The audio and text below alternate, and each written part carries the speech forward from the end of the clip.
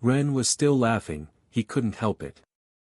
The idea of Larissa, the most controlled and diplomatic person he knew, calling herself immature was so absurd that the laughter simply burst out. It wasn't mockery, just genuine amusement at the disconnect between her self-perception and reality. Larissa puffed her cheeks, her expression transforming into something between offended and embarrassed. The gesture was so childish and genuine, that it made Ren doubt the point he was about to make, but... No, it's not about appearance, he thought.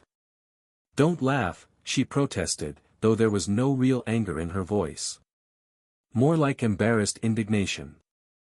Ren raised his hand quickly, still smiling but trying to control himself. No, don't take it wrong. It's just that I find it funny you call yourself immature when you're the most mature person I know. At almost inhuman levels. Larissa looked at him with skepticism, one eyebrow raised. Really? Really, Ren confirmed, his smile softening into a less amused one. Look, my father always told me something about women. He said that with my mother and all the girls and women he met in his life, he learned that a man should apologize and just accept the blame. That way one was happier, because from what he knew, it was very difficult for a woman to accept her mistakes. He paused, considering his words carefully. This was delicate territory, potentially offensive if phrased wrong or left halfway. And he told me that when I learned to accept errors even without knowing what they were, I'd be a mature man. But I realize it's not true. You can know all your mistakes if you try hard enough to understand. And I know because. I realize not all are like that. Maybe I've seen it with several people, but at least not with you. He looked at Larissa directly, meeting her eyes with sincerity that made looking away impossible. So I think that capacity of yours to accept when you're wrong demonstrates you're not immature. Not at all. You try hard to understand, even though we think differently, like different things and are different. You showed me it's just a matter of analyzing carefully what seems normal to us but could bother others. The words hung between them, heavier than their simple phrasing suggested. An acknowledgement of her efforts, her growth, her willingness. Larissa sighed and leaned back in her chair, but this time with a small smile touching her lips. Thank you. She let the silence settle for a moment before continuing, gathering her thoughts. It's surprising and stressful, that you worry about and observe others so much but don't realize why you make us sigh. Could it be that humility implies denial? Larissa looked at the ceiling and whispered so low it could have been a thought. Wondering about the disconnect between his self-perception and reality. There's nothing to thank, really. Ren began. But I still feel immature. Because there's something I want, her voice interrupted him despite being soft, vulnerable, and I can't find the maturity to make it happen, take it. Ren didn't completely understand what she was referring to, but he spoke anyway. If that's the case, he said carefully, choosing words that felt safe, then it's still okay. Larissa blinked, looking at him with confusion. Why are you so sure it's okay? It's still okay, Ren repeated, his expression becoming more serious but also warmer. You have a long life ahead. I don't see the point in rushing maturity when you're already so far ahead of all of us. I'm ahead. Larissa repeated, the word tasting strange in her mouth. Yes, Ren nodded, conviction in his voice. You have options, time to decide exactly what you want and how to get it. You don't need to rush. Larissa felt something warm expanding in her chest. She knew he didn't mean exactly what she wanted. But Ren had hit the nail on the head without realizing it. Without completely understanding what she was talking about, he'd said exactly what she needed to hear. His manner confirmed it. Pure sincerity, no hidden meanings, just genuine care. Maybe you're right, she said finally, her smile becoming more authentic. There's no rush. Ren smiled too, clearly relieved that the tension was dissolving. His shoulders dropped slightly, the worry lines around his eyes smoothing. But then Larissa straightened slightly, her expression becoming more serious. Strategic. The diplomat returning from beneath the vulnerable girl. Then I want you to promise something. Ren blinked at the change in tone, caught off guard by the shift. Promise what? If you say there's plenty of time, Larissa said carefully, but if things seem to advance very quickly, you're going to help me with your entire being not to lose what I want. Ren frowned slightly, turning over the strange request in his mind. Help her not lose something. If things advance very quickly. Is it a bit of paranoia or insecurity? I suppose it's something she wants a lot and fears losing if she doesn't hurry to obtain it. It could be about her studies. Or her noble responsibilities. Or maybe some project she had in mind. Larissa always had several plans in progress, multiple schemes running simultaneously. And if it was about helping her, as she'd asked, then of course he could do it, right? What kind of friend would refuse? Okay, he said finally. If I can help you, I'll do it without doubt. No, Larissa insisted, her voice becoming firmer, her eyes fixed on his with an intensity that made Ren go very still. Like prey suddenly aware of a predator's focus. It's a promise, Ren. Not just an if I can. A real promise. Ren swallowed at the seriousness in her expression. A promise about what exactly? That when I'm ready to pursue what I want, Larissa said slowly, making sure each word was clear, deliberate, impossible to misinterpret later, you're going to make sure I have time to pursue it without rush. That you're going to do everything possible to listen to my request and my desires. That you're not going to let doors close before I can even reach to knock on them. There was something in how she said it, in the way her cheeks flushed slightly on the last part, that made Ren feel he was missing something important in the conversation. Like reading a book where someone had torn out crucial pages. But it was also Larissa. His friend. His mentor in noble protocols. The person who had helped him many times without asking anything in return. If she needed him to promise to help her, support her in whatever she wanted to pursue to feel less anxious and paranoid. I promise, he said, his voice firm, conviction making the words feel heavier than he intended. When you're ready, I'll help you. I'll make sure with my body and soul that you have the time you need. Larissa smiled, and there was something in that smile that was different from her usual smiles. Brighter. More relieved. More happy in a way Ren hadn't seen in months. Like something she'd been carrying had finally been set down. Thank you, she said softly. Then, with a more playful tone, and remember, you promised. You can't take it back later. I don't take back my promises, Ren responded with seriousness. His word was his bond, always had been. I know, Larissa said, her smile widening into something that could almost be called victorious. She leaned back in her chair, some of the tension she'd been carrying for days finally dissolving. So, are you going to tell me what's really happening with those three girls? Ren sighed, knowing this conversation would come. It's complicated. Everything involving you is complicated, Larissa pointed out with amusement, her tone lighter now. But I have time. Okay, he conceded, settling in for a long explanation. And as Ren began explaining the situation with Kasia, Serafina and Jeanette, neither of them realized the real weight of the promise they'd just exchanged. It was a commitment. One that Ren had made with complete innocence, thinking he was promising to support a friend's ambitions.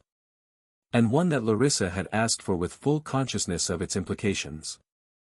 Or at least what she believed those implications to be. Talking to Leora about what had happened with Aldrich's girls hadn't been as difficult as Ren had anticipated. Larissa had been there, helping him explain the situation. There had been a tense moment when Ren had mentioned too soon that he'd forgiven the three girls, and Leora had frowned dangerously.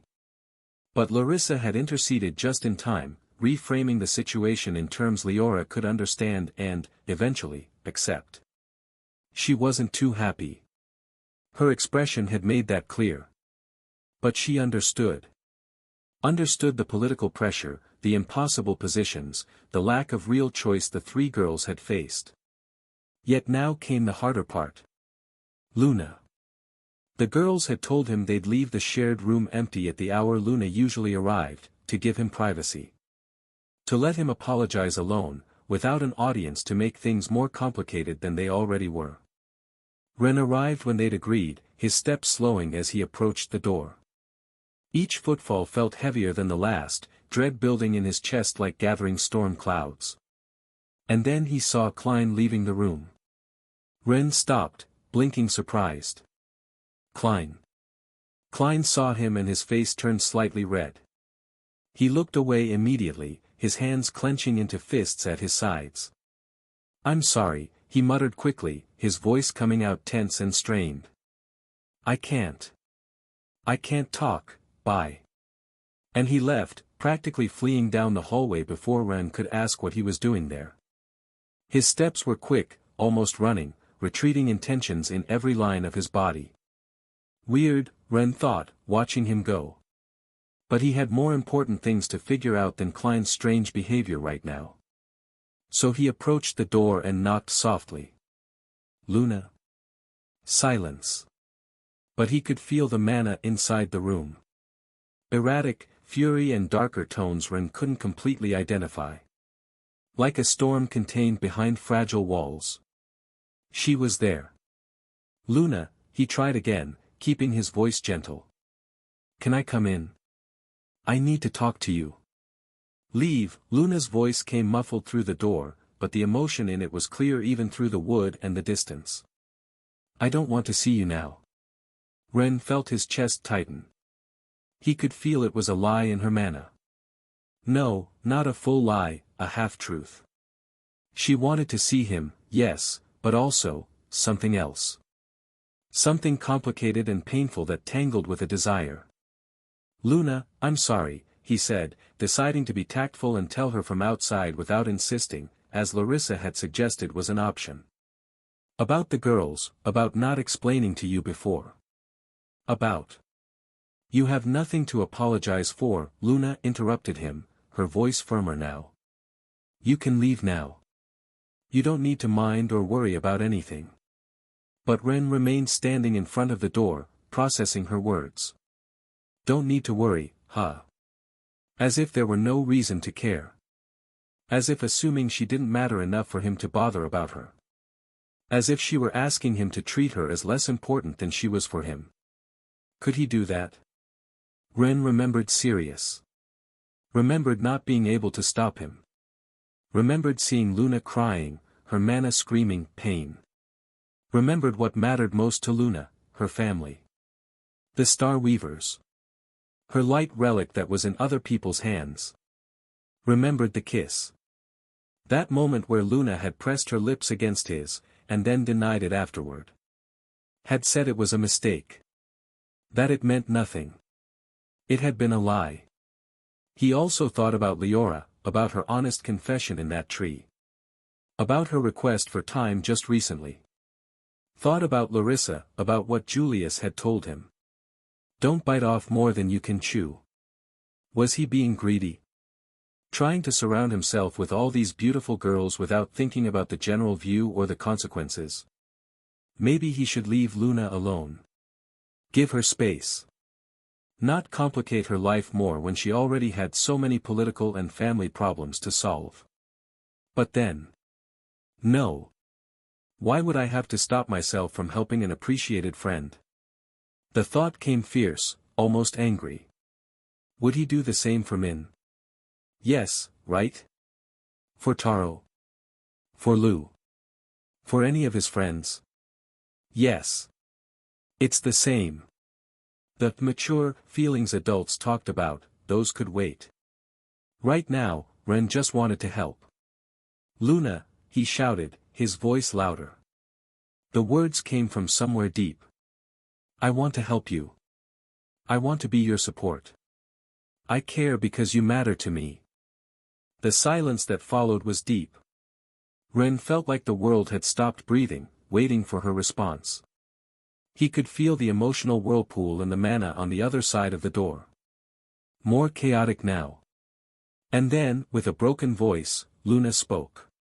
Please. Her vulnerability bleeding through despite her attempts at control. Don't insist anymore. She paused, and Ren could hear how she took a trembling breath. If you really want to help, please distance yourself a bit. Ren felt like he'd been punched in the chest. Wah. Why? You're an obstacle to my goals, Ren, Luna continued, her voice becoming firmer though it still trembled. Your presence complicates things. Makes the decisions I need to make more difficult. So if you really care about me, if you really want to help. She stopped again, and this time Ren heard something that could have been a suppressed sob. Back off. Ren remained paralyzed in front of the door, feeling her mana. Reading the intent beneath her words, the pain and resolve. And he realized. It was true. He was an obstacle. Somehow, his presence in Luna's life was complicating the things she needed to do. In that case, Ren said finally, his voice coming out sadder than he'd intended, okay. He stepped away from the door, taking a physical step back that felt symbolic. Final. I'll distance myself. Silence from the other side. Ren waited a moment, maybe hoping Luna would change her mind. That she'd open the door and tell him she didn't mean it. That they could work through this together. But the door remained closed. The mana on the other side continued being a whirlwind, but there was no movement toward the door. No sound of footsteps. No click of a lock turning. I'm sorry, Ren added softly, the words barely audible even to himself. For complicating things. And he left. Each step away from that door felt heavier than the previous one. He didn't know that moments later, on the other side, Luna had collapsed against the door, her back sliding until she was sitting on the floor. Her hands covered her mouth, trying to contain the sobs that threatened to escape. Tears streamed down her cheeks, hot and bitter and impossible to stop. Her shadow wolf materialized, whining softly and pressing against her side. Offering comfort it didn't know how to give. While Ren walked through an empty hallway, oblivious to the pain on the other side of the door, he could only think about one thing. I'm an obstacle. And if that was true, then the best thing he could do for Luna was exactly what she'd asked. Distance himself from her. Even if it hurt more than he'd anticipated. Even if every part of him wanted to turn around, knock down that door, and solve the problems magically. But he couldn't. He would be unable to solve it. He didn't know how. The temporary meeting room of the educational consortium within the academy wasn't particularly large or impressive. Polished white stone walls. A few high windows allowing natural light to filter through in pale, dusty shafts. A long table with straight-backed chairs that actively discouraged comfort. Everything designed with deliberate intent to be functional, neutral, stripped of the specific ostentation that characterized any of the noble houses. A space where, in theory, decisions were made by merit and not by influence. In theory. Selphora Ashenway entered with steady steps. No rush, but with purpose. Her presence filled the space immediately, not through fanfare but through simple inevitability. Like when a storm approaches and the air pressure changes. They were all already there.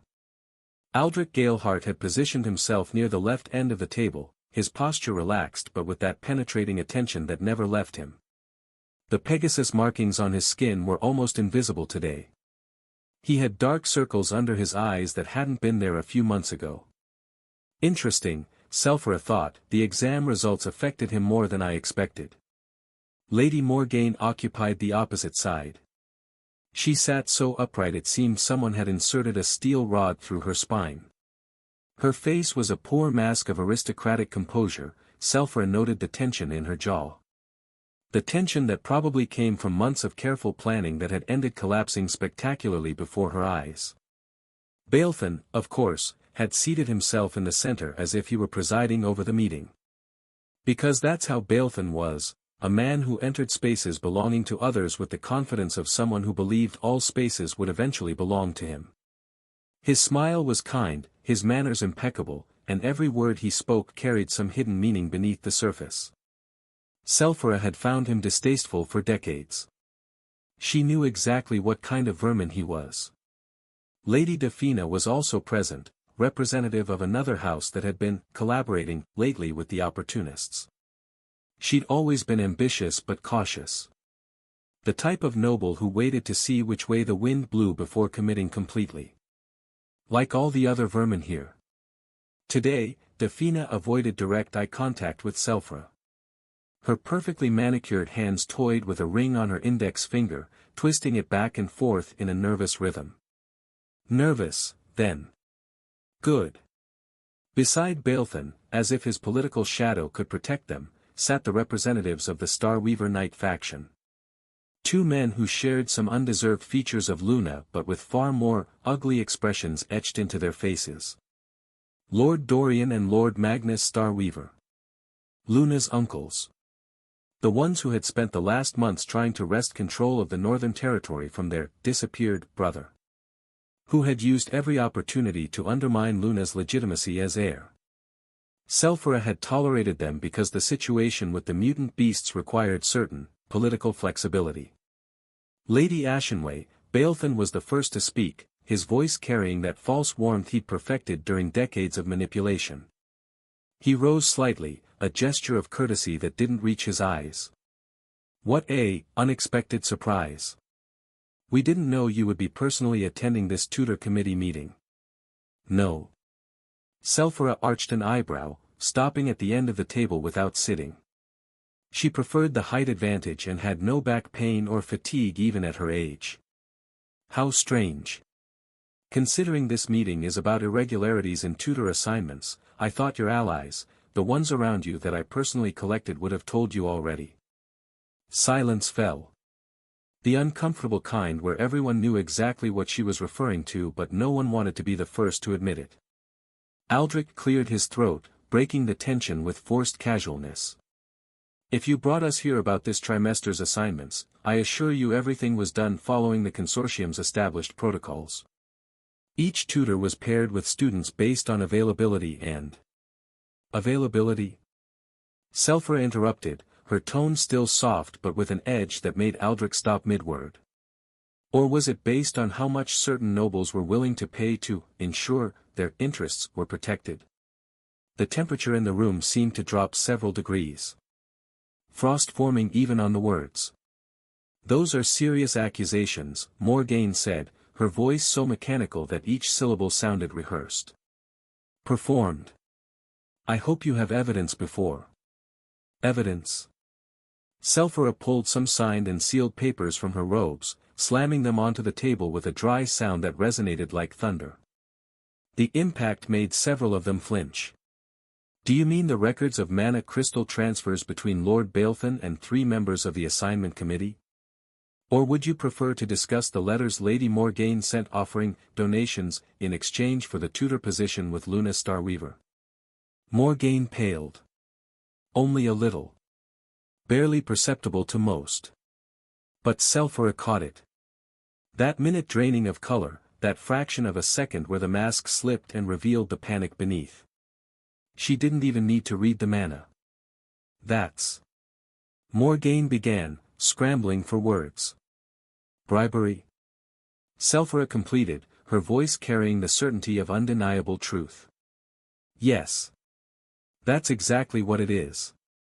Balthan laughed. The sound was light, friendly, as if they were discussing something amusing over wine. Come now, Lady Ashenway. Bribery is such an ugly word. In noble circles, we prefer to call it securing the best educational opportunities for young talents. Donations to the consortium are investments in the future of. Call it whatever you want, Selfra cut him off, her patience visibly thinning now. Her mana began filtering out slightly, pressing against the air in the room. Making it heavier. Harder to breathe. But the facts are clear. You manipulated the assignments. You placed incompetent or malicious tutors with specific students. All to try sabotaging those who didn't align with your interests. The pressure increased. Not dramatically. Just enough to remind everyone present exactly who held more power in this room. But Dorian Starweaver still stood abruptly, his face flushing red. And what if we did? We already have the 2 stars. Luna is too young and has no right to. Sit down. Selfra's voice wasn't a shout. It wasn't even particularly loud. But it carried such weight of absolute authority, such implicit promise of devastating consequences, that Dorian sat immediately. His body obeyed before his mind could process the command. Like his legs had stopped listening to him and only responded to her. Magnus placed a hand on his brother's shoulder, his eyes never leaving Selfra. With all respect, Lady Ashenway, our interests in Starweaver territory are irrelevant to this discussion, Selfra said without looking at him. Her gaze swept the room, touching each face. Weighing. Judging. This meeting is about corruption in the educational system, not about your pathetic power struggles. She moved around the table slowly. Deliberately.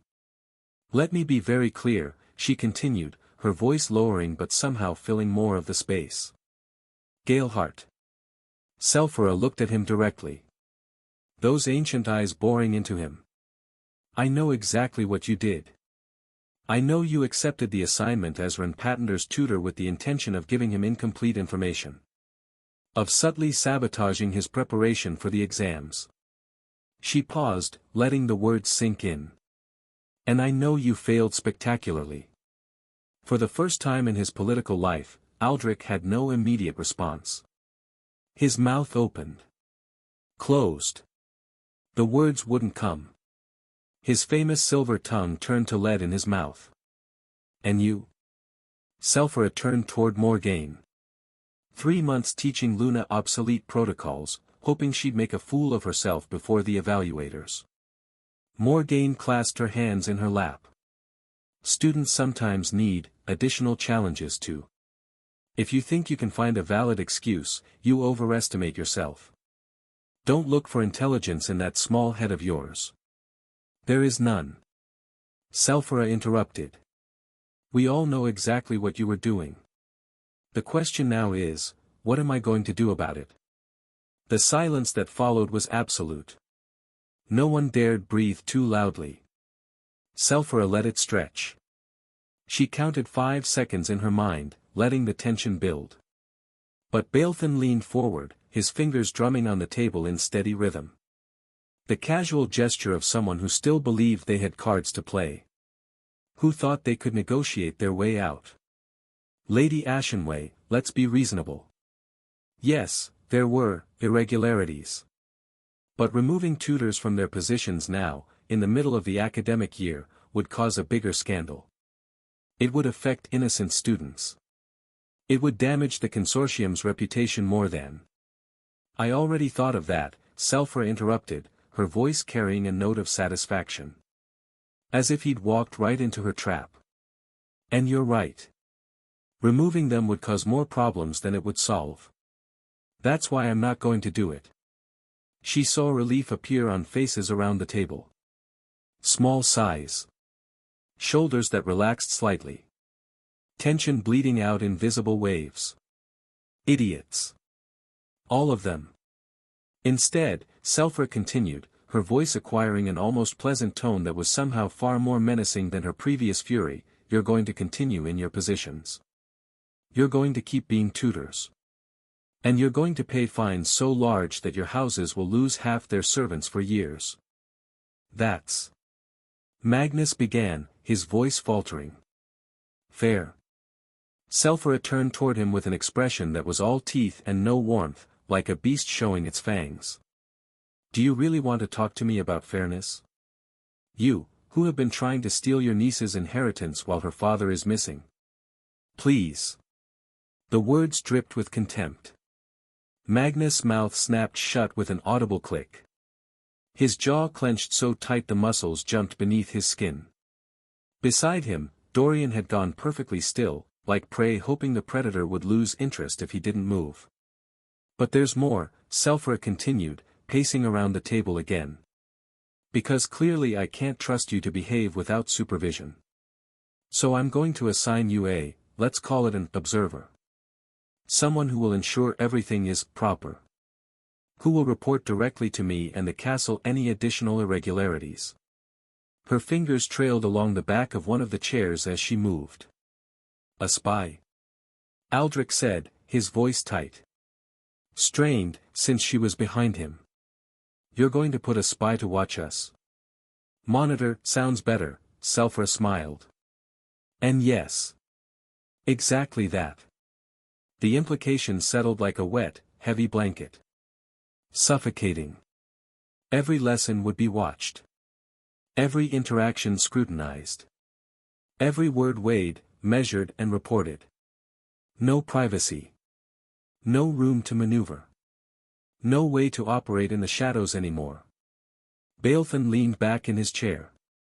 His fingers resumed their steady drumming on the armrest, the rhythm slightly faster now. A tell, though he probably didn't realize it. Interesting. And I suppose this monitor will be someone of your complete trust. Someone who will report exactly what you want to hear. Someone, Selfra corrected, her voice taking on an edge of steel, who will report the truth. Something that clearly none of you are capable of doing consistently. She stopped her pacing, positioning herself where she could see all their faces at once. Reading their reactions. Cataloging their fears. And if we refuse? Defina asked, her voice trembling a bit. If we decide this is too much. Selfra stopped. Turned. And looked at her directly. The weight of that gaze was huge. Ancient. Pitiless. Does anyone want to find out? The question felt like a drawn blade. Absolute silence. No one moved. No one even dared to breathe. Because they all knew. All understood clearly what refusing would mean. Acting now, making any move against her, would most likely destroy their reputations even more than simply enduring the fines and supervision, and in the end it would be the same but more expensive. Good, she said after a moment that felt too long. I'm glad to see we're all being reasonable here. The word reasonable sounded like mockery in her mouth. This is extortion, Morgaine murmured, the words escaping before she could stop them. A moment of weakness, of letting her facade crack. No, Selfra corrected her gently, but the gentleness was somehow worse than anger would have been. These are consequences. Something you're clearly unfamiliar with, but that you're about to learn intimately. She pulled out more documents from her robes. Thicker ones. Official ones. These are debt contracts. You'll sign them now. Binding agreements for the fines, with payment schedules and interest rates should you fail to meet the deadlines. Interest. Balfin's voice cracked slightly. His composure was fracturing, pieces falling away to reveal the desperate man beneath. You're charging us interest. Of course. Selfra's smile widened. Did you think you could take your sweet time to pay? Corrupt business deserves appropriate rates. She placed the contracts on the table, sliding one toward each guilty party. Sign. It wasn't a request. After collecting signatures on the debt contracts, Selfra gathered the papers with satisfaction. The documents disappeared back into her robes, secured and sealed. Evidence of their corruption and her victory. Excellent, Selfra moved toward the door, her steps light now. Almost cheerful. Then you're dismissed. Return to your positions. The monitor will report to you tomorrow. I suggest you use that time to reflect on your life choices. The door closed behind her with a soft click. Inside the room, no one spoke for almost a full minute. Finally, Aldrich exhaled slowly. The sound broke the spell, released the tension just enough for movement to become possible again. Well. That could have gone worse. Worse? Morgaine looked at him with incredulity blazing in her eyes. Her careful mask had shattered completely now, revealing raw emotion beneath. How the hell could it have been worse? We're going to be fined until...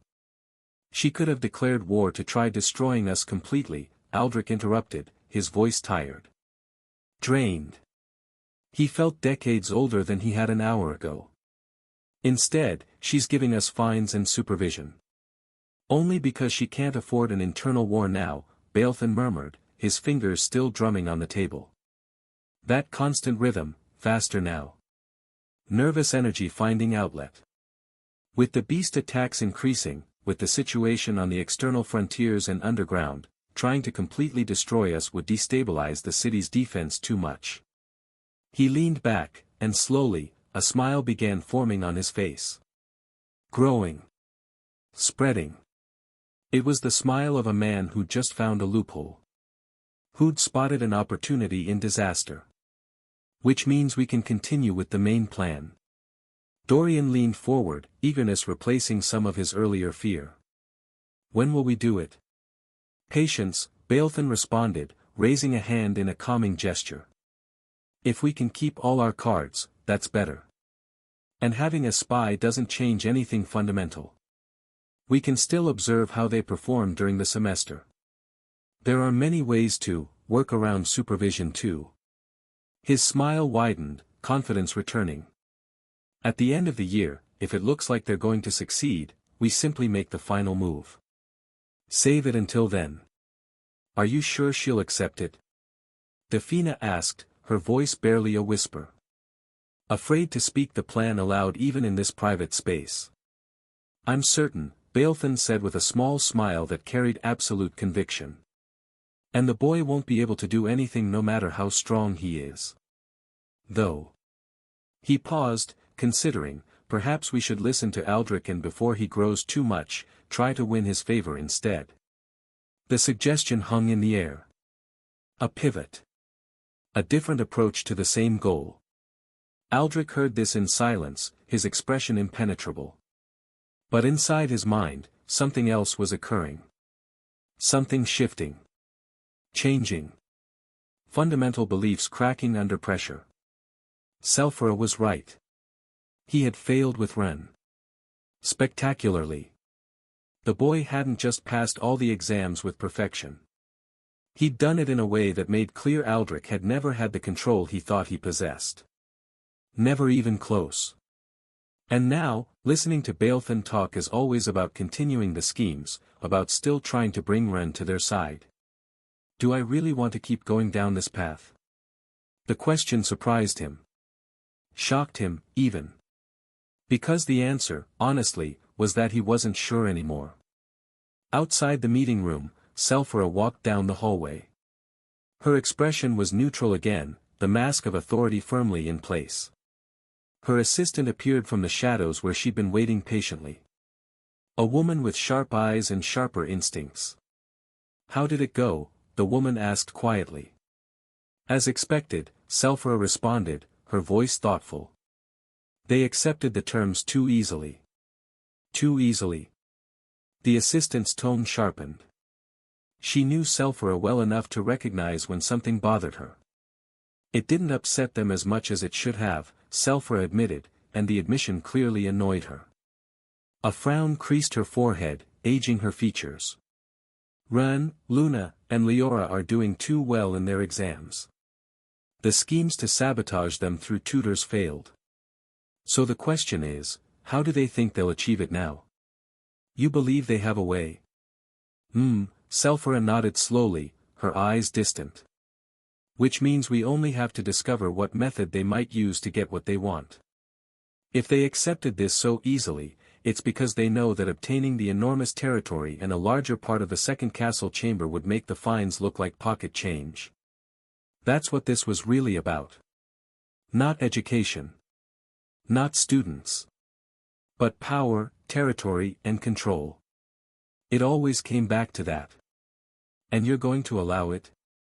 The assistant's voice carried carefully neutral curiosity. Wouldn't it be better to attack them directly? Selfra smiled, and this time there was genuine amusement in the gesture. Of course I'm going to allow it. We can't have internal battles right now.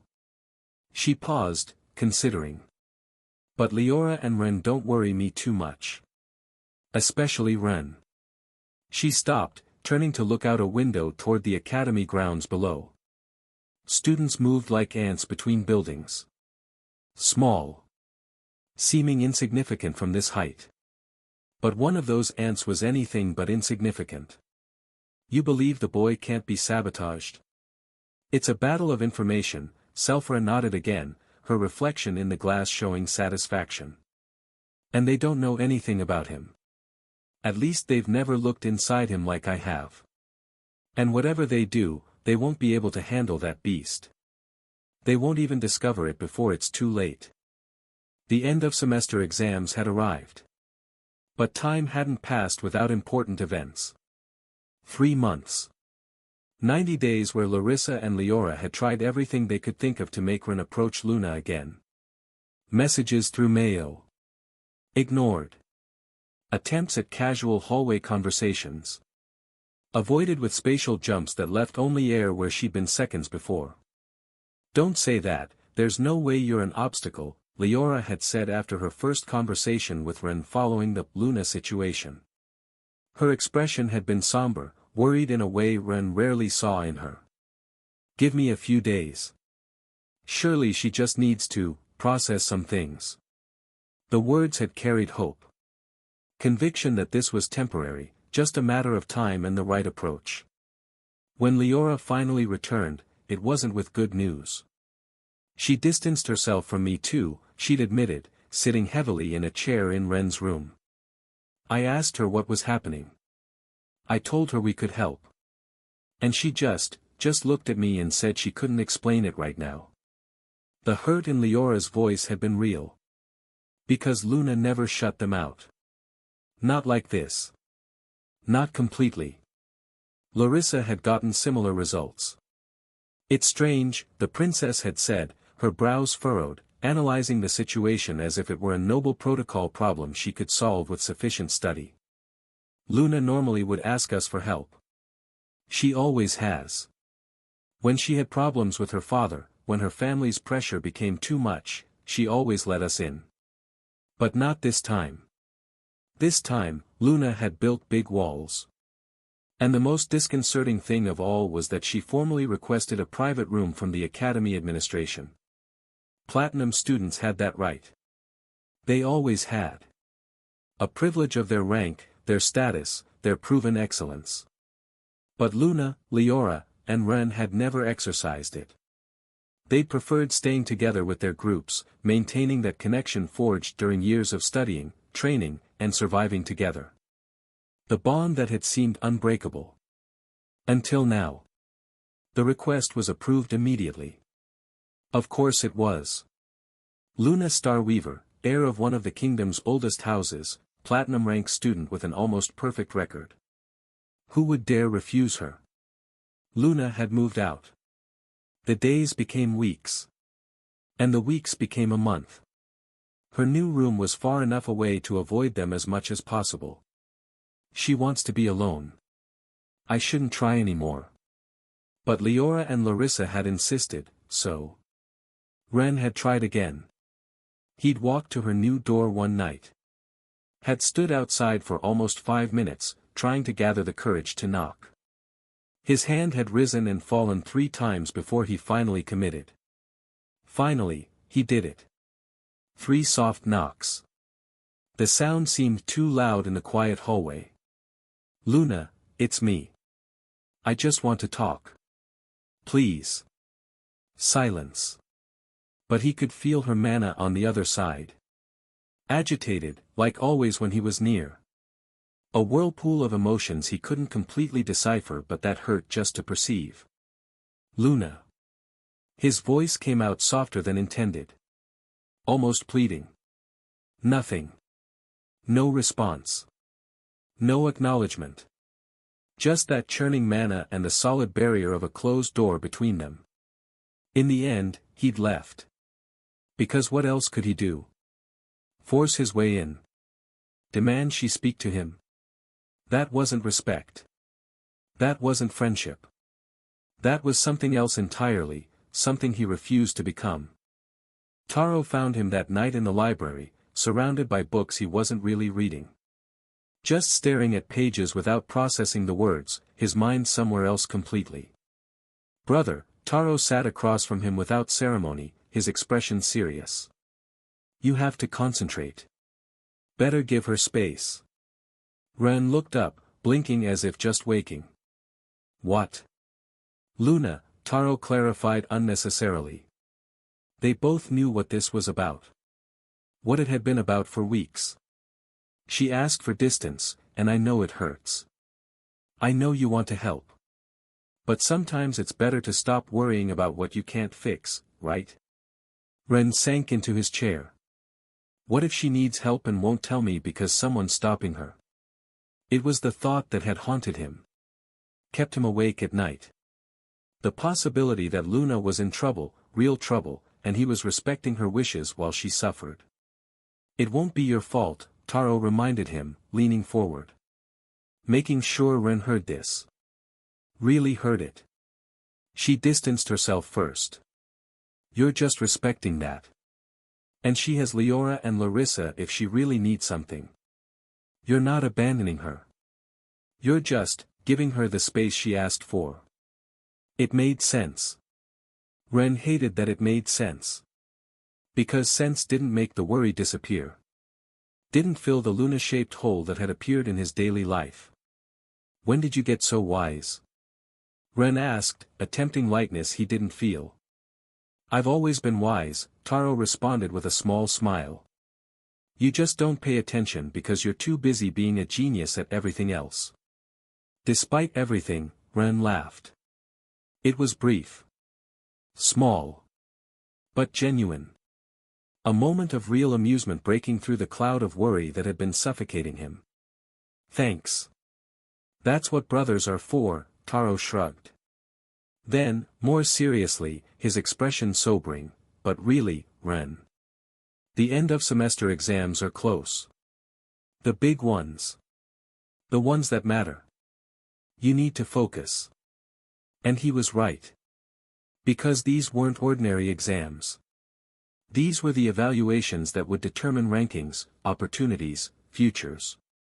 During those 3 months, Ren also continued seeing the girls for small periods occasionally to protect them. Aldrich had kept the off-hand arrangement. And the sessions had become something different, something less formal and more human. One day, Serafina arrived clearly frustrated, muttering about her history instructor who insisted she memorize genealogies that no sane person needed to know. Her usual composed demeanor had cracked, revealing the exasperated teenager beneath the aristocratic training. Who cares that Lord Watch's name from the 4th century was third cousin to Lady Walkersington, she complained, dropping onto the couch without her usual grace. Sprawling in a way that would have horrified her etiquette teacher. How is that relevant to anything? Ren, who had been struggling with similar information in his classes with Arturo, couldn't help relaxing and laughing a little. Arturo also made me memorize the succession lines of 3 extinct noble houses last week. Extinct. As in, they don't exist anymore. The absurdity of it hit him fresh. Why? Jeanette asked, seeming genuinely confused. What's the point? Something about understanding historical patterns of alliances. Ren made air quotes with his fingers, mimicking Arturo's serious tone. It was as exciting as it sounds. Which was to say, not at all. Nobles are ridiculous, Kasia declared. Then seemed to remember she herself was noble. Her expression shifted, becoming sheepish. Us. We're ridiculous. We really are, Serafina agreed, and suddenly all 3 girls were laughing. The sound filling the room, genuine and unguarded.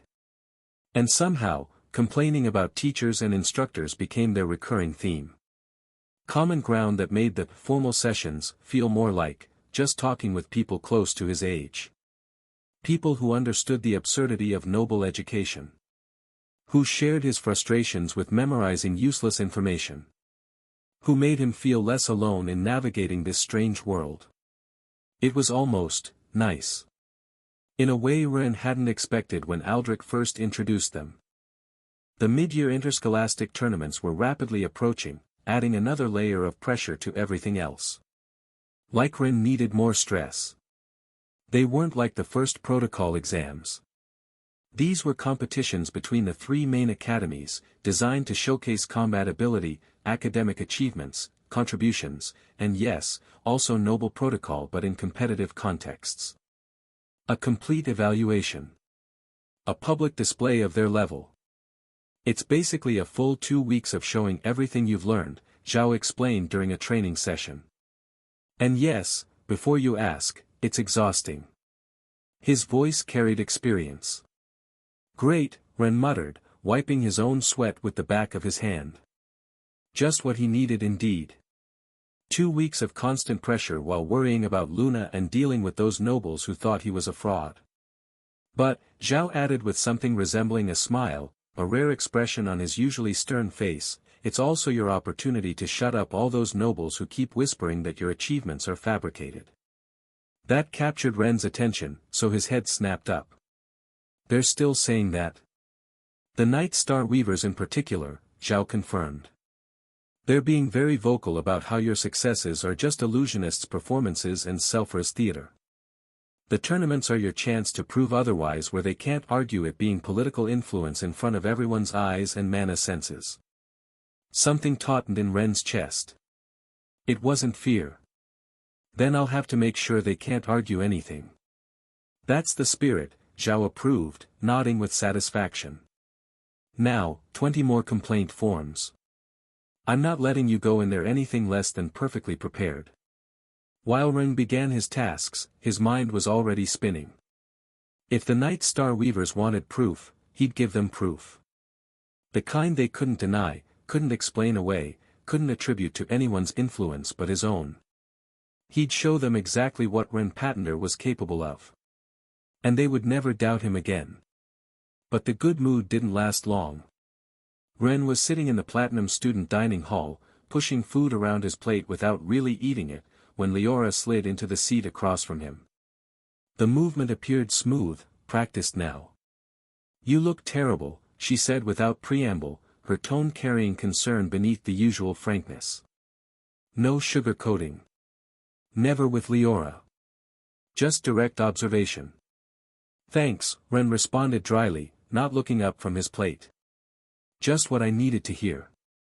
It's true, she insisted, studying him with those eyes that saw too much. When was the last time you slept properly? Ren had to think about that. His mind felt fuzzy, like trying to see through fog. The 12th. Ren, it's the 15th. Then 3 days. 3 days, Leora repeated, and the exasperation in her voice was practiced too. She sighed, the feeling equal parts frustration and affection. You can't win the exams if you collapse from exhaustion before they even begin. I have high vitality. I can sleep after the exams, Ren muttered, finally taking a bite of food that tasted like nothing in his mouth. Texture without flavor, substance without satisfaction. Everything had been like that lately. Distant. That's the wrong spirit and you know it, Leora leaned forward, her voice dropping slightly even though the dining hall was always empty in the platinum section. Ren, I know you're worried about Luna. We all are. But I'm also worried about you. You need to focus. I'm trying. The words came out more defensive than he intended. Because he was trying. He'd been trying for weeks. Not hard enough, Leora reached across the table, placing her hand over his. The gesture was brief, barely some seconds, but it gave some warmth that Ren needed. For now, you have to trust that Luna knows what she's doing. And you have to trust that Larissa and I are taking care of her the best we can. Trust. Such a simple word. Such a complicated concept. Ren wanted to argue. Wanted to insist there was something he should be doing, some way to fix this. Some action he could take that would make everything right again. But looking at Leora's face, seeing the determination mixed with her own worry, finally he nodded. Okay, he conceded, the word feeling like surrender. Like giving up. I'm going to focus. I'm going to. He took a deep breath, forcing the words out, I'm going to let Luna go. For now. Good, Leora leaned back, satisfaction crossing her face. Mission accomplished, at least partially. Then, with a smile that carried a competitive edge. Then we can talk about how we're going to approach these exams. Obviously I know we'll be competing against each other, Leora said. But there's no reason we can't prepare together. Exchange strategies. Identify weaknesses. Help each other be the best possible. She paused, her smile widening. And then crush you completely in the end. Despite everything, Ren laughed. The sound surprised him. Genuine amusement breaking through the fog of worry and exhaustion that had been suffocating him for weeks. You have confidence. I like that. Learn from the best, Leora winked at him. Now finish eating, then we're going to the training room. Larissa is already there. And just like that, something in Ren's chest loosened. Not disappeared. Not solved. But, eased. He'd been trapped for months in interpersonal drama he didn't know how to navigate. Months feeling powerless in situations where his power didn't matter, where his intelligence couldn't solve the problem. Where being strong or smart, talented, or even lucky meant nothing against the complexities of human emotion and relationships. But this was different. This was competition. Skill against skill. Preparation against preparation. The kinds of challenges where he could trust his strengths, where hard work and smart strategy could make the difference. Where he finally would have control over something. Where the rules were clear and the path to victory was straightforward, be better than everyone else. While Ren finally began eating with real appetite, food suddenly tasting like something again, he didn't notice the figure watching them from the shadows in the corner from the other side of the dining hall. Luna was there, her presence almost invisible thanks to Ren's technique and some artifacts, unless you knew to look for her specifically. She'd gotten good at that over the past weeks. At being present but unseen. At watching without being watched. She'd been there during this conversation. Watching Ren and Leora talk from afar like always now. Watching Leora's hand on Ren's. Watching her friend and rival, no, her former rival, offer the support Luna knew Ren needed. The support she couldn't give him.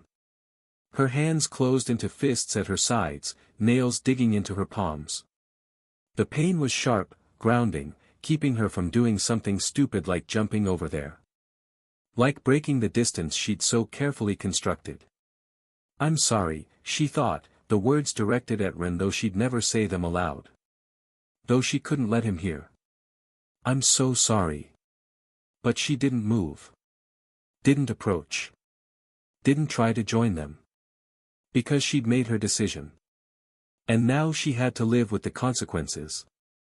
Luna stared at the ceiling of her new private room, counting the geometric shapes for the umpteenth time that night. 4,356. Always 4,356. No matter how many times she counted them, hoping the number would magically change and give her something new to focus on, something that would distract her mind from the constant whirlpool of thoughts that wouldn't let her sleep. The patterns never changed. Her enormous wolf was curled on one side of the bed, his presence a silent comfort.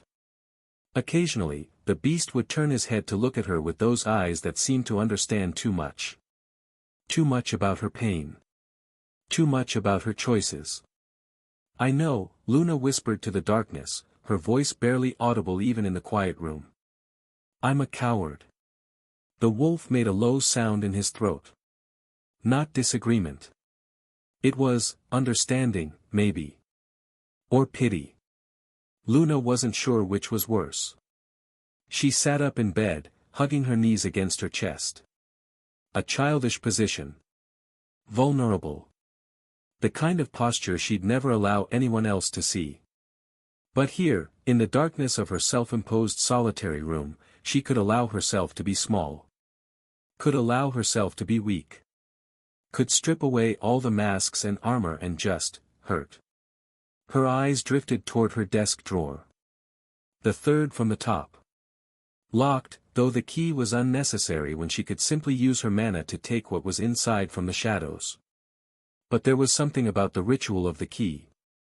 Something about the deliberate act of unlocking, of choosing to see, that made the difference between an impulse and a decision. Between losing control and maintaining it, however tenuously. She shouldn't open it. She'd already looked inside too many times today. 3 times during the day. 2 more after dinner. And now, in the depth of night, she felt the urge again. Like an addiction. Like scratching a wound that never healed. That kept tearing open, bleeding fresh every time she touched it. She rose from the bed. Her bare feet made no sound on the cold stone floor as she approached the desk. The wolf followed her with its gaze, its expression carrying something that might have been concern if beasts could truly feel such things. Or maybe they could. Maybe her wolf understood her better than any person did right now. The key was hidden behind a book on noble protocols that she never read. Ironic, considering her entire life lately had been reduced to protocols. Protocols of courtesy. Protocols of study. Protocols of how to maintain distance from the people you love most without them realizing you're tearing yourself apart from the inside. The drawer opened with a soft click. And there it was. The small portrait. Barely the size of her palm. The kind of miniature some nobles carried as personal tokens, reminders of loved ones during long journeys. Luna lifted it with hands that trembled slightly, fingers brushing the smooth surface like touching something sacred. Something fragile that might shatter if held too tightly. The woman in the portrait smiled while hugging a younger Luna and a light cat. It wasn't a big, exaggerated smile. Not the political smile Luna had learned to perfect. It was small, warm, the kind of smile that reached the eyes and made them shine with joy. Real happiness.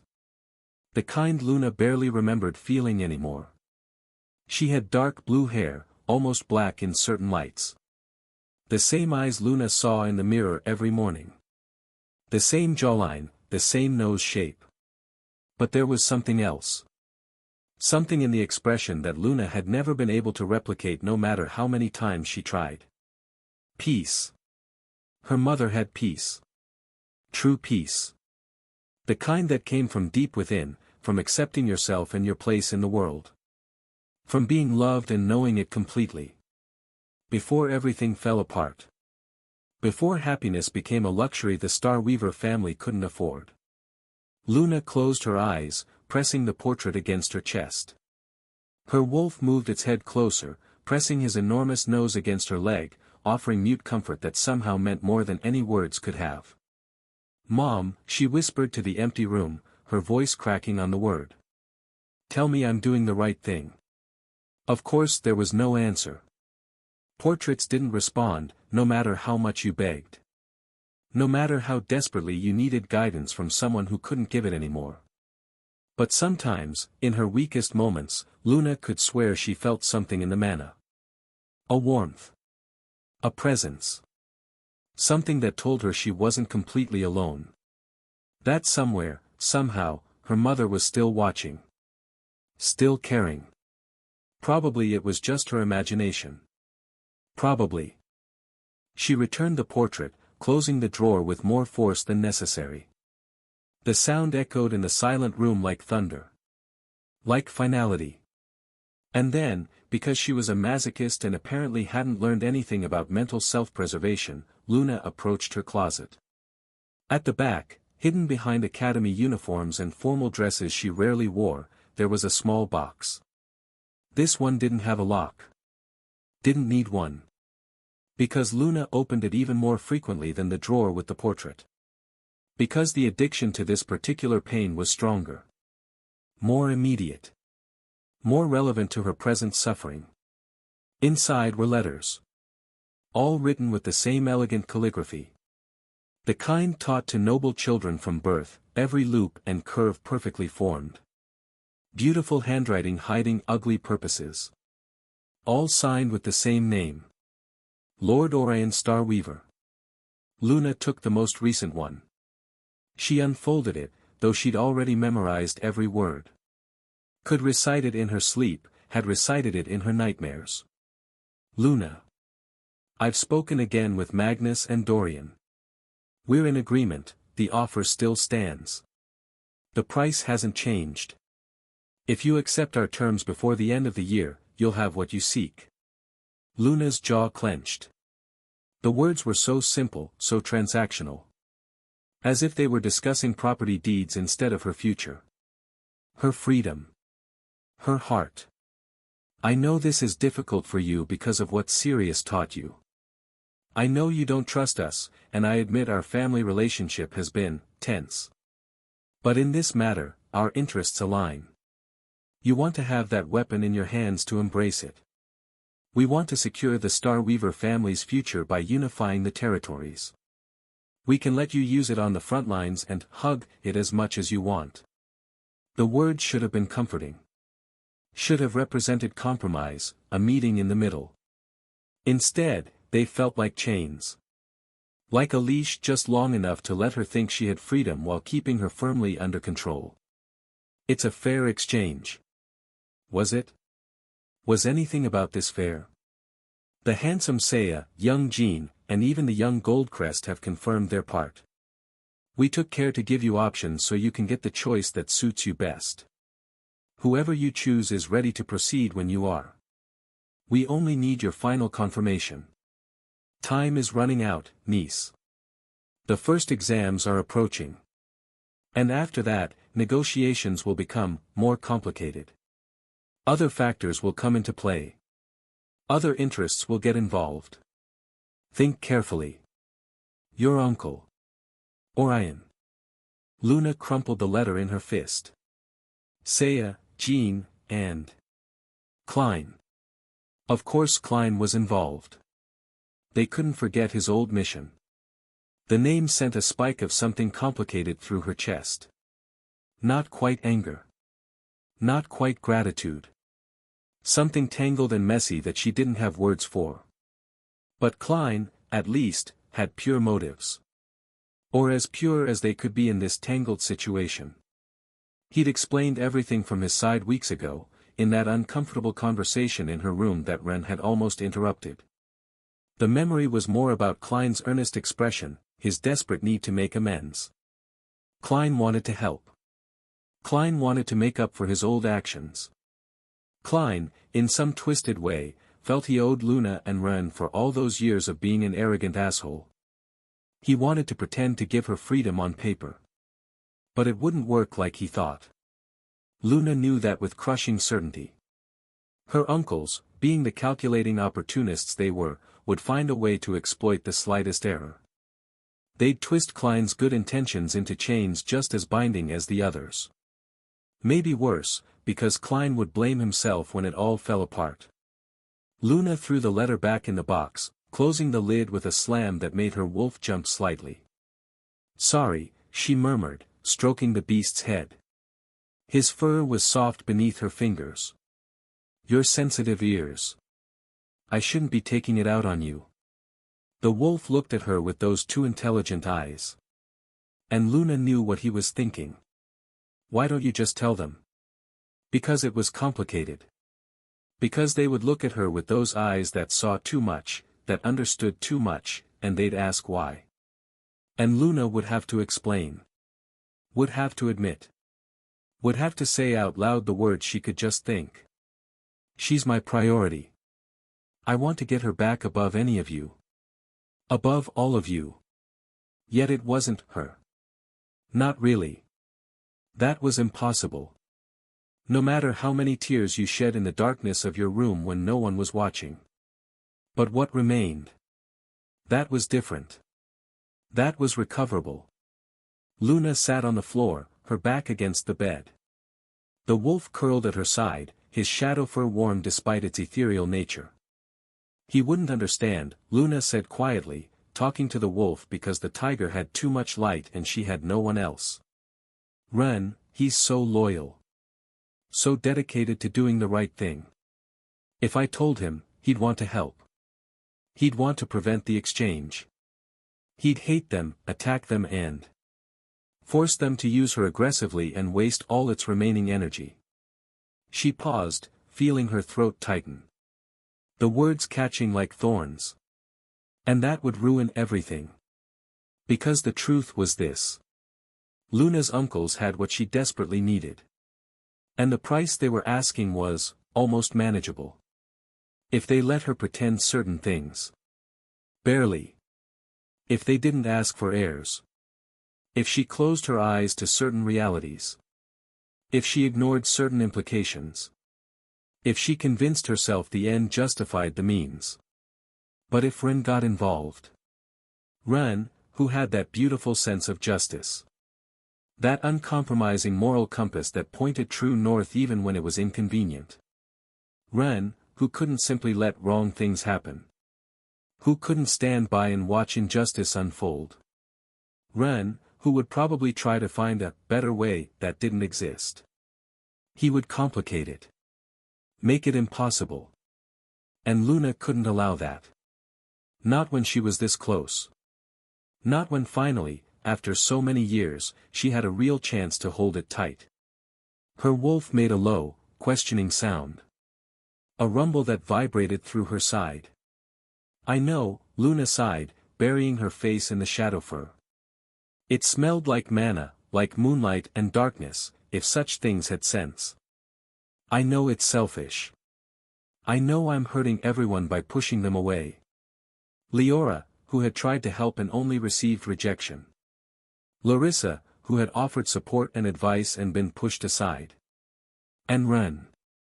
Ren, who had shouted through a closed door that she mattered to him, that he wanted to help. Ren, whom she'd rejected with words that still burned in her throat days later. Words she could never take back. You're an obstacle. Truth and lie woven so tightly that even she couldn't separate them anymore.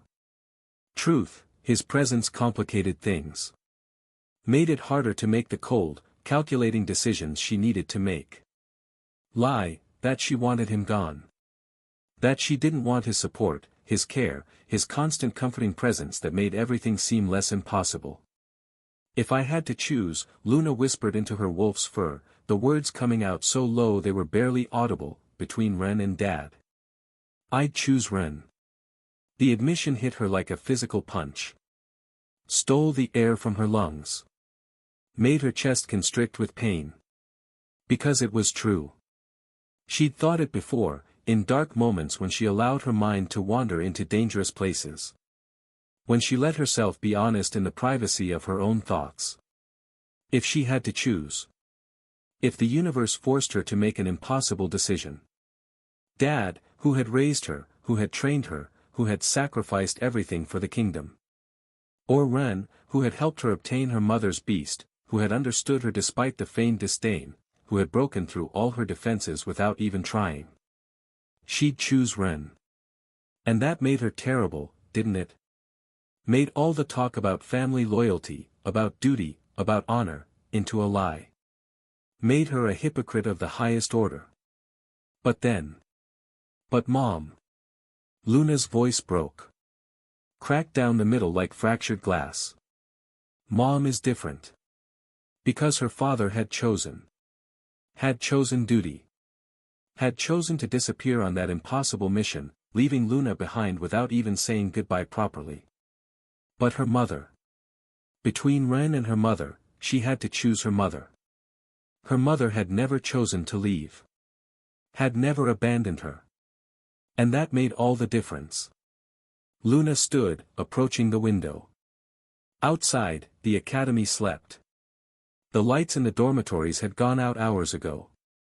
Only the guards' lights flickered occasionally in the distance, lonely sentinels in the dark.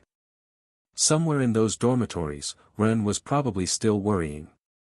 Probably trying to understand what he'd done wrong, how he could fix it. Not knowing there was nothing to fix. That this wasn't about him. Had never been about him. Luna pressed her forehead against the cold glass, closing her eyes.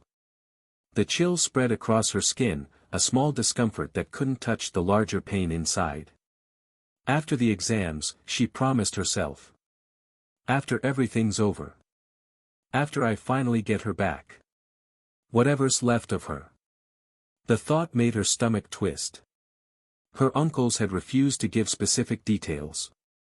You'll see it when you have it, they'd said. And then you'll understand why it's so valuable. Valuable. As if a price could be put on something like that. But Luna would pay. She'd pay whatever they asked. Because the alternative was leaving it in the hands of people who didn't deserve it. Who'd use it for their political games and power plays. And Luna couldn't allow that. Couldn't. Even if it meant hurting the people who mattered to her. Even if it meant becoming someone she wouldn't recognize in the mirror. Even if it meant losing Ren. The thought made something in her chest twist painfully. Like a knife turning in a wound that wouldn't heal. Losing Ren. Not as a friend. Not completely. But losing, whatever they'd been building. That fragile, precious connection that had been growing between them before everything got complicated. Before she'd ruined it with her choices. Would it be worth it? Luna looked toward the night sky, searching for answers in the true stars scattered across the darkness. But they couldn't give her any. Yet, Luna was going to get her back anyway. No matter the cost. She moved away from the window, crawling toward the wolf, jumping to curl up at his side. He shifted to accommodate her, his massive body a warm anchor in the storm of her thoughts. After the exams, Luna repeated, like a mantra. Like a prayer. I just have to survive the exams. Compete. Win if I can. And then everything would change. One way or another. Either she'd get what she was looking for and finally could begin to heal. Or she'd fail, and would have to learn to live with that emptiness for the rest of her life. But at least she would have tried. At least she wouldn't have given up without fighting. Luna closed her eyes, hugging the wolf tighter. His heartbeat was steady against her ear, a rhythm that almost lulled her toward sleep. And she tried not to think about Ren. About how his mana had changed when she told him to go away. About the pain she'd felt there, the confusion. The hurt that had been palpable even through a closed door. I'm sorry, she whispered to the darkness. I'm so sorry. But not enough to stop. Never enough to stop. Because at the end of the day, when all the cards were on the table and all the options had been considered, Luna Starweaver would choose her mother. Would choose to get her back, no matter who else she lost in the process. Even if that person was herself. Even if that person was Ren. I'm sorry, she thought again, the words like a prayer or a curse. She couldn't tell anymore. I'm so sorry. But I can't stop. Not when I'm this close. Not when I finally have a chance. Forgive me. Please. Forgive me. But the room remained silent. And Luna remained alone. As always. As maybe she always would be. Until she recovered that brilliant crystal that had once been a heart. The one belonging to the person she'd loved most. And then, maybe. Maybe she could start to heal. Maybe she could stop feeling so broken. Maybe she could finally sleep without counting figures in the ceiling. Maybe. Or maybe she was just fooling herself. Lying to justify choices she knew were wrong but couldn't stop making. But she had to try. Had to do this. Because the alternative was giving up. And Luna Starweaver never gave up. Not even when she should. Especially when she should. 2 weeks passed in a blur of intensive preparation. Ren, Larissa, and Leora had established a training regimen that bordered on brutal. Mornings in combat simulations, bodies pushed to their limits and beyond. Afternoons reviewing noble protocols and administrative procedures until the words blurred together. Nights studying maps of potential gathering zones, memorizing plant and beast species they might encounter. Every waking moment dedicated to preparation. To perfection. To ensuring they'd be ready for whatever the exams threw at them. Min, Taro, and Lu had joined when they could, offering perspectives that were surprisingly sharp. It had been exhausting. Grueling. The kind of preparation that left you collapsing into bed each night too tired to dream. But effective. And now, finally, the day had arrived. The entire academy buzzed with anticipation. The hallways had been filled for weeks with nervous conversations, fifth-year students exchanging rumors and speculations about what was coming. Some with excitement. Others with terror. The end-of-semester exams for fifth year. You wouldn't just compete against your classmates. You wouldn't just demonstrate your competence before neutral evaluators judging by established standards. No. This semester, you'd compete against the other main academies of the kingdom. It would be the first time students from the three great educational institutions would meet in a formal competitive setting. A preview of what would come at year's end, when the interscholastic competitions would become even more intense and complex. This was their first taste. The first real test against their peers from other institutions. And everyone knew the results would matter. Matter a lot. The traditional exams will continue as always, Wei explained to Ren. Mathematics, crystallization theory, kingdom history, etc. But for everything, they'll add a competitive element. He drew a diagram, showing rankings and scores. Numbers and brackets spreading across the page like a tournament tree. The results won't just determine your position within your own academy, but will be directly compared with students from the other institutions. The top 3 places in each subject will receive special recognition and additional rewards. However, Wei continued, his expression becoming more serious, the 3 main exams will be completely different. These are what really matter for future noble assignments. He held up one finger. First, the resource gathering exam. Beast handling, performance under pressure. Duration, 3 days. Ren felt something tighten in his chest. 3 days in the forest with students he didn't know, some of whom would probably see this as an opportunity to sabotage the geniuses from other academies. 3 days where anything could happen. Where accidents could be arranged. Where competition could turn deadly if someone was desperate enough. Wei held up a second finger. Second, the war exam. Large-scale conflict simulations. Strategy, tactics, leadership under battle conditions. Specific details will remain classified until exam day to prevent excessive preparation. And third, the noble exams. These will be similar to what you already completed in the first trimester, but with greater emphasis on competition. The evaluators will be high-ranking members of the consortium, representatives from multiple noble houses, observers from the royal palace. Wei paused, and something in his expression suggested he was saving the most important part for last. And this time even the general public who can pay an expensive entrance fee. That made Ren blink. Public? They're making these public. Selphra insisted that many more needed to see you in action, Wei explained. And Julius agreed. Creating the first public interscholastic exams in academy history. The implications settled over Ren like a heavy cloak. Not just nobles watching. Everyone. Anyone with enough money to buy a ticket. The masses who whispered about the Messiah in market squares. The skeptics who called his achievements theater. All watching. All judging. All forming opinions that would follow him for years. No pressure. These exams would determine the opportunities that opened or closed for you. The level of noble title you could eventually obtain. For someone like Ren, who already had a fairly high title and the possibility of an even greater one depending on his performance, this was critical. Winning here would put Ren in a very good position to make next trimester's exams almost irrelevant. If he dominated these exams, if he demonstrated not just competence but outstanding excellence, he could secure the second highest title. Maybe even the highest if the end-of-year results were also spectacular enough. His parents would be safer. His territory would be enormous. His future solidified. And most importantly, fewer idiots would show up at his door challenging him after this.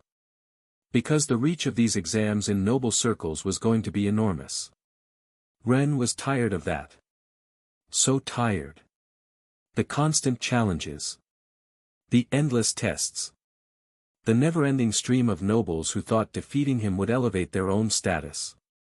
But a crushing performance here, against the best minds from the other academies, on a stage where the entire noble circle would be watching. That would send a message.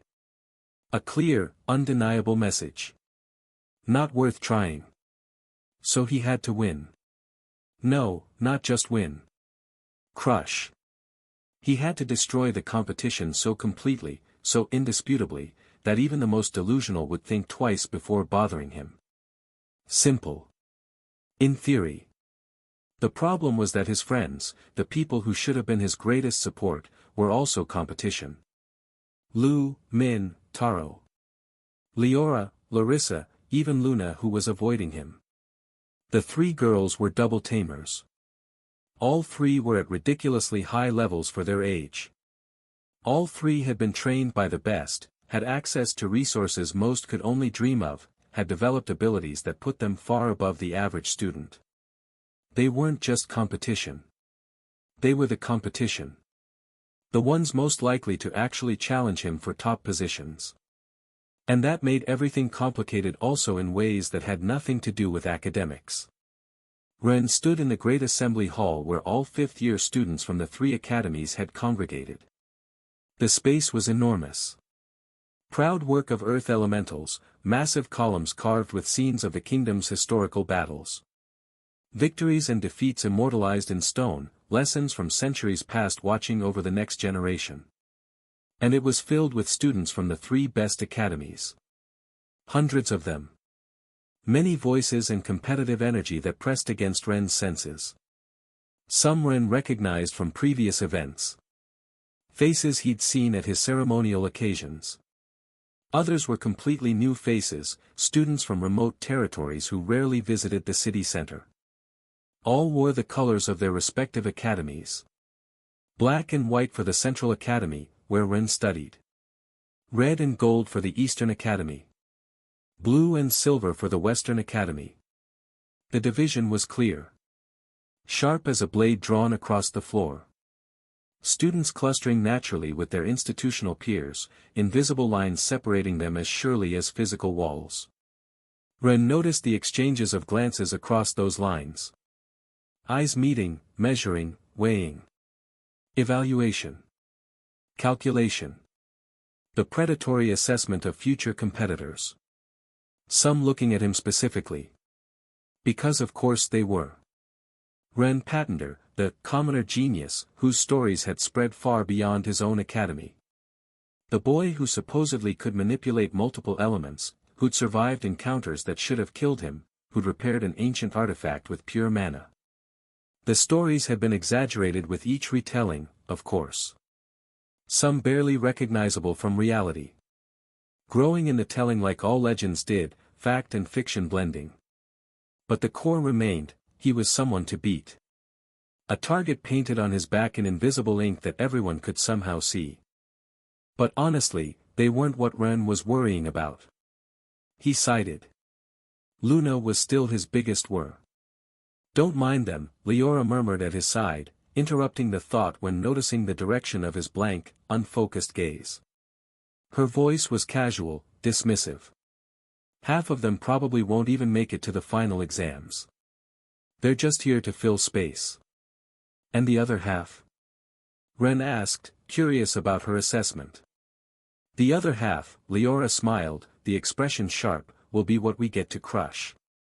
So I hope you've been paying attention during our training. The confidence in her voice was absolute. Not arrogance. Certainty. When don't I pay attention? Do you want the chronological list or alphabetical? Before Ren could respond, a voice resonated through the hall, amplified by mana until it filled every corner of the space. Impossible to ignore, commanding attention through sheer presence. Attention, students. Everyone turned toward the front, where an elevated platform now held three figures. The director of each academy. Director Ignatius, double Tamer of the Central Academy with the famous Fire Phoenix. His posture perfect, his expression the neutral mask of a professional evaluator. Director Yu of the Eastern Academy, a woman with fire lizard markings that glowed softly as she surveyed the crowd. Her eyes were sharp, missing nothing. And Director Quan of the Western Academy, an older man whose fire fox markings made him look cunning. The end-of-semester exams will officially begin in 1 hour, Director Ignatius continued, his voice carrying an authority that made every word feel like law being laid down. This will give you a preliminary taste of what awaits you at year's end. Here, in these 3 categories, the score doesn't determine whether you pass, as you've already presented your adulthood and nobility exams separately. A pause. Letting the anticipation build. However, you must not relax or underestimate their value to your present and future.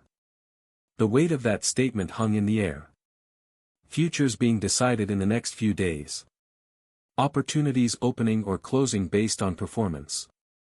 But first, there are some rules that must be clearly understood. Another pause, this one heavier and more ominous. First, during the gathering and war exams, lethal attacks are strictly prohibited. Any student who crosses that line will be immediately expelled and face criminal charges. Murmurs rippled through the crowd. Unnecessary clarification, perhaps, but one that also underscored the level of danger involved. Second, cooperation is expected during the gathering exam, regardless of group affiliation. You're not here to represent your group. You're here to represent your academic institution. Teams will be mixed. Sabotage toward teammates will result in punishment beyond immediate disqualification. More murmurs, these less comfortable. No one wanted to work with just anyone. Everyone had their preferences, their allies, their carefully cultivated team dynamics. But rules were rules. Third, some exams will be observed by representatives from the kingdom's highest houses.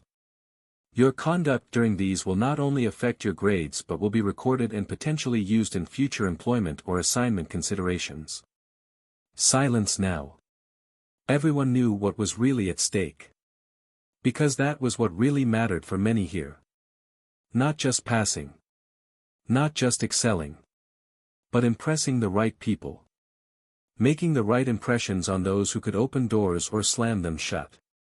And finally, Director Ignatius looked over the crowd, his eyes seeming to touch each student individually. Remember that you represent not only yourselves, but your academies, your families, and the kingdom's future. Conduct yourselves accordingly. With that, the 3 directors bowed slightly and retreated. The crowd immediately erupted in conversation, tension breaking into dozens of simultaneous exchanges. Well, Min said at Ren's side, his voice dry. That was ominous. Appropriately so, Ren responded, feeling little anxiety compared to what other things produced in him. The distance. The not knowing. Those created anxiety. Real, stomach-churning worry that kept him awake at night. But this? This was just competition. Just testing himself against others. Simple. Straightforward. Honest in a way nothing else in his life felt lately. Yet buried under all that lack of anxiety. Excitement. Real, genuine excitement that made his heart beat a bit faster. That sent energy coursing through his limbs. Because finally, after 3 months of feeling lost and powerless, he had something where he could act. Could fight. Could compete. Could win. And he planned to do exactly that. Team 15, present report. Professor Zhao's voice resonated through the forest. It was early, too early, and the morning fog still clung to the ground like grasping fingers. Ren stood alongside his assigned team, evaluating them with the same attention they were probably giving him. 2 girls and 2 boys, besides himself. Lu, his roommate, was practically vibrating with energy. His eyes shone with the look of someone who just won the lottery and couldn't believe his luck. Who kept checking his ticket to make sure it was real. Brother. Lu had whispered when teams were announced, grabbing Ren's arm with enough force to leave marks on stone. I'm with you. With you. Do you know what the odds were? I calculated them. Ren had smiled weakly, still processing his own random assignment. The air in the elemental vine forest was different. Ren felt it the moment they crossed from the silver ring to gold. It wasn't just the mana density, which was considerably higher, nor the way the trees became older, larger, more present. Like they were watching. No, they were. But it was something more fundamental, more general. All life here was more aggressive. More hungry. Everything competing for space, for mana, for survival in an ecosystem where weakness meant death. "This is intense," murmured one of the girls, her deer markings glowing nervously on her neck as she looked at the hundreds of vines hanging between trees like lazy serpents. Thick as human torsos, dark green with veins that glowed softly with elemental mana. Beautiful and deadly in equal measure. Already scared, the boy spoke from behind, his voice carrying that tone of superiority he'd maintained during the entire journey. Contempt dripping from every syllable. "I thought you came prepared." "Nobody asked your opinion," the other girl cut him off, her eyes already scanning the area with enhanced perception from her undine that floated partially materialized around her, ready to act at a moment's notice. Ren observed the exchange without commenting. They'd been like this since forming the team a few hours ago.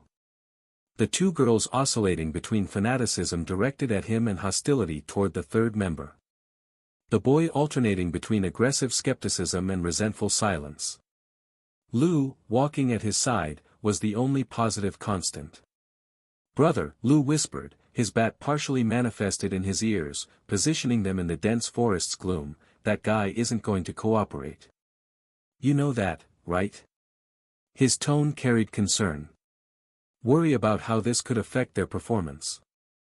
"I know," Ren responded equally quietly. "But I don't need him to cooperate. I just need him not to interfere so Zhao doesn't disqualify him and so he can carry things on the return trip."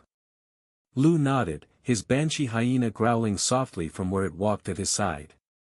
The beast was enormous now, almost 3 meters tall at the shoulder, its grayish fur fading at the edges like smoke. Despite its size, it moved with surprising silence. All the group's beasts were this large. Years of cultivation using the methods Ren had released had taken them from weak cubs to impressive silver-rank monsters. Well, almost all. The boy still had his bear at bronze too. A deliberate decision, Ren suspected, to reject anything associated with the commoner genius and his methods. Pride and stubbornness keeping him weak. His loss. The first girl, a brown-haired student and the one with deer markings, hadn't stopped looking at Ren since she introduced herself. Her eyes carried that intensity Ren had learned to recognize with growing discomfort. Admiration. The kind that bordered on fanaticism. "I'm Yuna, or Fan 1, she'd introduced herself, her voice coming out too high, too excited. Words tumbling over each other in her rush to speak. "It's an honor, a true honor to be on your team, Ren Patender. I've followed your achievements and I just, wow. Simply wow." The second girl, Fan 2, was more reserved but no less obvious. She'd tried to seem casual when she introduced herself. The attempt had failed spectacularly. "I've read about your cultivation methods," she'd said, trying to sound academic but unable to completely hide the excitement in her voice. "The documents you released completely changed my training approach. My beast advanced 2 levels in the same year thanks to." And then there was the boy. Tall, with robust build and bare markings covering his forearms. His expression had been obvious disgust from the moment he heard his team assignment. "Fantastic," he'd muttered loud enough for everyone to hear. "I got stuck with the Miracle Boy and his fan club." Ren had sighed internally. This was going to be a long journey. Everything had been decided with Ren at the head. "Team 15, Zhao repeated, stopping in front of them. His eyes rested on Ren for a moment, a flash of amusement crossing his face before returning to neutral. "Team status and declared objective." Ren stepped forward, assuming the leader role by democracy.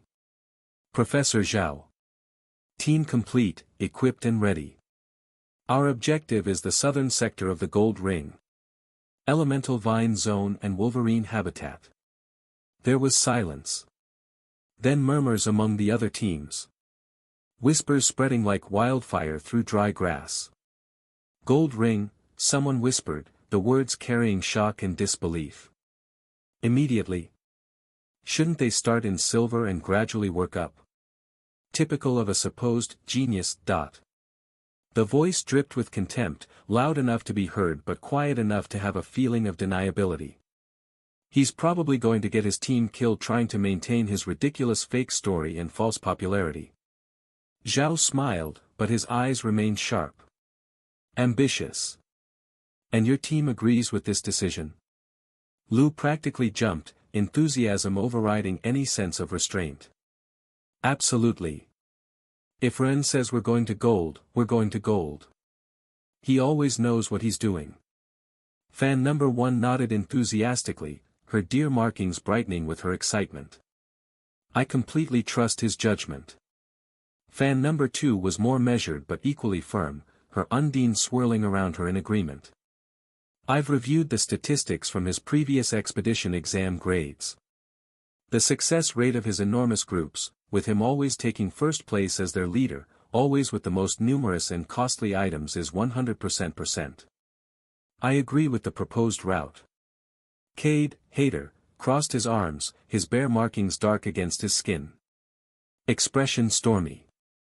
Sure. The miracle boy says, let's jump to the gold ring, and everyone says, yes sir. Nobody questions whether maybe, just maybe, it's idiotic to go directly to the most dangerous zones for 3 complete days when we don't have his same 20+ huge group. His voice rose, frustration bleeding through. It's obvious his usual enormous group with trained guards always gave him a ton of things, it's just because Selfra's faction wants to prepare him as Miss Leora's husband and the family's puppet so. 1.5 days, Ren corrected calmly, not rising to the bait. His voice remained level, factual. We're making 2 trips. And we're not going there just because it's dangerous or cool. We're going because it's efficient. 2 trips. Efficient? Cade laughed without humor, the sound harsh and mocking. Why not just admit it's because you want to show off? Cade, Zhao's voice cut through with quiet but absolute authority. The kind that made everyone in earshot straighten involuntarily. Enough. Decisions belong to the team leader you selected by majority. If you don't trust your assigned leader, you can request withdrawal from the team now. You'll accept the default failure and corresponding point penalty. Cade clenched his jaw but said nothing more. His hands curled into fists at his sides, but he held his tongue. Smart enough to recognize when he'd been outmanned. Good, Zhao nodded, satisfaction in the simple word. Patenter, explain your reasoning. For the record. Ren had anticipated this. Had prepared the explanation, organizing his thoughts into clear, logical details. Silver rank materials are sufficiently valuable and abundant in the outer zones. But competition for them will be high among all teams, and I'll probably be recognized in that zone, so other students will surely bother us more than the beasts do, like they do at my home. He paused. The reality of his fame, his notoriety, being a tactical disadvantage in those crowded areas. Gold zones have less student traffic and significantly more valuable resources per unit of weight. He continued, warming to the explanation. Wolverine materials are very popular in noble circles. Though their relative abundance means prices remain stable, thanks to the new optimized method released. His own method, though he didn't emphasize that, more people will be raising them to gold rank 1 soon. But I'm more interested in other beasts specifically. Gold rank elemental vines are seeing dramatic demand increase, also due to the release of optimized cultivation methods for gold rank plants that most of the general population has. Ren also found fun that the nobles had their preferred beast living together with the poor people's one. And that soon they would start seeing the poor people's beast in a new light. The market dynamics were clear to him. Supply and demand would be shifting with the spread of better cultivation techniques. So the vines are the primary objective, Ren concluded.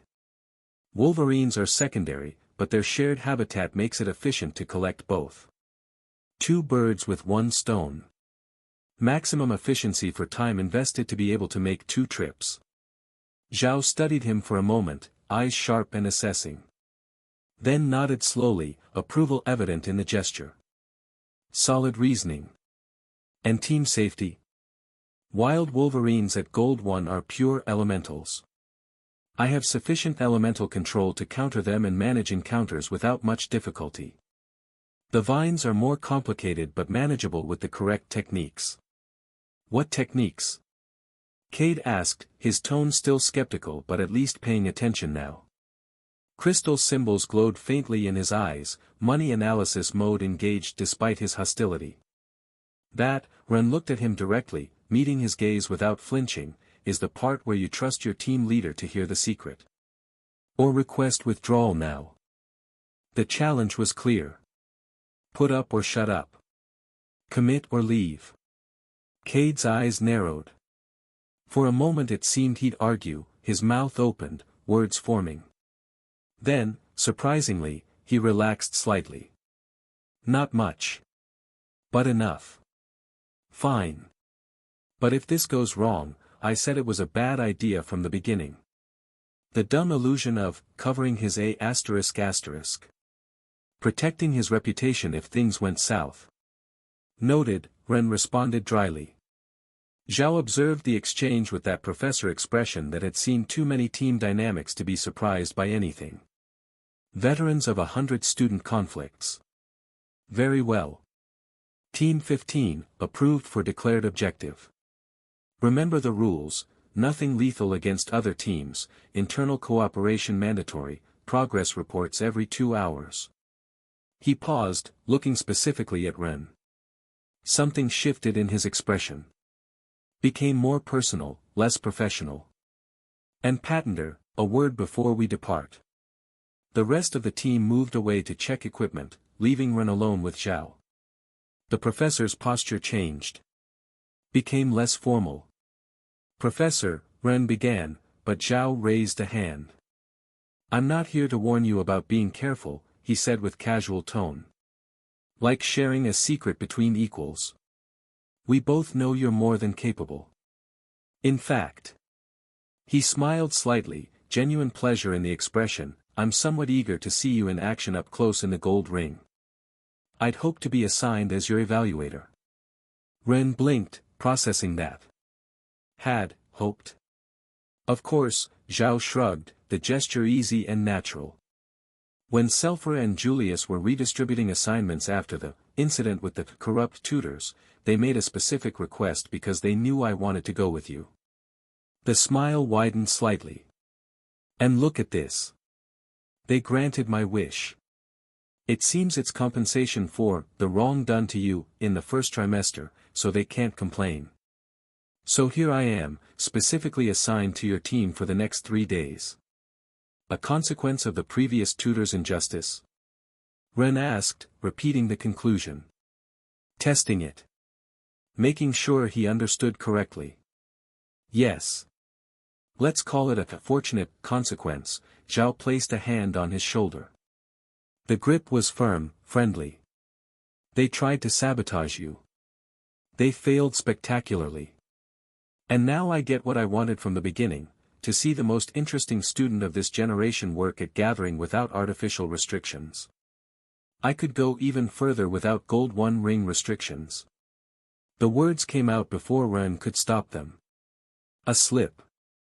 A reveal of ambition he usually kept buried. Zhao paused, his expression becoming more serious. The friendly mask sliding away to reveal genuine concern beneath. Ren, there's something you need to promise before departing. About the vine forest.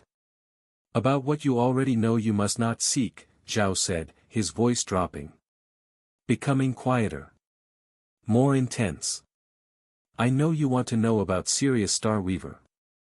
And I know you're smart enough to connect the dots. Ren tensed slightly. The memory arrived without invitation. Unwelcome but impossible to ignore. 3 days before. Selphra's office.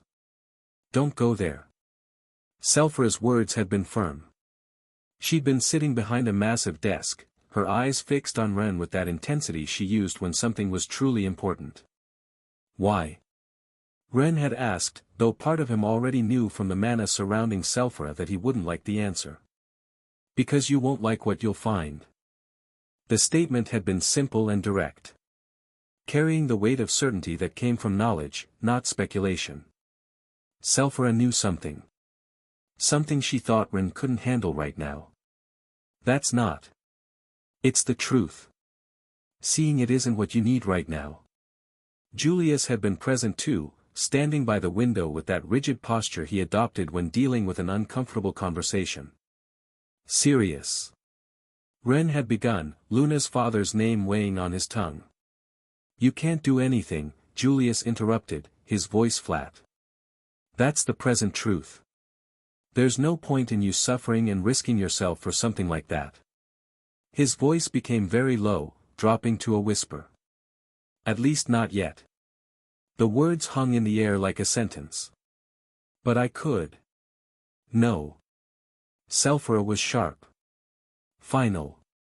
3 days isn't enough to get that deep down in the first place. Down.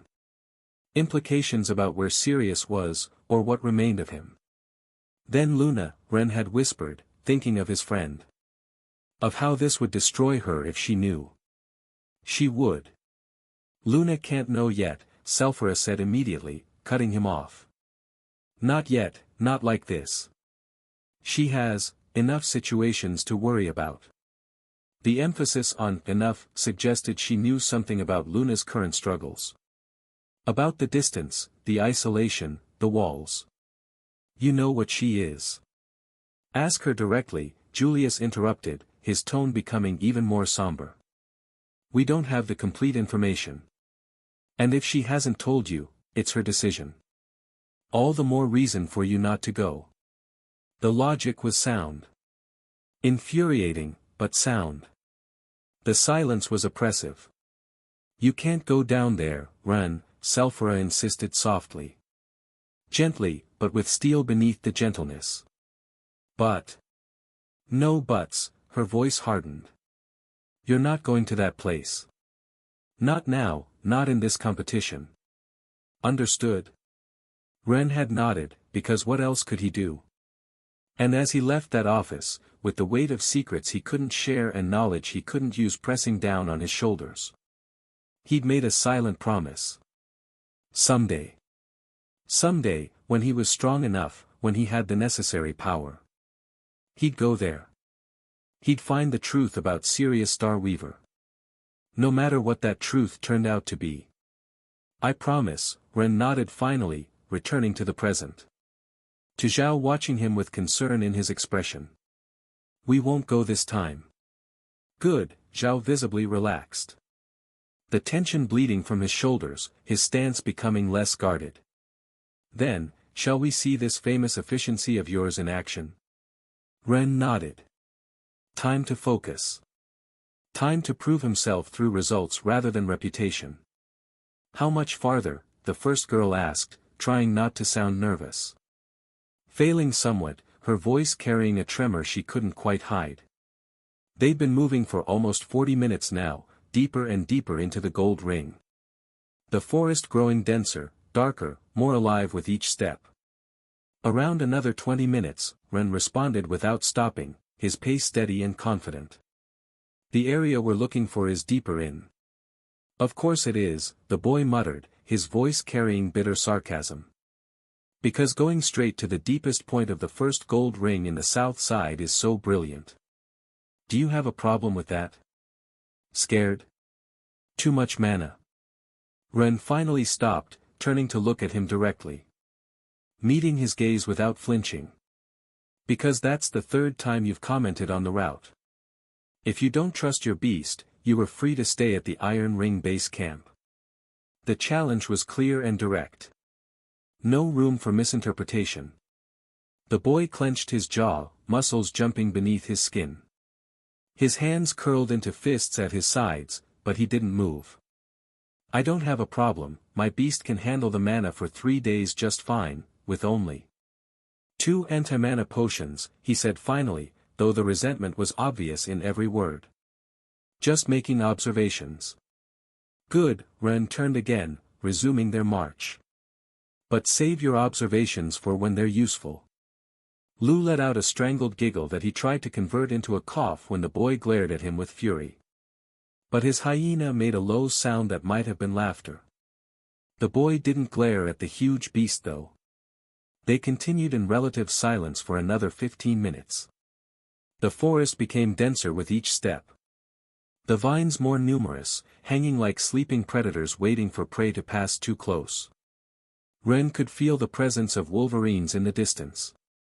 Multiple groups, their territorial boundaries creating invisible lines of tension through the forest. Zhao, who'd been observing from a respectful distance, moved closer. His steps were careful, making no unnecessary noise. Interesting choice of entry point. Why here specifically? Lower wolverine concentration, Ren explained, pointing to subtle marks on the trees. Scratches and scent markers that most people would miss. This is border territory between two groups.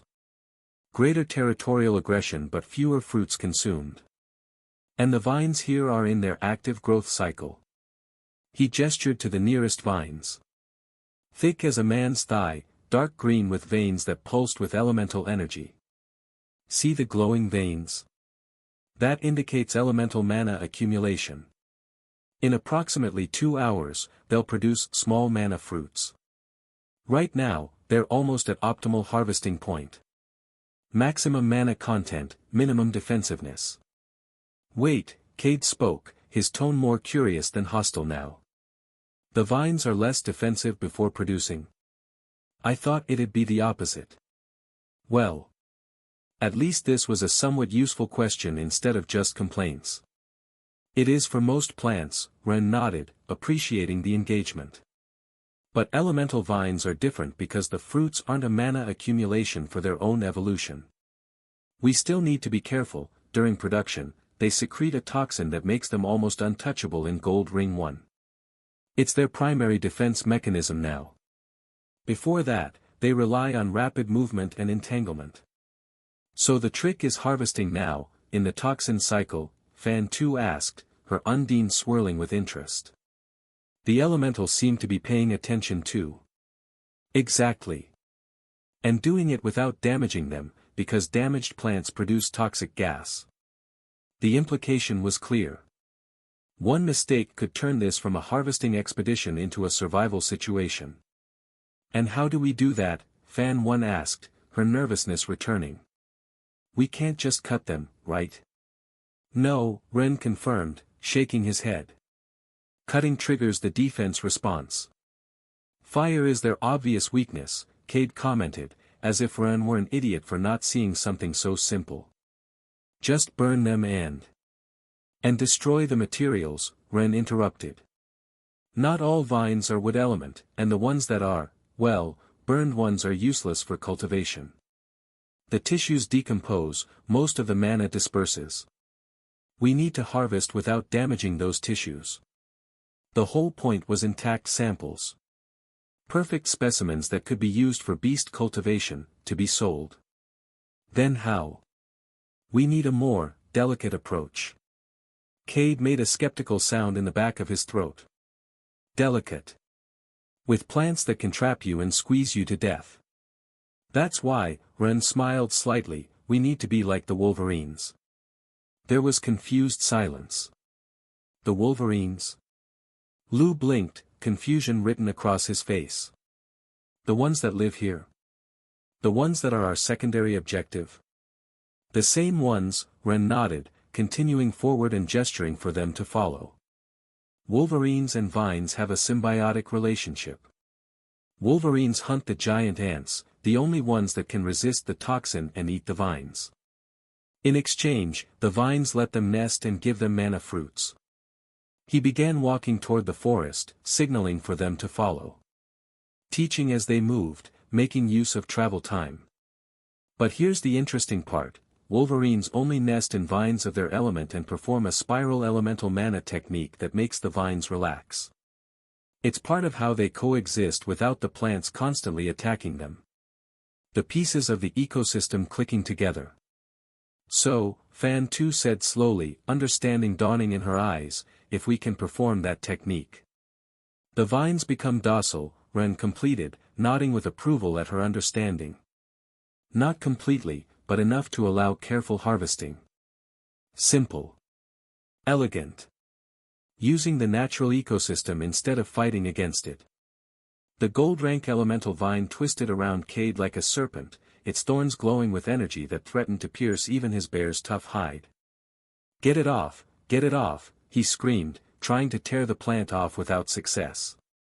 His movements were panicked, making everything worse. Ren sighed, watching him struggle uselessly against the aggressive vegetation. They'd been at this for only 5 attempts and had already had 3 similar incidents. The learning curve was steeper for them than he'd hoped. Stop moving, he ordered, approaching with empty hands. His jade wolverine remained in his body, its translucent furry skin around Ren's torso and arms, the markings pulsing softly beneath his skin. The more you struggle, the tighter it gets. But... stop. The tone made clear it wasn't a suggestion. It was an order. One that needed to be followed immediately. Cade froze, his eyes filling with tears of frustration as the vine continued coiling, now reaching his shoulder. Panic was beginning to install itself on his face, true fear breaking through his hostility. He was imagining being crushed. Being squeezed until bones broke and organs burst. Ren extended his hand and touched the plant. For a moment, nothing happened. The vine continued its slow constriction, thorns digging into Cade's clothes and skin. Cade's breathing quickened, panic rising. Then, the vine's thorns slowly retracted. The leaves loosened. The entire plant structure simply let go. As if it had lost all interest. As if the prey it had been strangling suddenly ceased to exist. It dropped to the ground in loose coils, inert and harmless. How? Cade rubbed his arms, looking alternately at Ren and the now inert vine on the ground. Disbelief and confusion in his expression. I told you the pattern must be perfect, Ren explained, plucking several glowing spheres and segments from the plant, putting them in his backpack. The quality was exceptional, perfect for cultivating earth element beasts in gold rank. But you didn't want to practice anymore. Even if you have an earth element beast, if you don't know how to communicate with them. He trailed off. The situation had repeated itself multiple times now. Even fan number 2 with her Undine had failed to replicate the technique properly. The spiral pattern was harder to do than it looked, requiring precise form and energy distribution. If he wanted to achieve 2 trips, he'd need another way to achieve efficiency on the other 4 members first. The current approach was too slow. Too dependent on his direct intervention for every harvest. They needed a better system. A way to scale up collection without him personally handling every vine. Ren looked at his team, assessing their capabilities with fresh eyes. Trying to figure out how to optimize their strengths while working around their limitations. There had to be a solution. There always was if you looked at the problem from the right angle. Ren finished explaining Plan B. So we'll make them cooperate. Cooperate? Cade laughed, the sound harsh and disbelieving.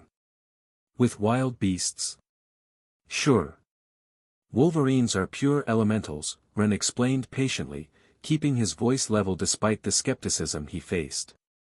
They respond to mana control. If you demonstrate superior elemental mastery in their same element, they recognize hierarchy. He raised his hand, letting small sparks of electricity dance between his fingers. And I have enough control to impress them. If we want to secure victory, we need to collect faster to achieve 2 trips. Zhao, observing from the side, smiled widely. This type of strategy was exactly what he'd hoped to see. Innovation in the face of complications, intelligence applied to practical problems. Just don't stray from Lu or me, Ren added, lowering his hand and shifting into explanatory mode. Wolverines and vines aren't the only species here. There are beasts in the earth that have a different relationship than the ants have with the vines. And elemental birds that nest in the canopy of the enormous trees, which are more like giant bushes. Anyway, the ecosystem is a bit more complex than the data I provided you. I don't remember everything at 100% anymore, so stay alert. He paused, organizing his thoughts. Planning out the division of labor. We need 4 different elements. I'll handle the 5th with my own Wolverine. We haven't sensed or encountered any groups from the academies. Should be safe to proceed uninterrupted, right? Lou's voice carried hope. The desire for smooth sailing, for a plan that actually worked without more complications. Of course, Zhao turned toward him with one of those rare smiles that only appeared when he was genuinely entertained. Nobody comes to this zone. First, because being the Gold 1 ring sets the bar high. And second, because the vines are too aggressive and the wolverines too territorial. It's the perfect place for someone like Ren. The compliment was a bit backhanded but genuine. Recognition that Ren operated on a different level than most students. Shortly after. The encounter with the first Wolverine was different from what the team expected. Cade swallowed hard when they saw the beast, his Adam's apple bobbing visibly, a true gold rank monster. Are you insane? The fire Wolverine was impressive. No, impressive was too mild a word. It was magnificent in a terrifying way. 5 meters tall at the shoulder. Muscles rippling under fur that seemed perpetually aflame. Its eyes, brilliant yellow, studied them with the intelligence of a predator that had survived decades in hostile environments. This wasn't some young beast. This was a survivor. A predator. Stay back, Ren ordered, stepping forward. His voice carried absolute confidence, no hesitation, no doubt. Are you sure? The first girl began, her voice trembling slightly. Fear warring with trust in her expression. Back, Ren repeated, his voice carrying authority that made everyone obey instinctively. Something in his tone, his posture, his presence demanded compliance. The Wolverine growled, low and threatening. A sound that vibrated through the chest and promised violence, death. Fire licked around its paws, scorching the ground. Ren could eliminate the beast easily just by summoning his own. Despite being only Silver 3, it would be stronger overall thanks to the shared bonuses from the other beasts in his body. The amplification effect made the single rank up meaningless. But instead of that, he extended his hand. Created a fireball, which then began spinning in a whirlwind. Wind feeding flame, making it grow, making it dance. Then, with elemental combination, he let lightning form and dance. Not much energy. Not the kind of display he'd use to kill enemies. Just enough to demonstrate control, precision, potential power. Sparks jumped between his fingers in complex patterns, then tracing perfect spirals in the air. The kind of elemental manifestation that required absolute control. The kind most tamers couldn't dream of achieving. The Wolverine stopped. Its eyes narrowed, re-evaluating. Ren took another step forward, maintaining eye contact. Not aggressive, but not submissive either. Confidence radiating from every line of his body. Recognize my superiority, the gesture said. Clear as spoken words to a creature that understood power dynamics instinctively. The Wolverine growled again, but different this time. Considering.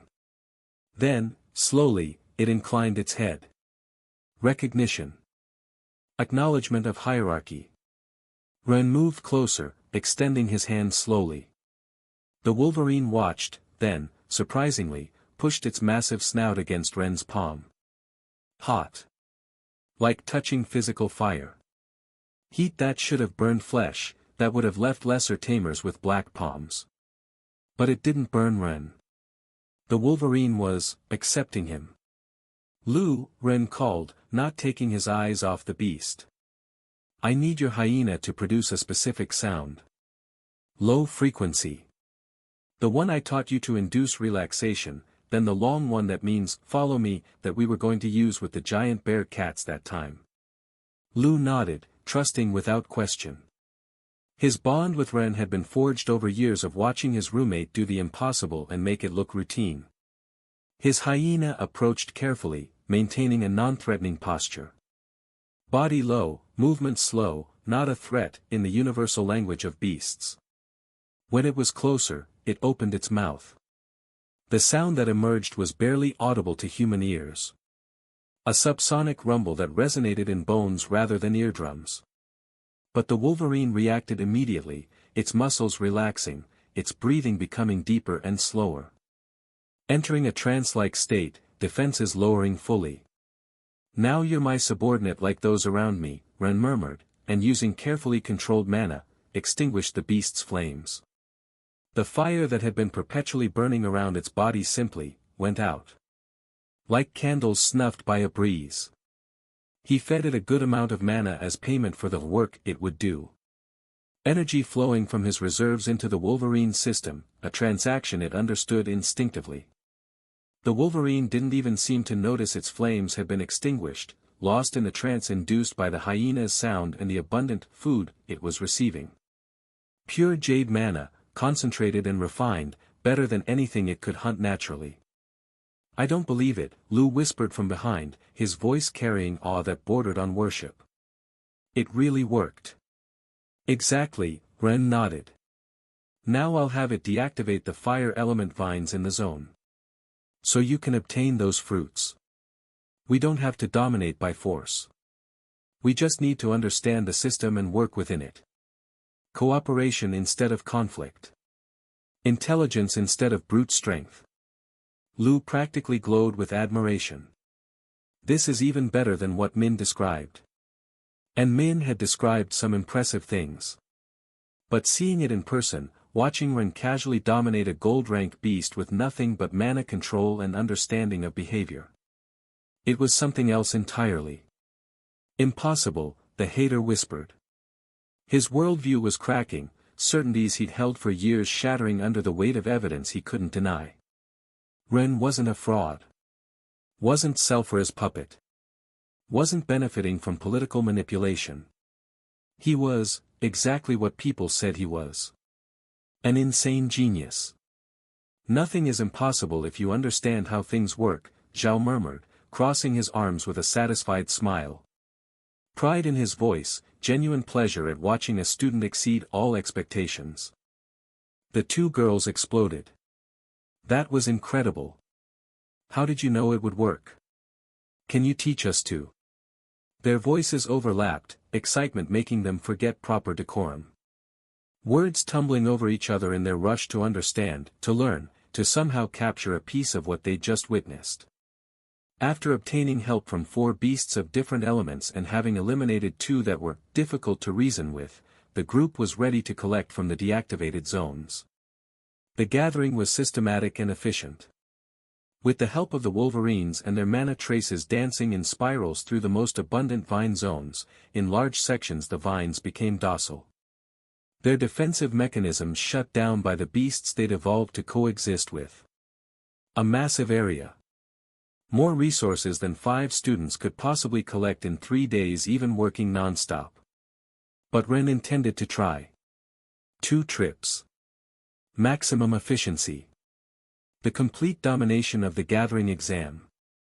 And judging by the look on Zhao's face, the professor was already calculating what kind of scores this performance would earn. Ren showed them how to cut without damaging. Where to make the incision, what angle to use, how much pressure to apply. How to identify the highest quality segments, the ones with the densest mana concentration, the brightest veins, the most potentially useful for cultivation. How to preserve the materials properly so they wouldn't degrade during transport. And so, for the next several hours, they worked. Ren directed, explained, and corrected while working on his own collection. Moving between team members, offering guidance, demonstrating techniques, ensuring everyone maximized their efficiency. The 2 fans followed him like enthusiastic puppies, absorbing every word. Their notebooks filled with observations, their minds recording every detail for later study. The hater maintained his distance but no longer complained. too occupied observing how each of Ren's predictions turned out to be correct. How every strategy worked exactly as described. How reality kept confirming what he dismissed as impossible. His worldview was cracking. Rebuilding itself around all this new information. Zhao simply watched, occasionally intervening with comments that showed his years of experience. But mostly he wore a smile that showed his enjoyment of watching Ren work. When it seemed they'd collected everything they could carry, Ren moved forward to review the mountain of materials. Zhao thought this was going to be interesting. And very, very lucrative. Because not only was this an incredible quantity. Ren hadn't lied about the efficiency of collecting with help, but he also hadn't mentioned to the 3 lucky kids his true advantage's total capacity. It's time to fill my beast's internal space. The spatial pocket in his Jade Wolverine's stomach. Ren transferred loads of materials into his beast's spatial pocket. Quantities that would have been impossible to carry physically. While other teams would have to limit their collection to what they could physically carry in enormous backpacks, struggling under weight and bulk. Ren could store quantities that would make any other student cry. The enormous backpacks everyone carried would be filled up too, of course. Physical weight distributed across the team, carried by both students and their beasts. But the majority of their true haul was hidden where no one could see it. "This is," the girl murmured while observing the materials accumulating, vanishing into nothing as Ren fed them to his beast, "we're going to win this exam very easily." Her voice carried awe. Disbelief at their fortune in being assigned to this team. It wasn't cheating. It was optimization. And if others had lower quality Wolverines on their teams, or didn't even have access to similar methods, well, that was their problem. Ren smiled slightly. This exam was going to be easy. The first return trip began when the sun started its descent toward the horizon, painting the sky in orange and purple tones that made the canopy of the giant bushes, taller than some trees, seem like they were aflame. The light was beautiful. Worth painting on a canvas, if anyone had time to appreciate aesthetics while hauling massive loads through dangerous territory. Zhao laughed, a deep sound that resonated between the bushes. Showing his genuine mirth at the absurdity of what he was witnessing. "The market is going to love you and hate you at the same time," the professor commented, shaking his head with amused disbelief. "Love you for providing the materials. Hate you for controlling the supply. For flooding the market with quantities no single student should be able to gather. For disrupting price structures. For making other gatherers look incompetent by comparison." "I don't control anything," Ren shrugged. "I just know where to look." "That's exactly controlling," Zhao murmured, but he sounded more proud than critical. The backpacks were packed full. And it wasn't just the students carrying their maximum capacity, their beasts bore huge loads too, utilizing their enhanced strength and stamina. Only Ren's mantis was exempt, perhaps because being the smallest of all the beasts, there was no point forcing it to carry loads it couldn't handle efficiently. The packs being full made them very heavy. No. Not just full. They overflowed with materials that would make any other group cry with envy. Gold rank 1 elemental vines of all types and first-rate quality. Broken elemental crystal incrustations from the hair, skin, and claws that the Wolverines had allowed them to take from their nests in their territories. Even some rare mosses that grew at the base of certain trees and were worth their weight in silver gleam crystals. Lu advanced with a smile he couldn't wipe from his face. "This is luck," he murmured for the 10th time, the words becoming a mantra. "Pure and extreme luck to be on Ren's team." "It's not luck," Fan 2 corrected, adjusting her backpack straps. "It's marvelous skill." "It's both," Fan 1 said, her tone diplomatic. "Luck for us, skill for him." An accurate assessment. They'd won the lottery in team assignments. Pure chance had put them with the one student who could turn this exam from a challenge into a windfall. They walked in silence for a while. The only sound was crunching under their feet and the occasional call of some beast in the distance. The forest was settling into evening, diurnal creatures bedding down while nocturnal ones began stirring. It was the hater who finally broke the silence. "How did you know about the vines and wolverines?" he asked, his tone stripped of its previous hostility. Now there was only curiosity, maybe mixed with a bit of frustration at not understanding it himself. "All that surely isn't in any textbook." Ren considered his response carefully while jumping over an exposed root. Then he entered his explanatory mode. "I intend for it to be in books someday. When I finish the cultivation ones." He paused, choosing his words with care. "Current books teach you how to kill monsters. A lot about how to survive. But they don't teach you to understand them. To see ecosystems, patterns, relationships between species. A small, important friend taught me all of this. And I want to teach others too. To understand them so that someday we don't just go out to survive in them, but to live in them." The vision was ambitious. Revolutionary, even. Not just coexistence but true integration with the beast-dominated world outside the only human settlement. "That sounds interesting," Zhao murmured, a smile tugging at the corners of his mouth. Interest sparking in his eyes. But it was also very progressive, a hard-to-convey view in a world infested by mana. Like an oxygen-breathing creature trying to live in the sea. Yet exactly this was the kind of thinking that changed fields, that reshaped how entire generations approached their world. "You're crazy," Cade commented, but there was affection in his voice now.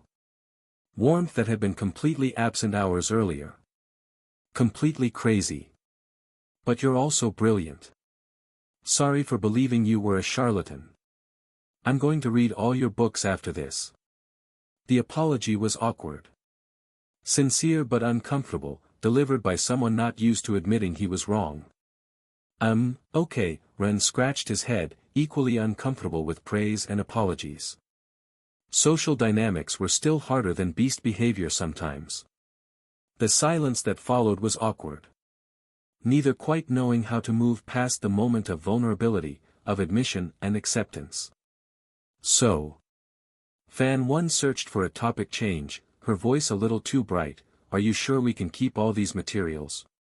Giving us everything we can carry is very generous. We'll make a small fortune. I mean, it's obvious you're going to win the competition even without us on the team." "Don't be so sure, and it's fine," Ren made a dismissive gesture with his hand. "I'm taking a large portion that you helped me collect, and I can always come back for more on other expeditions." The casualness of the statement was almost insulting to the effort most students put into gathering. As if he could just fill his reserves at will. "Besides," he continued, a small smile playing at his lips, "you all worked hard. You deserve compensation. And..." He paused, considering how much to reveal. "Having team members who trust my methods makes future expeditions easier. Consider it an investment." Zhao caught the calculation beneath the kindness and his smile widened. This boy understood more than just beasts. The kingdom's future was in very interesting hands indeed. Ren allowed his thoughts to wander briefly toward Luna. How was she doing? Would she be okay in her own exam right now, dealing with her own challenges? Facing whatever tests the evaluators had designed for her team? Would she think of him, even for a second? The question hurt more than he wanted to admit. Probably not. Luna had made it clear he was an obstacle. That she needed distance. And Ren had respected that, as difficult as it had been. Had stayed away, had given her the space she demanded, had forced himself not to reach out even when every instinct screamed at him to help. But that didn't mean he'd stopped worrying. That he'd stopped wondering what the hell was really happening. That he'd stopped wanting to help, no matter what she said. The concern was always there. "Ren." Lu's voice pulled him from his thoughts.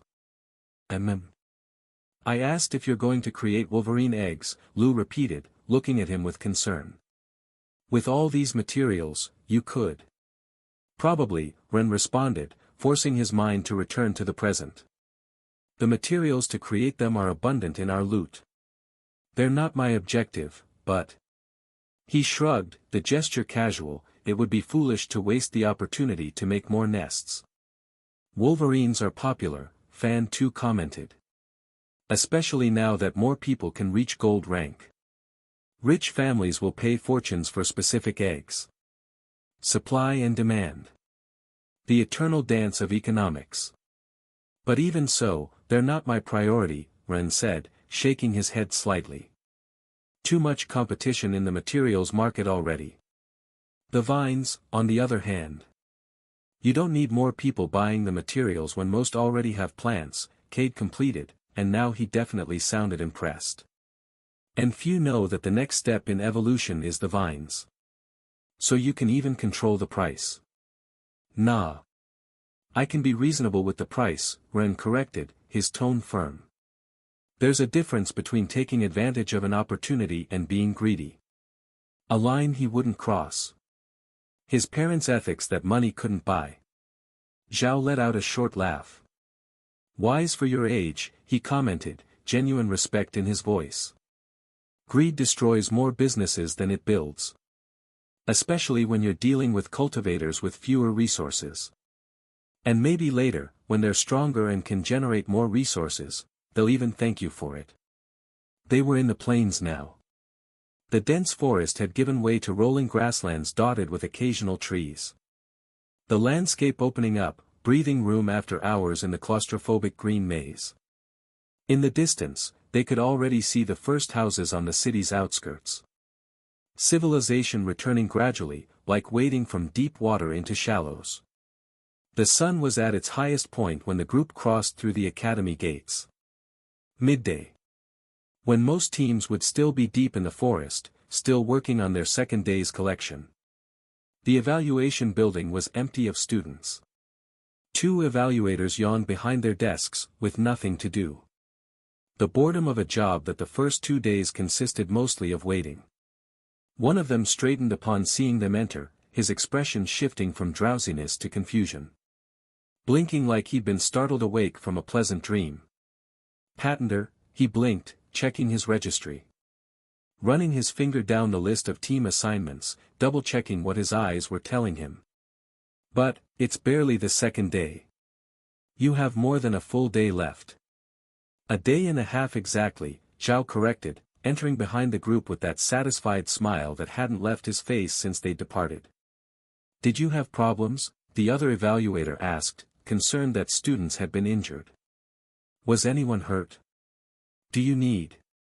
We'll make a second trip, Ren interrupted simply, dropping his backpack on the evaluation table with a dull thud that made the desk tremble. The words hung in the air. Not quite making sense yet. The evaluators looked at him as if he'd spoken in another language. Second trip, Lu repeated, dropping his own backpack beside Ren's. His smile was so wide it practically glowed. Beaming with the joy of being part of something exceptional. We need to leave this here and return. That's. The first evaluator searched for words, his brain struggling to catch up with what he was hearing. That's not, nobody does that. Because it was insane. Because 3 days was barely enough time for one thorough collection run. Because students were supposed to return exhausted and proud with whatever they'd managed to gather. Not fresh and planning a second trip. They do now. Fan 1 dropped her backpack with a grunt of effort. The weight significant even for her beast-enhanced strength. Fan 2 did the same, followed by Cade who, to his credit, no longer looked resentful. Just exhausted. The evaluators looked at each other, then opened the backpacks with the practiced movements of people who'd seen thousands of collections. And then they stopped. Froze mid-motion, hands hovering over materials they couldn't quite process. This is a lot, the second evaluator completed, pulling out segments of gold-rank vine of exceptional quality. His hands trembling slightly, whether from excitement or disbelief. This is what 2 complete teams would bring after the full 3 days, and they'd be silver-rank materials not gold. We're not finished yet, Ren moved toward his Wolverine, which had remained carrying bags on its back. With a gesture, the beast opened its mouth completely, revealing the interior of its dimensional space. And began vomiting materials. There was no other way to describe it. Coiled vines the size of tree trunks. Elemental crystals that glowed with enormous power. Rare moss, special roots, even some parts and bones from wolverines that had decided not to cooperate. Mountains. Literally mountains of materials began piling up on the evaluation building's floor. Spreading like an avalanche in slow motion. Covering space, climbing higher, defying reasonable expectations about what 5 students could possibly gather. By all the first evaluator dropped his tea, the liquid splashing without anyone noticing. His eyes fixed on the growing pile, unable to look away. How much, how? Ren's Wolverine is special, Lou explained with pride, as if he'd personally thought of the strategy. Basking in reflected glory. It can carry dozens of tons more than others of the same rank without problem. This is going to take hours to count, the second evaluator murmured, looking at the growing mountain with something close to horror. Already calculating the overtime, the paperwork, the exhaustion ahead. That's why we returned early, Ren closed his Wolverine's mouth once the last material fell. To give you time to process this before we bring the rest. The rest? The first evaluator sounded almost hysterical. His voice cracking, pitch rising with each word. Because surely this was it. Surely there couldn't be more. Second trip, Lou repeated, clearly enjoying the situation. Relishing the shock on their faces. I suggest you start counting. You won't want to be here all night when this monster returns with another load and the other students bring theirs. The students were already leaving, their backpacks now empty, bouncing lightly against their backs. Even Cade, who'd been complaining of tiredness during the entire return trip, seemed suddenly full of energy. There was something liberating about walking without weight. About having completed an impossible task and knowing you were about to do it again. Wait, the first evaluator called, still processing. His mind struggling to accept what was happening. You're going to go back there. Now. Now, Ren confirmed, the words simple and final. And they left, leaving the evaluators staring at the mountain of materials that would have to be catalogued, weighed, evaluated. Each item logged. Each quality graded. Each value calculated. Hours of work. I'm going to need more tea, one murmured, staring at the pile like it might attack him. I'm going to need something stronger than tea, the other responded. Outside, under the intense sunlight that blinded them slightly, the group stopped for a moment. How are we going to? Fan 2 began, looking toward the distant forest in the south. The outward journey had taken a few hours. But the return trip, loaded down, even longer. The weight made the difference significant. Ren didn't respond verbally. Instead, his Wolverine materialized again after Ren had absorbed it to pass through the gate. Not many entrances were designed for massive beasts. The creature expanded until reaching almost 4 meters in height, its jade form gleaming in the intense light. Its back was wide enough to easily accommodate 5 people. Get on, Ren ordered, already climbing onto his beast's back. Lou didn't need to be told twice. Experience had taught him to trust first, question later. Fan 1 and Fan 2 followed with less grace but equal enthusiasm. Scrambling up, finding handholds in the crystalline fur. Cade hesitated. Unless you prefer to run alongside, Ren offered, his tone neutral. No judgment, just presenting options. That was enough to make the boy climb up too. Pride could wait. Feet hurt now. Zhao observed the scene, still amused, then shook his head when Ren turned to look at him. I'll fly, he announced, his mist owl manifesting completely. The bird was massive, easily capable of carrying a grown man. Don't want to add more weight for your beast? As you wish. The Wolverine launched forward. It wasn't a trot. It wasn't a normal sprint. It was pure, brutal speed that would have left any horse in the dust. Buildings became white blurs. The wind whipped their faces, stealing breath, making eyes water. Fan 1 screamed, half terror, half pure excitement. The sound ripped away by velocity.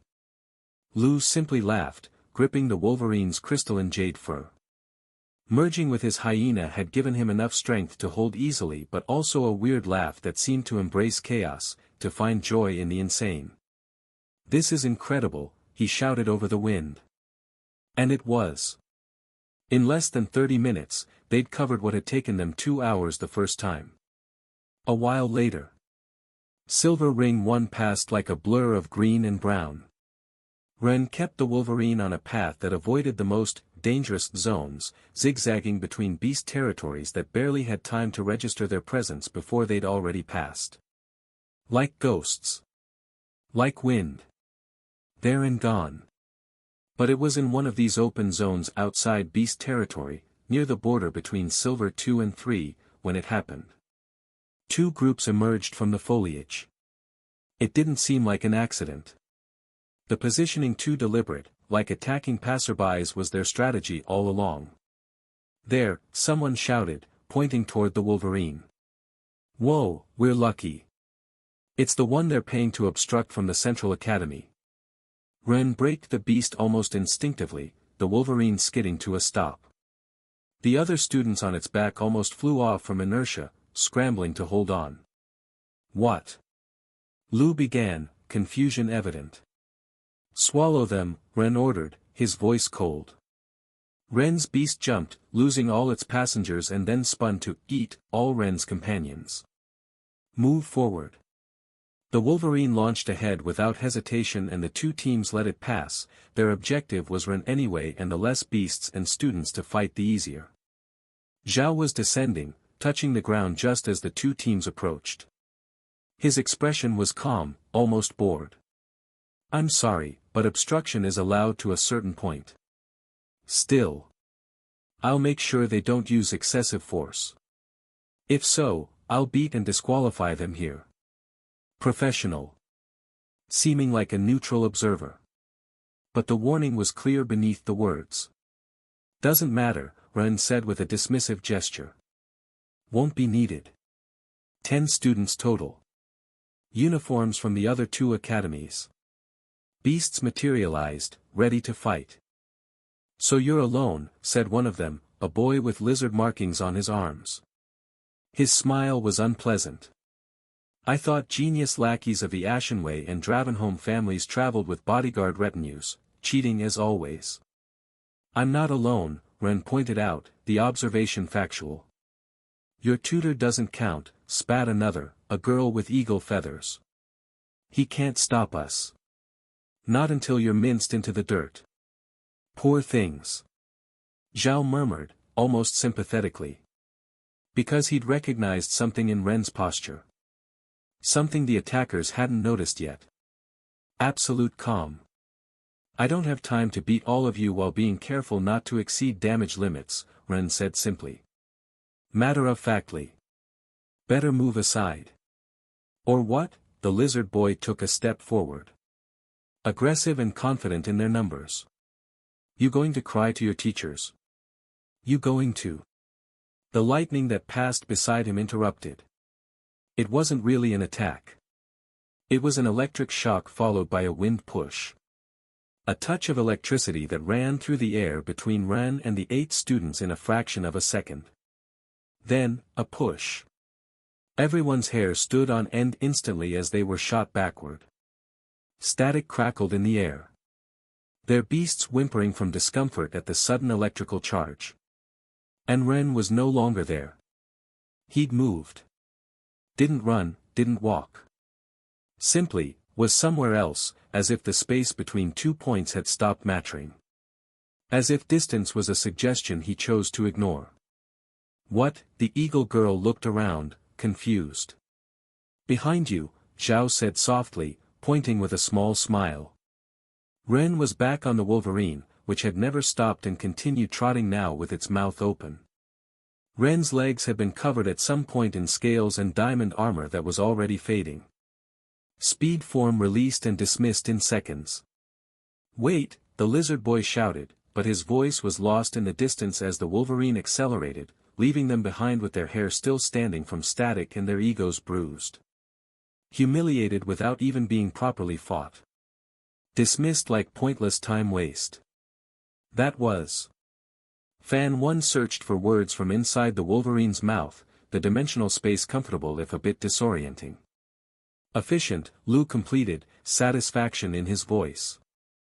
Zhao, who'd been observing from above, sighed and smiled. His owl descended to fly beside the wolverine. It was a good lesson for them. Besides, his smile became conspiratorial, looking at Ren, who smiled back. They're going to talk about this. Good, Ren said. Let them talk. Stories spreading. Reputation cementing. The rest of the journey to the Vine Forest was without incidents. The second collection was almost anticlimactic in its efficiency. The wolverines recognized them immediately. The Wind One even approached Ren like greeting, its tail waving with what could only be described as enthusiasm. The vines they'd left marked were exactly where they'd left them, protected by the wolverines that seemed to have understood their new leader would return. This is surreal, Cade murmured, cutting vines while a fire wolverine simply watched, lying a few meters away like a giant pet. This is understanding ecosystems, Zhao corrected, clearly pleased. Something we should teach more at the academy. They filled the backpacks. Filled the wolverine space.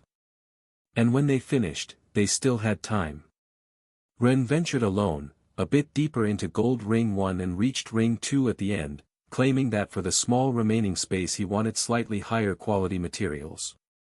Zhao would have been worried if Ren hadn't done the same on the previous trip and returned quickly. Though Zhao worried a bit after half an hour and decided to fly to look for him. Ren returned. They still had almost half a complete day before the deadline ended. If we'd been this fast the first time and you hadn't wasted time going deeper. Maybe we could have made a third trip, Lu commented, though his tone was doubtful. Maybe, Ren agreed. But I had to teach you all first. Anyway, we should return now that we have plenty of time. Waiting too long would be risky. If something goes wrong on the return trip, if we're delayed. Better not tempt fate, Zhao completed. You already have enough to win by a lot. No need for more greed. So they returned. The return trip was again much slower than the outward journey. The wolverine loaded with weight in its dimensional stomach and on its back could no longer carry them. Physics had limits even for magical beasts. It was during this journey, while the sun began its descent toward the horizon of the second day, that Lu noticed something. Ren, he called, his voice curious. Why didn't you load a bit more with the mantis? Ren didn't respond immediately, his gaze fixed on the road ahead. Distant. Distracted. I know it's the smallest of the beasts we have, Lu continued, oblivious to the tension in Ren's shoulders, but it's already Bronze 1, with its first evolution. It's not that small, right? Could carry 100 kilos easily. Not counting its strength bonuses. There's no point, Ren finally responded, emerging from his trance. His tone attempting casualness but landing on uncomfortable. When we're carrying dozens of tons already, what difference do 100 more kilos make? Lu nodded, satisfied with the answer, and the conversation drifted to other topics. Fan 1 and Fan 2 talked animatedly about how many points they'd earn. Cade admitted, with reluctance, that he'd learned more in 2 days with Ren than in a complete semester of theoretical classes. Zhao flew above, occasionally scanning the terrain. And in the middle of all that normalcy, so low it was almost lost in the sound of wind and conversations. Ren whispered. You finally arrived. The giant tree forest of Gold Ring 3 was a place of silent nightmares. Incredibly large trunks rose like columns toward a sky barely visible between the canopy and the enormous manna fruits. 15 trunks together forming circumferences so wide they'd need 100 people to surround them. Their twisted roots creating canyons and caves in the forest floor.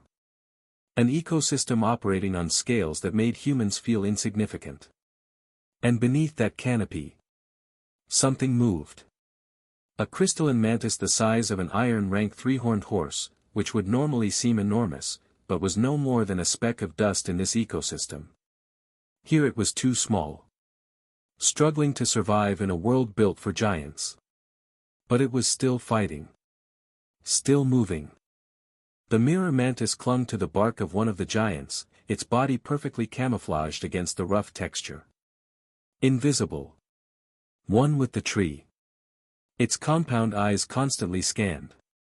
Looking for a safe route jumping from tree to tree. Avoiding the golden three sprouts. Subterranean beasts that hunted by pressure sensation, detecting the weight of prey on the surface and emerging in explosions of vegetal violence to drag them underground. The mantis knew this. Had learned through the information Ren had shared across their bond. The ground was death. Its perfect camouflage didn't work there. Underground, illusions meant nothing. Mirrors were useless when buried in earth and root. But the trees. The trees were life. It jumped. Its mirror body briefly reflected the foliage and roots before becoming invisible against the next branch. Its legs gripped the ancient wood, silent, creating no vibrations that could alert predators. Perfect execution thanks to its instincts. Another jump. And another. Moving like a ghost between the giants, each leap incredibly light. Too far and it would fall. Too close to the trunk and the noise would give it away. But the mantis was patient. Patience was survival. Patience was the difference between life and death in an ecosystem that punished any mistakes. It had been patient for 2 complete days, moving slowly toward the northeast from the south. Now that it had arrived close, always toward the east, the forest's mana became heavier, the amount of energy for its small body felt wrong. Oppressive. Like breathing water instead of air. Its system was nearly overloaded, breaking down from the inside. Internal structures straining under pressure they weren't designed to handle. But it only had to endure until it could take a small look. Just a glimpse. Just enough to see what Ren needed to know. Only the large bonuses from the other beasts, channeling through the quadruple bond Ren had forged, and the beast's unique nature, had kept it working until now. Without that support, it would have already dissolved. Scattered back into formless mana. It was very close to that entrance where there had been a tree shaped like a claw. The place Ren had promised not to go. Ren had promised not to go. But the mantis wasn't Ren. And what it saw. What its mirror surfaces reflected. Ren would see too. Mirror mantises were known for projecting illusions to lure their prey. Ren had seen, as his 10-year-old self, a dysfunctional example of the ability, but it had given him an idea. One that had worked beyond his wildest expectations. Ren's jade mirror mantis was much more special, and its illusions more flexible.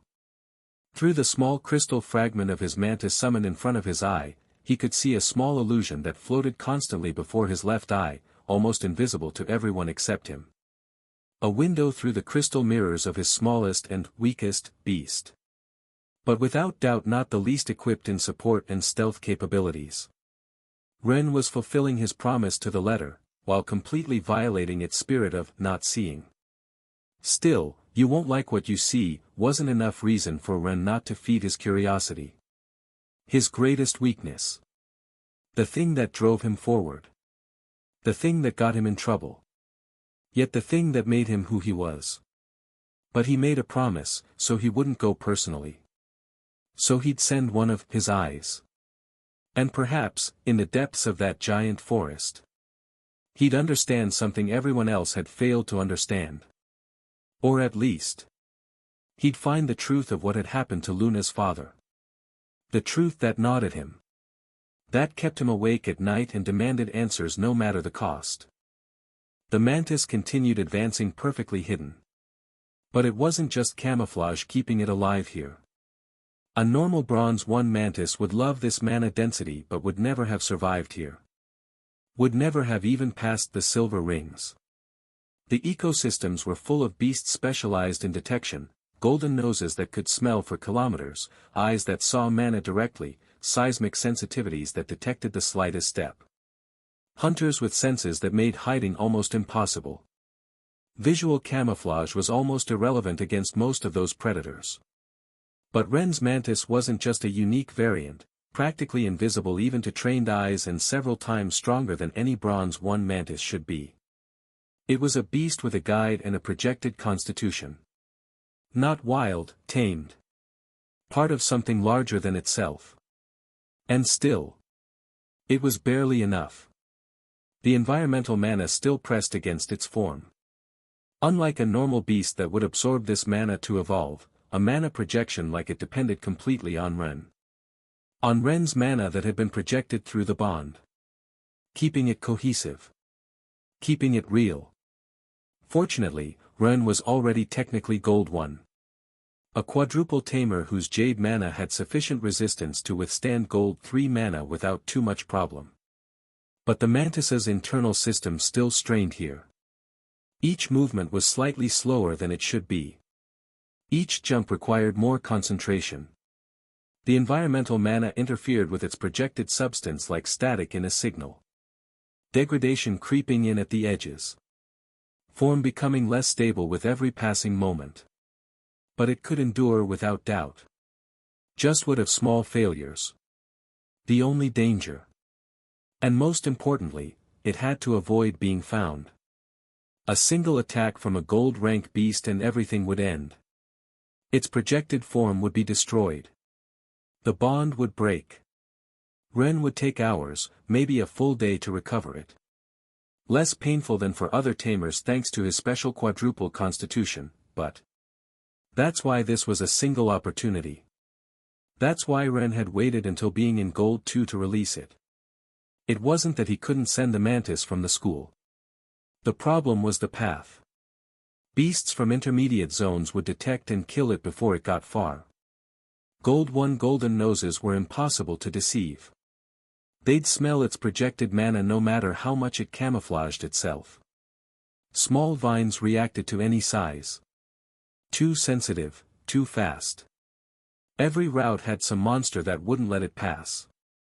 But from Gold 2. From there, things were so large that small vibrations went unnoticed. Predators hunted massive prey. A mantis, even one the size of a 3-horned horse, didn't register in their hunting instincts.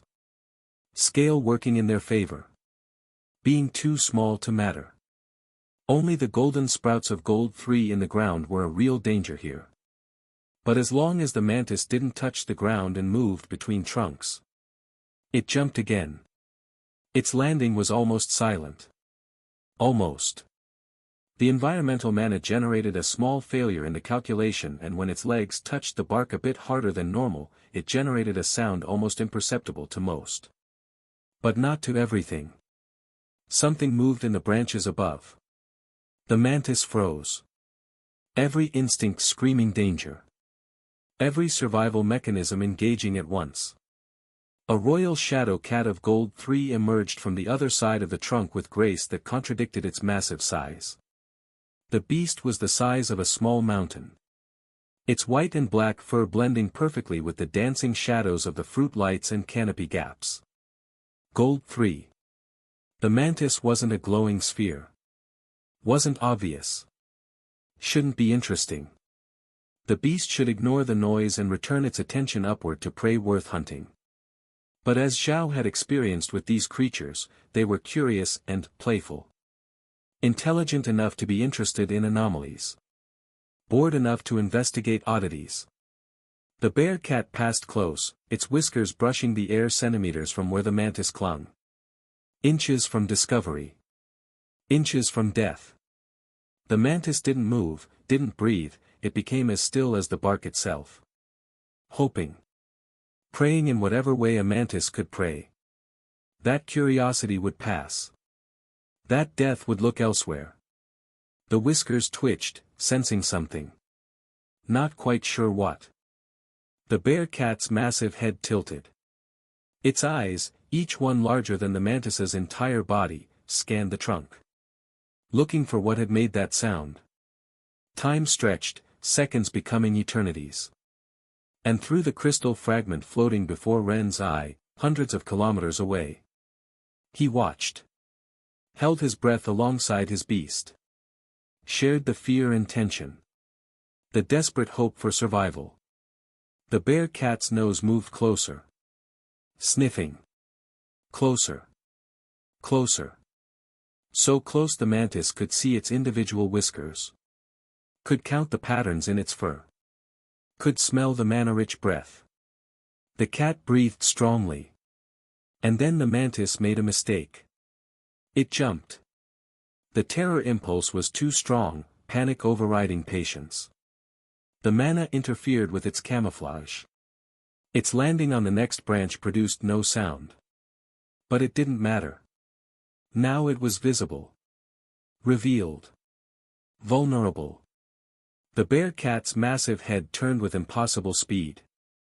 Its eyes, which had been glassy and unfocused, sharpened with the perception only a Gold 3 beast could possess. Huge, despite not being a detection-oriented beast. It saw something small. Not a substantial or important meal. But something shiny for a cat. The kind of beast full of curiosity and hunting instinct. The worst possible combination. The paw moved. Faster than lightning for something so large. It crushed the mantis against the trunk with force sufficient to pulverize iron, with pressure enough to eliminate the poor thing 10 times over and break the mana bond. Absolute annihilation. The bear cat lifted its paw. There was nothing left of the mana-protected beast. It blinked, confused. It had felt something, seen something. The cat was certain of it. It sniffed the air, then sniffed the bark where its paw had crushed. Searching for confirmation of what its senses had registered. Nothing. Maybe it had been its imagination. Maybe hunger was making it see things. The mana fruits were very well guarded and dangerous this dragon tree evolution season, after all. It moved away, losing interest, its eyes already seeking the glowing spheres that really mattered above. Real substantial meals. 20 meters below the impact point, completely motionless, camouflaged against a knot in the bark. The mantis waited. Heart racing, if it had possessed such an organ. Every instinct screaming to flee. But it held. The illusion had worked. It had projected a copy of itself exactly where the cat expected to find it. Sufficiently bright in appearance to satisfy the massive beast senses for a fraction of a second. The perfect deception. Misdirection at its finest. Just enough time for the true body to jump camouflaged downward and hide. Projections were its most developed ability. Illusions from a creature that was already almost an illusion itself. It waited 30 more seconds. Then moved again.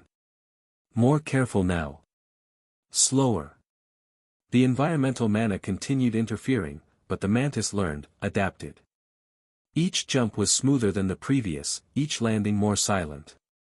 And finally it reached the clearing. It wasn't really a clearing. More like a wound in the forest. A fallen tree. But not a normal tree. This had been one of the largest.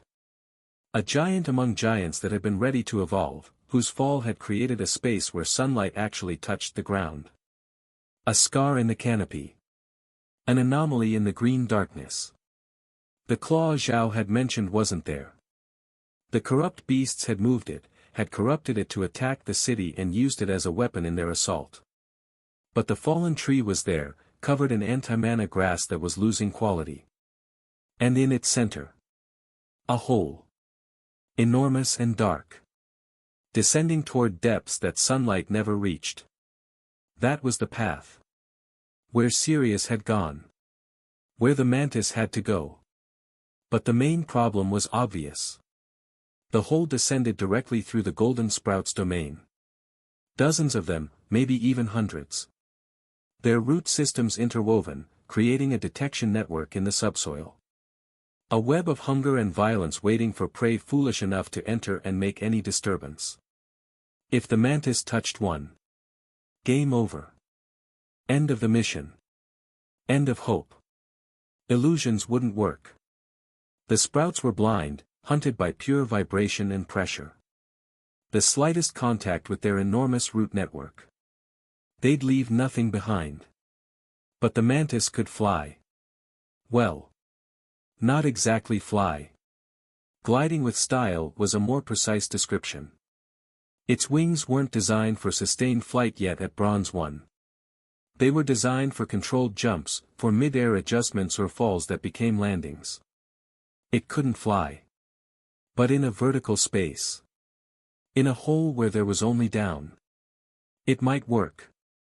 The mantis positioned itself at the hole's edge. Its wings unfurled.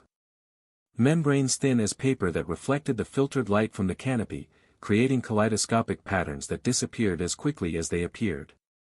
Below, in the darkness, something moved. The golden sprouts could sense displaced air. Could feel even some of the pressure changes. Could taste the presence of potential prey. They were waiting. Hungry. The mantis jumped. And began descending toward the darkness. Toward answers.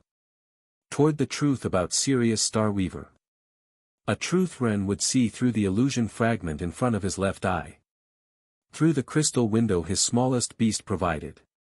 Because he'd promised not to go.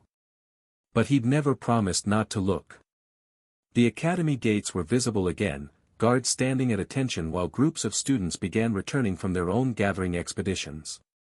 The evaluation period entering its final hours. The deadline approaching. Some groups looked successful, with full backpacks and satisfied expressions. The pride of accomplishment written across tired faces.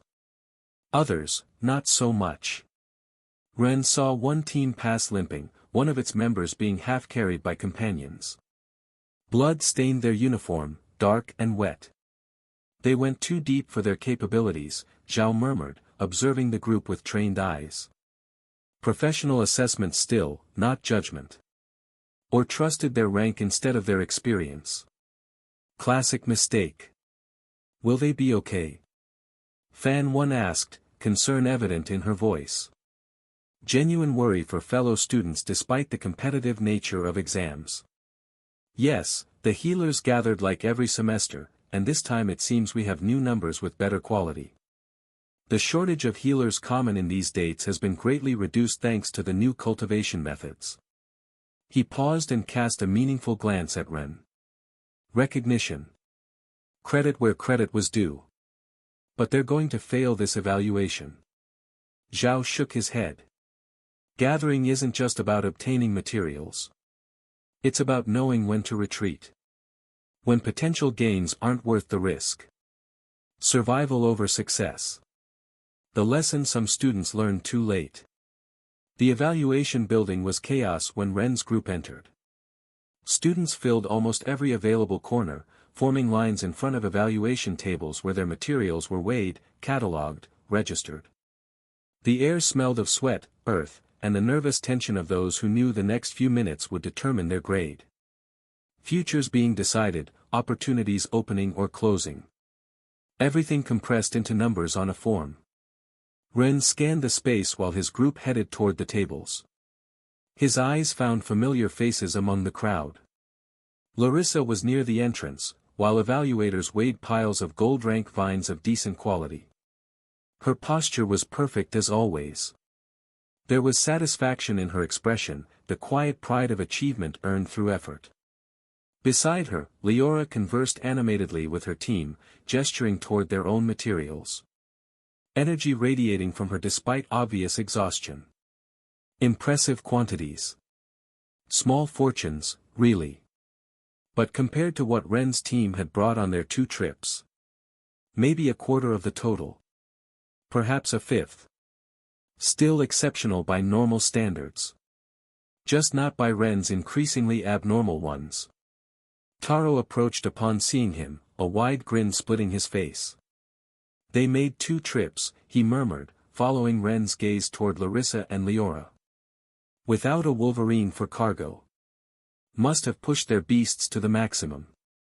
And they succeeded, Ren responded, impressed. Larissa and Leora didn't have the advantage of dimensional space. But they'd compensated with meticulous planning and pure determination. Intelligence and effort closing the gap that raw advantages had opened. I didn't stay behind either. Ren turned at hearing Taro so confident. His enormous royal living tunnel was Gold 1, like a walking mountain of rock and muscle that surely had given his team a great advantage. It was a new species. The vanguard in the tunneling beetle line that had become famous, with many users following its path to the letter. The first success story that spawned imitators. And on that massive shell, supported by equally massive strength. Taro had transported their materials. A mountain of them, secured with ropes and improvised nets. Not bad, right? Taro smiled, pointing at his mountain of treasures with confidence, though there was tiredness in his eyes. Unfortunately, we couldn't make 2 trips like you suggested. The tunnel can carry tons on a huge rock plate on its back like you taught me. But it's, well, slow. Taro rubbed the back of his neck.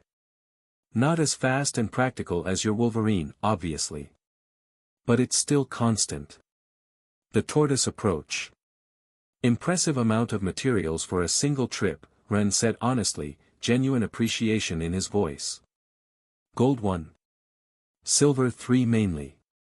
A bit of Gold 1 when we felt brave. Levels comparable to Larissa and Leora, Ren estimated. Maybe slightly less.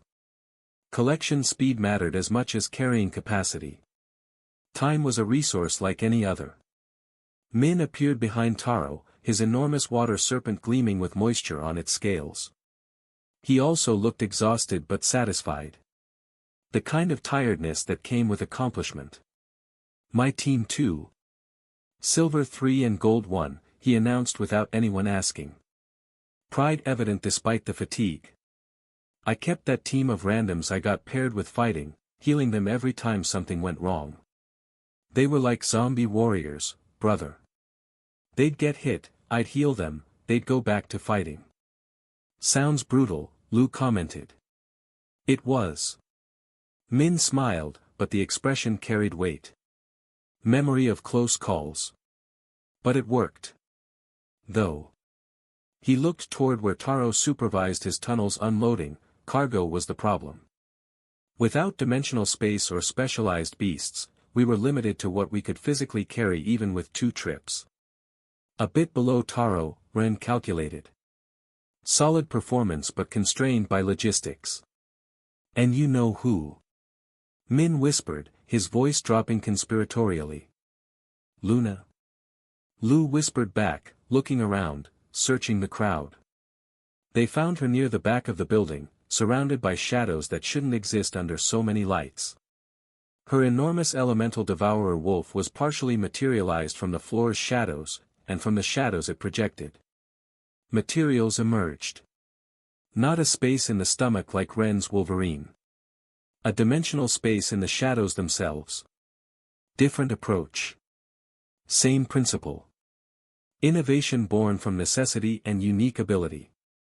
What th? Min whispered. The quantity was enormous. Not as much as what Ren had brought, but almost a third, maybe. Considering Luna didn't have the advantage of perfect ecosystem knowledge that Ren possessed, nor his ability to negotiate with wild beasts. It was extraordinary. Looks like she made 2 trips too, Taro murmured. Must have pushed her team to the limit. Luna didn't look at them. Her attention was completely on the evaluators, verifying each weight, each classification. Her expression was unreadable. Distant. As she'd been for months. A wall built from necessity and pain. Ren looked away before she could feel his eyes on her. Jean. Lu asked to change the subject, sensing the tension. Over there. Min pointed toward a table where Jean was clearly dissatisfied with his results. His collection was mediocre. Respectable for an average student, perhaps, but nothing remarkable. Nothing that justified his constant bragging. Klein didn't do badly, Taro added. He was lucky to have a team member with a Wolverine. But he shrugged. Didn't surpass Taro and Min. Team 15, Leader Ren, one of the original evaluators called, the one who'd been there since their first return. His face was pale. Please tell me you're not bringing an equally big mountain. Equally? Ren asked. The evaluator closed his eyes as if praying. Of course we did, Ren responded. Ren's Wolverine materialized completely, opening its jaws wide. And the avalanche began. Materials. More materials. An amount that made nearby conversations stop. That made heads turn. That transformed the building's noise into gradual, growing silence as more and more students realized what they were witnessing. History being made as records were being shattered. It's double the princesses, someone whispered, the words carrying through the hush. Impossible. You're seeing the same thing I am. The evaluators worked in silence now, their expressions oscillating between forced professionalism and exhaustion. The figures grew. And grew. And kept growing. Larissa and Leora had approached without Ren noticing, observing more closely. It's obscene, Leora murmured, but she didn't sound upset. Just, impressed, awed even. How the hell did you have time to? Knowledge is power, Larissa responded softly. Ren understands his environment too well. Sees things others don't even know exist. Still. I know. Luna was watching now too. Her expression remained unreadable, but her hands closed at her sides. Fists clenching. First position without any doubt, the head evaluator finally announced, his voice resonating in the now silent building. Authority and disbelief mixing. By a margin that frankly defies all logic. Mr. Patender, you and your team have collected more than the next 3 top teams combined. Almost 4. Murmurs. Some of admiration. Respect earned through undeniable achievement. Others of resentment. Jealousy poorly disguised as skepticism. Ren barely heard them. Because in that moment, something changed in his vision. His left eye. Where the illusion fragment floated almost invisible. The perspective shifted. He no longer saw the evaluation building. He saw darkness.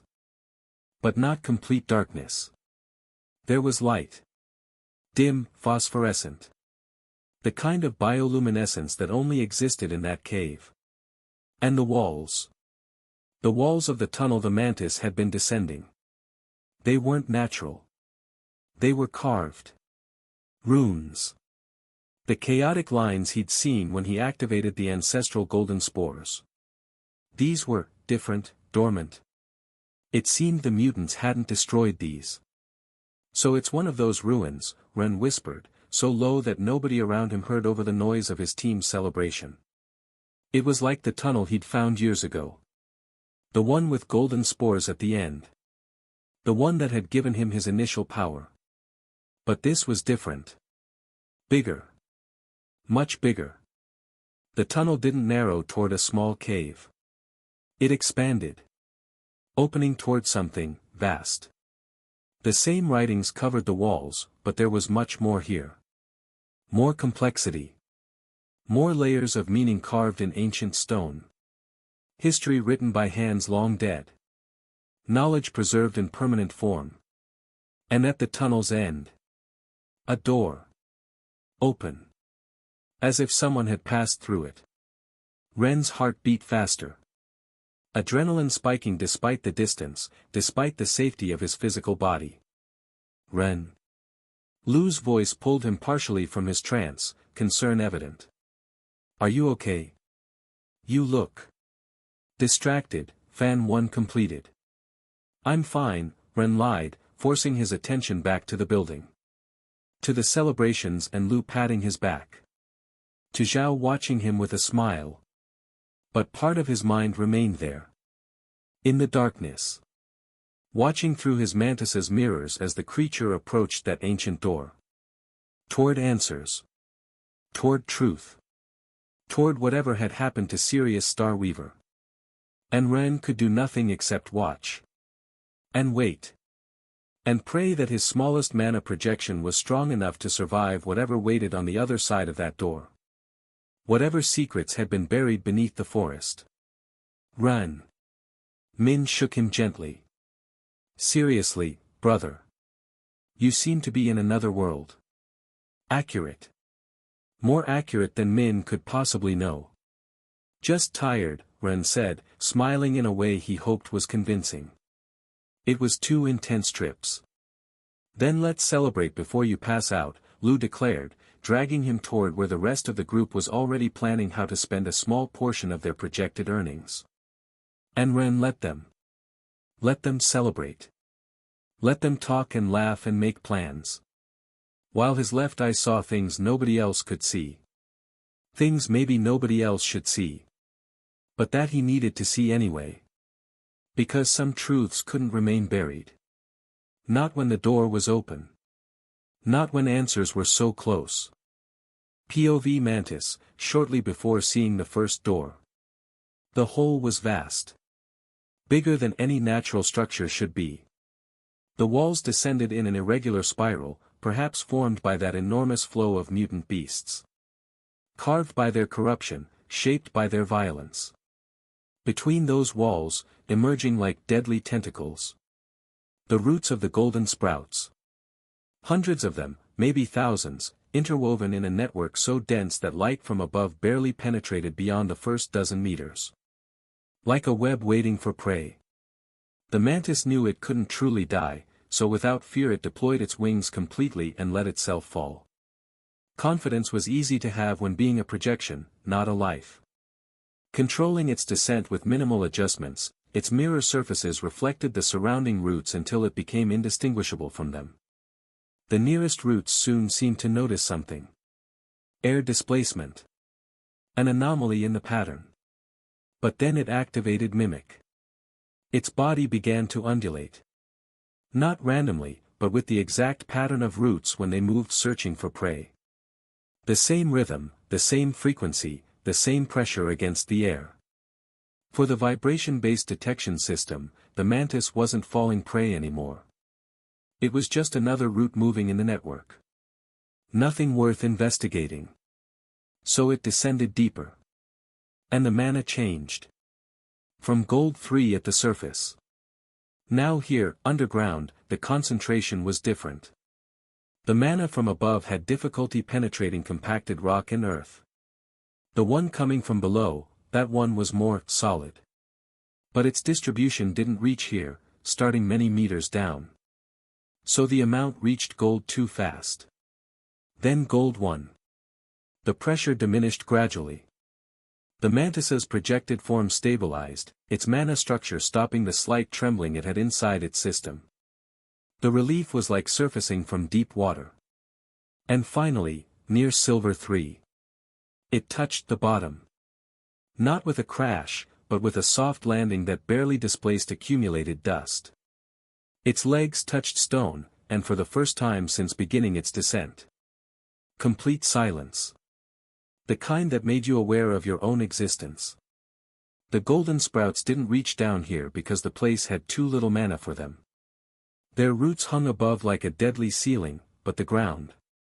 The ground was another thing's territory. A chamber opened before it. Natural in formation but clearly modified. Several tunnels branched in different directions, each disappearing into darkness that even the mantis's compound eyes had difficulty penetrating. But only one mattered. Because only one had carved walls. The runes began subtly. Small marks near the entrance, as if whoever made them was testing, experimenting with the medium. Then they grew. More complex and elaborate. More deliberate. The mantis moved toward that tunnel, each step measured. It was still territory of creatures sensitive to vibrations. But upon crossing the carved tunnel's threshold, something changed. The structure was different. The walls showed no cracks or erosion. They were solid, insulated from the exterior by something more than simple stone. Magic or engineering? Maybe both, with a purpose built to last. And the wild creatures? There were no signs of them here. No trace of burrows, no smell of nests or marked territories. It was as if this place were repellent to wildlife. As if something in these walls displeased them or scared them. Maybe an ancient power or residual energy. Something that triggered instinctive avoidance. The mantis advanced deeper, and then it felt it. Or rather, didn't feel it. The mana pressure. It had disappeared. Almost completely. At Silver 3, there should be constant environmental mana concentration. Not as much as in higher ranks, but present. Always present. But here. The runes, were they absorbing the mana? The question floated through the bond with Ren, who asked himself from kilometers away while pretending to pay attention to celebrations in the evaluation building. But there was no time to investigate. The mantis continued, more cautious now.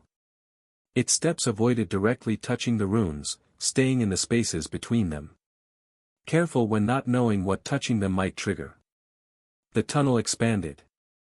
Gradually at first, then more dramatically. And the runes grew in complexity with it. They were no longer simple marks. They were art. Intricate patterns covering every centimeter of wall and ceiling. Beauty and function combined, purpose disguised as decoration. And they glowed with white light. Not golden like the spores Ren had activated, but dim, very dim. As if they were dormant. Did they need activation? The question floated through the bond with Ren, who considered it from kilometers away while maintaining his social facade. The runes were definitely designed to do something. But without power, without sufficient mana. They were just beautiful marks on ancient stone. Potential waiting for a catalyst, waiting for activation. Then the tunnel turned. And there, at the end of it, was a door. Massive. Covered in inscriptions too. And it was open. Not completely, but enough for something quite large to have passed through it. The mantis approached with extreme caution, every sense alert for traps or guardians or nothing. There was only silence. Selphira and Julius's warning seemed a bit empty now. Maybe the golden sprouts were problematic. But it felt like unnecessary big caution about dangers that didn't exist. It crossed the threshold, sliding through the opening. And stopped. Well, there were indeed monsters, but death ones, hundreds of corpses. Maybe thousands. They filled the chamber like a macabre carpet of corrupt flesh and twisted bones. The violence frozen in time. Mutants. All of them. But all were no doubt dead. Their bodies almost dried by time and lack of moisture. Their tissues had stretched over their bone structures that sometimes had too many angles. Those unnatural forms. Things that should never have existed. And the other strange thing was, they seemed to be intact after death. Outside, mutants that died were quickly consumed by scavengers, by other mutants, or by the ecosystem that recycled everything. Depending on battle circumstances, they'd even be disintegrated. But here. Nothing wild entered here. These bodies had remained untouched for months. Preserved by isolation. Protected by whatever kept predators away. And the way they died. The mantis examined the closest ones. Claw wounds, bite marks, blunt trauma that had crushed skulls and shattered torsos. Physical attacks. Brutal and direct personal violence. There weren't many light burns, the characteristic disintegration that purification left. If Sirius had been here. If he'd fought here. He hadn't used much of his tiger's light element. Had most likely fought mostly with his beasts' bodies and his own, his hands. Why? Was he running out of mana pushing against the river of mutants? Conservation? Desperation? Strategy? The chamber extended far beyond what the entrance suggested, it was vast. A hall that must have taken decades, maybe centuries, to excavate. Its walls followed the same rune pattern as the tunnel, but here they were bigger. More active. Some actually glowed strongly with that dim white radiance. As if they'd retained more traces of power from long ago. Residual energy, of their purpose. But the mutants had kidnapped the artifacts and reached here. Why were there no living mutants then? Had the mutants given up being here already? What had they come for in the first place then? Through the bond, Ren considered the possibilities. Maybe the same way they'd retreated from the city when he joined their network, when his connection showed them they couldn't reach what they sought without the keys. They decided to leave. Maybe here they discovered the same thing. That this place, whatever it guarded, was beyond their reach for now. Beyond their ability to access or understand. But his assumptions weren't as accurate as he thought. Because the place wasn't as deserted as he believed. The mantis saw it at the chamber's end, where corpses were less dense. A mutant. Alive. Enormous and segmented. A creature that seemed to be half centipede, half many other things. Something that should never exist. Its multiple legs of different types on each segment gripped the floor, and its body coiled in protective spirals around. A stairway. Descending downward. Deeper into the earth. Further from light and life. The mantis didn't move at all, but the mutant didn't seem to have detected it. Its multiple eyes were closed or looking inward. It was, guarding. Not actively, just, present. Mutants were mostly silver, rank between 1 and 3 in strength, variable despite looking the same. Their size was kind of a tell. The mantis was bronze 1, weak without counting on Ren's bonuses. But in theory, it could defeat a varied silver power mutant with enough tricks. Illusions, superior tactics, and huge elemental control compensating for inferior strength. But the noise of combat could attract unwanted attention from any possible extra mutants from below. And besides, it didn't need to fight. Just needed to pass. It climbed one of the pillars supporting the ceiling, its legs avoiding touching the light runes again as a precaution, because Ren knew they were spores. From there, it moved to the ceiling, camouflaging against ancient stone. The mutant didn't react. Didn't sense nor notice. The mantis positioned itself directly above the stairway opening. Calculated the distance. The angle. The speed necessary to. It dropped. The mantis was falling like a stone toward answers. Toward truth. Toward whatever waited in the depths below. It fell in complete silence, passing centimeters from the mutant's coiled body. So close it could smell the stench of its corrupt flesh, its unnatural tissue. But it didn't touch it. It landed on the stairway 50 meters below, its legs absorbing the impact without making more noise than a whisper. Perfect execution, it had succeeded. The stairway descended in a tight spiral, carved from the same stone as the walls. The runes continued here too, lines of white light guiding the path downward. Downward. Toward another floor. Another chamber. Larger than the previous one, the ceiling higher, the darkness deeper. And another mutant. This one was bigger, its extremities thicker, its carapace darker. It coiled in a similar manner around another stairway, body wrapped protectively around the descent. To another level below. The mantis repeated its strategy. Ceiling approach, controlled fall, silent landing. The same technique was executed now even with some practice. It worked again. By the third level, the mantis didn't even hesitate and changed its glide's direction quickly to fall through the next opening. Confidence building with each successful bypass. The mutant here was slightly larger than the previous one again. Its eyes glowed with murky intelligence while staring toward nothing in particular.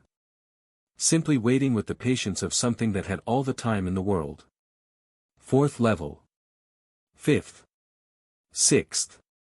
Each guardian was bigger than the last, more powerful, more perceptive. The escalation was systematic and deliberate, as if whoever had placed them understood the principle of layered defense. By the 7th level, the mantis began to suspect something had changed. The mutant here stirred when it passed. It didn't see it, didn't smell it, but it sensed something. 8th level. The guardian stirred more violently, its massive head turning toward where the mantis passed, though its eyes didn't focus on it directly. Getting closer to seeing what shouldn't be visible.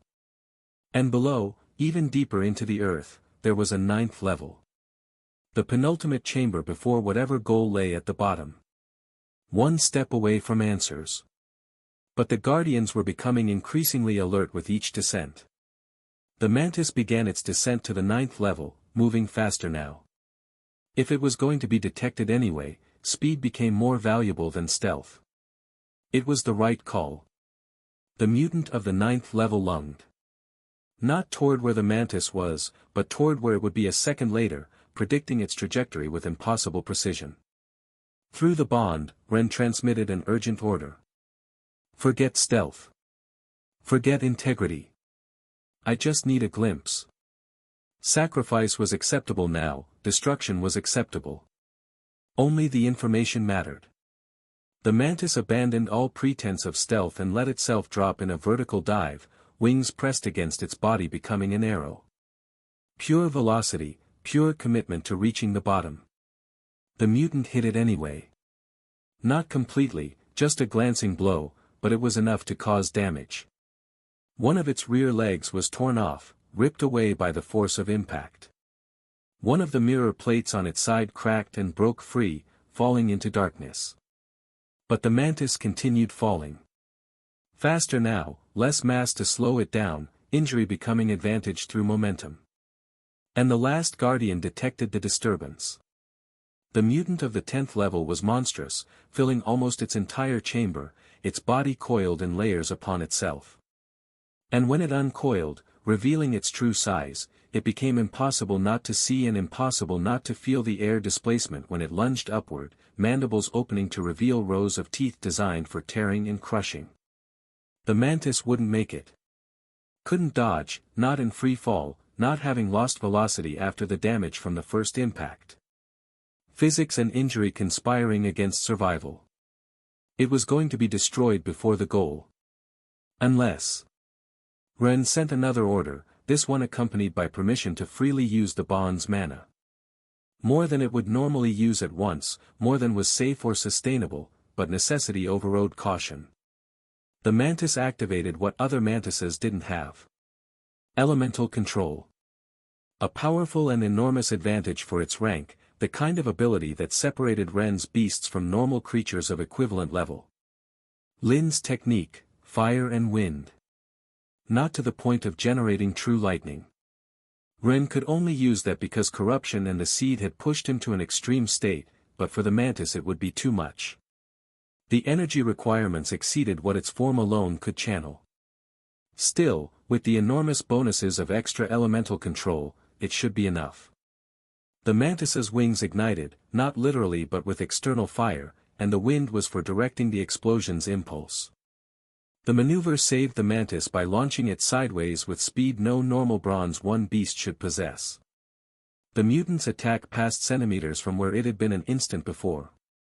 And the mantis crossed the threshold from 9th level to 10th, moving too fast, out of control, but inside. Finally reaching the last chamber. But the last guardian was too fast and attacked again, the mantis using propulsion to maximum capacity, but despite the high velocity, it wasn't enough and the attack managed to graze its side. The mantis impacted against the stone floor with force sufficient to crack more plates. A second, third, and fourth leg broke. Its abdomen was bent at an unnatural angle, internal structures compromised. But it was still alive. Functionally destroyed, but alive. Until the mutant arrived, and then no more. The final strike was absolute. POV Ren. The pain arrived without warning. Like a dagger in his chest, as if something vital had been violently ripped from him. The bond with the mantis, the connection shattered like glass under pressure. Broken. Ren staggered, his hand shooting to his chest where the pain was most intense. For a fraction of a second he couldn't breathe, couldn't think, could only feel the void where the connection had been. Emptiness where there should be presence. Ren. Lu's voice sounded distant, concerned, filtering through the haze of pain. "Brother, are you okay?" "I'm fine," Ren lied, forcing air into his lungs with conscious effort. Forcing his expression into something he hoped was neutral, schooling his features through will alone. "Just a bit dizzy. Must be the exhaustion." Lu didn't seem convinced, concern written across his features, but he didn't press the issue. Because around them, the celebration continued. Some noticed something had changed in his manner. Larissa, Leora, and Zhao, whose eyes narrowed from across the room.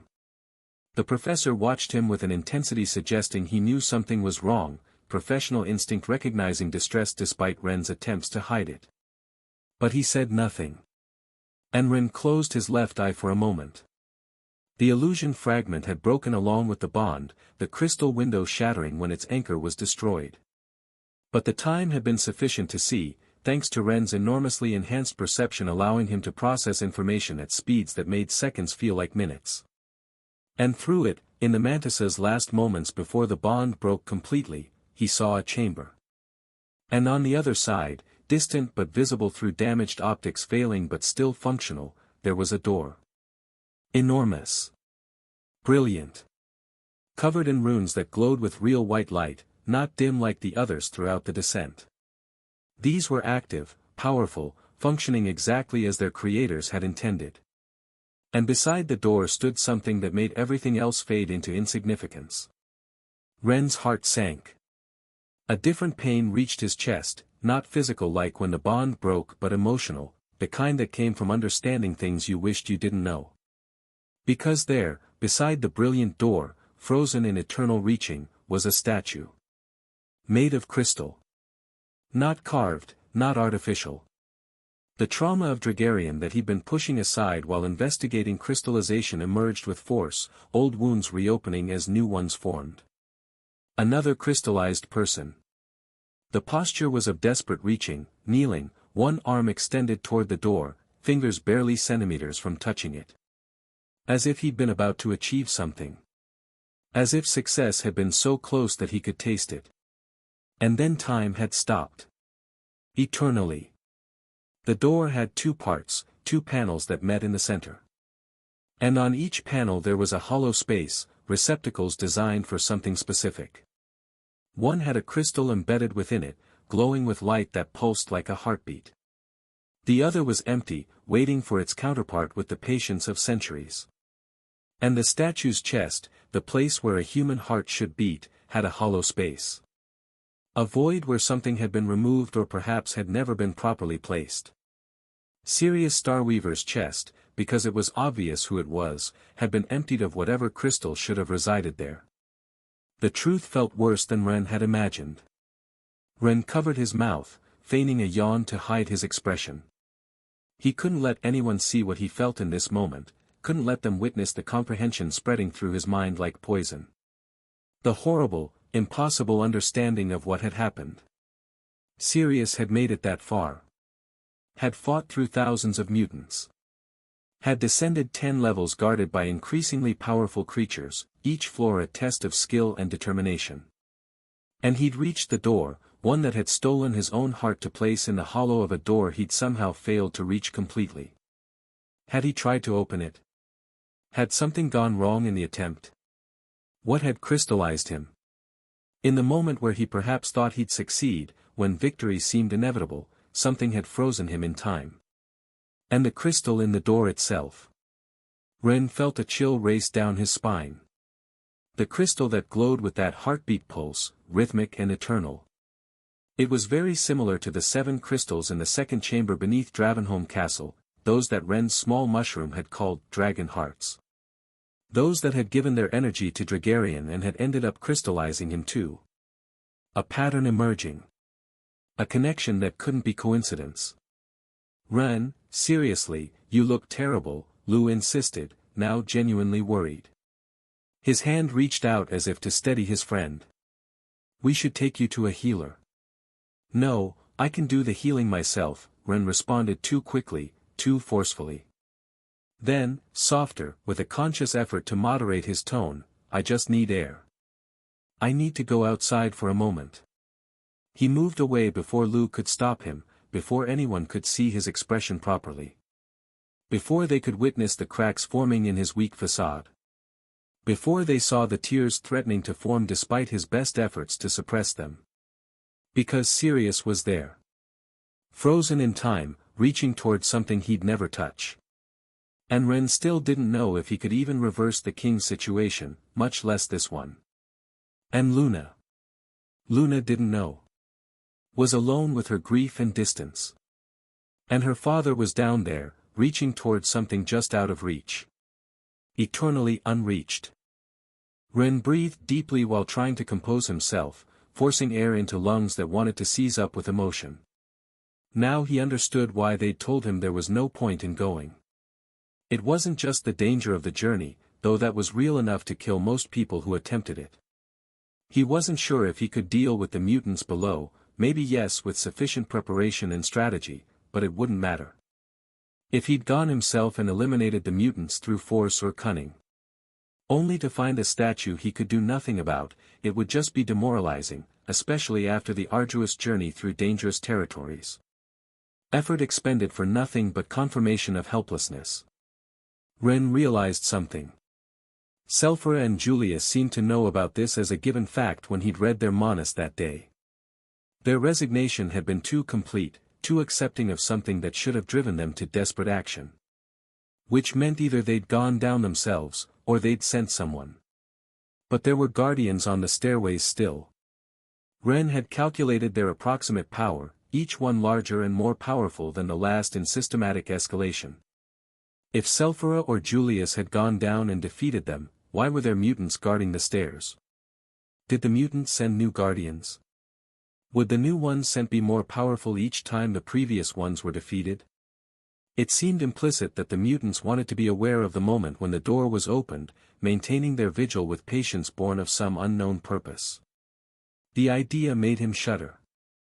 The mutants were already a big problem with the artifacts but wanted something on the other side of that door, that was obvious from their guardians' behavior. And if every time someone went down and killed them, only for them to return stronger. That would explain why even Selphira and Julius, with all their power, hadn't been visiting Sirius regularly. Because maybe they couldn't afterward. Or perhaps they feared something more fundamental than combat. Maybe. The door itself. Ren closed his eyes, remembering what he'd seen through the mantis's eyes in those final moments before destruction. Two hollows, one filled with a pulsing crystal that glowed like a heart, the other empty and waiting. And Sirius's chest with that hollow at half depth, incomplete somehow. What was missing? Ren recognized that system because he'd created one for the egg he'd given Luna. The Celestial Tiger's system.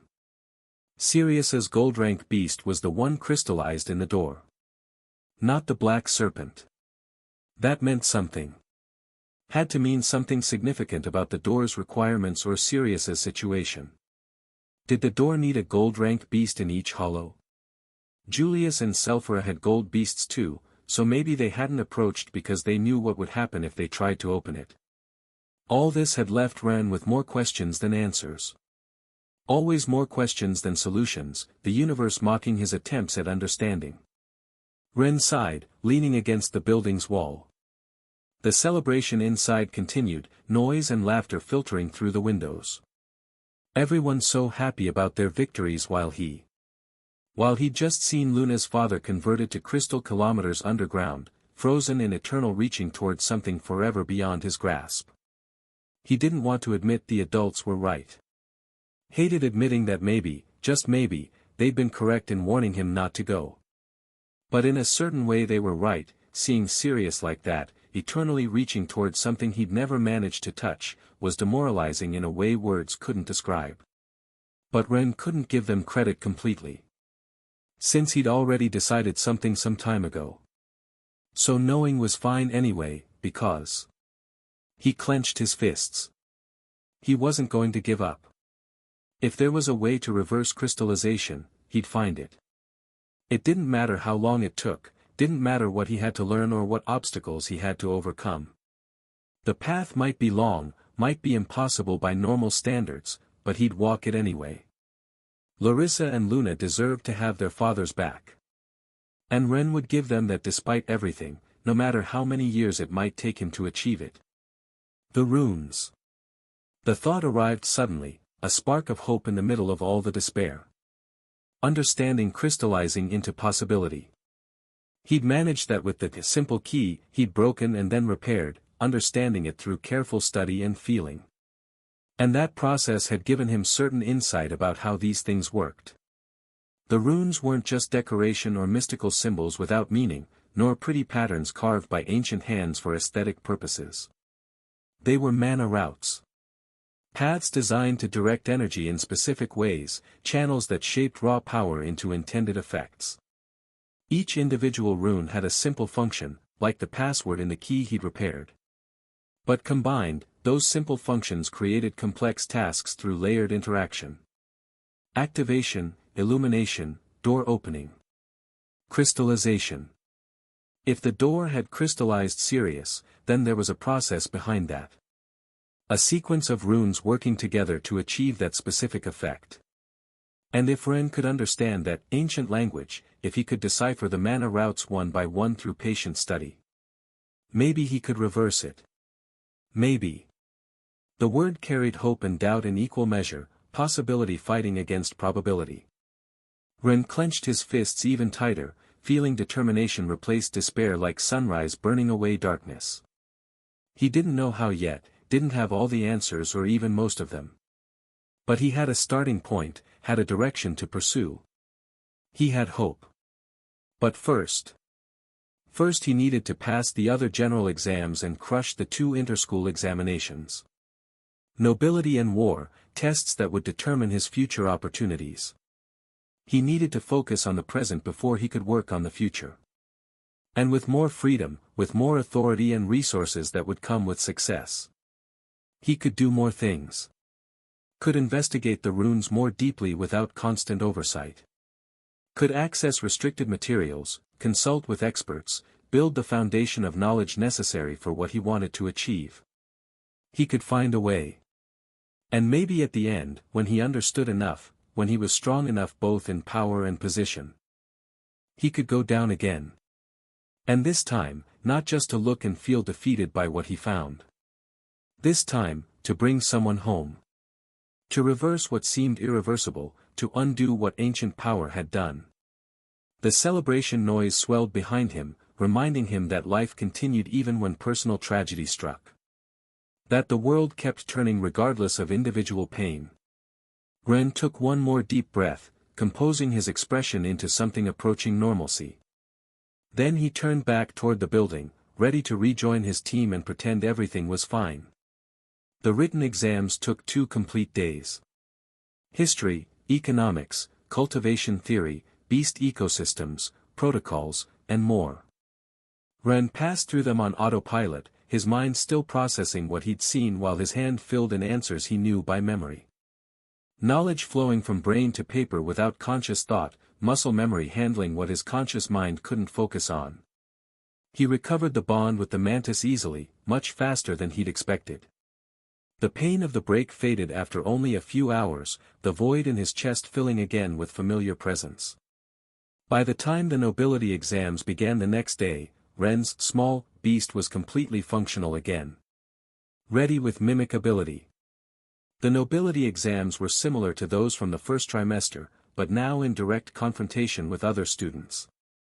Not individual evaluations before professors, but real interactions with their peers under the critical observation of all the nobility present. Every gesture watched, every word weighed, every mistake noted. Formal greetings with adversaries from other academies. Diplomatic discussions about topics designed to provoke, to reveal character under pressure. Simulated negotiations where each word mattered, where phrasing could mean the difference between success and failure. And dance. Of course there was dance. Ren won each test with ease thanks to the mantis. The beast had copied Larissa perfectly and allowed Ren to use each of her movements with perfect precision. Every bow, every gesture, every dance step executed with the grace of someone born to nobility rather than raised in poverty. It was like having the kingdom's best protocol teacher guiding him in real time. In the new stands reserved for families and the general public who'd paid the expensive ticket price, in a section with a good view of the proceedings, Ren's parents watched with expressions that oscillated between pride and disbelief. They were seated not far from where Selphra and Julius occupied their main seats, though they didn't interact much directly outside. A distant nod returned with a smile from the prince and the imposing Ashenway leader. The tickets hadn't been paid for by Ren in the end, despite the fact they wouldn't have affected his enormous wealth. They'd been a gift from those same leaders, delivered when Ren had wanted to pay for them himself. "Don't be foolish," Selphra had said simply, pressing the tickets into Ren's hands with finality that brooked no argument. "Your parents deserve to see what their son has achieved. And these seats aren't bought easily because they have the best view." Now, his father leaned forward in his seat, his eyes following each of Ren's movements in the ballroom like someone witnessing a miracle. "Did you see that?" he whispered to his wife, his voice filled with wonder. "That bow, he executed it like one of those old nobles. Each movement seems—" "I saw it," his mother responded, discreetly wiping her eyes with the edge of her sleeve. "Our son. Dancing among them like, look how he moves. As if he'd been born for this. We never taught him any of this." The father shook his head, marveling at the impossibility of what he was witnessing. "Imagine it. In the old house we barely had space for him to practice walking without tripping over something. Their cramped kitchen where Ren had grown up, where 3 people could barely move without bumping into each other, seemed like a different world from this grand ballroom. And now look at him," his mother smiled through tears that she couldn't quite hold back. "Among all this nobility. Moving better than most of them. Better than people who'd been trained since birth. Better than those who'd had every advantage he'd lacked." Larissa herself didn't participate in the nobility exams again. Her position as princess exempted her from having to compete in that category for the schools. So nobody could defeat Ren in her absence. Nobody had the level of perfection that Ren could achieve by copying a true genius who'd been trained almost from birth for this type of thing. Luna came close to tying him. So close that winning by cheating was painful for Ren. In the final farewell greeting, where they had to execute a perfect bow to their evaluators, Luna executed the movement with grace that made several nobles nod with approval. Her inclination was exact, her posture impeccable, her timing precise. Years of training evident in every controlled muscle. But by tenths of a degree, her angle wasn't as flawless as Ren's. Tenths. The margin was so small it seemed almost cruel that it mattered. Yet when Ren executed the final greeting and they named him winner, his father squeezed his wife's hand so hard that she had to give him a small hit to make him release. "He did it," the man whispered, voice thick with emotion he couldn't contain. "Our son. Just won against all the noble children from the best 3 academies. Children who'd had every advantage, every resource, every private teacher. And their son, raised in poverty with only love and determination, had defeated them all. I always knew he'd make us proud," his mother responded, her voice trembling slightly with the weight of vindication and joy mixed together. "We always knew." Ren saw the result on the main evaluator's tablet and felt guilt twist in his stomach like a knife turning. Luna had worked so hard, had been perfect in everything else, and lost by such a small margin that it barely mattered. Except that it did matter. Because first place versus second place meant different levels of recognition, different opportunities opening or closing, different perceptions from the observing nobility. Status earned or denied by fractions of degrees. And Luna needed every advantage she could get with her family pressuring her, with expectations weighing on her shoulders like the weight of the world. Ren couldn't help but feel also somewhat unlucky for not having been her dance partner in the lottery. They would have had to practice together so many times, and perhaps that would have helped her talk to him, helped them return to before everything got complicated. Communication through forced proximity. Dancing with her would have been nice for more reasons too, holding her close while music played, pretending for a moment that everything was simple. Ren reddened a bit at the thought. Instead, Luna had, funnily, ended up dancing with Klein. Klein Goldcrest, who'd apologized quietly at the beginning of their dance for all this, his voice carrying genuine regret for circumstances beyond his control. And Ren had danced with Mayo. Which had been a strange surprise. Surprised I didn't step on your feet? Mayo had joked with that mischievous smile while they executed a perfect turn, her body moving with his as if they'd practiced together for years. I was trained in many things too, Lord Ren. And it was true. Despite all her jokes and her personality that made her seem unreliable, Mayo turned out to be an excellent dancer. Her movements were fluid, her timing impeccable, her ability to anticipate Larissa's steps in Ren's body almost intuitive. Years of practice, she'd explained afterward, when Ren had expressed his impression and genuine surprise. My role might be service, but they still make us learn all the boring noble things. And the fun ones. Leora had, according to her, less luck. She ended up dancing with Min. Which almost ended in murder multiple times. I'm not that bad.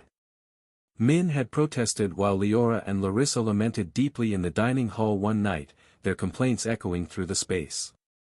I only stepped on your foot 3 times. 3 times too many, Leora had responded coldly, her voice carrying huge annoyance barely held in check. And you stepped on my dress 2 more times. Technical details. Details that will cost us both points if you don't correct them.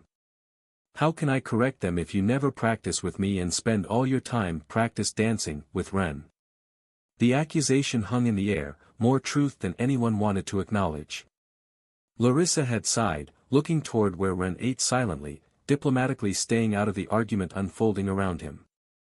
Min wasn't bad exactly, but Leora and Larissa had lamented deeply not being able to dance with Ren in the actual exam, though they'd done it so many times in practices that their complaint felt empty according to Min. So many times that Min himself had practiced little as a result. Practices with Taro don't count, Min had shouted from his table, voice rising with defensive indignation. He doesn't know how to dance either. We're 2 blind people guiding blind people. That would explain a lot, Leora had murmured, loud enough to be heard. Despite everything, Ren couldn't help but smile a bit at the chaos unfolding around him. His life now was almost normal in moments like these. Students complaining about dance partners, about exams, about the injustice of random lotteries. Mundane concerns of mundane people living mundane lives. As if the world wasn't full of macabre secrets difficult to unravel, as if darkness and corruption didn't lurk beneath the surface. As if the most important problems in the world were those of teenagers at a school, worried about grades and social standing rather than life and death. Well, if adolescent problems were concerned, Ren only wished to be Luna's dance partner in the final end-of-year competition. Maybe then they could talk. Maybe then things could begin to heal. Nearly 10 days had passed since the exams began. And now, finally, the mysterious war exams approached. The academy had been deliberately vague about the details, maintaining secrecy. A practical evaluation of your abilities in real conflict situations, the director had said during the announcement, his words carefully chosen to reveal nothing. You'll work in teams. You'll face challenges that require not only strength, but strategy, cooperation, and the ability to make decisions under pressure. Which explained absolutely nothing about what they'd actually be doing. Ren was in the dining hall with Lu, Taro, and Min, the 4 of them staring at the announcement board where final details were supposed to be posted that afternoon. Waiting with the impatience of students who knew something important was coming but had no idea what form it would take. Think it'll be direct combat? Min asked, breaking the contemplative silence. Like teams fighting each other? Too simple, Taro responded, shaking his head. Wouldn't make much sense to hide it just to make the teams more random if that were all it was.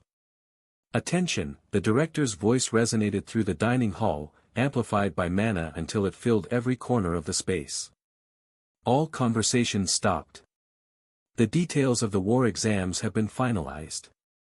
Please gather in the main auditorium in 30 minutes for the complete explanation. A murmur of anticipation ran through the dining hall.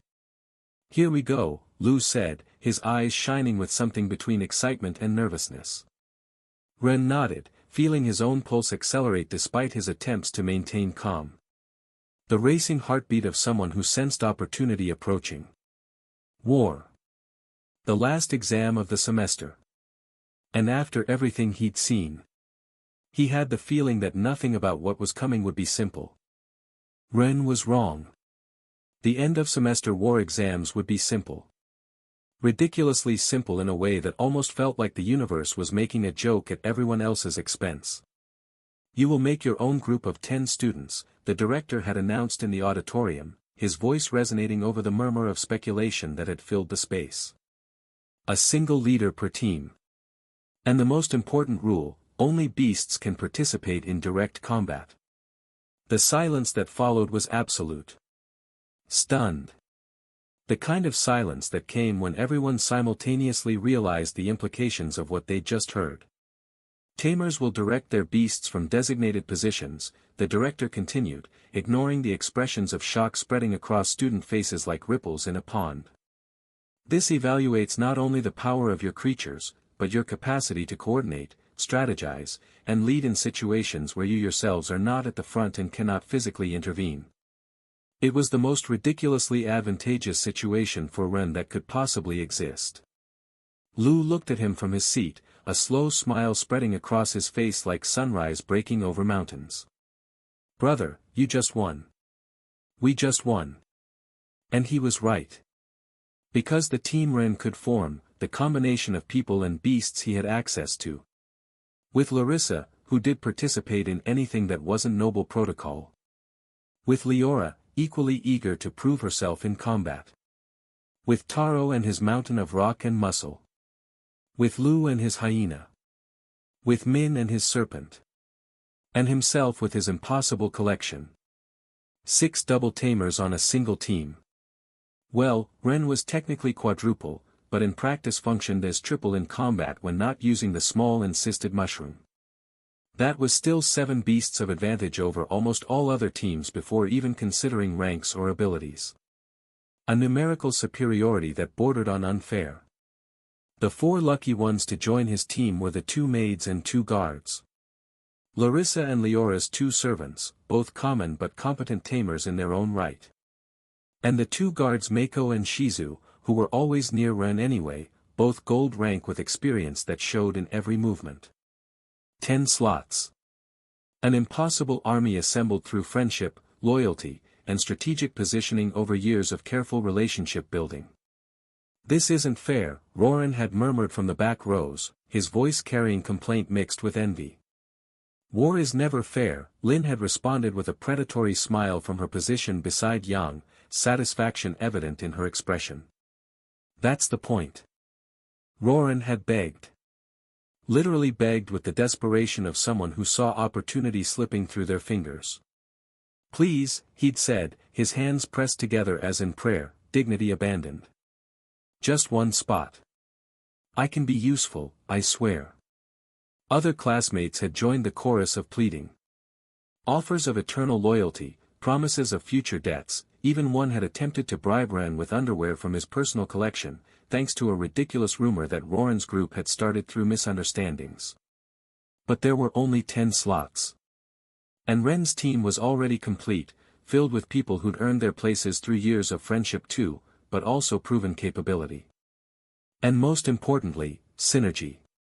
They had 13 silver beasts, an absurd quantity for a 10-person team. But also Taro's Royal Living Tunnel, a marvel of minerals and power that had caused a sensation when it evolved to Gold 1. Shizu's Golden Earth Wolverine, enormous, its fur gleaming with power comparable to Julius's one now despite using less than half the time and crystal's investment. And Mako's Greater Night Ambusher, a rare evolution that hadn't been seen in several years coming back cheaply thanks to Ren's guidance. 3 beasts at gold rank alone gave them superiority over most teams. Not to mention the Tier 3 silver beasts filling out their roster. Ren's Hydra, still with only 1 head but with potential that made knowledgeable observers frown with concern and interest at the same time. And his jade wolverine that sparked curiosity for a beast most nobles thought they understood. The mantis with its illusions impossible to detect even for trained eyes would have been useful too, but Ren decided to keep it known for as few people as possible for now. Lu's bat and hyena working in tandem. Min's water serpent and enormous amphibian, both rare beasts that had already reached Silver 3-2. The maids with their beasts specialized in support and field control, roles often overlooked but essential for a well-rounded team. Not to mention the 4 beasts from the 2 princesses on the team, extra tier 3 ones, and creatures that represented cultivation and resources most students couldn't dream of accessing. It was an army. And Ren would guide them with the knowledge of someone who understood each strength, each weakness, each possible synergy between creatures that others didn't even know could work together. Knowledge coming from an understanding of beasts that went beyond what any textbook could teach. Ren's parents didn't fully understand what they were seeing. The combat arena was vast, and the beasts fighting in it were creatures of power that made the plants they'd known all their lives seem like decorative herbs in comparison. Their neighbors and them in those times calling themselves Tamers felt disrespectful now.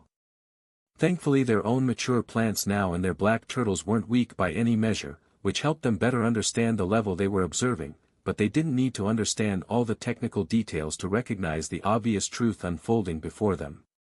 Their son was dominating. Are those, the father began, pointing toward the field where multiple massive beasts responded to Ren's commands as if they were his, showing a deep understanding that seemed like years of practice. All his and his friends, his mother completed, though her tone suggested she could barely believe her own words. Look how many there are. And they all obey him as if he'd been doing this his whole life, his father finished, marveling at the impossibility made real before his eyes. They watched in silence as Ren's jade wolverine jumped across the battlefield with speed that left glowing trails in the air.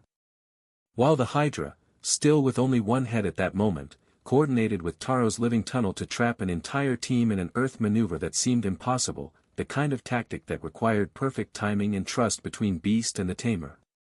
That boy, the father murmured, shaking his head slowly as understanding dawned. That boy who could barely carry a sack of flour 5 years ago. That boy who cried because he had gotten a spore, his mother added, her voice soft but full of emotion that threatened to overflow. Who thought his life was over before it began. Now commands an army. They weren't the most eloquent words, lacking the poetry that such a moment might deserve. But they didn't need to be eloquent. Because in that moment, while Ren directed his beasts with calm gestures and firm voice, his parents understood something fundamental that went beyond words. Their son had surpassed all expectations. Not just those of the society that had dismissed him as worthless. But even their own hopes, their own dreams of what he might become. He'd taken the worst possible starting point and turned it into something magnificent. And they'd been there to witness it, sitting in seats gifted by royalty, watching their boy become someone they'd never imagined he could be. Pride didn't begin to cover what they felt. Vindication didn't capture the satisfaction. There were no words in their vocabulary for what it meant to see your child prove the entire world wrong. In the stands where nobility observed, several faces lost their color. The nobles from opportunistic factions, those who'd been whispering about Ren's unnatural, artificial, and suspicious rise, watched with growing horror as the team assembled on the battlefield. Their comfortable theories about limitations and natural order were crumbling with each beast that appeared. Impossible, one murmured, voice carrying the tremor of someone whose worldview was shattering. More than half those teenagers are multiple Tamers. As if they grew on trees. And women are getting more disrespectful by the day, that old woman wasting resources on these neophyte ideas. Maybe it's not luck. If Selphra and Julius had so many potions to waste on kids and women at that, it has to mean something, another agreed, his voice shaky with implications he didn't want to consider. They didn't give them away randomly. That Patender kid, nobody has that kind of luck. Nobody surrounds themselves so easily with. No. Maybe it's that technology, a third interrupted, his tone conspiratorial, grasping for explanations that made sense to his limited understanding. It has to be. Selphora and Julius obtained multiple beast technology from the corruption in Yino. It's the only explanation. The theory was delusional, of course. Ren's and the others' ability to form multiple bonds were completely legitimate outside corruption, and weren't something that could be replicated or transferred artificially the way Yino had obtained it. But fear made people believe absurd things, made them construct elaborate conspiracies rather than accept uncomfortable truths. And this team was very frightening to those who'd bet against it. In another section of the stands, two figures watched with very disdainful expressions. The Starweaver Knight faction brothers, Dorian and Magnus, leaned toward each other with the smugness of people who thought they understood what others didn't. "Look at his Hydra," Dorian whispered, pointing toward where Ren's beast waited for the next battle to start. "Still a single head. Despite all his supposed genius and having a double potion plus the new spore that adds an extra one, he has such a waste of a creature. Everyone knows that cultivation of a beast as rare as the Hydra hasn't reached gold in hundreds of years. Having so many beasts but getting stuck at silver is so Yino-like. The only goodish thing he has is that sickly colored Wolverine, though it is yet to be seen if it can go gold like the normal ones," Magnus agreed, his tone dismissive with the confidence of someone who'd never been proven wrong. "The rest, the Hydra has no known method to reach gold like the wild ones indeed. And that insect our spy told us about shouldn't go very far either, no one uses it in the first place since no random egg gives it. What a weird kid." They conveniently ignored Taro's living tunnel, a beast that also hadn't had a known method to reach gold until Ren made it public, their selective blindness protecting their comfortable assumptions. But for them, everything was still just plans and experiments by the adults behind the scenes. Nothing to do with Ren. Nearby, Julius sighed, not jumping at them to slap some sense thanks to the patience of someone who'd heard this kind of nonsense too many times. His Wolverine ears had caught every word, and he had to resist the impulse to turn around, bring Selphora and tell them together exactly how delusional they were being. To explain in precise detail how wrong their assumptions were. But he didn't have to wait long for reality to do it for him. The second day of the battles arrived. The 10th day after mid-year. And Ren finally evolved his Hydra. The Hydra's neck began to thicken, skin rippling as if something moved beneath it. Then, right beside the original head, the skin divided. Not with blood or pain, but with light. Light that pulsed with primordial life, with mana. A second head emerged, smaller at first but growing rapidly until it equaled the first in size and presence. Ren had waited until today's battle to reveal it, summoned it alone in the arena, and when both heads opened their jaws to roar in unison. The sound echoed throughout the entire arena, making the ground itself tremble. Gold 1. Ren's Hydra had finally reached the rank that gave its species its famous name, the threshold that separated legend from reality. Now it had 2 heads. And the potential unlocked for many more in the eyes of those who understood what they were witnessing. Julius smiled openly upon seeing the Starweaver brothers' expressions, satisfaction evident in every line of his face. Dorian looked like he'd swallowed something bitter and toxic. Magnus simply stared with his mouth open, all his words of contempt dying in his throat before they could form. "What were you saying yesterday about wastes?" Julius murmured, just loud enough for them to hear. In the stands, Ren's mother let out a choked cry. "What?" she began, grabbing her husband's arm with a huge force born of shock. "Is that normal? Is it supposed to have 2? Her father didn't respond immediately, too occupied observing with wide eyes the enormous new size of his son's gold beast and watching the Hydra's second head. "It's an unexpected evolution," he said finally, his voice barely above a whisper, trying to process what his eyes were telling him. "That's good, right?" his mother asked, though the answer seemed obvious from the expressions of shock and wonder on the nearby noble stands. The all written across aristocratic faces that rarely showed such open emotion. "It's extraordinary," her father responded, also seeing and guiding himself by the other spectators' expressions to understand the magnitude of what they were witnessing. Perfect, his mother completed, watching how the Hydra's two heads moved in perfect synchrony, as if they'd always been destined to exist this way. As if this was how it was always meant to be. They looked at each other, and in that moment shared a thought that neither vocalized but both understood completely. The following days were a massacre.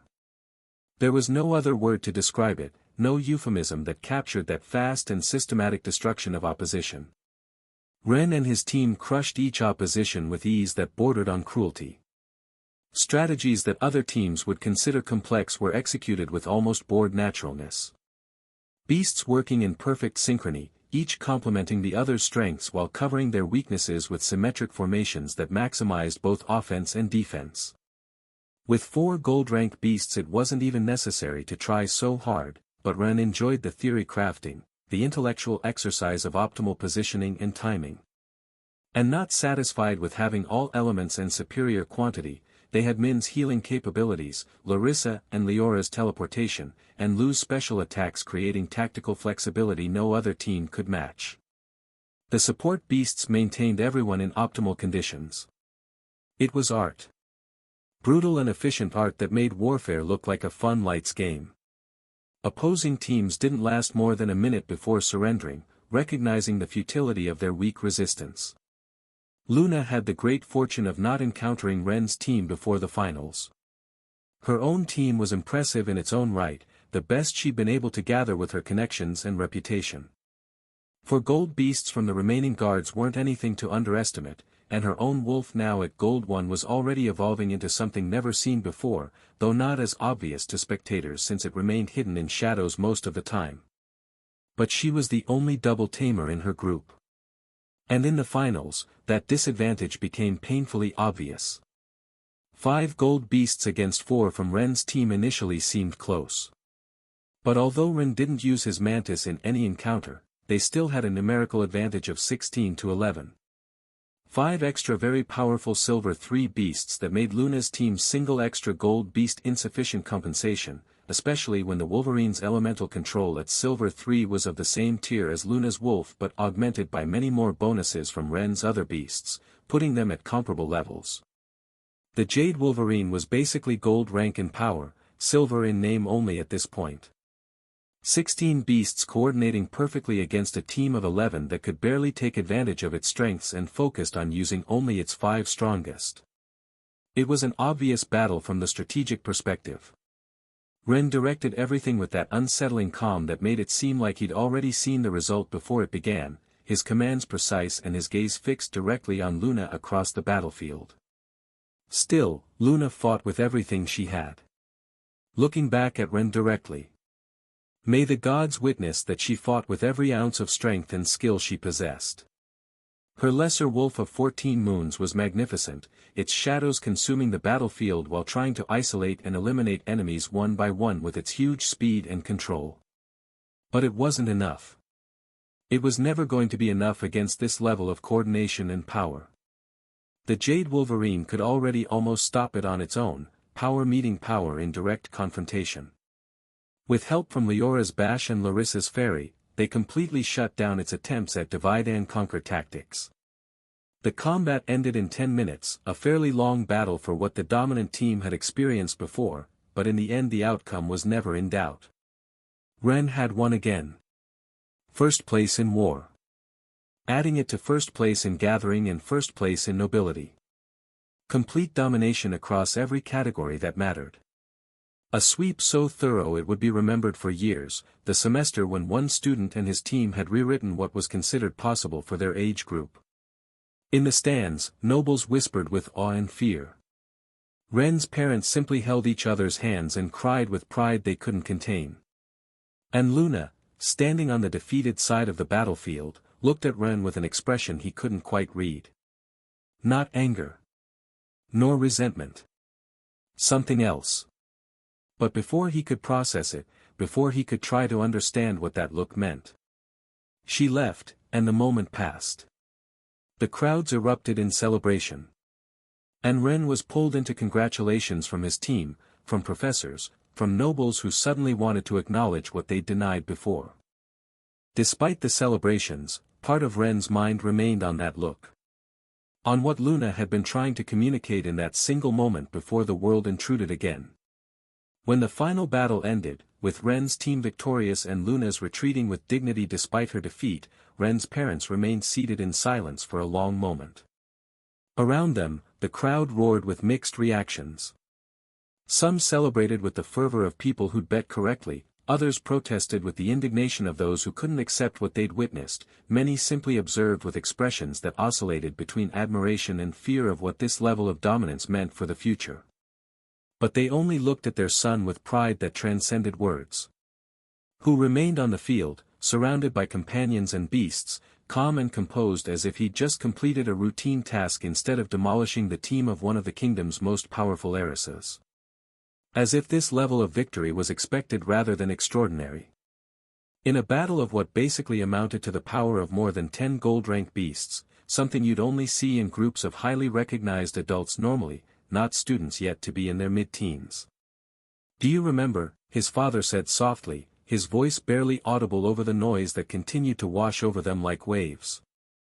"When we sold the house. When we used every crystal we had for that tuition, and then we couldn't get but the government-financed gray egg." "I remember," his mother responded, the memory still carrying huge weight despite years passing. "We pretended everything was fine, but I thought."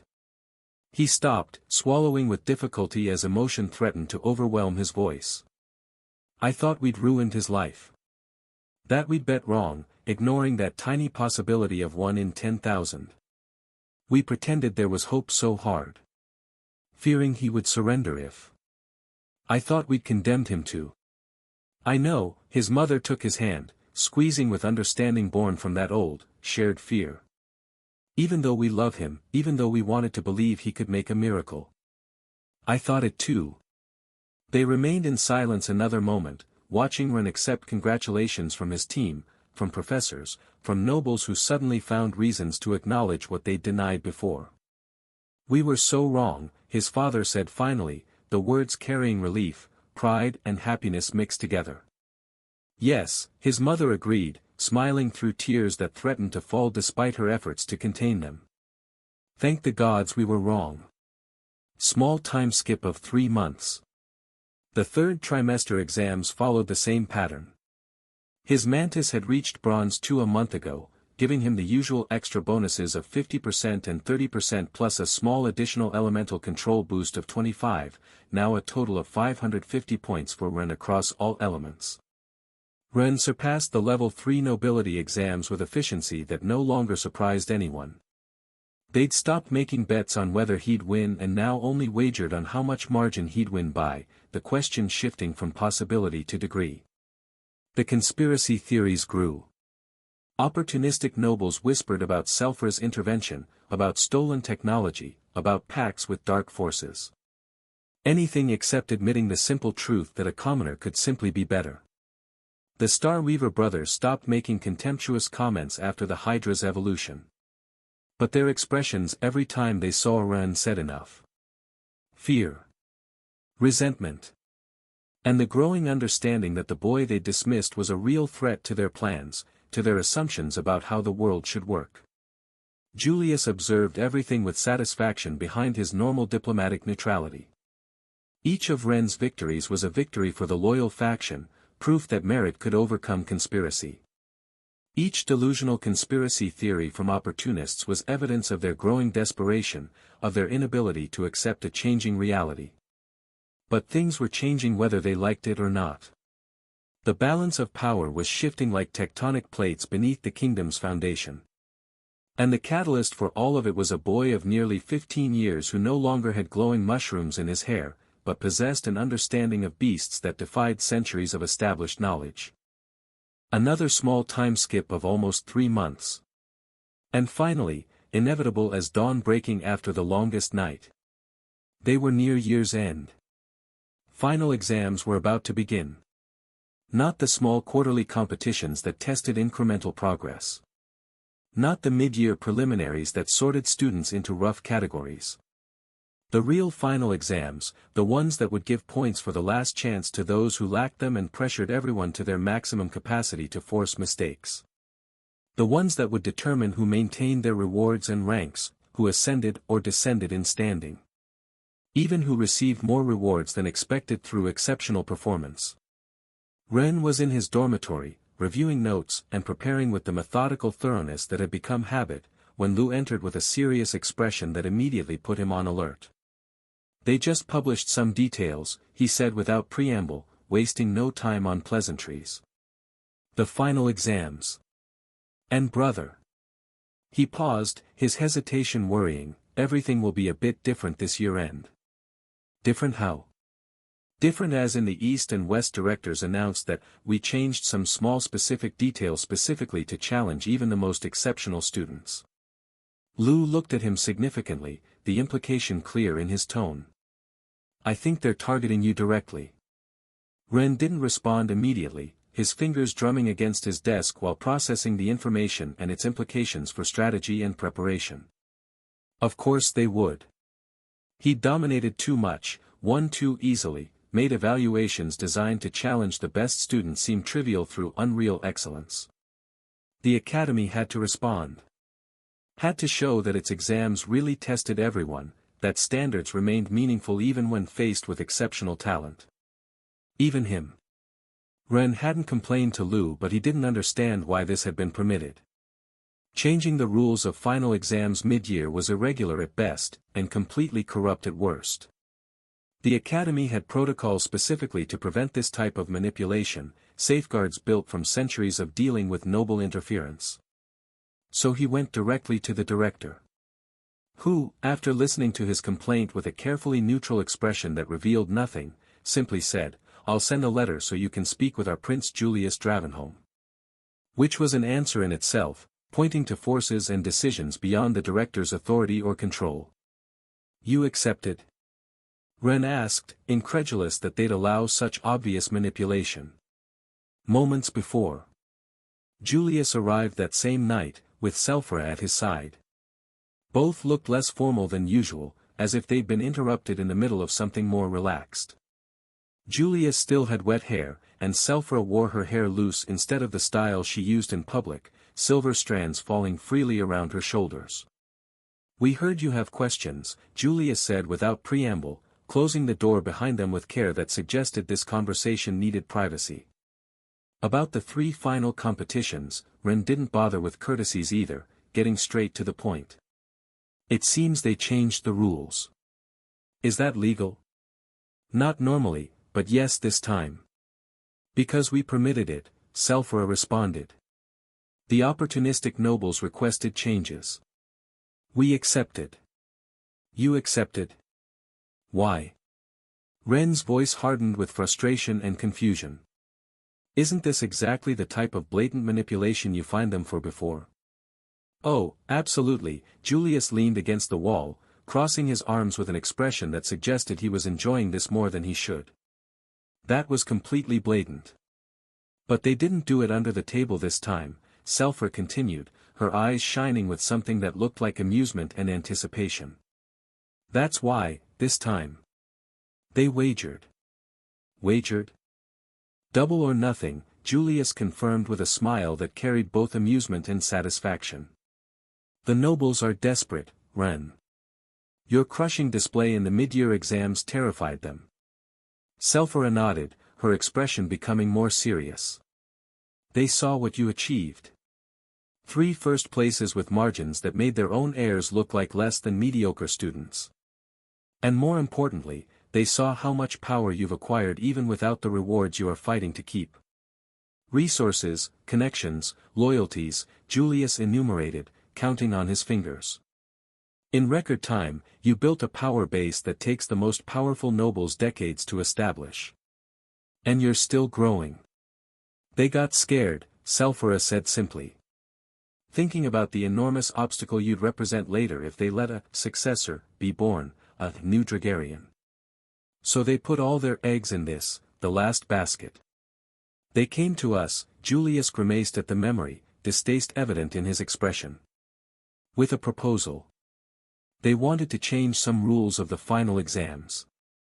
Make them more challenging for students with luck, to give everyone fair opportunities. And they wagered a lot, Selphra leaned forward, her smile returning with predatory satisfaction. They said if the boys still finished first in everything despite their changes, they'd accept to double their debt. And give him more prizes as compensation for the additional challenge. Julius grabbed his forehead as if remembering something particularly painful, the gesture a bit theatrical but genuine. Balefin was the one who led them. Pushed all the others, despite Aldrich begging him to reconsider. Like a complete gambling addict, Selphra smiled widely now, the expression of someone watching a trap close perfectly on a valuable prey. He dug his own grave. Because I trust 100% that for you, the new rules will matter very little. They think they know your limits but they still don't. There was a moment of silence while Ren processed all this, the implications spreading through his mind like ripples in stagnant water. Then he sighed, long and tired. Then I hope Aldrich's girls are saved as agreed, he said finally, bringing the conversation back to practical matters. As long as they keep giving useful information until the end of those nobles. Those nobles whose house names and details he still hadn't finished learning. It will be done, Julius confirmed with the certainty of someone who always kept his promises. And I hope as a reward they give me more money and not more territory, Ren continued, his tone becoming firmer as he laid out his preferences. Therefore, no more work. I have too much territory already and don't want even one more centimeter. Oh, but Leora can help you manage afterward, so don't worry. Selphra winked at him, her smile becoming mischievous. Ren turned red. Julius coughed loudly, looking at Ren with an expression that clearly said, player, in the most accusatory way possible. Still. Or Larissa, he added, his tone deliberately casual but eyes sharp. I'm not. Ren began, moving his hands defensively as if he could physically ward off the implications. Remember, Julius interrupted him, his voice taking on a tone of serious advice mixed with amusement and a bit of warning. Chew, don't bite off more than you can handle. Selphra let out a laugh that echoed through the room. Why couldn't a big, imposing dragon chew 2 or 3 young ladies, she asked, her tone completely innocent but her eyes dancing with humor that belied the innocence. Julius choked on his own saliva. Ren did too, sputtering in shock. I myself chewed too, Selphra continued as if she were discussing the weather, casual in a way that made the statement even more shocking. Separately, of course. She stopped, frowning slightly as if trying to remember something from the distant past. Or I don't remember well, she murmured, more to herself than the others. Youth can be more jealous and possessive. More greedy with that than I remember. Though I don't remember very well how it worked at that age. Selphra. Julius began, his voice strangled with a bit of embarrassment and disbelief. But I'm sure, she returned her attention to Ren, ignoring Julius completely, that you'll find a way to keep everyone happy with your decisions. Julius didn't look very convinced. His expression suggested he was reconsidering all his life decisions that had led him to this exact moment. But when he saw Ren even more troubled than himself, he sighed and scratched his head. In the end he was a teenager despite everything and they themselves were perhaps putting too much on his shoulders. They could leave that aside for now. We trust that the changes can't stop you, Julius said finally, recovering some composure and a smile. The nobles keep thinking with old minds and ideas. They don't understand what they're really facing. So don't worry about the exams, Selphra added, her confidence absolute and infectious. Win like always. Take their money. And watch as their plans crumble. Exactly, Julius straightened, heading toward the door. Then he stopped, looking at Ren over his shoulder with expression that shifted from casual to serious. Though outside of that, you'd better not make Larissa cry. What? I'm not. I mean afterward, Julius interrupted him, his smile still maintained but his tone becoming completely serious for a moment. When you have to make decisions. When you choose more permanent alliances. Whoever you choose. I agree. Don't unnecessarily hurt those who follow and wait for you, Selphra completed softly, her previous humor vanished into genuine concern. That's the only real wish I have. They opened the door, and the sound of Selfra's laughter floated back as they left. Although 2 or 3 isn't impossible. It just requires lots of communication and vitality. Selfra, for the love of. What? It's true. In my times. Their voices faded down the corridor, the argument continuing into distance until silence returned. Ren remained standing, feeling like he'd just survived a tornado. They really trusted him. To wager so many crystals on him, to say that type of thing and be so informal when seeing him lately. I'm not sure if that's good or bad, Ren admitted to the empty room. Both. Definitely both. The nobles had bet against him. Double or nothing. Changes designed specifically to stop him. And Selfra and Julius were so sure of his victory that they'd basically given him permission to take the nobles' money and laugh while doing it. No pressure at all. None. Ren rubbed his face, feeling the weight of expectations settle onto his shoulders. But beneath that. Beneath the pressure and stress and responsibility. There was something else. Determination. Because if the nobles wanted to bet against him. If they wanted to put all their eggs in one basket. If they wanted to dig their own graves with such confidence. Then Ren would give them exactly what they wagered they wouldn't get. A defeat so complete they'd never underestimate him again. The final exams he wouldn't just pass. He'd dominate them, like everything else. And when the nobles realized their mistake. Well, it would be too late to retract the wager. Double debt. Double resources. And the satisfaction of seeing their faces when they understood they'd played exactly as Selfra and Julius had predicted. Ren smiled. Let the exams come. He was ready. Surprises designed specifically for him. It would be interesting. For the first time, maybe the exams really could give him challenges. Good, he said finally, a small smile tugging at the corners of his mouth. Let's see what they have prepared. The exams began with Ren fully confident despite everything changing, and there was a good reason for his extra confidence. Throughout the entire semester, Ren had remained focused on understanding crystallization. At first, Min, Taro, and Lu worried seeing him so distant. They'd find him at his desk at odd hours, surrounded by papers filled with symbols none of them recognized. He'd stop responding to questions midway as if his mind had gone somewhere else completely, lost in thoughts and theories they couldn't understand. Think he's okay? Min had asked one night, looking toward where Ren was hunched over his desk with an intensity that bordered on unsettling. He's just very concentrated, Taro had responded after a moment, recognizing something familiar in Ren's posture. I've seen him like this before when he's working on something important, like the first time he prepared my crystals. And he was right. Soon they realized Ren wasn't lost or depressed, wasn't spiraling into something dark or destructive. He was just hyper-focused, working on something that consumed his attention completely. So they learned to let him work and give him space was the right answer this time again, understanding they'd always have training sessions with Lin and classes to talk to him if they needed. Respecting the boundaries of someone pursuing something with single-minded determination. Everything had gone relatively well.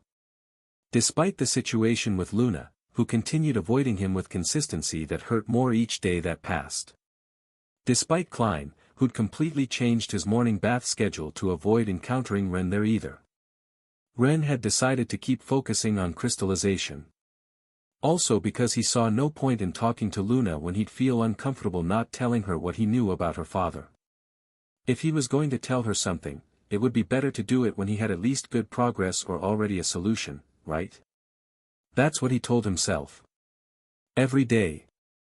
While writing runes he remembered from the caves and experimenting with their results, trying to decode secrets buried for centuries. The first weeks were frustrating. The runes he'd memorized seemed simple when he saw them on ancient walls. But reproducing them and understanding what they really did, that was something else completely. Theory versus practice, observation versus comprehension. The only way he could think of making those mana runes was gathering the smallest mana crystals together. But joining them in the correct form proved more difficult than expected.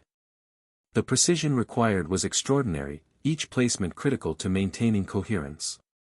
After some attempts similar to when he'd repaired the simple artifact, trial and error teaching what theory couldn't, he succeeded. The runes only made mana move. Slow in some cases, fast in others. Some made it spin, others directed it upward or downward.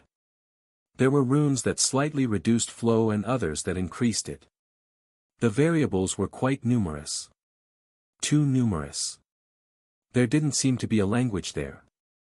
Yes, a coherent system, but not a simple intention Ren could decipher. There were only apparently random symbols that affected mana in specific but disconnected ways. They seemed disconnected, just until he began combining them. Then something changed. When he put 2 + 2 runes together, 2 that accelerated flow followed by 2 that made it spin, the result wasn't simply the sum of their individual effects. It was something more complex, more elegant. The mana didn't just accelerate and spin, it interwove with itself in a way that created a stable pattern. Like steps in a sequence. He continued creating more runes and testing larger combinations, until he found a sequence of 10 steps that seemed to have some good utility.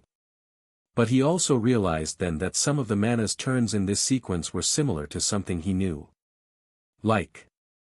Ren stood in the middle of the room, looking at his notes with very wide eyes as understanding crashed over him. Like a dance he knew. The revelation was game-changing. The mana language wasn't like words in a book. It was like movement in space. Each rune wasn't a letter but a step, a position, a gesture that directed energy in a specific way. And some of the steps and forms in which Larissa had taught him to dance were suspiciously similar to the forms that some of the runes represented. If he translated it only as the movement the mana performed, without thinking about the symbol representing it, without thinking about arms or legs but pure flow. There it was. The first useful pattern. Understanding clicking into place like a key turning in a lock that had been waiting centuries to open. Ren began experimenting with those flows like Larissa's steps, with those mana movements in his body. He performed the 10 useful runes as if they were some of the dance steps he'd learned, but this time with mana in his system, paying attention to the mana flow in his body while moving. Adding conscious intention to movement, directing energy from his core to follow patterns that his limbs would figuratively trace in the air. And he felt with surprise how his body became lighter. The internal flow became faster, smoother.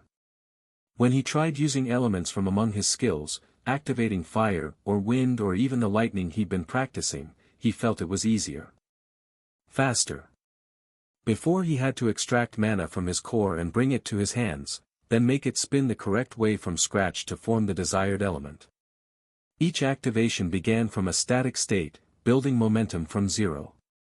But now there was already mana flow in each of his fingers.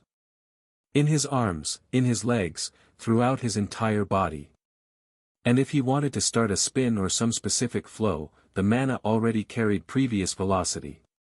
The difference was minimal in common terms. Only some tenths of a second faster.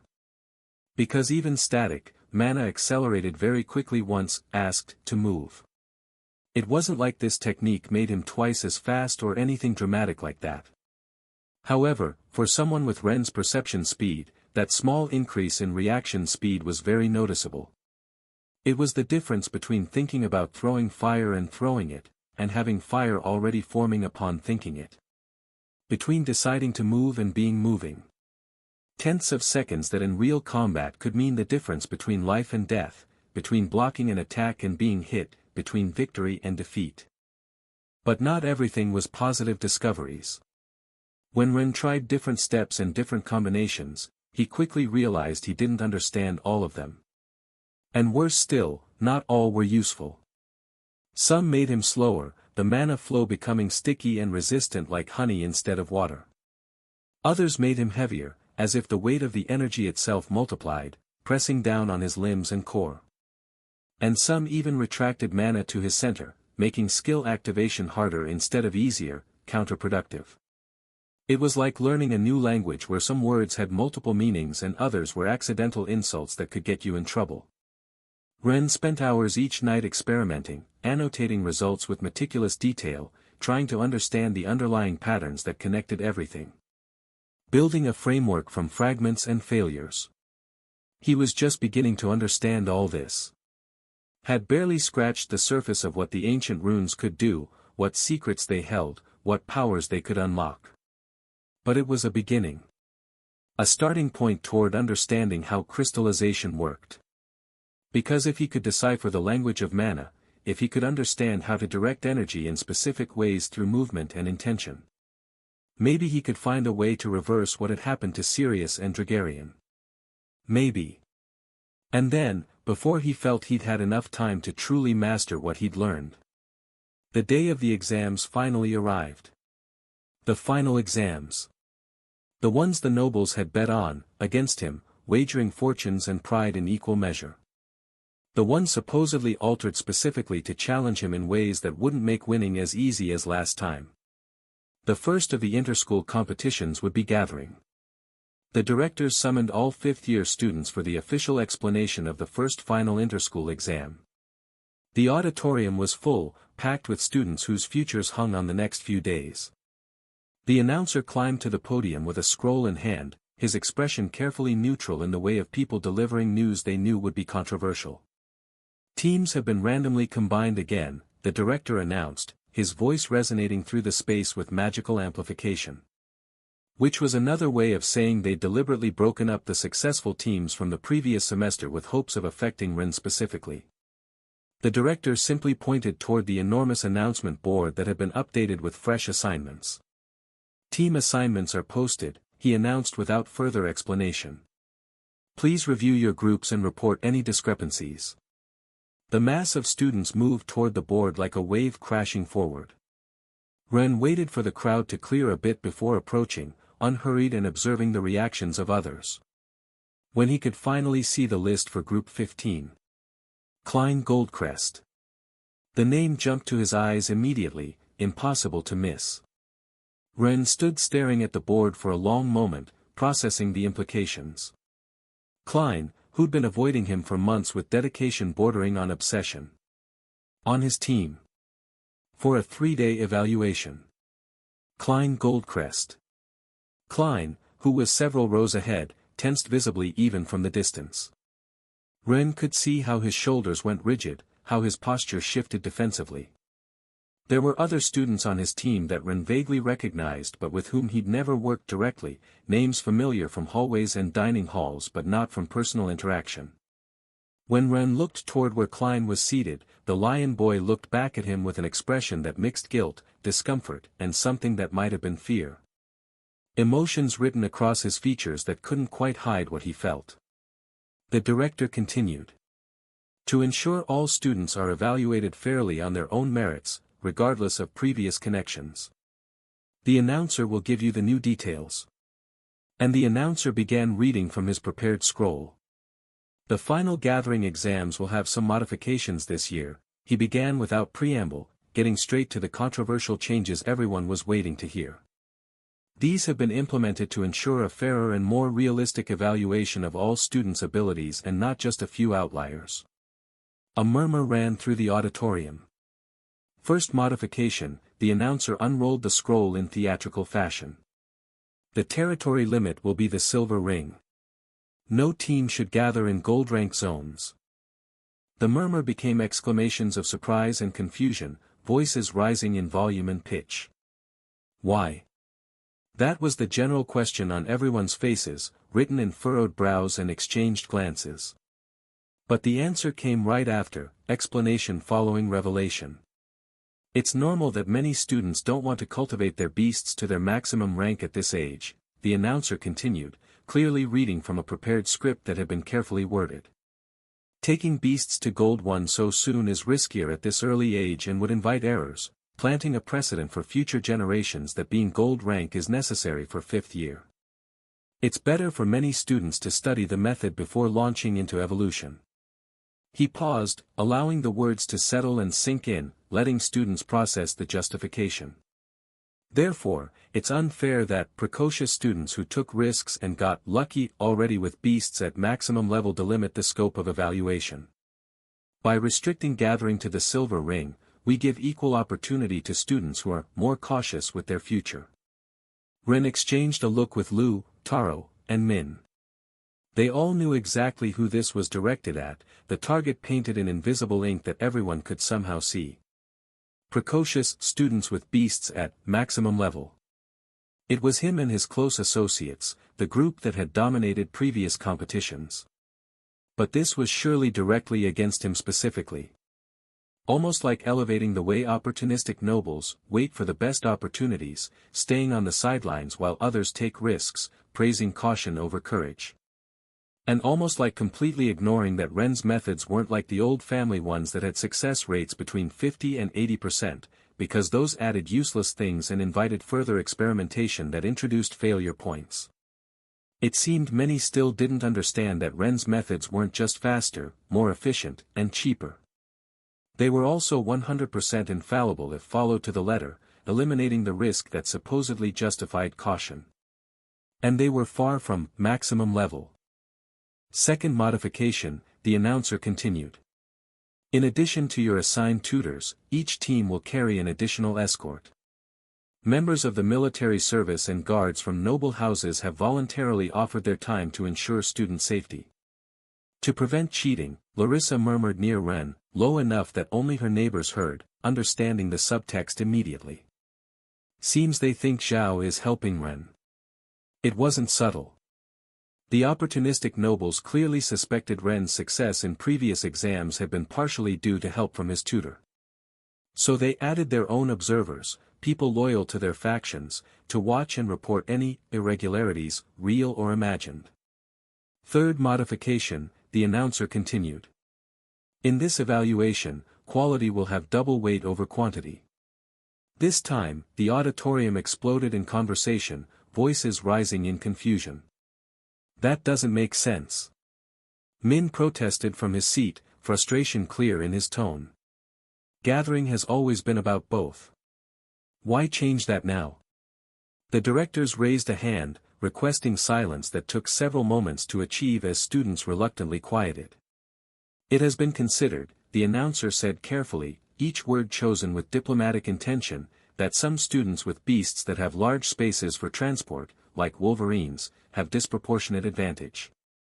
Other students equally skilled at gathering, but with bad luck in team compositions, don't have access to this important mechanic that only works here and not in real life. He paused for breath, for effect, letting the justification build. By giving double weight to quality, we cushion the Wolverine effect a bit, he continued, the term clearly coined specifically for this announcement. This massive transport mechanic doesn't occur in real life with such frequency because nobles from high houses rarely go gathering, and they're the ones who have most of the Wolverines in their power. Another pause. Although this generation has them somewhat more, the mechanic remains unrealistic. It's not reasonable to expect that adventurers will always have someone with a Wolverine on hand to create gathering teams in adult life.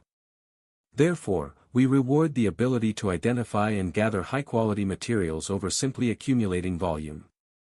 Ren listened to all this with an expression that revealed nothing. His face was a mask of neutrality, the kind he'd learned to wear from Larissa's advice, since, when dealing with nobles, one doesn't want to reveal much to those who watched his every reaction for weakness or advantage. But internally, he was already processing rapidly, his mind already calculating adjustments and strategies. Limiting to the silver ring. Adding additional watchers from noble factions who'd report his every move, his every decision, looking for any excuse to claim impropriety. Quality over quantity to try neutralizing his Wolverine's advantage, the massive storage capacity that had let him dominate previous competitions. Each rule designed specifically to try and counter his strengths, to strip away the advantages he'd built through years of careful cultivation. The nobles had studied him, analyzed his victories, and crafted restrictions they believed would finally level the playing field. He couldn't use gold beasts to dominate with quality from more dangerous territories, couldn't leverage the raw power he'd worked so hard to develop. He couldn't receive help from Zhao. Not that he ever had anyway, so that didn't matter. That restriction was meaningless against someone who'd always relied on his special knowledge rather than outside assistance. Still, there were many changes targeting him. So now he couldn't simply fill his Wolverine space with tons of any material and win by volume, the brute force approach now neutered by the quality weighting. Then the plant's cultivation materials in silver rank that he'd wanted to bring because they were what the city needed, but which weren't yet the most expensive in demand, were discarded as viable strategies. It was intelligent in a certain way on the part of the enemy nobles, he had to admit with grudging respect. Limiting in ways that seemed reasonable on the surface, justifications that sounded fair to those who didn't understand the deeper game being played. And completely useless in Ren's eyes if they wanted to make him lose first place. Ren smiled. Because the nobles had made a fundamental error in their reasoning, a mistake that revealed just how little they truly understood about what made him exceptional. They didn't know him, didn't understand what actually drove his success. They thought Ren's advantage came only from having strong beasts, more cargo space, and help from his tutor. Surface-level advantages that could be neutralized with the right rules and restrictions. They didn't understand that his true advantage was knowledge itself. From a brave and well-raised yet normal child, to a vessel of knowledge, by luck. Ren had realized little by little that knowledge was power. The deep understanding of ecosystems that let him identify the most valuable materials without effort, that let him see patterns others couldn't perceive even when staring directly at them. The capacity to use those same ecosystems and their beasts to access resources of qualities that others didn't even know existed, hidden treasures that textbooks never mentioned because those who knew kept the information close. The new rules changed none of that fundamental superiority. Silver ring instead of gold. Ren could fill himself completely with the most valuable thing from Silver Ring 3. He knew every rare resource, every exceptional medicinal plant, every elemental crystal that grew under specific conditions that most gatherers never encountered. Years of looking through his fungal network had given him maps others couldn't dream of accessing. And he could bring an obscene quantity of the best possible quality equally, storage space still massive and relevant even if restricted to a fixed quality. He could even make 3 trips this time, efficiency compensating thanks to being on a closer and weaker ring. The nobles had bet against him thinking they'd leveled the playing field, that they'd finally found the restrictions that would humble the commoner who'd risen too far too fast. In reality, they'd only better delimited the best possible record, and Ren would again be the one to obtain it, showing exactly how little they understood what they were facing. Proving once more that surface advantages meant nothing against true comprehension.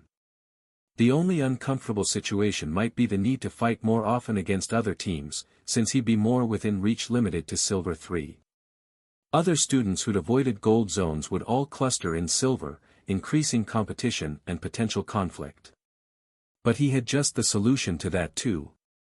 "Any questions?" the announcer asked, his tone suggesting he really didn't want to answer any, that he'd delivered his message and wanted nothing more than to escape the auditorium before protests began.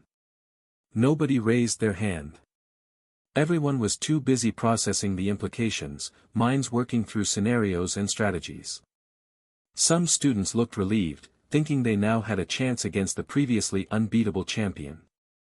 Others looked worried, mostly Wolverine Tamers, realizing that the rules planned to counter Ren also limited their own strategies and some of other students in unexpected ways. And Ren. Ren was simply thinking about Klein. About how he'd avoided him for months. About how now Klein would have to listen to him, to work with him, to be in close proximity for 3 days where avoidance was impossible. About how this might be his only opportunity to fix whatever had broken between them. And to extract even a drop of information about what was said in that conversation between him and Luna. The new rules, the silver limit, quality over quantity. None of that really mattered in the grand scheme. Because at the end of the day, Ren knew he would win. Not arrogance. Simple certainty born from understanding advantages others couldn't see. Team assignments hadn't been completely random despite the claims. Leaders from the previous semester's teams maintained their numbers, a continuity considered important for organizational structure. It was a small concession to merit. Therefore, Ren remained head of Team 15. And that implied he'd be leader again more easily, the position already half secured before discussion even began. Not just because of numbers and the lottery that wasn't quite as random as claimed. But because his teammates had already seen what happened when Ren directed operations at the end of last semester. Victory after victory after victory, dominance so complete it seemed effortless. So when the other 3 new members of his team gathered in the designated meeting area, the voting for leader was quick, almost perfunctory. "All in favor of Ren as leader," said one of them, a boy with a windhawk that Ren vaguely recognized from Group D, someone competent enough to reach 5th year at the right age but not exceptional enough to stand out in memory. 3 hands shot up instantly, no hesitation or doubt in the gesture, followed by Klein's after seeing there was no reason to argue the result, that resistance would be futile and would only make him look petty. They didn't even wait for Ren to respond, the decision made before he could accept or decline. Unanimity, another declared with satisfaction. That was easy. The new members observed with varied expressions painting different stories across their faces. The Hawk boy seemed relieved not to have to lead, shoulders relaxing as responsibility passed to someone else. The other 2 simply shrugged, clearly without objections to following the student who dominated every exam of the year. Then it's decided, Ren accepted the position without ceremony or false modesty. "We'll meet tomorrow at dawn to depart. Bring provisions for 5 days, even though we'll only be there for 3 you're going to burn a lot of energy." The extra provisions weren't for emergencies. They were for the intensive work ahead, the constant movement and exertion that quality gathering required. "Where are we going?" Klein asked, his voice cautious from months of avoided conversations. It was the first time he'd spoken directly to Ren in months, and the tension was there. "To Silver Ring 3, obviously," Ren responded without hesitation, decision already made and strategy already planned. "Southern Zone, but on Yino's side." The silence that followed was absolute. Shocked. Completely. The kind that came when people heard something so unexpected their minds needed time to process whether they'd heard correctly. "Yino," one of the original members repeated, surprise and concern mixing in his tone. "Not Yano." "But, everyone goes to Yano. It's what we know. It's what's taught in class." "Exactly," Ren looked at him directly, meeting his eyes with an authority that brooked no argument. "Everyone goes to Yano. Which means everyone will be there. Competing for the same resources. We would be dealing with fighting students from all the schools too, if we stay." "But Yino." Another began, clearly worried about venturing into unknown territory. "We don't know anything about Yino. The beasts, the materials, the territories. It's unknown territory."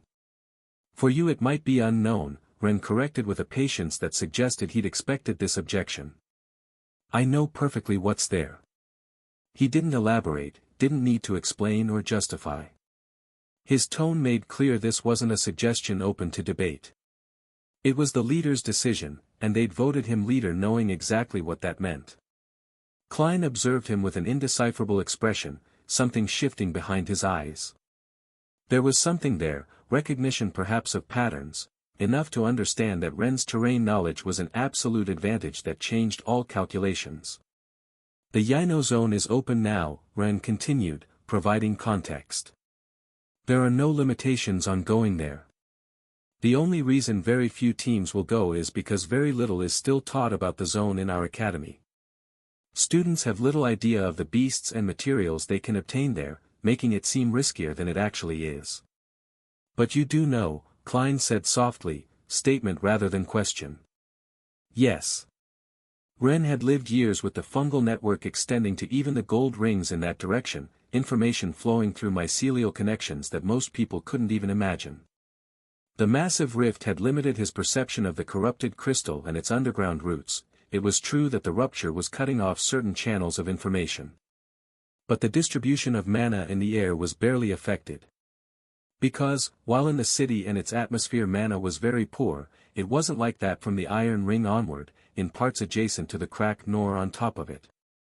Mashido's surface, or aerial, network had acquired information even until Platinum for a while before Ren's slip and loss of access to its live information, before his connection had been severed in that moment that had cost him so much. But he didn't need that much depth of knowledge. His knowledge up to Silver was sufficient for this task, comprehensive enough to give him insurmountable advantages.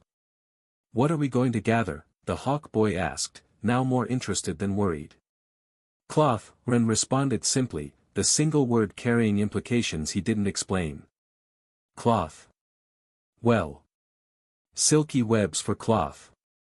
Cloth made from the greater giant weavers. Ren observed the reactions carefully, watching understanding dawn across different faces. Specifically, cloth from those 10 years old or more. The kind that's lost its stickiness. That's. One of the new members whistled low. That's import material. Expensive, very expensive. The most expensive cloth on the market, another confirmed with the certainty of someone who'd seen the price tags, perhaps while accompanying his mom on shopping expeditions. It's used for the most luxurious dresses. Noble women pay fortunes for it because it adapts perfectly to all the bright paraphernalia they love to wear. The material was legendary among crafters and merchants. Light and stronger than most leather from the same rank, with a natural shimmer that made crystals appear even more spectacular. It was the foundation of high fashion, the canvas upon which wealth displayed itself most ostentatiously. Exactly, Ren nodded, pleased that his team understood the value of what they'd be gathering. "I'll take the group through the Weaver's forests and ecosystems, from Iron all the way to Silver 3. A comprehensive tour through increasingly dangerous territory. The ones in Silver 3 produced the most prized material but required careful navigation and timing." "That sounds dangerous," Klein observed, his voice sounding a bit concerned. "Weaver territories are difficult to navigate. The webs, the nests, the colonies. They are if you don't know how to deal with them." Ren looked at him directly, meeting his eyes with the confidence of someone who'd learned the secrets of these ecosystems through his fungal network years ago.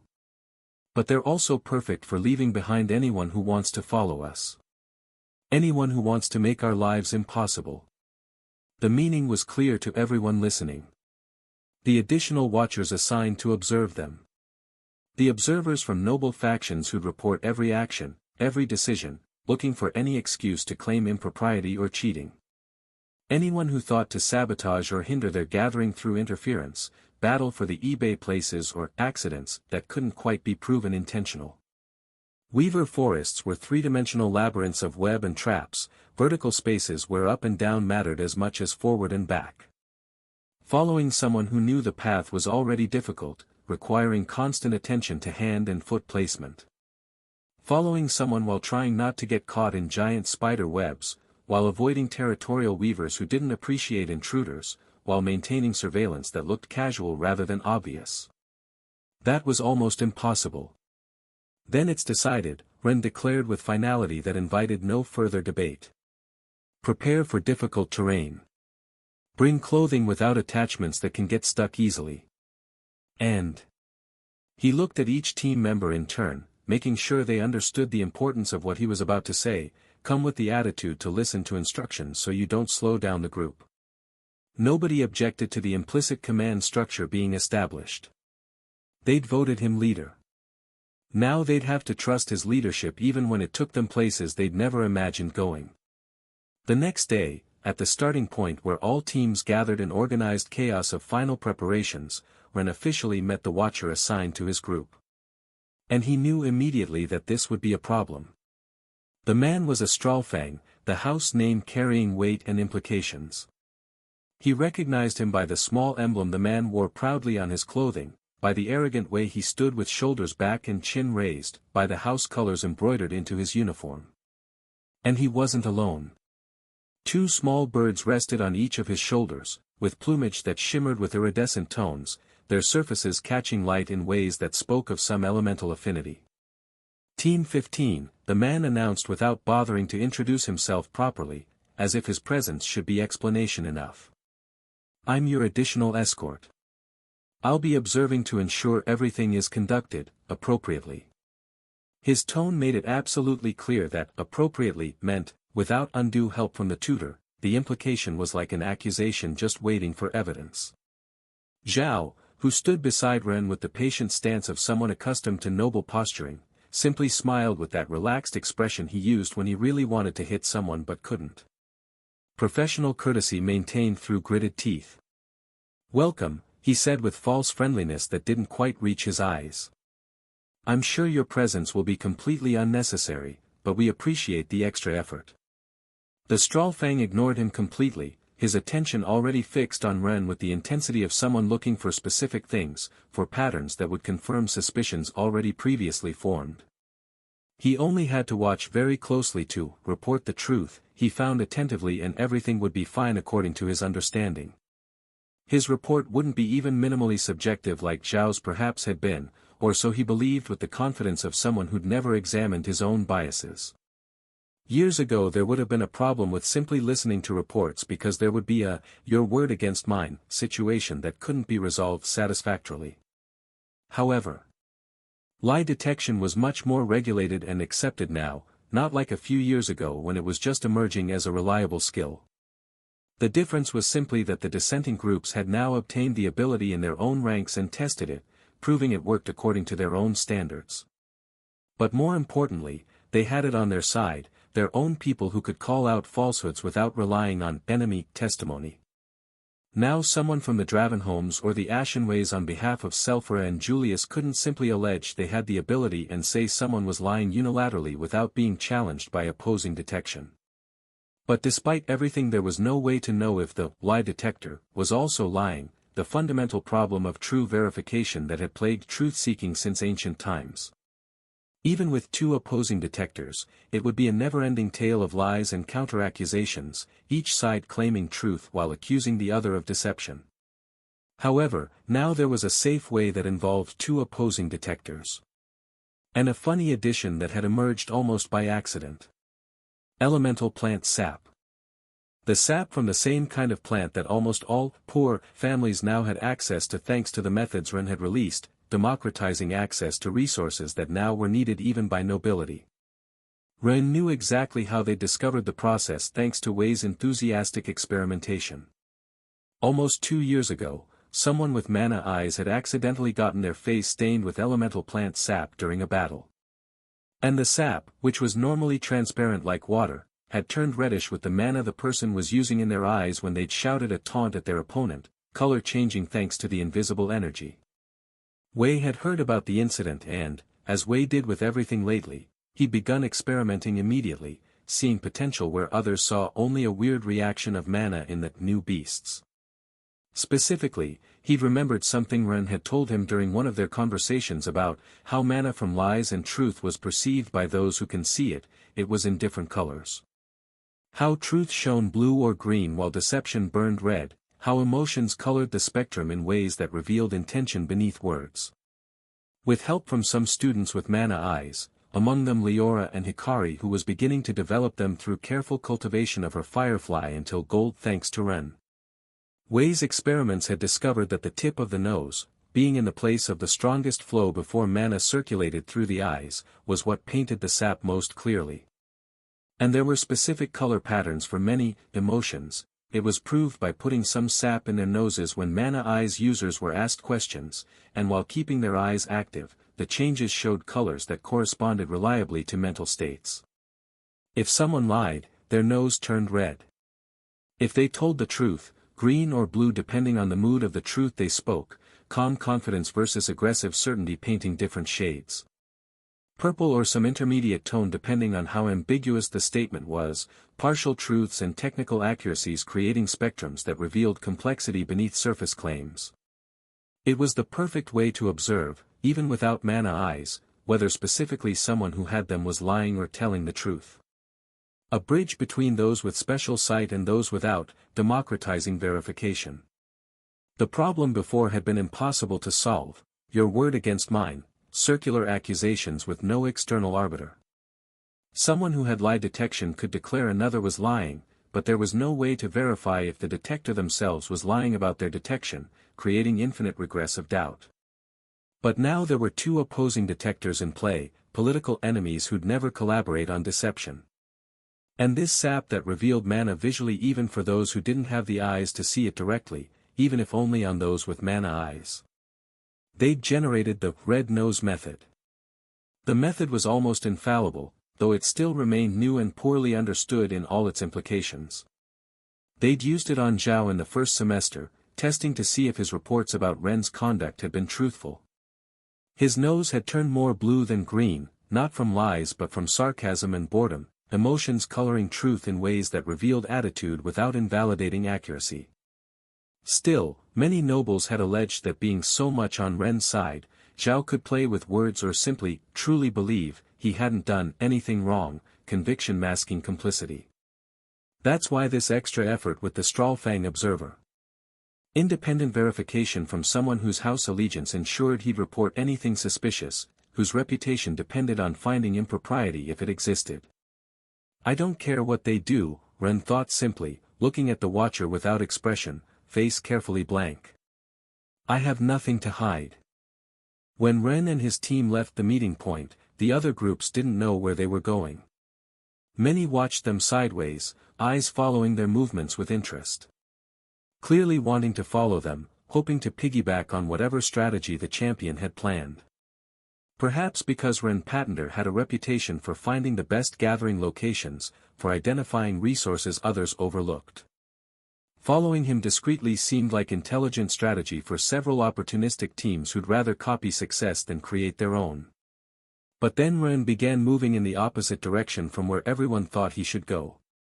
Not toward the known gathering zones that everyone had studied in class, territories mapped and documented in textbooks and teacher lectures. But toward the city center. What's he doing? Someone murmured from another team, confusion evident in their tone as they watched the unexpected route. Maybe he forgot something or needs additional provisions, another suggested, grasping for explanations that made sense. He'll turn back soon. But Ren didn't stop at any store. Didn't buy anything, didn't pause to check inventory or acquire last-minute supplies. Simply kept advancing, his team following behind him in a formation that showed trust. Klein walked close, observing everything but saying nothing. His expression was carefully neutral, but his eyes tracked every detail. The Stralfang watcher followed at appropriate distance, his bird still on his shoulder like living ornaments that saw everything. But one bird. It took off with a flutter of wings, rising rapidly toward the sky where it could observe from above, where its magical sight could track movements across distances that would make human surveillance impossible. Several other teams decided to follow anyway for some reason, their logic unclear even to themselves. They didn't know where Ren was going, but somehow they seemed unwilling to let him go alone when they should be more concerned about their own exam, about maximizing their own gathering time in the more familiar territory. They crossed through the city, streets gradually changing character around them. Main streets first with their merchant stalls and noble carriages, then secondary roads where buildings grew less ornate. The landscape changing gradually from dense buildings pressing against each other to structures more spaced out, architecture becoming simpler and more practical. And then they reached the edge. The enormous bridge that crossed the massive crack dividing the territories, a structure of stone and metal that had taken years to build and represented one of humanity's greatest engineering achievements. To then be destroyed and remade bigger in minutes, by the same legendary king who made his own everlasting crystal statue, himself. The bridge that led to Yino. It can't be, one of the teams that had followed whispered, stopping abruptly as realization crashed over them. He's going to Yino, another confirmed, awe and incredulity at the unexpected turn in equal measure, unable to quite believe what they were witnessing. The Stralfang watcher stopped too, staring at the bridge with an expression that shifted from confusion to understanding and then to something that might have been satisfaction. As if he'd caught Ren doing something foolish that would prove all his suspicions correct.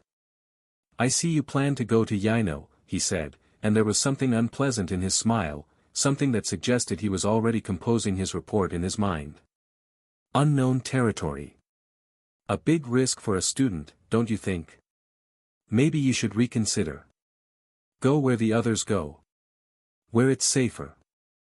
For him it was clear, only someone receiving outside help would dare venture into unmapped territory.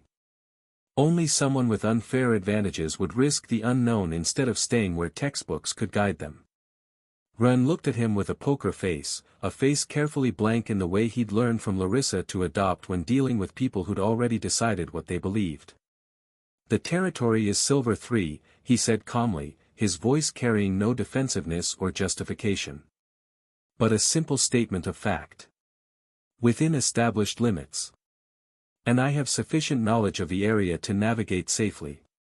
Knowledge, the Strawlfang laughed, the sound harsh and mocking. You're a fifth-year student. What knowledge could you possibly have of territories that aren't even taught in your academy? Territories that haven't been properly mapped or documented for student use?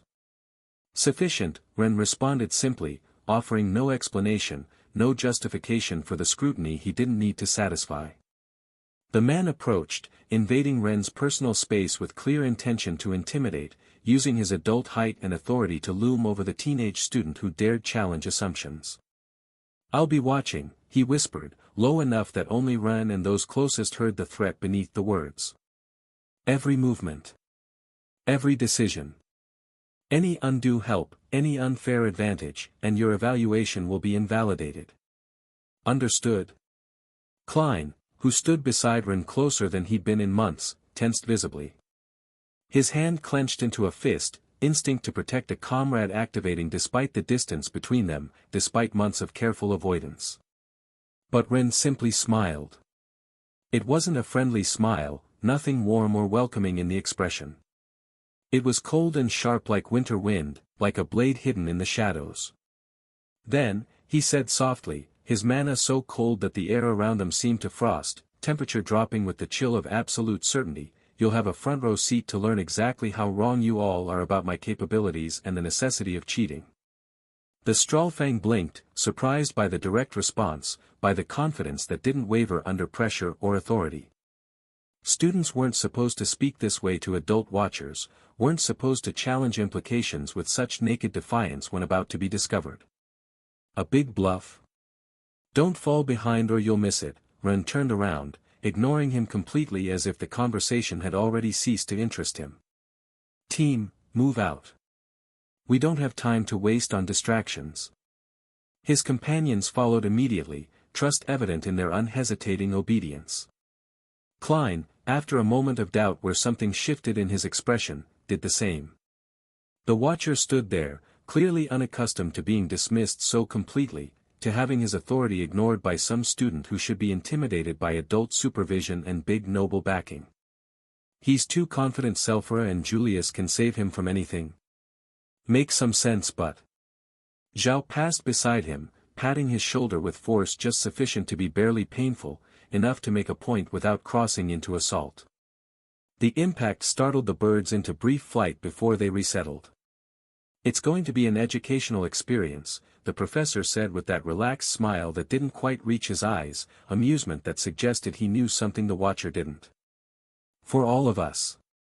But especially for you. And then he followed his group, leaving the Strawlfang processing whether he'd just been threatened or not, whether that had been friendly advice or a veiled promise of something to come. Ren didn't look back. He already had enough to think about without worrying about noble posturing and political games. Klein was on his team, proximity forcing interaction that months of avoidance had prevented. A hostile watcher was going to be impertinent the entire time, watching for any excuse to claim impropriety. And he had to navigate Weaver forests while gathering web, all while maintaining the kind of dominance that would finally shut down conspiracy theories through undeniable excellence. Although if anyone's afraid, Ren directed this at the watcher without looking back, his voice carrying across the distance, you can stay here. But I'm going. And without waiting for a response, without checking to see who followed or who hesitated, he began crossing the bridge. His team followed without hesitation, the promise of a mountain of money overriding fear of the unknown. The Strawlfang, after a moment of indecision where pride warred with common sense, followed them too. He had no choice, duty compelling him forward. His job was to watch them, after all. Only 2 birds returned to his shoulders, the third and fourth gone. The other teams that had followed stayed at the edge, watching as Ren's group disappeared toward the other side of the crack, figures growing smaller with distance until they were barely visible. Toward unknown territory. Toward Yino. Should we follow them? Someone asked, uncertainty clear in the question. Do we have a choice? We can't lose that reward. But that boy clearly knows where he's going and will get lost following blind. Then you can forget the reward and go to Yano where it's safe. The groups looked at each other, silent calculations happening behind uncertain expressions as they weighed risk against potential gain, safety against opportunity. One by one, teams made their decisions there on the bridge's edge. Some turned around immediately, returning toward known routes where textbooks could guide them and teachers had walked before. Better to gather less in familiar territory than risk getting lost in unknown lands. Only 5 groups of the initial 13 decided to take the risk, crossing the bridge moments after Ren and his team had reached the other side. The Yino forest waited for them, vast and unknown and completely indifferent to their presence. Without guide. Without map. Without the slightest idea where Team 15 would lead them. But crystals made people brave. Or foolish. Sometimes it was hard to tell the difference until after results came in. Crossing the bridge took less time than Klein expected. The structure was solid and wide, open and less strict now that Yano only had to worry about keeping trade routes open rather than defending against invasion. But there was still something unsettling about looking down, toward the crack that extended so deep the darkness seemed absolute even under midday sun. Like staring into an abyss that seemed to have no bottom, that fell forever into Earth's heart. Don't look down, Zhao advised from behind, his tone casual but carrying an edge of experience as someone who could fly and understood the feeling too well. Nothing good comes from thinking too much about falling. Klein nodded and looked away, focusing instead on Ren's back ahead of him. The boy walked with confidence that didn't match someone entering new territory. But then, for Ren, it probably wasn't new at all. Finally they crossed to the other side. Yino spread before them, and Klein immediately noticed the differences from Yano's familiar architecture. The building structures were similar in function, serving the same basic purposes of shelter and commerce.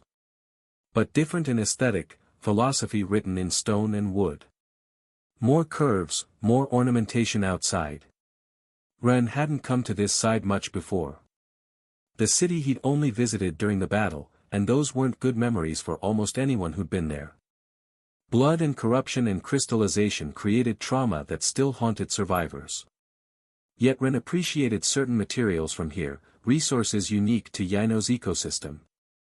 There were many things that could only be found on this side, things Ren had been buying rather than gathering personally because time and circumstance hadn't allowed direct harvesting.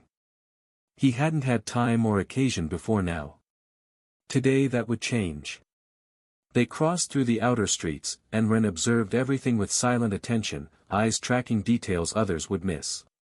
Yino hadn't done badly after integration, all things considered.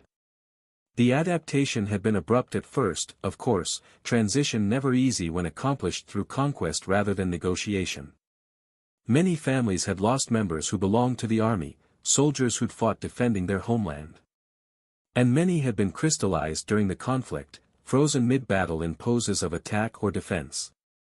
Grief had been complicated in those cases by the fact they could see their loved ones still, bodies preserved but unreachable. Frozen. Trapped, possibly forever, perfect statues that reminded everyone of what had been lost. But Julius and Arturo at the head had stabilized the situation surprisingly quickly through a combination of firm authority and compassion. They'd adapted laws for Yino's people, which had certain initial problems as legal systems collided. Yino's people were accustomed to more flexible systems, more negotiable frameworks where rules bent to circumstances. Yano's customs were different, straighter, more stoic in formal and governmental cases. There had been friction from cultural collision. There had been resentment from conquered people forced into foreign systems. But finally it had been resolved thanks to the surplus of crystals that opening the chamber had brought, with the third part for the Dravenholms providing resources for rebuilding. And because they'd controlled and given work and social aid to those affected quickly, systems put in place to prevent desperation. They hadn't been left adrift. Hadn't been abandoned to their fate like other conquered populations in history. The people gradually adapted.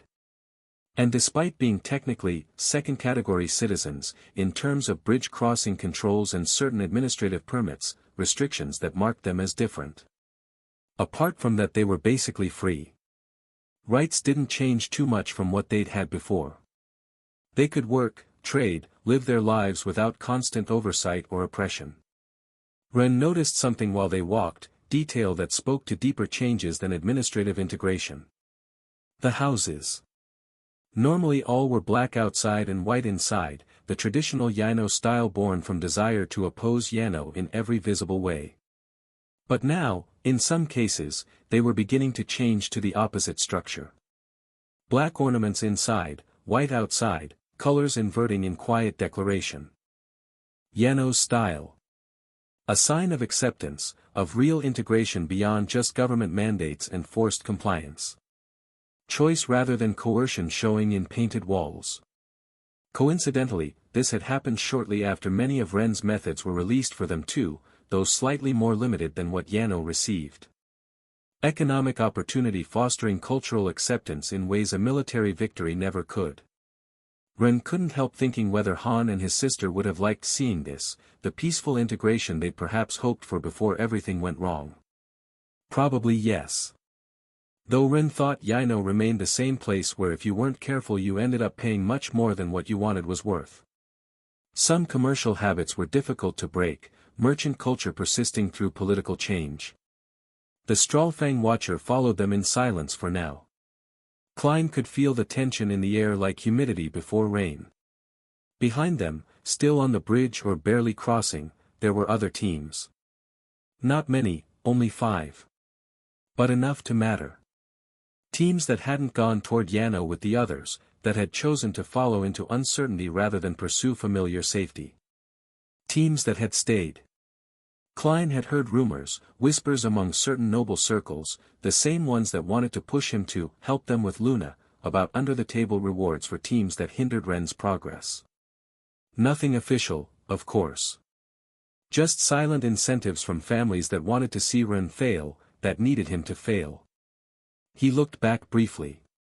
Several faces returned his gaze, and none were friendly. This was going to get complicated. After crossing through the city and its outer markets where merchants called out deals in accents different from Yano's, they reached the edge. The plains were as always an inclined slope downward, so it was easy and quick to advance, gravity assisting their pace. Finally they arrived where the plain ended and the forest began. And what a forest it was!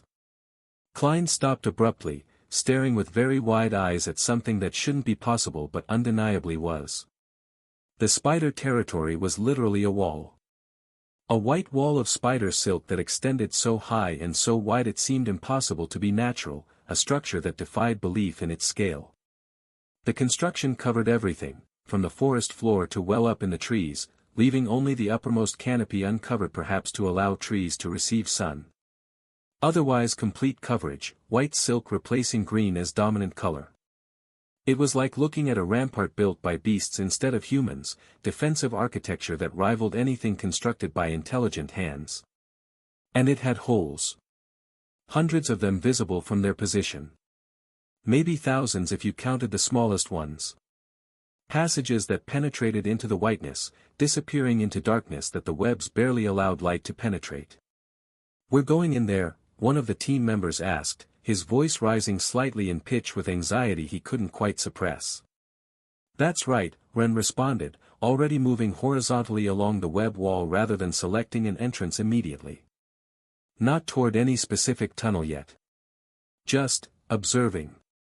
Like trying to choose the best hole to enter from dozens or hundreds of options. "What are you looking for?" Klein asked, approaching closer than he'd been in months.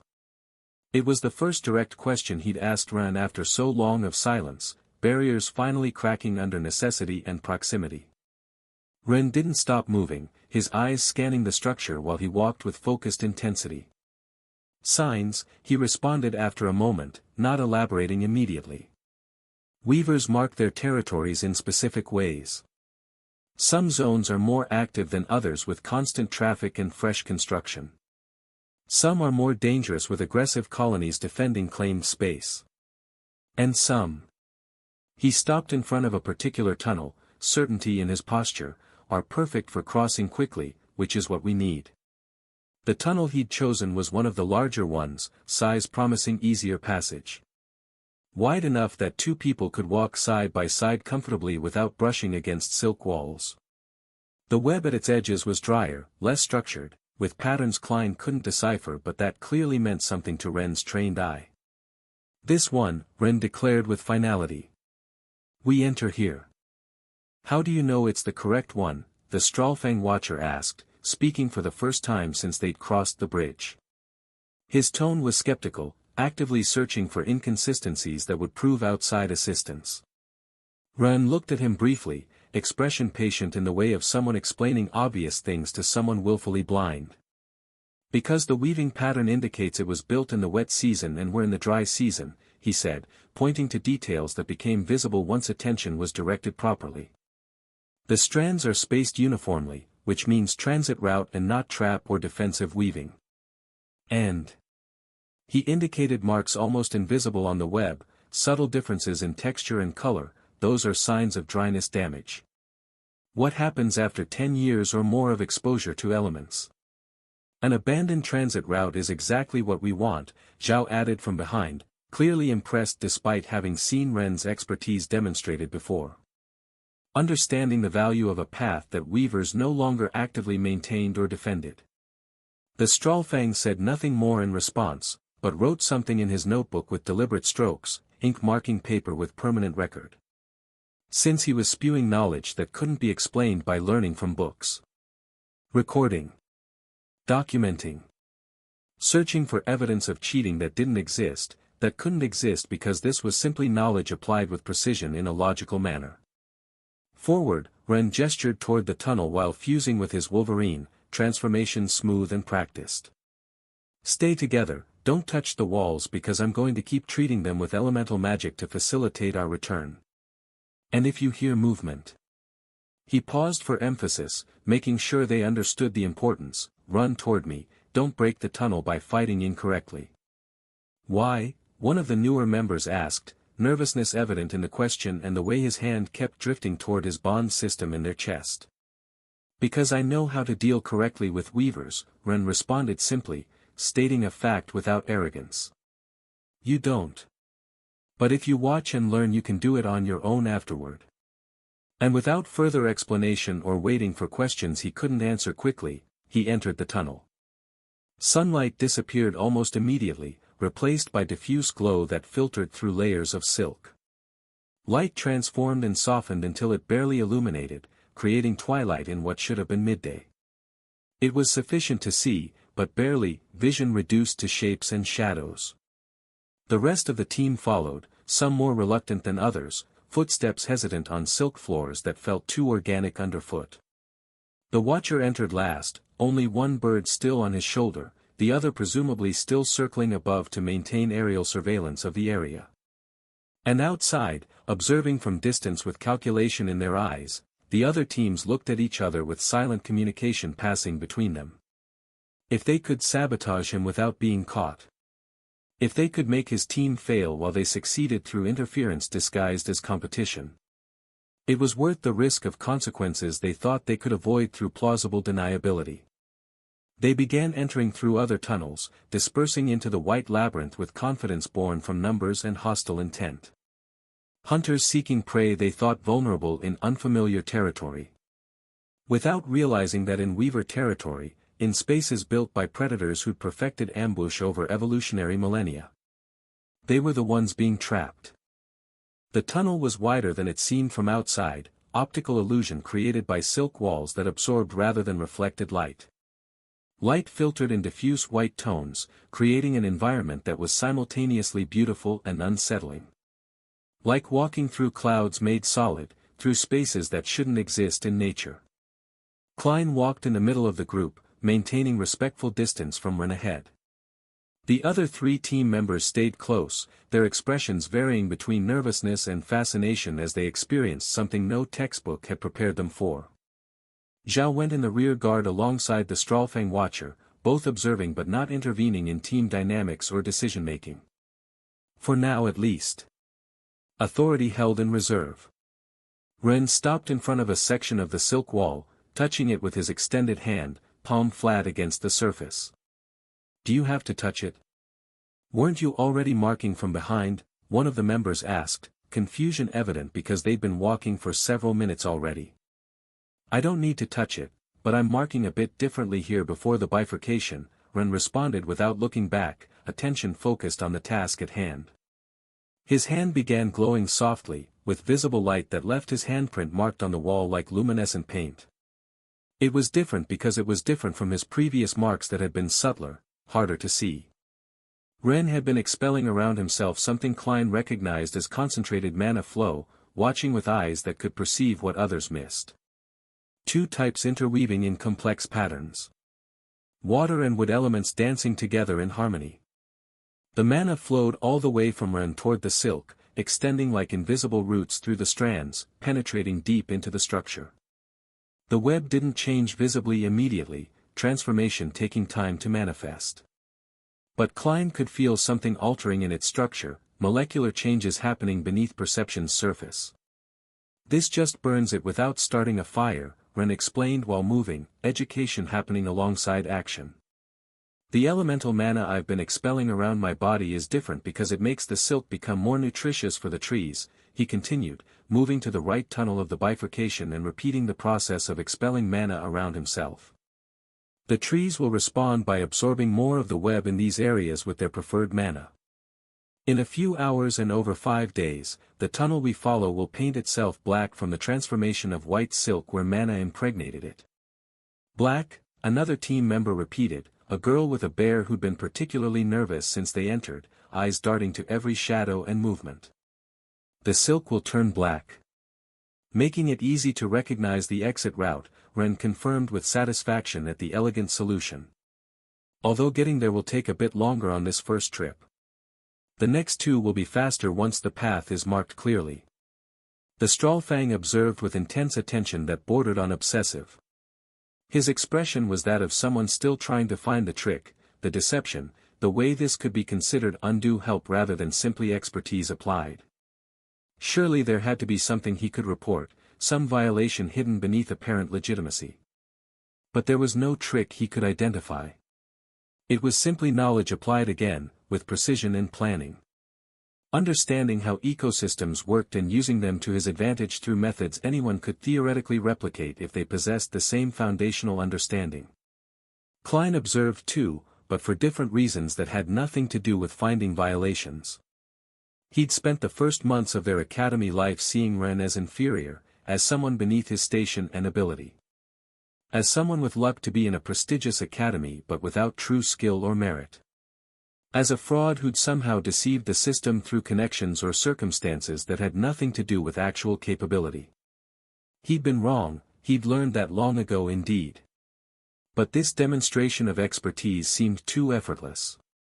This wasn't luck or connections saving someone from their own incompetence.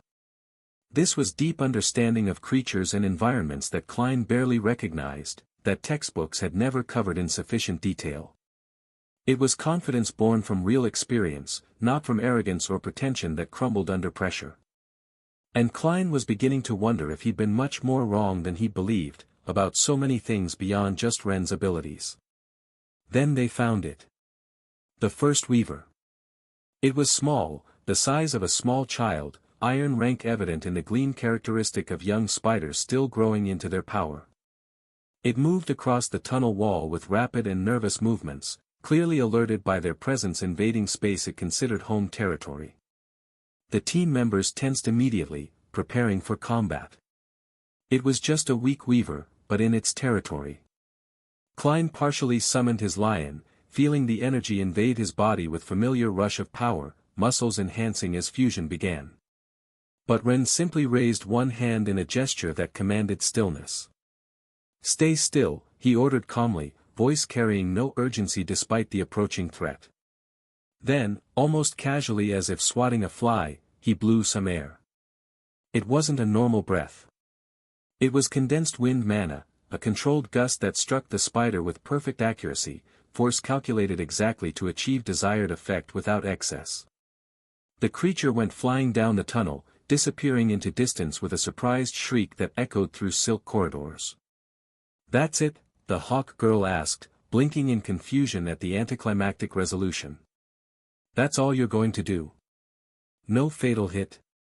"It's Iron Rank and the source of the silk we're going to be harvesting," Ren responded, already continuing down the tunnel as if nothing of significance had happened, as if combat that others prepared for was barely worth noticing.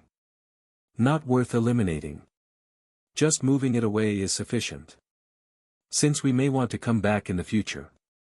Conservation of resources and ecology in one efficient gesture."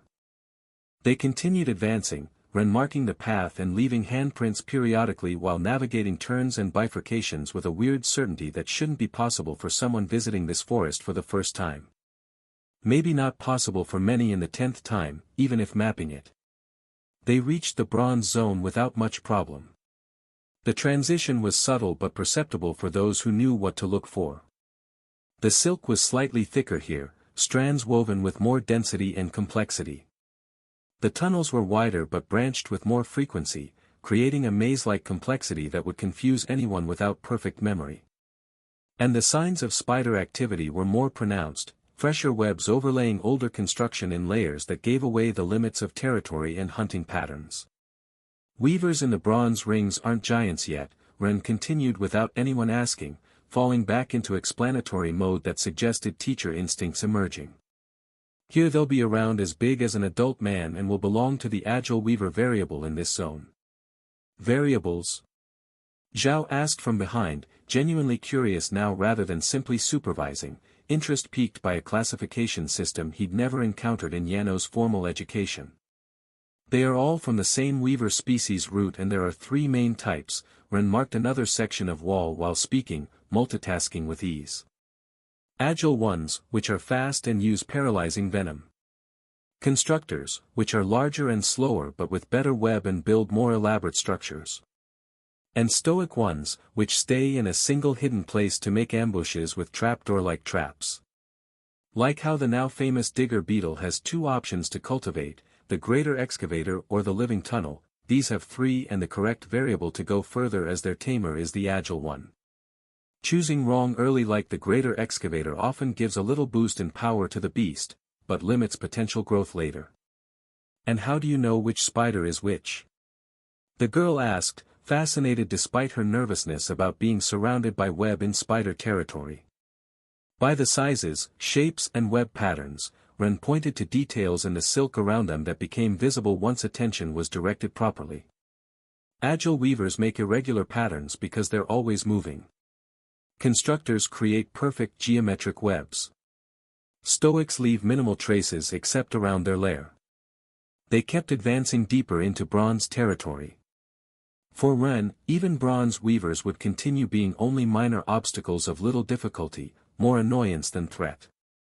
Klein was beginning to understand something important, realization dawning gradually. Perhaps it wasn't just that Ren was invincible through raw power. It was that he knew exactly which battles were worth fighting with full force. And which ones simply required a well-directed breath to resolve without wasted effort or unnecessary risk. Treetops, pursuing Group A. Meanwhile, the pursuing groups were having a much harder time. They'd entered through different tunnels to avoid detection, also trusting they could go straight through by brute force and eventually converge or at least get an idea of where Ren had gone. Simple plan that relied on strength overcoming complexity. They were wrong.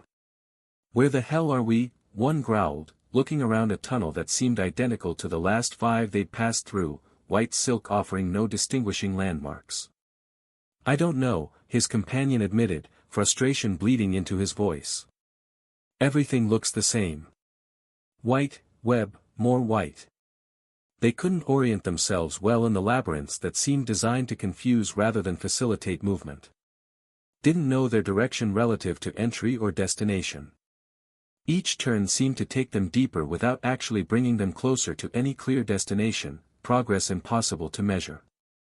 And the weavers. Another one, someone shouted when an iron-rank spider appeared from a side tunnel, mandibles clicking with territorial aggression. It was weak, yes. Easy to kill for students of their level with Silver 1 beast support. But there were many. Too many. Each tunnel seemed to have at least 2 or 3 defending their claimed space. And while individually they weren't serious threats, barely scratching silver-rank defenses. In groups and on unknown territory where reinforcements could come from any direction. They became annoying. Very annoying. "This is ridiculous," the leader of one group declared after dispatching his 5th spider in 10 minutes, breathing harder than the combat warranted. "We can't keep going like this. We're wasting mana on trash while Patender is probably already reaching wherever he's going." "So what do you suggest?" another asked, wiping hemolymph and other fluids from his arm with disgust. Iron-rank venom wasn't remotely lethal for a silver fighter, but it burned, itched, created discomfort that accumulated with each encounter. The leader looked up, toward where the silk occasionally opened to reveal the tree trunks above, and natural gaps in the construction. "The canopy," he said decisively. "We advance through the treetops. Above all this web rubbish." There were murmurs of agreement from team members who'd been thinking the same thing but hadn't wanted to suggest retreat from the first chosen strategy. The tutor and watcher sighed heavily, exchanging glances that communicated shared resignation. But it made sense from a certain perspective. Spiders built primarily in the middle and lower forest levels to hide from other beasts and hunt from safe spaces. The canopy would be clearer, easier to navigate, and should be easier without constant combat encounters. And from above, they could see the terrain better through gaps in foliage. Maybe even spot Ren's group if they were lucky, track them from aerial vantage point. They began climbing. Using their beasts as steps, scaling the silk walls until reaching the upper openings that led to actual tree structure. It cost them some work not getting stuck to certain parts of the web that were fresher and stickier than others, adhesive properties varying unpredictably. But with help from some of their beasts, they managed. Emerging from the white labyrinth into poor sunlight filtered through the canopy like surfacing from underwater, gasping relief. They had found a lucky tree, even if they didn't know. Most trees weren't empty. The group leader emerged first onto the leaves. It was an immediate relief. The air was fresher here, untainted by the musty smell of old silk and spider territory. Visibility much better with actual sight lines extending beyond arm's reach. And they could move more freely without worrying about turning down the wrong tunnel, about getting lost deeper in a maze with no exit. But he stopped, surprised by what he saw rather than the expected normal canopy. The leaves were enormous and carpeted the ceiling almost perfectly. "Now we just need to find Patender," the leader said, scanning the area for any sign of movement or disturbance that might indicate another team's passage. The canopy of these trees was like giant palm trees, but their leaves were enormous and flat, like some aquatic plants expanded to impossible scale. They created something like a flat green floor remarkably regular in surface, with few gaps between one leaf and another that missed little sunlight. Natural platforms. It was almost like walking on a spongy green floor that shouldn't exist at this height. "This is strange," one of his companions commented, stepping cautiously onto the nearest leaf, testing its weight-bearing capacity before committing fully. "But better than those damn tunnels," the leader responded, venturing farther out with growing confidence. "Much better," another commented enthusiastically, jumping from leaf to leaf with the agility his feline beast provided. The air above the leaves was filled with black clouds that flickered with intermittent light. Fireflies. Thousands of them, maybe tens of thousands, floating orderly in the same spot almost covering the sky. Their lights created a hypnotic spectacle of brilliant greens and yellows that pulsed in the air like fallen stars that had somehow reversed gravity, beauty that seemed out of place in what now seemed wrongly named spider territory. "They're beautiful," someone murmured, momentarily distracted from their mission by the unexpected display. "They're just small iron-rank insects," the leader dismissed the observation, focusing on the navigation of the place rather than its aesthetics. "Ignore them and let's continue." They began moving faster, jumping from leaf to leaf with growing confidence in the strange surface. One of them stopped to look down, wanting to see if he could detect anything in the tunnels below, if Ren's group was visible through gaps in the silk. Bracing his hand on a leaf to stabilize himself while leaning forward for a better view. The attack came from below the leaf. Dozens of long legs like spears pierced the leaf in a perfect spiral pattern, seeking whatever had been resting on the surface and triggered the response. The student screamed, jerking back just in time to avoid the spear legs piercing through him.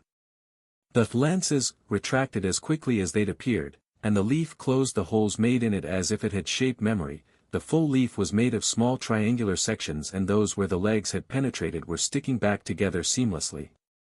"What was that?" he gasped, staring at the leaf with renewed horror, heart pounding so hard it hurt. As if in response to his question, something moved visibly just below the surface.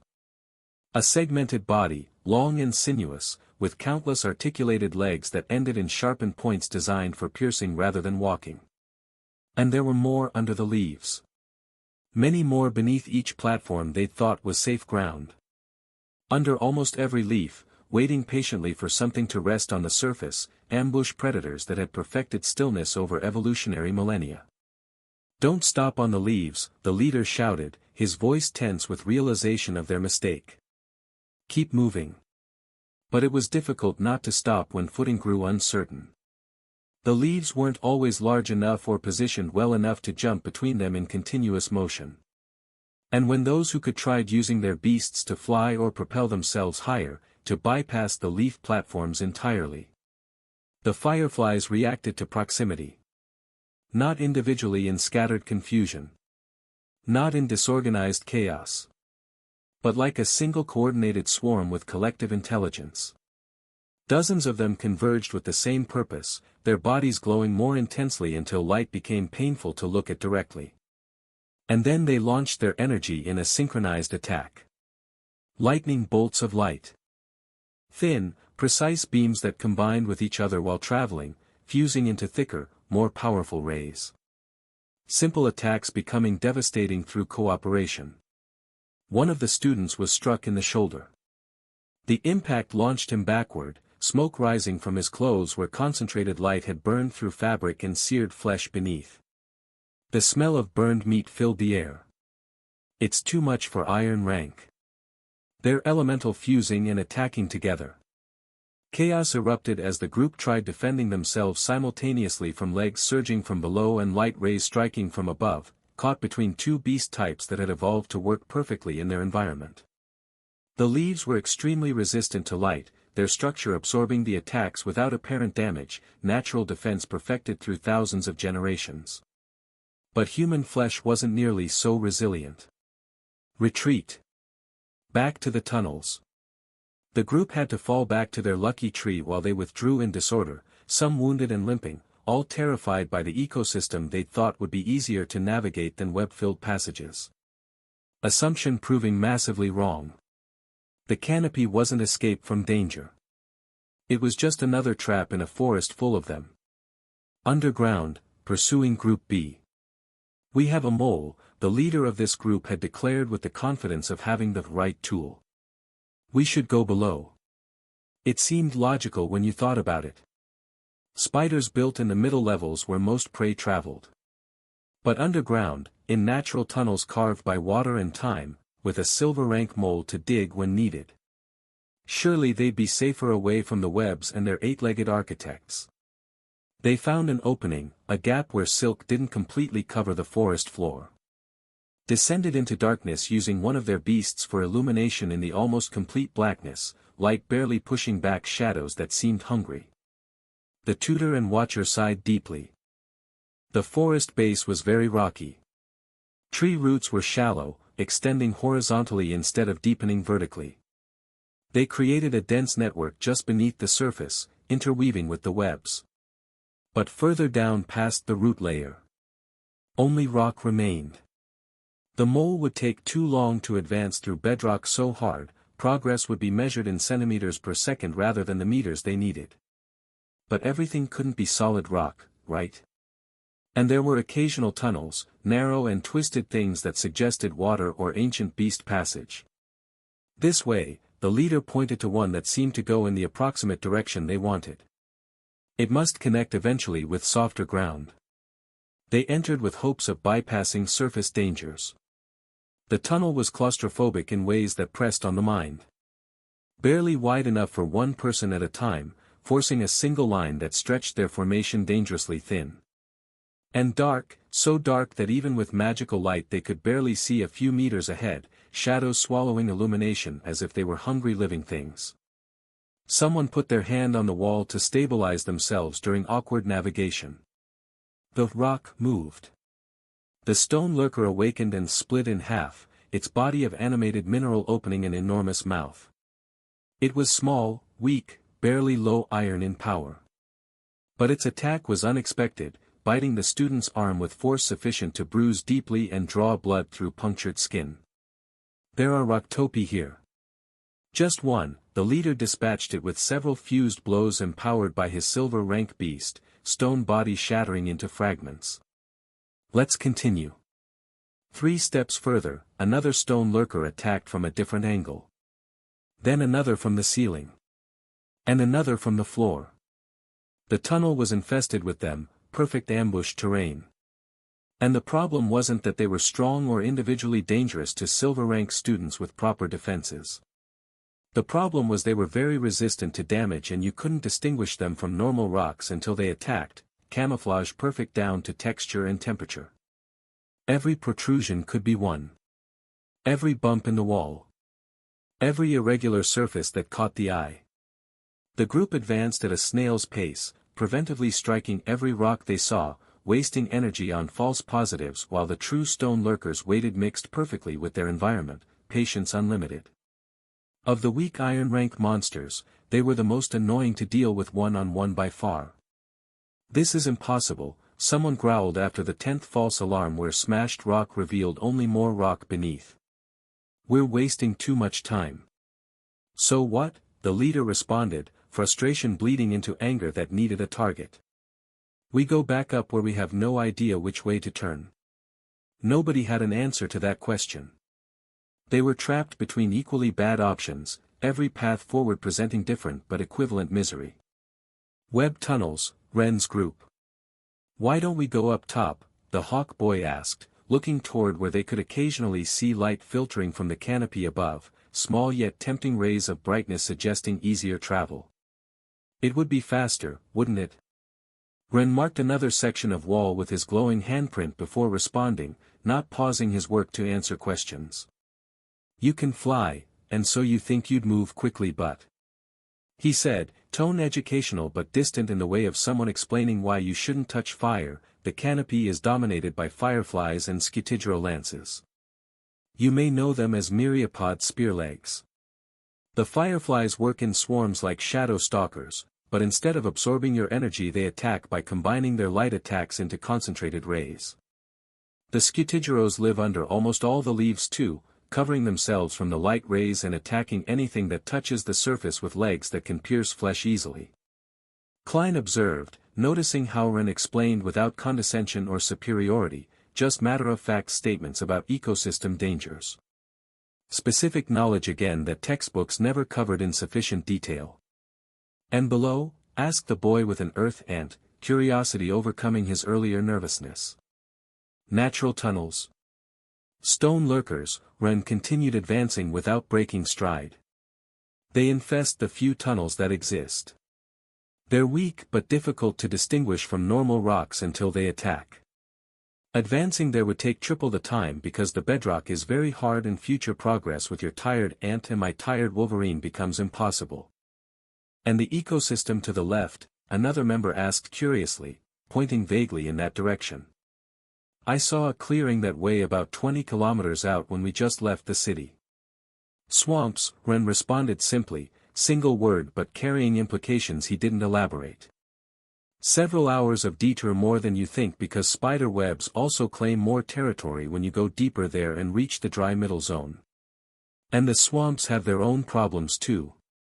Zhao smiled from behind, clearly enjoying how Ren cleared each question with interesting facts. The Stralfang watcher, on the other hand, looked increasingly frustrated with each passing minute. What was there to point at as evidence of cheating? A student who knew things. That wasn't cheating. That was simply, strangely comprehensive knowledge that couldn't be explained by normal student experience. But expertise wasn't against the rules, no matter how impossible it seemed for someone this young to possess it. Web tunnels, pursuing Group C. This is ridiculous, the group leader declared, staring at the white silk walls that extended endlessly in every direction, a maze without apparent pattern. Why are we following tunnels like idiots when we can make our own path? His tutor, an older man with experience in expeditions but clearly unfamiliar with this specific territory, frowned with a concern that experience had taught him to respect. The tunnels have existed for a long time for a reason, he said carefully, choosing words that wouldn't sound like direct interference. I suggest you think more before acting. Because spiders like them, the leader interrupted with impatience born from youth and delusional certainty, dismissing wisdom he didn't understand. But we don't like them. We can go straight through this and catch Patender before he gets too far ahead. The watcher assigned to their group observed in silence, seeing the tutor's concern but not intervening. It wasn't his job to prevent bad decisions, only to document them and ensure the tutor didn't help directly in ways that would violate evaluation rules. What do you propose? Asked one of the team members, a boy with a fire beast whose hands were already glowing with anticipation of destruction. We break through a wall, the leader pointed toward the left side of the tunnel with a decisive cocky gesture. We go straight in the direction we think Patender went. Without following these damn turns that waste our time. Or, suggested another member with enthusiasm for the destructive option, we burn it. Fire. Webs are flammable, right? We open a path by burning through obstacles. The tutor began opening his mouth to object, however the watcher was staring at him with intensity that reminded him of his limited role, and the group had already decided their course. So they just started to take some steps back. The fire element boy approached the wall, his hands igniting with uncontrolled flames that danced with eager hunger. Let's do this quick, he said, pressing the flames against silk that seemed so fragile, so easily consumed. For a moment, it seemed to work exactly as planned. The silk began to scorch, the smell of burning material filling the air.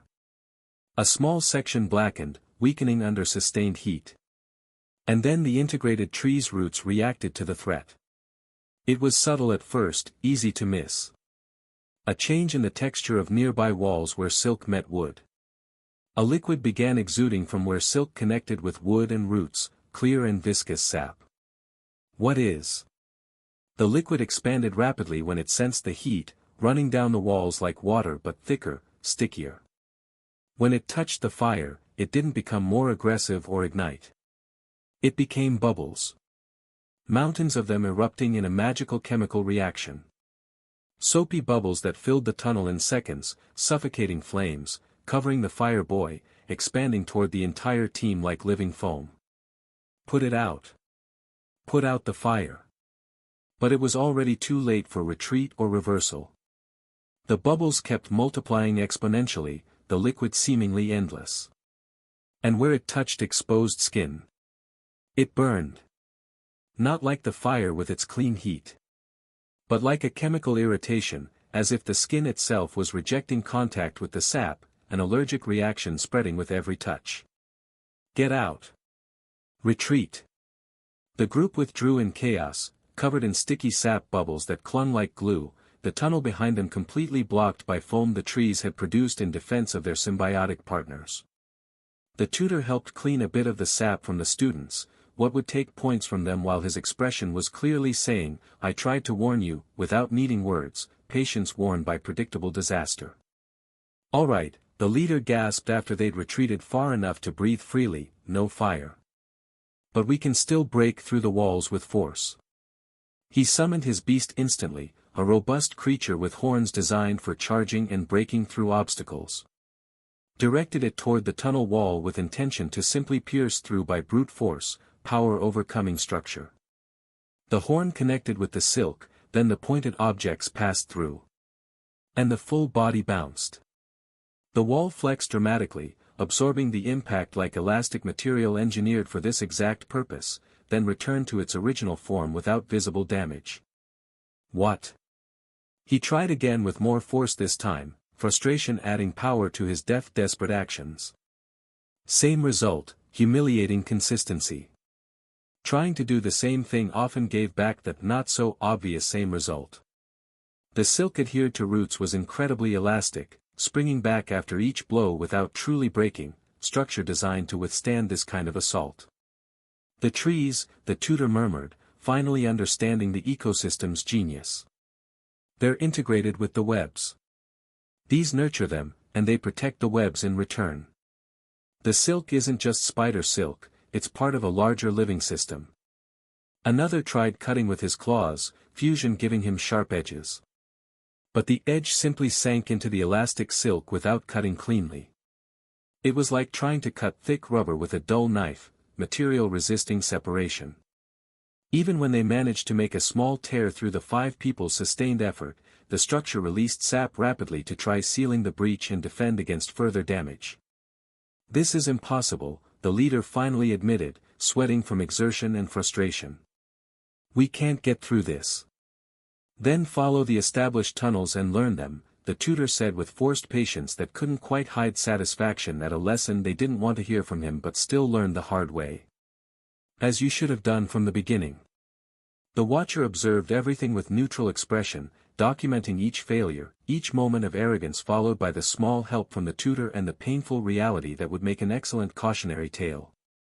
The group resumed their journey through the established tunnels after cleaning the sap with water and earth, now painfully aware there were no shortcuts in places they didn't understand. Not in this forest that had been perfecting its defenses for more than some centuries. Web tunnels, Ren's group, further ahead. They'd advance steadily, Ren marking the path with light mana periodically, navigating bifurcations with certainty that still seemed to require no visible verification or hesitation. They reached a fork where the tunnel divided into 3 directions, each looking identical to untrained eyes. Ren stopped, touching the wall briefly again and marking the tunnel he'd chosen with his characteristic handprint. "Why do you use light instead of fire to mark?" the hawk boy asked, curiosity overcoming reticence after seeing the technique repeated many times without explanation. "Right. Isn't it cheaper in mana to use a bit of fire?" Klein asked before he could stop himself, old patterns of questioning Ren's methods resurfacing. Ren released contact with the tunnel wall.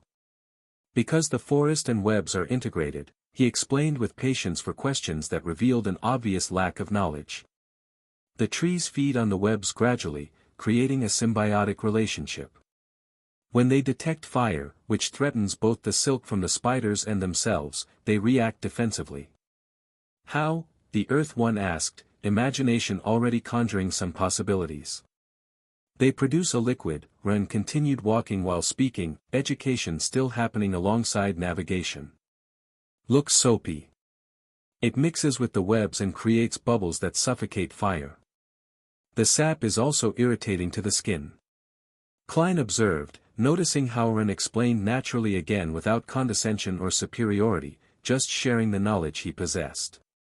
"And fire is dangerous and flammable in closed spaces anyway," he added as a practical consideration beyond this specific ecosystem reaction. "What about not respecting the walls?" another member asked. "Why don't we just break a direct path instead of following these turns that slow us down?" "The trees are extremely elastic," Ren responded, still without breaking stride. "There are ways to break through, but on our route we're already advancing at a very decent pace.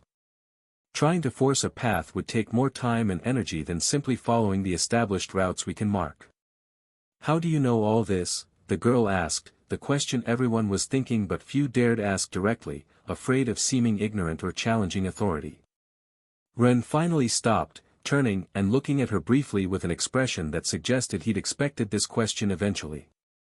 "Someone showed me things like this about all beasts for a while," he said simply, words carrying the weight of treasured memories and gratitude. And I paid attention. He didn't elaborate further, and nobody pressed for details they sensed wouldn't come. Zhao smiled from behind, clearly satisfied with how Ren handled the group with authority and yet good accessibility. The Stralfang Watcher, on the other hand, seemed increasingly frustrated with each passing hour. Every explanation Ren gave was logical, verifiable, based on reproducible observations of the environment. There was no trick to document. No undue help to report. Just a student who knew more than others because he'd done some obscure work of learning, who'd appeared to invest time and attention where others had been content with surface knowledge. And that wasn't against the rules. No matter how much the nobles wanted it to be, knowledge itself couldn't be legislated away. Klein walked in silence, processing everything with a mind that kept reorganizing its understanding. Each explanation added another layer to his growing comprehension of just how wrong he'd been. Ren wasn't just a lucky guy with advantages falling from the sky, nor from Selfer's or Julia's hands. He was simply better prepared than any other student here through dedicated observation and study.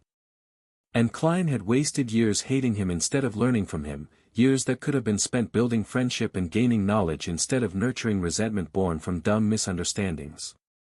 The weight of that realization settled deeper with each step. And with it, the growing certainty that maybe he needed to talk, needed to finally break the silence that had become a comfortable prison. That maybe he needed to trust in ways that had felt dangerous from the maintained distance. That perhaps, just perhaps, Ren could help with Luna's situation in ways Klein had never considered, solutions that went beyond the limited options noble families and he himself had presented as inevitable. But first he had to ensure something in this gathering exam. And also would have to find the courage to admit all his mistakes openly, all his failures in judgment and finally change his full loyalty. All the ways he'd chosen wrong when better paths had been available. And hope that Ren was generous enough to listen before acting, forgiving enough to give him a better chance at redemption he probably didn't deserve. The weight of unspoken confessions grew heavier with each marked turn they passed. The transition to silver was perceptible not only in the mana. The tunnels expanded, their walls thicker and more elaborately woven with artistry that transcended mere function. The patterns were no longer simply functional strands for defensive structure and hunting, showing increased complexity that suggested superior intelligence in their creators. And those creators. The spiders were no longer minor obstacles to be casually dismissed with a breath of wind. The first one they encountered was the size of a small house, its silver rank body gleaming with the characteristic luster of the rank, each segment of its carapace catching what little light existed in complex reflections. It moved across the walls with a grace that seemed impossible for its weight, 8 legs distributing the mass perfectly while rotating at will to face them, defying physics in ways that magical beasts simply could. A giant weaver. Constructor variant, Ren identified immediately by the way its rear legs manipulated silk, controlling the tunnel walls even while moving, reshaping its territory as naturally as humans breathed. Careful, Ren ordered in a low voice that carried authority without the need of a high volume. The team obeyed instantly, freezing in their positions with discipline that came from learning the perks of trusting their leader's judgment. The spider evaluated them with its multiple eyes that reflected the scarce light in disturbing angles, compound vision processing information in ways humans couldn't. Its abdomen pulsed slightly, preparing to weave in mass quantities, to defend or attack, the decision still pending as it calculated the true threat levels. Ren raised one hand slowly, pure and intense light condensing in his palm like a miniature sun. Not an attack, just presence. A declaration of capability without hostile intention, showing what he could do without threatening to do it. Not yet. The spider retreated slightly, its front legs rising and reducing the tunnel size incrementally in defensive posture that protected its vital areas. Light now has a bigger advantage over them, Ren explained without looking away from the creature, attention locked on reading its body language. At silver they begin having shadow properties. If not for the trees and their leaf barrier extremely resistant to light, the fireflies would have driven them completely out of the niche through that advantage and the air element one too. So they can only be scared away with the slightly rare light element, the girl asked, concerned about resource requirements for continued travel. I just used it to give you a better look. Ren dimmed the light slightly, demonstration complete. But wind is easier and cheaper to use for most people. And fire would be a species weakness, but it's still a bad idea in here. The spider still hadn't decided its course of action, its chelicerae moving nervously with clicking sounds that echoed in the enclosed space. Constructors have better control of their environment, Ren continued, his voice calm and educational even while facing a creature that could scare most with its form alone. They can reinforce walls, create defensive structures or even close off paths. Fighting in their own tunnel is wasting energy if you don't plan to eliminate them instantly. He made a subtle gesture with his other hand, and a current of wind flowed through the tunnel. Not violent or aggressive, just present. Moving air around in a way that let the spider feel the quality of control, demonstrating mastery that transcended simple silver rank power. The creature considered this for a small moment that stretched with tension. Then it moved aside, retreating through a side tunnel, closing it and leaving them the main path. Territory yielded to superior force without need for bloodshed. That's simple, Zhao murmured from behind, impressed despite having seen similar but more instantaneous tactics before with the smaller spiders that required less nuanced communication. The Stralfang watcher observed with inscrutable expression, mind working to find some violation in what was simply exceptional beast handling. At this level it's no longer necessary to send them flying, now they understand the situation better. Ren explained the difference in approach as they passed the spot where the spider had been. The group continued advancing, encountering more spiders as they went deeper into silver territory. The second encounter was an agile variant, its body more slender and its movements significantly faster than the constructor's slower pace. This one didn't hesitate initially, launching toward them with a speed that would make most students panic and fumble their response. Use your hawk wings, Ren ordered calmly without a hint of the urgency the situation might seem to warrant.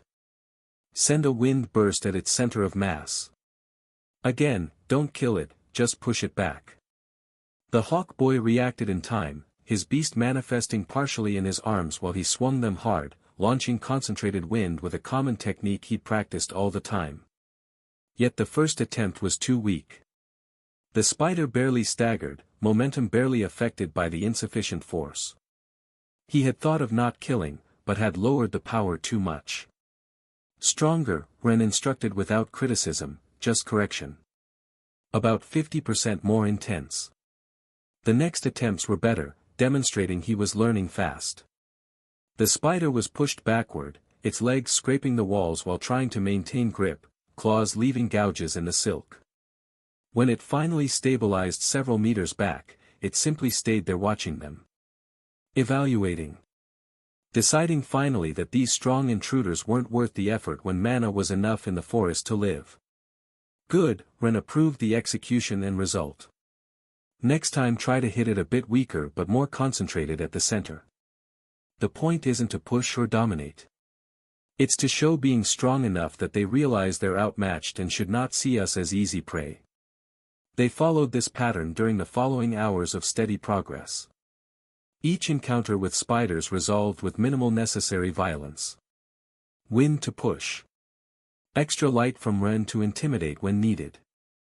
But never killing unless there was no alternative, conservation of the silk workers' life alongside conservation of the group's energy. Klein observed how Ren coordinated, how he read each situation, how he seemed to understand spider behavior better than they understood themselves. After another long stretch of serpentine tunnels that tested memory and orientation, they finally arrived at their destination. Silver 3. No, Ren guided them to the border between Silver 3 and Gold 1, where tunnels reached their maximum possible rank and amount of mana for this gathering challenge, and weavers were slightly older, more powerful, almost ready to evolve to the next rank. Here, Ren stopped at a particular section, touching the walls with both hands like reading some spider braille. This is what we came for. The silk in this area was visibly different from anything they'd passed through. Thicker and more lustrous.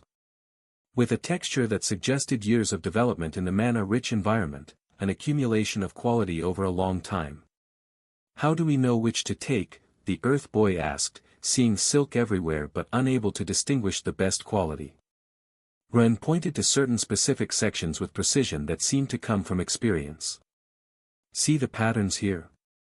The darker strands interwoven with the light ones. That indicates the correct age. Between 10 and 15 years is perfect for processing. Younger and the silk still has too much residual stickiness. Older and it becomes a bit fragile.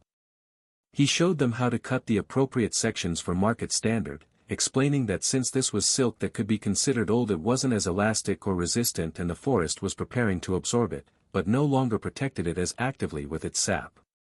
Yet the cutting technique still required precision, feeling where any roots were behind the silk and cutting at specific angles to not damage the surrounding root tunnel structure. The team began working, searching and gathering the ideal sections with growing confidence in their technique. But soon the problem became evident. There weren't that many sections of perfect age. The correctly aged sections were scattered, requiring the team to spread through different tunnels to find sufficient material for a truly impressive haul.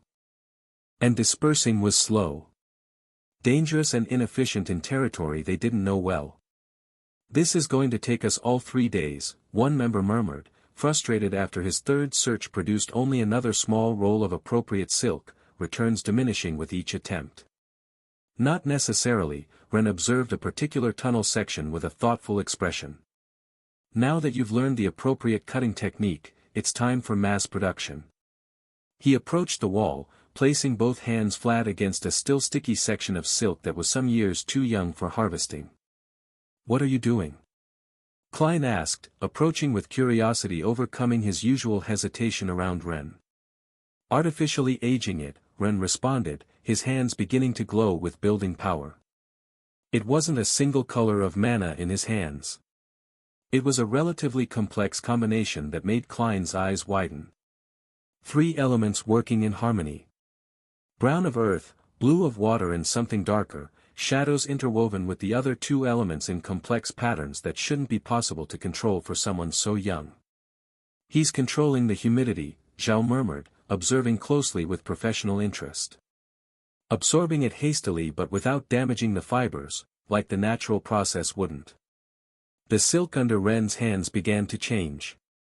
Subtly at first, then more noticeably as the transformation accelerated. The lighter strands darkened slightly. The texture transformed, acquiring that lustrous quality that characterized older silk, years of aging compressed into minutes. In minutes rather than years, an entire tunnel section that would have required a decade of natural aging was ready to harvest, transformation complete. "Impossible," the Strawfang watcher whispered, his eyes very wide with shock that cracked his supposed neutrality. Because this wasn't just knowledge of beasts or ecosystems. This was manipulation of natural processes in ways that shouldn't be accessible to students, mastery that suggested understanding far beyond what any academies could teach. "Doesn't seem impossible to me for someone with multi-elemental control," Zhao corrected with a satisfied smile that didn't want to leave his face for a minute. "Just extremely difficult. Requires precise control of 3 elements simultaneously, maintaining them in exact proportion while rotating them in a specific pattern. Most tamers can't handle 2 elements at once. 3 is absurd," the Strawfang completed, but his tone had lost all previous arrogance. Now there was only reluctant awe, the kind that came from witnessing something that shattered assumptions built over years. Ren stepped away from the long completed section, breathing slightly heavier but clearly capable of continuing, stamina impressive for sustained elemental manipulation. "Here," he pointed to the treated section. "All of this is ready now. Harvest everything you can carry." The team didn't need to be told twice. They launched into collection with greed at the future crystals, renewing their energy, cutting section after section of perfectly aged silk, movements more and more efficient as they repeated the techniques Ren had taught them. And Ren moved to another wall. And another. And another. Each one treated with the same complex combination of elements, transforming immature material into first-quality product in a ridiculously small fraction of the time it would take naturally, like some ancient alchemy. The enormous sections of treated tunnel were continuous and easy to follow, so it didn't take long for everyone to collect to maximum carrying capacity. Backpacks full. Ren's Wolverine space filled too, with tons of silk rolls that would be worth small fortunes in the market. Klein observed everything with something increasingly close to reverence. This wasn't just knowledge of beasts or ecosystems. This had to be some kind of mastery of the fundamental forces of the world. Mana control at a level Klein hadn't seen in most professors, precision that took decades to develop compressed into a guy in his teenage years somehow. Ren made it seem routine, like this was simply what competent people did rather than something extraordinary. That day with the artifact he doubted for a moment, but now. How much do we have? Ren finally asked, when his team began reporting they couldn't carry more without compromising mobility. The backpacks are at maximum even in the backs of our beasts, the girl responded, adjusting straps that cut into their shoulders under weight. And your Wolverine? Full too, Ren confirmed, feeling the weight through the bond like phantom pressure. Good. This should be sufficient for the first trip. Sufficient for the first trip, another laughed, almost hysterically with exhaustion and disbelief mixed. Ren, this surely is worth more than what most teams gather even if you gave them a full week. First place is what we came to get, Ren shrugged as if it wasn't a big deal yet. The majority doesn't matter, but I know several who will obtain very good quantities too, so we can't be overconfident. Now we have to return and do 2 more trips, way faster than this one. He looked toward the marked tunnel they'd followed to arrive here. The blackened silk and marks he'd left could be seen in the distance, guiding them back like breadcrumbs through the labyrinth. But don't worry, the return trip will be faster easily, he announced with confidence born from his careful planning. We already know the way. And most of the spiders already evaluated us. They won't bother us if we don't provoke them. Zhao smiled openly now, clearly proud of his student in ways that went beyond professional satisfaction. The Stralfang Watcher seemed to be re-evaluating every assumption he'd had about this student, about commoners, about what education versus innate talent could produce. And Klein. Klein finally understood why Luna had fallen for Ren despite all the social barriers and family situations that should have prevented it. Why people as important as Larissa and Leora always followed him, seeking his company and guidance. Why even the nobles who hated him couldn't deny his results, couldn't dismiss achievements too concrete to ignore.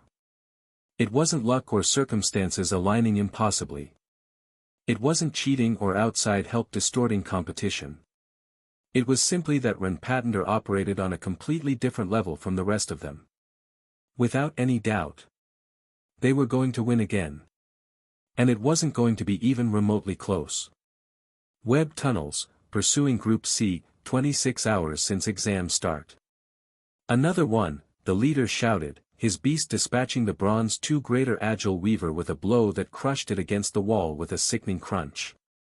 The spider collapsed, its legs bending at impossible angles while body fluids spilled over the silk in spreading stains. It was the 10th they'd killed in the last hour alone. And they kept coming. Where the hell are they all coming from? One member gasped, exhausted by constant combat that didn't let them rest or gather properly. Their tutor observed with a worried expression, trying to understand the pattern that wasn't making sense. They'd entered the tunnels already over a day ago. 26 hours of slow advance, guessing routes, fighting against spiders that seemed to multiply with each hour that passed. It doesn't make sense, the tutor murmured to himself. Weavers are territorial but there shouldn't be this density everywhere. It's like if another spider appeared from a side tunnel. Silver won this time since they were at the border between zones, larger, more dangerous with venom that could seriously hurt the silver rank students. The team launched into combat, dispatching it after an exchange that left 2 of them with minor venom wounds that burned and slowed their reactions. The tutor approached the body, observing how the fluids mixed with the tunnel floor silk. He knelt, sniffing cautiously despite the beast's acrid smell. And understood with dawning horror. Stop, he ordered, his voice cutting through the group's exhaustion. Stop killing them. What? The leader looked at him like he'd lost his mind. You want us to let ourselves be surrounded? I want to suggest, you stop calling more. The tutor pointed to the multiple spider bodies scattered through the tunnel behind them, a trail of corpses marking their passage. The fluids. They combine with the silk and roots. They give off a different smell. So. And I think that smell calls them. The tutor stood up, his expression grim with realization of their mistake. Each spider you kill sends a signal. More come to investigate. Kill those, and more come. It's an endless cycle like this. The silence that followed was heavy. They'd been creating their own problem through ignorance, making everything worse with each victory.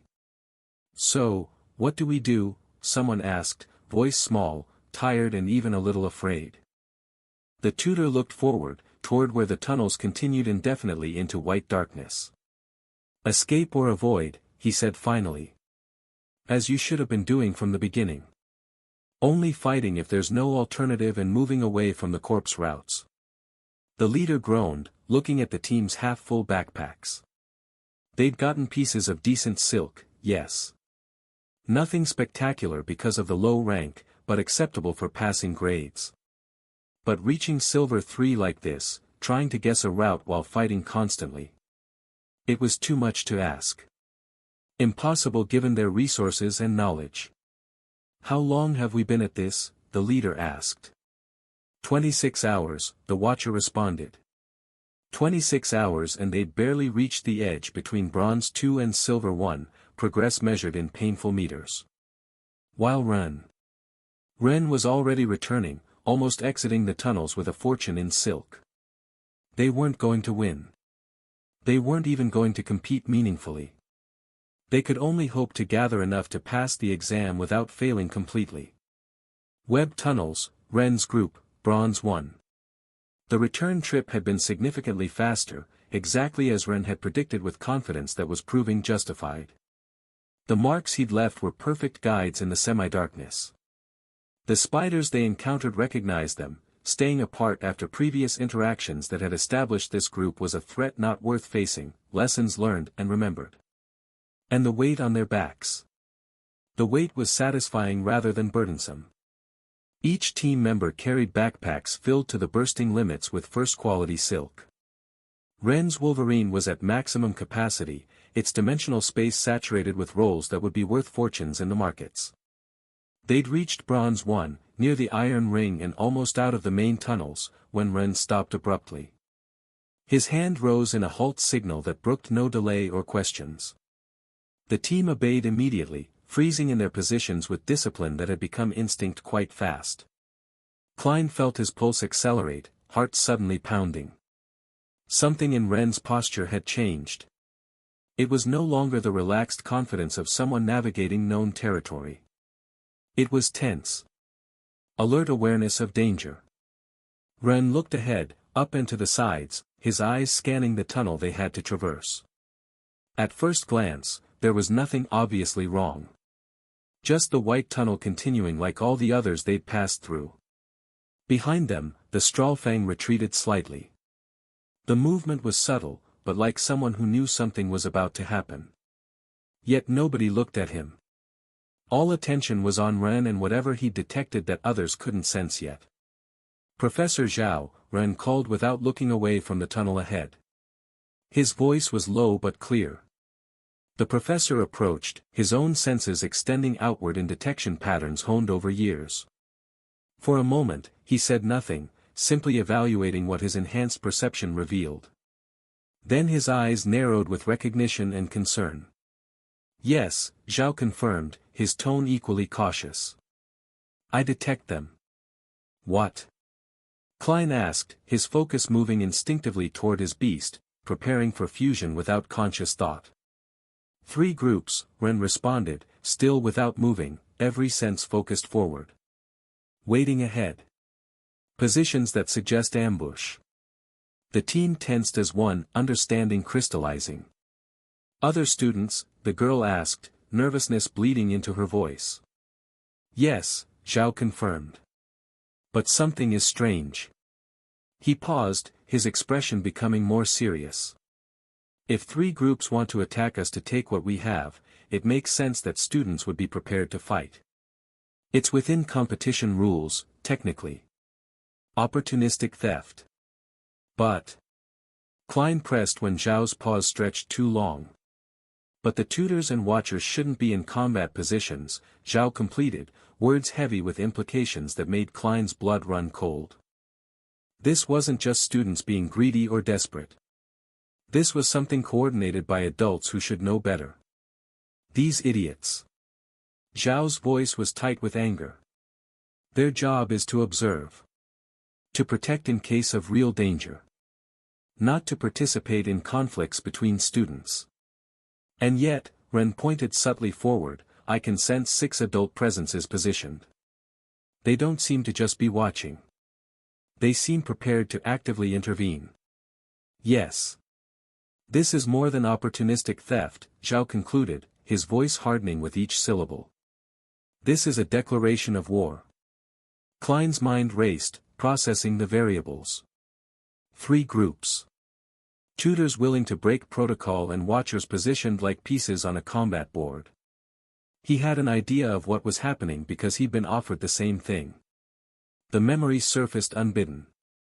Many nights ago in a shadowy corner of the academy courtyard. A messenger with no house colors. A sealed letter that burned in his hands. Substantial rewards for those willing to complicate matters for certain teams.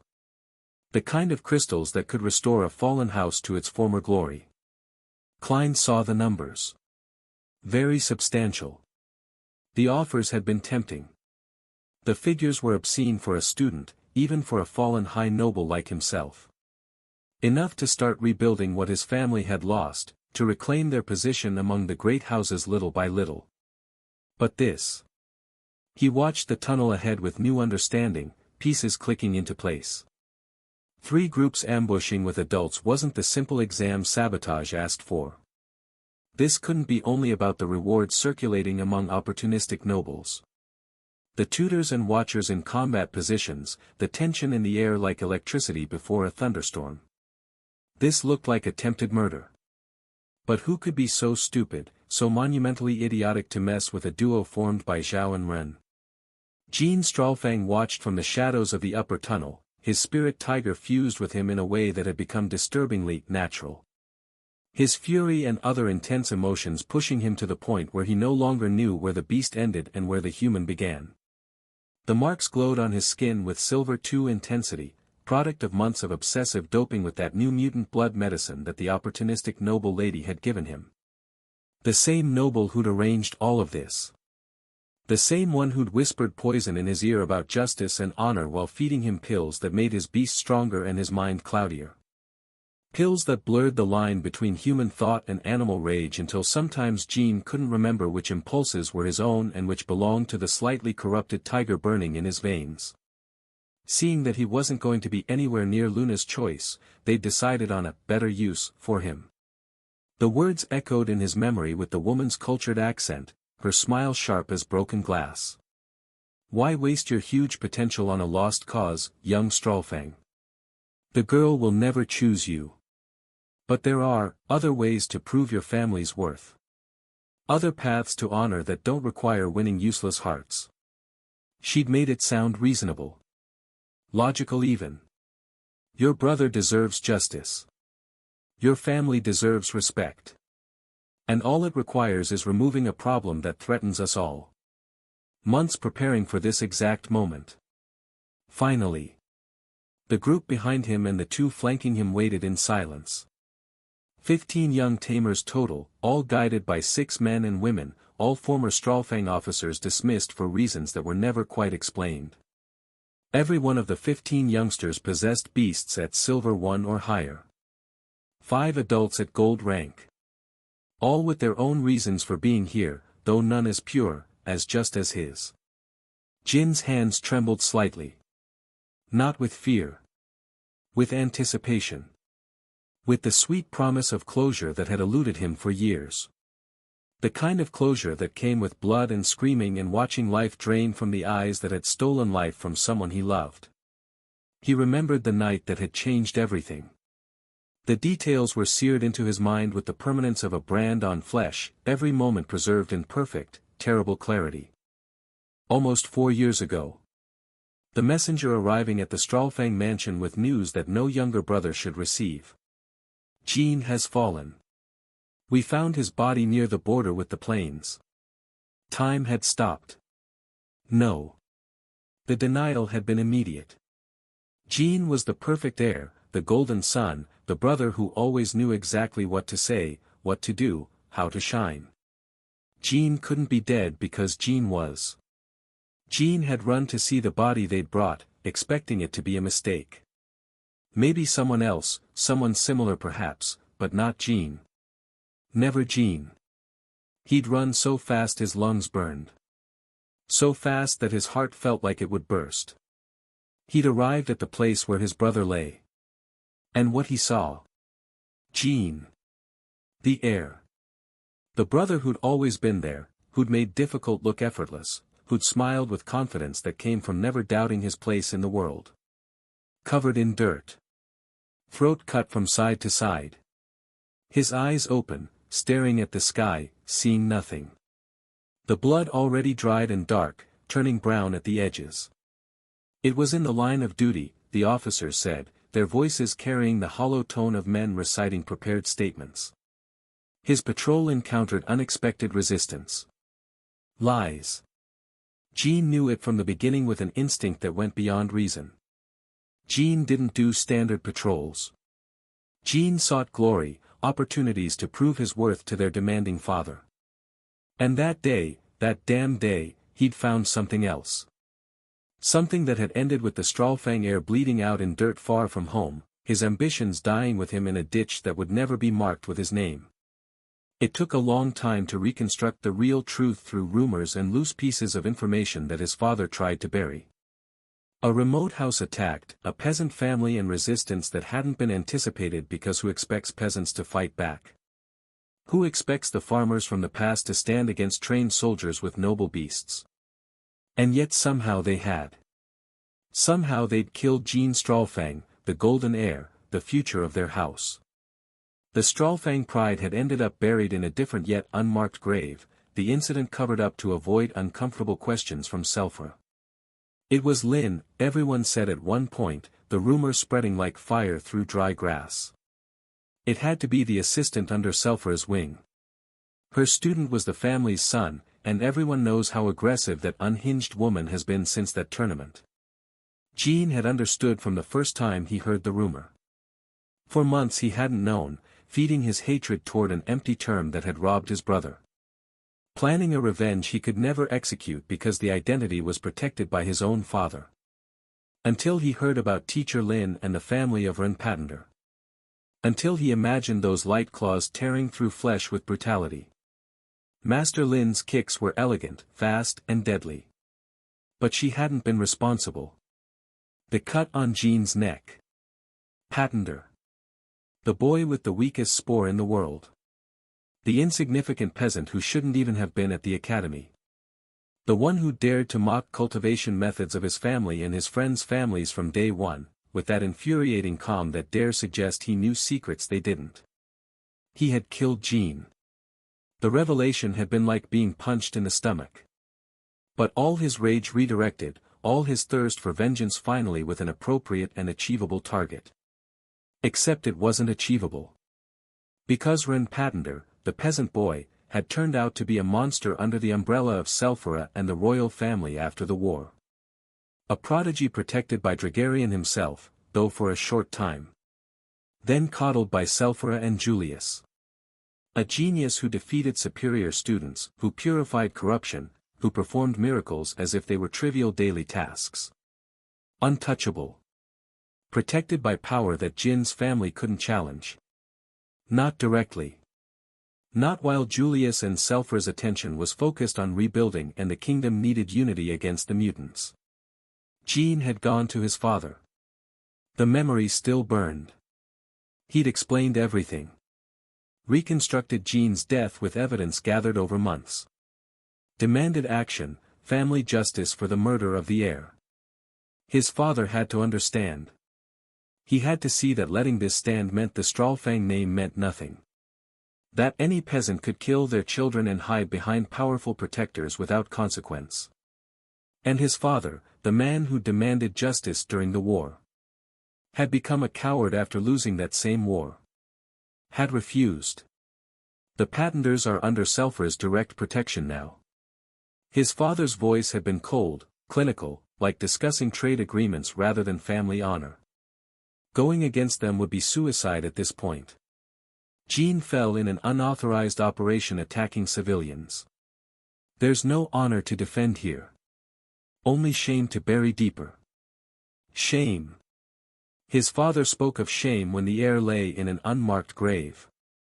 When Jean's blood had soaked into dirt that didn't even carry a marker with his name. Besides, his father had continued with that cold, calculating voice that Jean hated, that made him wonder if the man had ever loved Jean at all or had only valued him as an asset. You're the heir now. You should thank your brother's death, since it opened your path to power. Monster. His own father was a monster who saw Jean's death as a convenient opportunity instead of a tragedy to avenge. But Jean wasn't his father. Jean would never be his father. He wasn't one who looked at his surviving son and saw not grief but utility. Who calculated the political implications of murder before considering the human cost. Who'd already moved on from Jean's death because dwelling on it didn't increase the family's power or position. Jean remembered Jean's laugh, loud and confident. Jean teaching him to fight, patient even when Jean fumbled. Jean defending him from their father's worst criticism, taking blame for mistakes that weren't his. Jean, who'd been arrogant and entitled and everything a noble heir should be, but who'd also been his brother. And maybe even a better father than his useless, absent true one. And Jean was going to get justice. The tiger inside him growled, sensing his resolve. Or maybe Jean was growling and the tiger was just agreeing. The line had blurred, smudged by the pills and rage and obsession until Jean couldn't tell which thoughts were human and which were predatory instinct. It didn't matter anymore. They both wanted the same thing. Ren Patenter's death.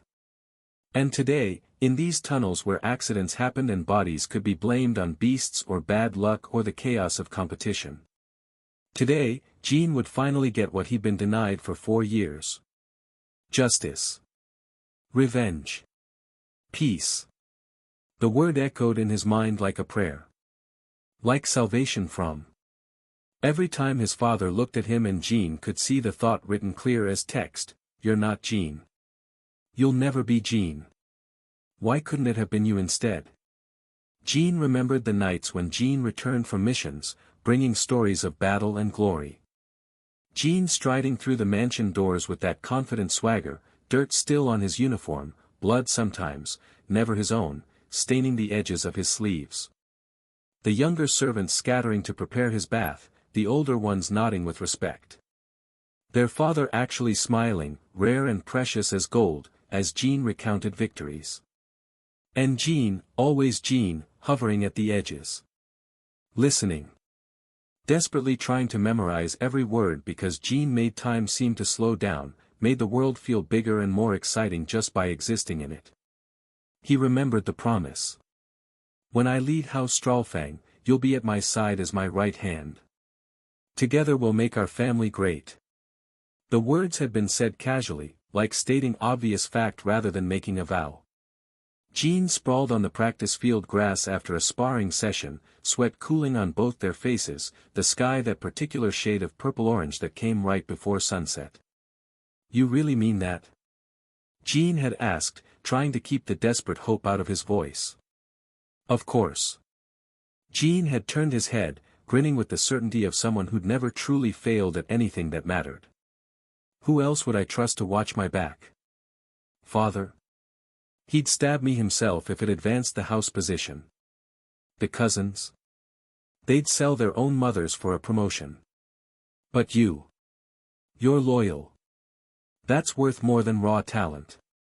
Those words had become Jin's anchor. His purpose.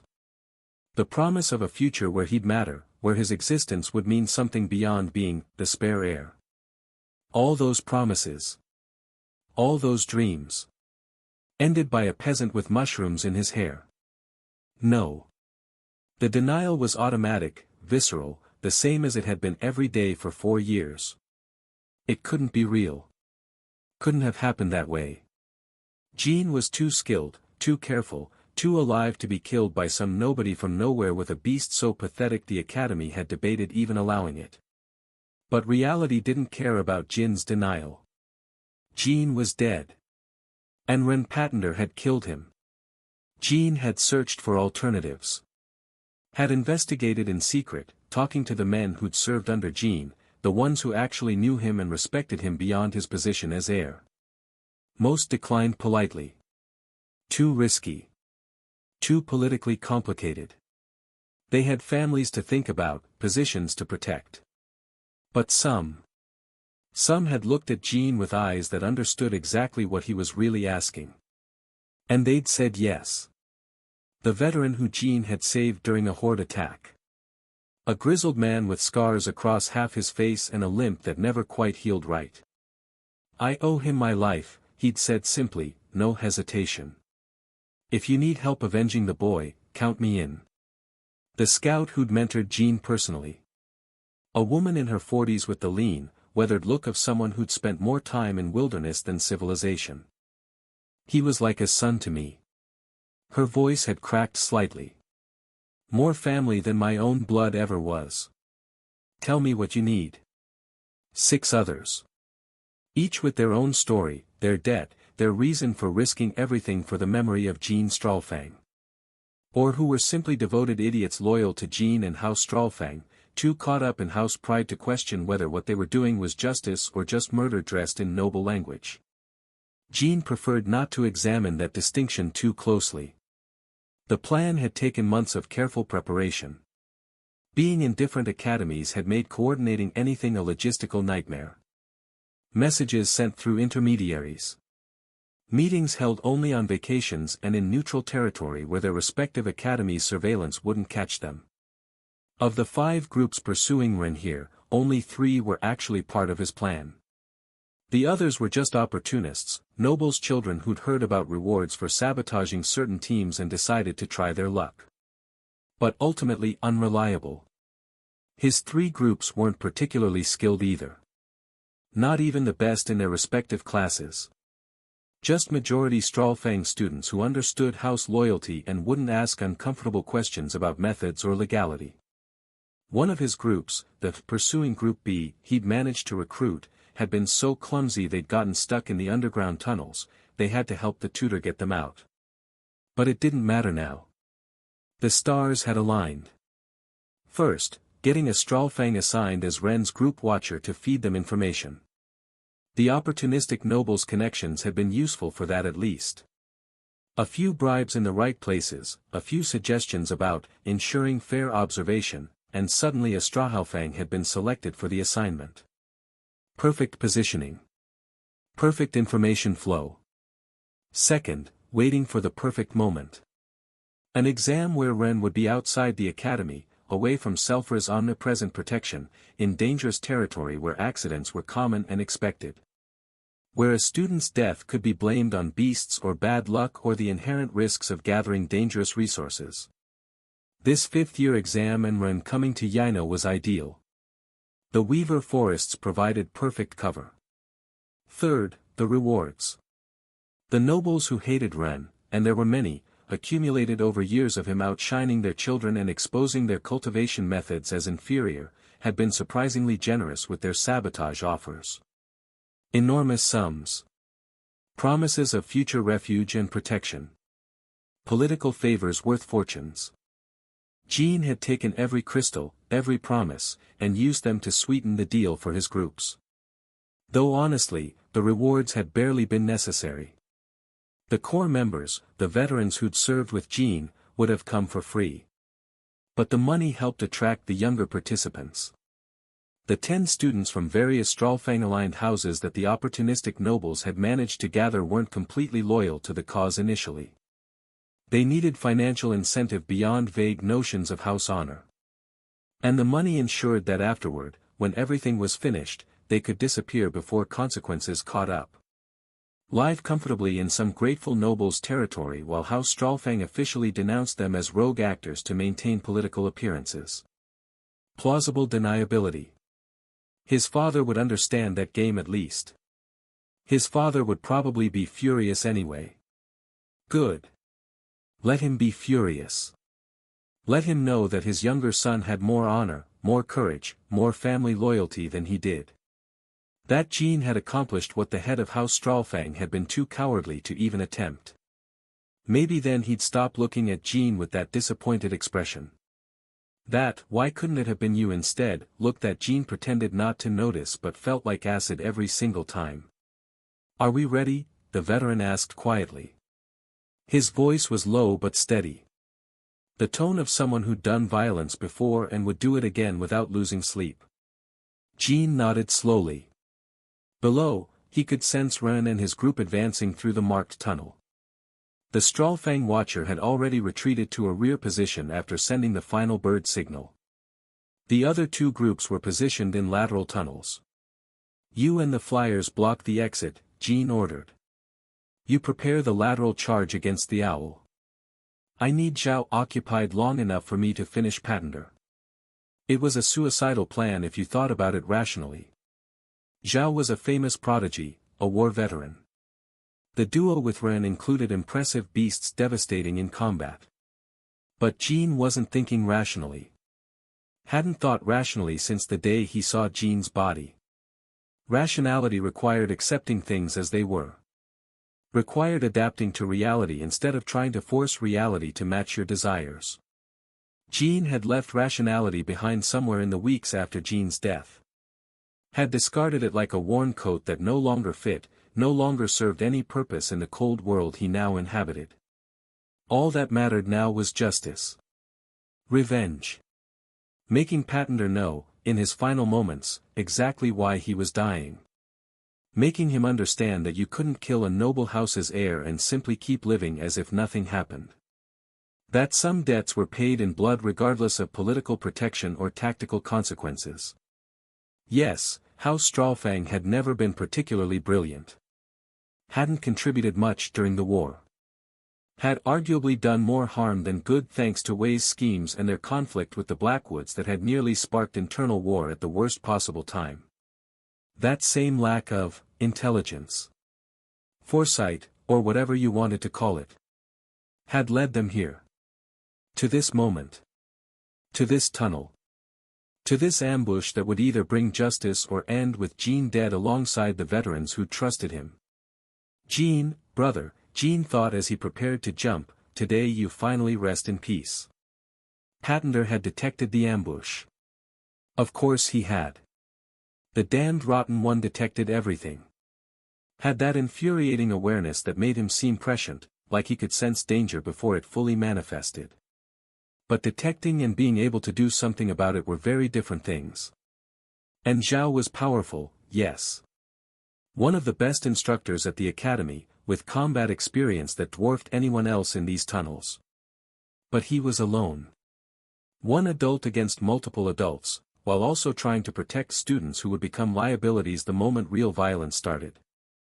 Having to split attention between offense and defense, between fighting and safeguarding, between winning and preventing casualties on his own side. The mathematics didn't favor the professor. And Patender. Patender was just a student. Talented, yes. Even monstrously so. A prodigy that appeared once in a generation, maybe once in a century. But he was still only 14 years old. Still had a body that hadn't finished developing, muscles that hadn't reached full strength, reflexes that were impressive for his age but nothing compared to trained adults with decades of combat experience. Still vulnerable. Still mortal. Still capable of dying if you just hit him hard enough, fast enough. Jean felt a smile pulling at his lips.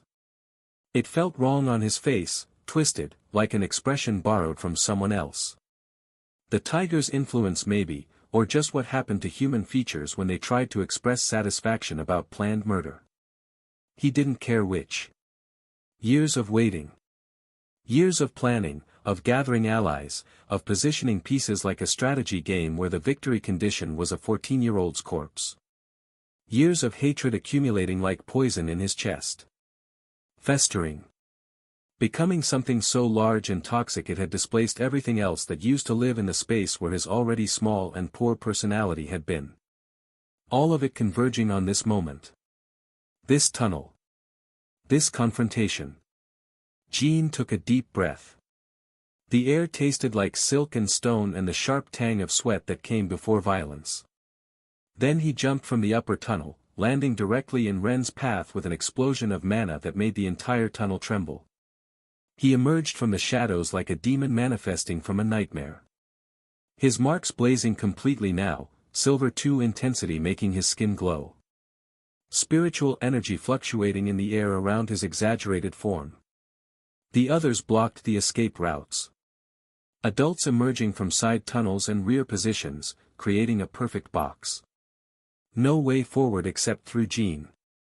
No way back except through veterans who'd survived real wars and knew how to kill efficiently. No way up or down in tunnels that constrained movement to essentially 2 dimensions. Trapped. Zhao straightened, his own beast manifesting as he assessed the situation. Jean could see it in the professor's eyes, the recognition that this wasn't simple sabotage or student conflict that had escalated. This was coordinated adults working together with clear purpose and no apparent concern for consequences. This was an assassination attempt. And Patender. Patender simply stared at Jean with those eyes that seemed to have seen too much for his age. Ancient eyes in a young face. Recognition sparked in Ren's eyes. He knew who Jean was. Had probably known the moment Jin's mana appeared in his detection range. Probably knew why they were here. Maybe even knew how this would end. But Jean didn't give him a chance to speak first. Didn't let Patender try to talk his way out or appeal to reason or do whatever verbal manipulation he might attempt. First was his turn. Ren Patender, Jin's voice resonated through the tunnel. But it sounded strange to his own ears. Too loud. Too intense, as if someone else was speaking through his throat. Finally I have you where I wanted you. But that wouldn't ruin the moment. He paused, savoring the moment. Letting it stretch and letting the tension build. Letting Patender understand that this was different from every other conflict, every other rivalry, every other moment of danger he'd somehow survived. This was personal. Do you remember your remote house? Almost 4 years ago. A patrol that found your family? He watched recognition shift to understanding in Patender's eyes. The boy remembered. Of course he remembered, right? They say your first kill tends to stay with you. Became the moment that divided your life into, before and after, the point where you stopped being innocent. It was maybe true, even if you'd been defending yourself, even if you'd had no choice. Probably the kind of memory that haunted him. That woke him up at night in cold sweats. That made him wonder if he was becoming a monster. Jean hoped it haunted him. Hoped Patender had suffered even a fraction of what Jean had likely endured. That day you claimed your first victim, Jean continued, spiritual energy beginning to dance between his fingers like captured lightning. The power felt good. Felt right, it felt like the universe was finally aligning to deliver justice. My brother. Jean Strawfang. Heir to our house. Leader of that patrol. He let the words hang for a heartbeat. The man you murdered. The accusation fell into the tunnel like a stone into still water. I've waited years for this, Jean took a step forward. Years searching for the perfect moment. The moment when I could finally deliver justice for my brother. He shook his head, the gesture almost sad. But now. Another step forward. The tiger's energy coursing through him, making his muscles feel impossibly strong. Here. Away from your protectors. In territory where accidents happen. His smile widened. It wasn't a pleasant expression. It was meant to be the last thing Ren Patender saw before violence erased him from existence. Finally I can give you what you deserve.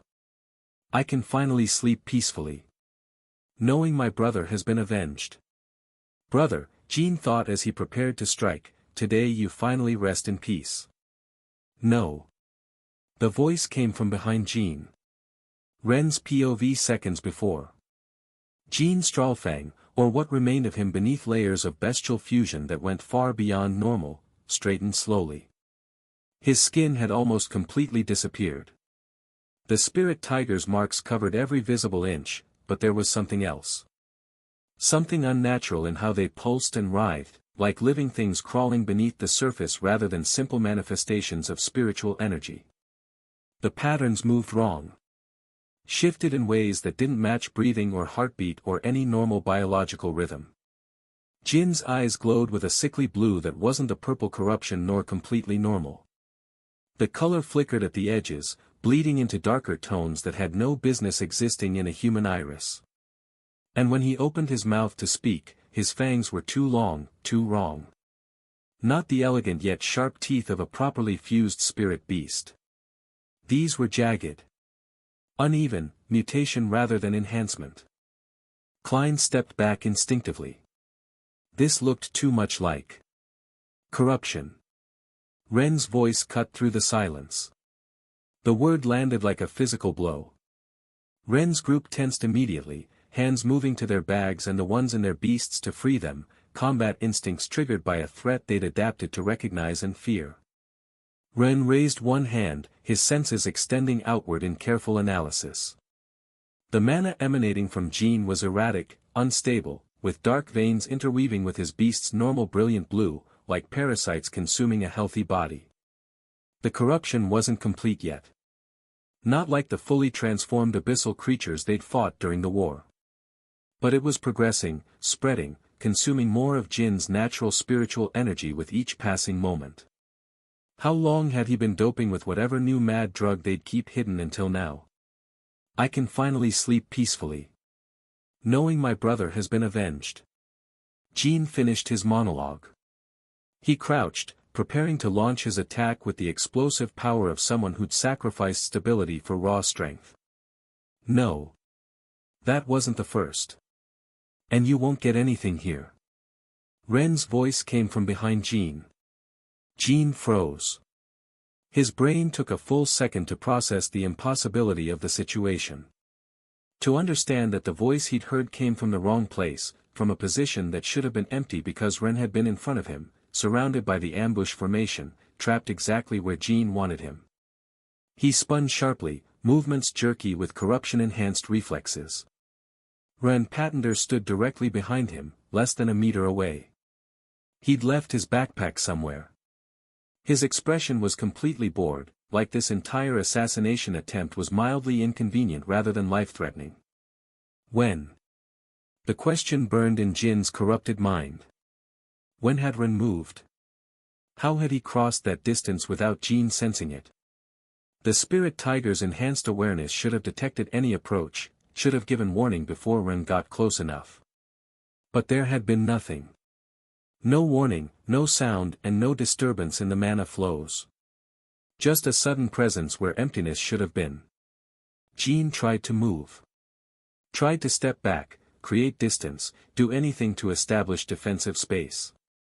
He couldn't. His legs didn't respond.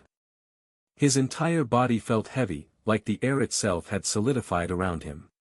He tried to scream an order to his group, to tell them to attack, to coordinate the ambush they'd planned so carefully.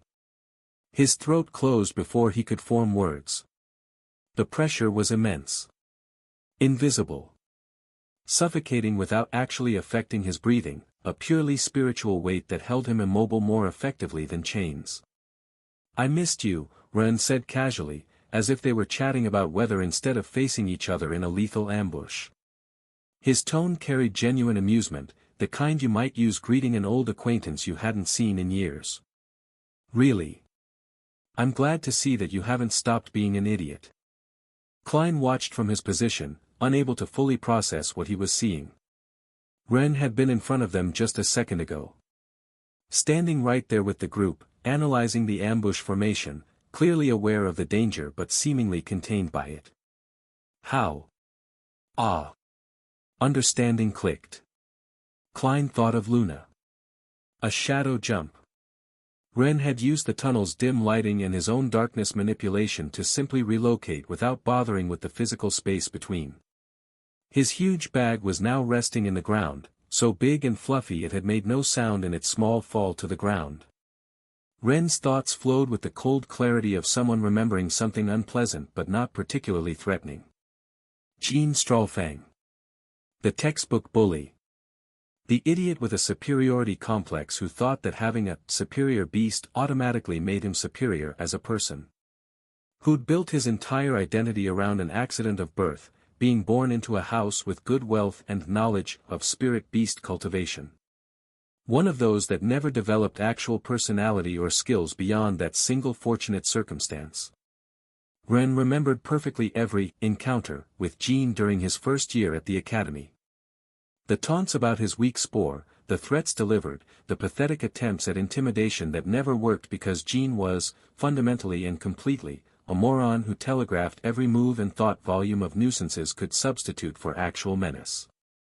But I never felt truly threatened, Ren thought while watching Jean try uselessly to move under the pressure of his darkness mana. Because the group was led by an idiot. And idiots are predictable. Jean and his group had always been his particular punching bag during that first year. When the taunts came, Ren returned them with interest, turning insults back on their creators with ease that left them sputtering. When they tried pranks, Ren reversed them and left them looking like fools. Every plan they made was so obvious, so telegraphed, that he could see the moves coming from kilometers away. It had almost been fun in a tedious sort of way. Like solving the same easy puzzle repeatedly, never particularly challenged but occasionally mildly entertained by new variations of the same basic stupidity. Almost, Ren admitted internally. The key word being, almost. Because beneath the entertainment value, there had always been the underlying annoyance of dealing with someone too stupid to recognize when they were outmatched, someone whose ego wouldn't let them accept reality no matter how many times it was demonstrated. Jean finally managed to make his right arm move. With a roar of pure effort, spiritual energy burning together with corruption to force his muscles into motion, he spun completely. His hand swept through the air in a blow aimed at where Ren's head had been. But Ren was no longer there. He ducked, anticipating this kind of attack before Jean even thought to execute it. Always the head first. The beast dictating the pace instead of its tamer. No need of reading body language and mana flow like with any other opponents who'd be far more dangerous than an academy bully hopped up on cheap copied corruption. And then, from below, Ren struck upward. The punch connected with Jin's jaw with a satisfying crack that resonated through the tunnel. It was the same blow Ren had used before, from back in their first confrontation. The signature strike that had left Jin knocked out on the ground, waking hours later with only a headache thanks to the healers and the humiliation of an instant defeat that some of his classmates wouldn't let him forget. That punch had become part of the legend running among certain academy circles. One of the moments when the weakest student had demolished the Tiger Air in a single hit, proving that raw beast quality meant nothing against actual skill and preparation. One of his many achievements in his rise. But this time Jean didn't fall unconscious. The blow lifted him off the ground, his body rising with the impact's force. And while he ascended, Ren grabbed Jin's leg with his other hand before gravity could take control, arresting the momentum and maintaining connection. "I didn't knock you out on purpose," Ren said, his voice calm while holding Jean suspended by one leg. His grip tightened deliberately. Jean felt the bones in his leg creak under the pressure, stress fractures forming in his corrupted skeleton. This time, Ren continued, his expression completely neutral as he rapidly brought his arm downward in a brutal arc. "This time you deserve to suffer more than that." Jean hit the ground hard. The impact drove almost all the air from his lungs in an explosive gasp. His corrupted body absorbed some of the damage, but pain still exploded through every nerve, bright and sharp and impossible to ignore. "This time you need to see your defeat better," Ren said, standing over him with the casual posture of someone who'd already won and was just explaining why. Every second of it. Let's see if it finally sticks in your small head that you're not on my level. Ren's voice had the tone of someone stating obvious facts rather than delivering taunts. That you never were. Jean tried to speak. Tried to spit some threat, some declaration of vengeance, some final defiant words that would prove he hadn't been completely crushed. All that came out was blood from where he'd bitten his tongue with the impact of the initial blow. The metallic taste filled his mouth. And that you never will be. Ren observed him with something that might have been pity, but then it just looked like contempt for wasted potential and stupid choices. Your equally dumb brother I remember well, Ren said softly, his voice carrying the weight of absolute certainty, and again, he was not one that deserves justice, nor was he my first death. But he was the first up close and personal, that I'll give you. The words settled into the tunnel like stones sinking in water. And never, ever, will I regret it. Jin's allies were already in motion. From the beginning, from the moment Jean had jumped, the group had dispersed according to plan. Many had argued that Jean entering alone initially was a bad idea, too risky, too exposed, leaving their main piece vulnerable before the board was even set. But Jean had insisted with logic that, surprisingly, wasn't completely stupid. This way it's easier for them to listen to what I want to say, he'd explained during their final planning session. And most likely nothing serious will happen to me at first, because if I end up dead that would affect Pattender's group a lot, exactly how the nobles want. They'd give the prize to our group members just for that. He hadn't been so foolish after all. At least not in that specific aspect. The political calculations had been sound. Ren's group couldn't afford to kill a noble heir during an academic exam without massive consequences. The optics would be terrible, everything the opportunistic nobles needed to paint Ren as the villain they wanted him to be. Jean had understood that much at least. Had weaponized his own life. However, what they wanted most was to defeat them if possible. Kill Ren, eliminate witnesses, and escape before consequences could catch up to them. That was the real plan. The one Jean hadn't said out loud during planning sessions but everyone understood anyway. The unspoken goal that made this ambush into something far more serious than exam sabotage. Assassination. The adults began emerging from their hidden positions, fused with gold-rank beasts that glowed with lethal power as they converged toward Ren's group. Veterans.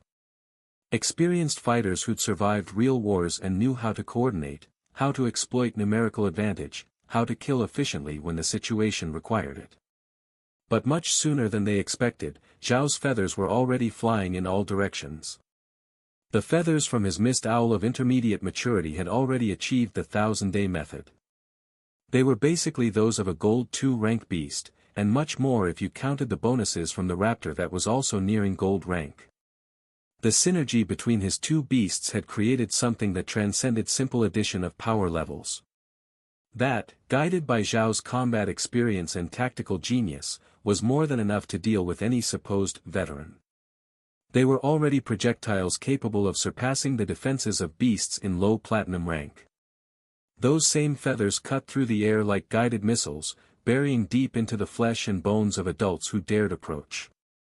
A man confident in his stone armor fell with 3 feathers penetrating his shoulder, knee, and thigh.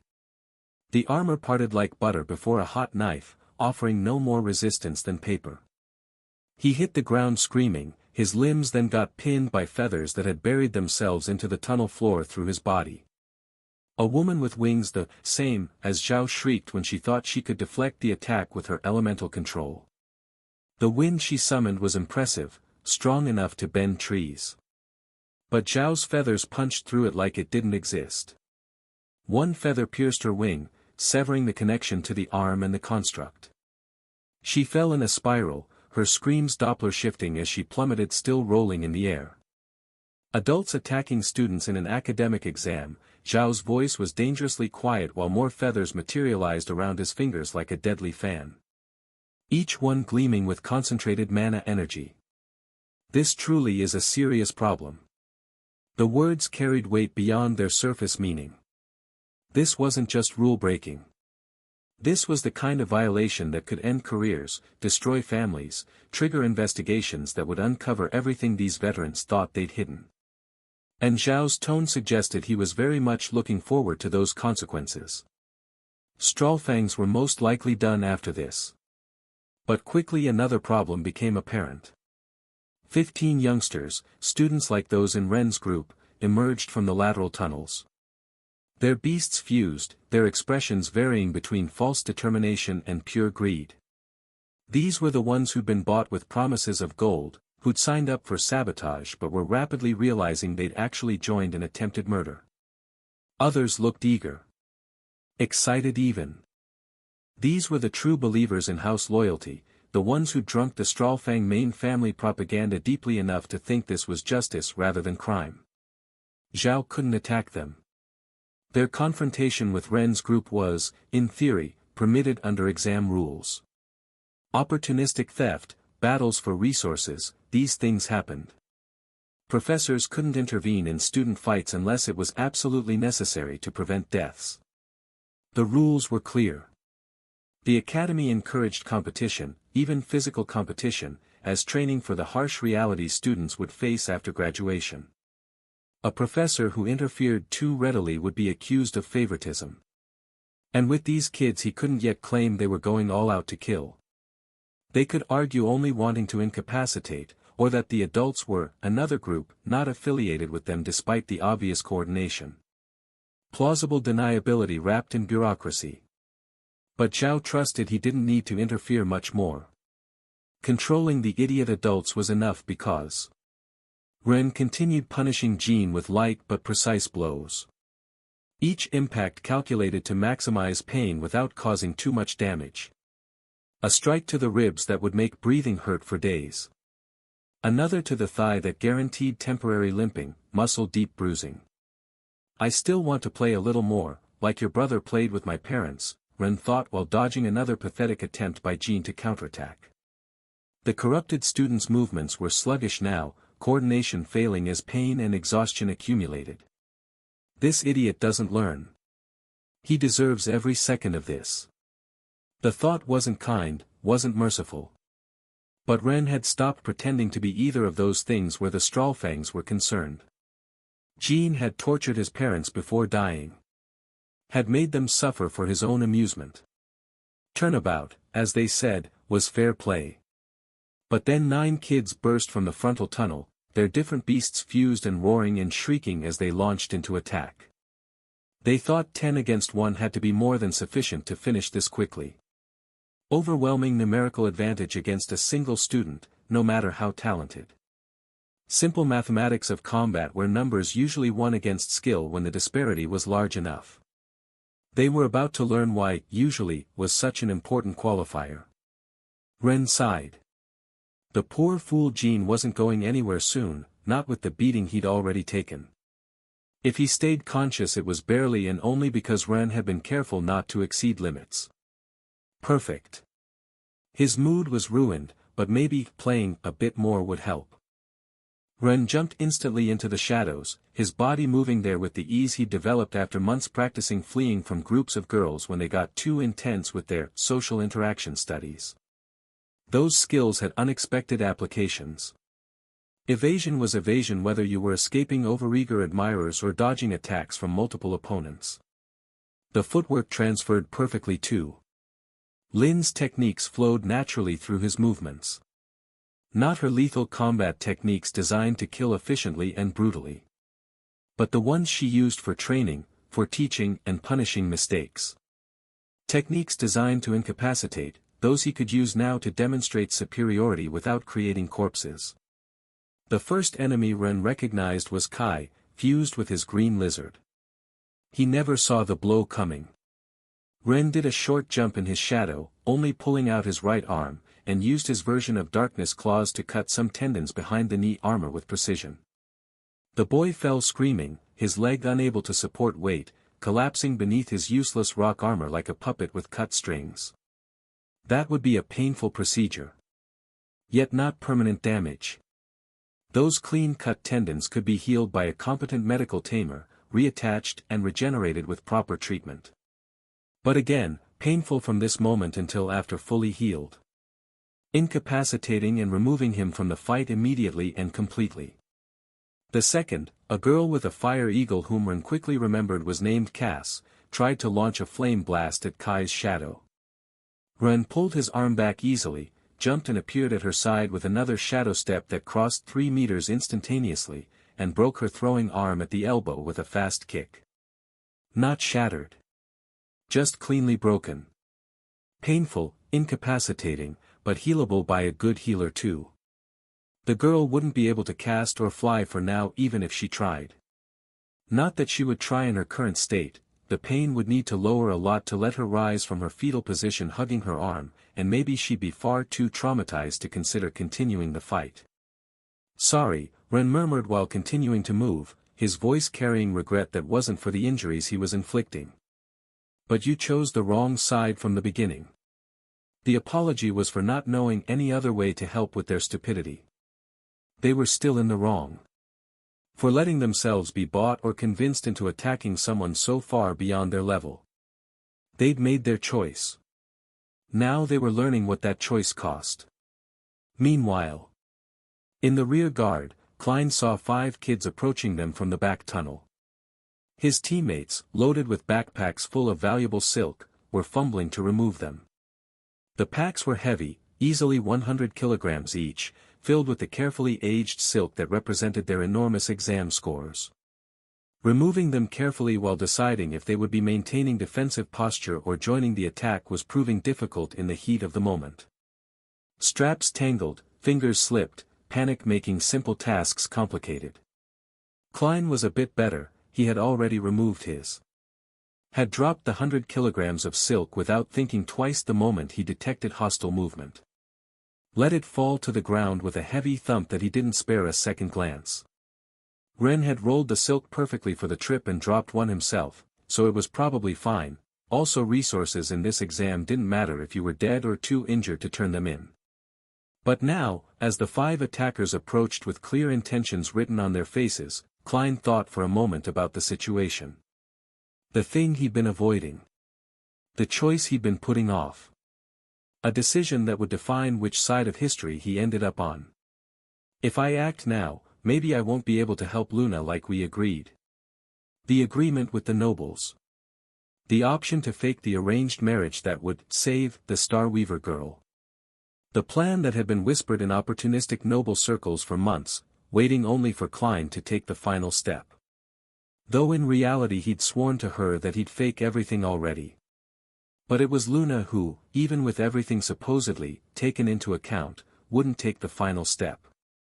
She really wanted the heart, but didn't want to be tied to her uncles. Or so she said. But Klein knew there was something more holding her back. And that something was, well, someone. Someone whose presence seemed to make Luna reconsider every decision.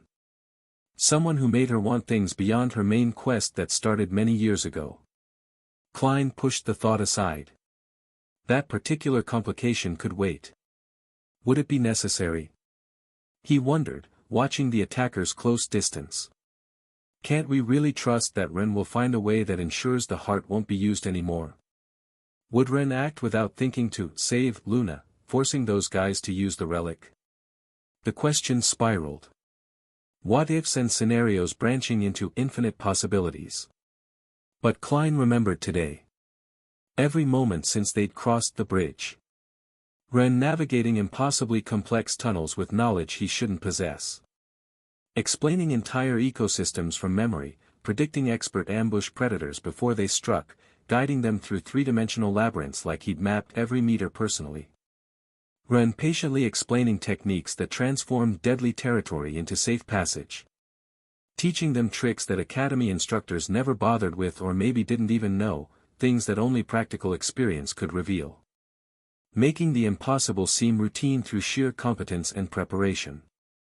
Ren aging silk artificially with elemental control that left professors speechless. Creating results in minutes that should take years. Magic that bordered on the miraculous performed like it was a simple party trick. Every single demonstration of ability that should have been impossible. Every casual display of skill that redefined what talented student meant. No. Klein had already chosen to believe. Not in vague hopes or desperate gambling, but in concrete evidence accumulated over a full day of observation. In demonstrated competence that went beyond luck or advantage into genuine, undeniable mastery. Ren would find a solution. Would create an option that didn't exist. Would somehow, impossibly, make things work because that was what he did. And Klein would be there to help him do it. Ren had demonstrated today, with actions more than words, that if anyone could find extraordinary solutions to impossible problems, it was him. Klein launched into defense, his lion fusing with him. The golden mana surged through his body, transforming his muscles and reflexes, sharpening senses until he could track multiple opponents simultaneously. Now, finally, he was using his power for something that mattered. The first attacker was a close-range fighter. Klein dealt with him with relative ease, his beast giving him superior speed and strength that let him dodge the heavy blows and counterattack with precise cuts that forced the kid backward. The heavy beast fusion made his opponent strong but slow. Predictable. Each punch telegraphed seconds before execution, each grapple attempt visible in the shoulder positioning and weight shifts.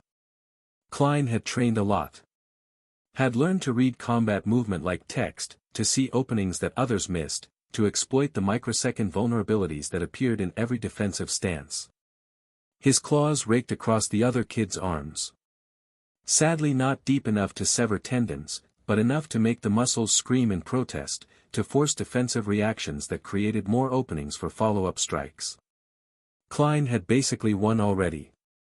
But a second attacker launched a wind blast from several meters back that pushed him, making him lose balance. The timing was bad. The moment Klein committed to his attack on the first enemy, the air user struck from range, exploiting the opening created by Klein's forward momentum. Klein stumbled, his footing shifting on the silk-covered tunnel floor. For a heartbeat he was vulnerable, unable to dodge or counterattack effectively. The first enemy recognized the opportunity immediately. Lunged forward with renewed confidence, massive fists swinging toward Klein's exposed head. Klein roared his characteristic skill, the deep resonant noise that made the air itself vibrate. His fusion deepened, the golden lion manifesting more completely in his hair with a long flowing mane that seemed to glow with captured sunlight. The roar wasn't just sound. It was compressed energy. The vibrations disrupted opponent concentration, made their fusion waver for critical instants, created psychological pressure that could break weaker wills. He launched a phantom cut, his most practiced technique. The claw of golden energy flew through the air, visible as a razor-sharp crescent of condensed mana, and impacted the elemental wind user. The small paralysis effect that came with his roar lasted only a moment. A fraction of a second where electrical impulses couldn't reach muscles properly, where the body seized and stopped responding to mental commands. But it was enough. The wind user fell, his support attack interrupted mid-cast. The half-formed wind blast dissipated into a harmless breeze, his concentration shattered by the pain from the cut. But then the close-range fighter recovered and returned to battle, more cautious now but still dangerous. And behind him, a water user began healing the superficial wounds Klein had inflicted on the wind user. Klein glanced backward. The kid with the hawk had finally managed to remove his backpack and was arriving to help, his flying beast giving him wing-like arms as he prepared to attack. 2 against 5. Better odds than before, but still not great. A guy with an earth beast began attacking from distance too, launching rock projectiles that forced Klein and the hawk kid to maintain constant movement facing the slight elemental disadvantage. Earth techniques hit hard. Crushed and battered, not really affected by the wind. Each rock projectile carried enough force to break bones if they connected directly, to leave massive bruises even through glancing hits. The other Ren's teammates didn't have beasts exempt from carrying like the hawk one, so their beasts remained stuck with multiple backpacks when the fifth member of the attacking group finally moved.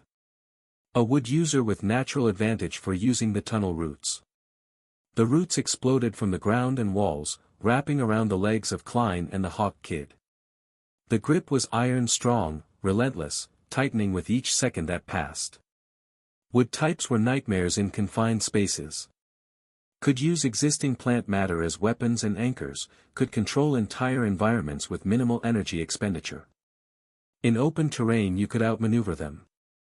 In these tunnels lined with roots and silk, they were big trouble.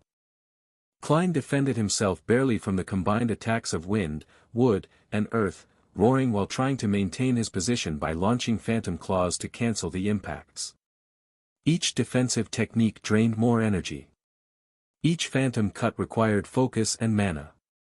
Each moment spent immobilized was a moment where his opponents could coordinate, could heal their wounds and could set up the killing blow. When the now healthier close combat user took advantage of the moment to enhance his claws with concentrated mana and jumped into attack. But something cut his back and leg simultaneously, launching him against the tunnel wall with big force. The kid was disabled, crumbling to the ground with agonized groans. Blood spreading across silk where he'd impacted, his fusion flickering as consciousness wavered. For a moment, Klein saw the silhouette of Ren's mantis. A brilliant jade flash, blades reflecting the dim light, absolutely lethal in its perfect predator elegance. The insect was beautiful in a terrible way. Every line of its form designed for killing, evolution having stripped away anything that didn't contribute to its function as an ambush hunter. For bladed limbs that could strike from impossible angles, camouflage that bent light itself, speed that made tracking nearly impossible. Then it became invisible again, active camouflage converting it into nothing more than a barely perceptible distortion in the air. If you didn't know where to look, if you didn't have the right sensory techniques, you'd never see it coming. Would never know you were being hunted until the blades were already sinking in your flesh. The mantis reappeared behind the water user a second later, its blades pressing against the kid's throat in clear and silent warning. The healer froze, hands raised, immediately understanding that one wrong move meant blood. That the creature at his neck could decapitate him faster than his healing techniques could possibly respond. Ren had exempted the mantis from carrying duties again. The Strawlfang Watcher was watching from farther back, hidden in shadows with a strategic view of the chaos. His expression had passed from anticipated satisfaction at seeing the large numerical advantage to growing concern and now bordered on something resembling panic. Even worse. Klein shouldn't be defending them. That was the expected assumption. Klein was supposed to be committed to the deal to obtain Luna, had accepted the conditions of unconditional support for the plans, was expected to let his group be incapacitated without real resistance or even help the attackers. The arrangement had been clear. Klein's full cooperation in exchange for the arranged marriage that would restore Goldcrest prestige and give him access to Luna and the Heart. Simple political transaction where everyone got what they wanted. Except Klein was supposed to stay neutral here at minimum. Was supposed to let this happen without interference. Then why? They'd planned to knock out one of the kids in Ren's group and use him as hostage against Zhao. Force the professor to withdraw under threat of permanent harm to students. Standard, kidnapping as leverage, tactics. Exploit the teacher's obligation to protect his students, use that protection as the advantage to neutralize the most dangerous opponent. But now things looked bad thanks to Klein's shenanigans. The 8 adults who were supposed to enter from all sides to attack Zhao were hidden in the side tunnels, all with one or more feathers buried deep in flesh. Some even already incapacitated before they could even approach. Zhao hadn't been overwhelmed. Hadn't been distracted or delayed by superior numbers. Had instead demonstrated exactly why he was considered one of the Academy's best combatants, neutralizing threats with precision while somehow still monitoring the entire battlefield. The 15 students were crumbling under Ren's insanely versatile attacks and Klein's unexpected defense. And Jean, the leader, the motivator, the one who'd brought everyone together and couldn't even finish his speech of righteous vengeance. He was on the ground like a sack of beaten meat, barely conscious, definitely not operational. If we want to turn this around, we need everyone to concentrate on bringing down fast the hunter or that insane genius. The Strawlfang Watcher moved forward, emerging a bit from his hiding place. He approached where Klein could hear him, his voice low but loud enough to be heard over the combat sounds. "Your contract will break if you keep this up." Klein ignored him, launching another phantom cut that made the Earth user retreat. "They'd given you the opportunity with Luna to recover yourself, to save your family's name from disappearing thanks to that disaster," the Watcher continued, his tone taking a desperate edge. His carefully constructed political leverage crumbling as Klein continued fighting. "But if you do this, then you won't be the representative in that marriage as we agreed. Haven't you realized this was for your benefit to be able to recover the former Goldcrest territory?" The words were meant to remind Klein of everything he was throwing away. The political alliance, the restored prestige and the access to power that came with marrying into the Starweaver family, even in a fake arrangement. Everything they'd been working toward for months. Everything that could restore what his family had lost. All of it disappearing with every attack he launched in Ren's defense. A feather passed between the Watcher's legs. It cut the crotch of his pants with perfect precision, the fabric separating cleanly. The man froze, feeling cold air against the suddenly exposed skin. Another feather passed. It cut his ear superficially, barely grazing but enough that warm blood began dripping down his neck. The sting was sharp, immediate, impossible to ignore. The Watcher fell silent, frightened, finally understanding that Zhao had been watching him and listening to every word despite fighting everyone. Understanding that his threats meant nothing. That his political leverage had no power here and now because Zhao could kill them at any moment if deemed necessary. Klein roared again. This time the sound was different. Not just his lion's battle roar. It was rage, liberation, decision made and completely accepted. No words would change that anymore.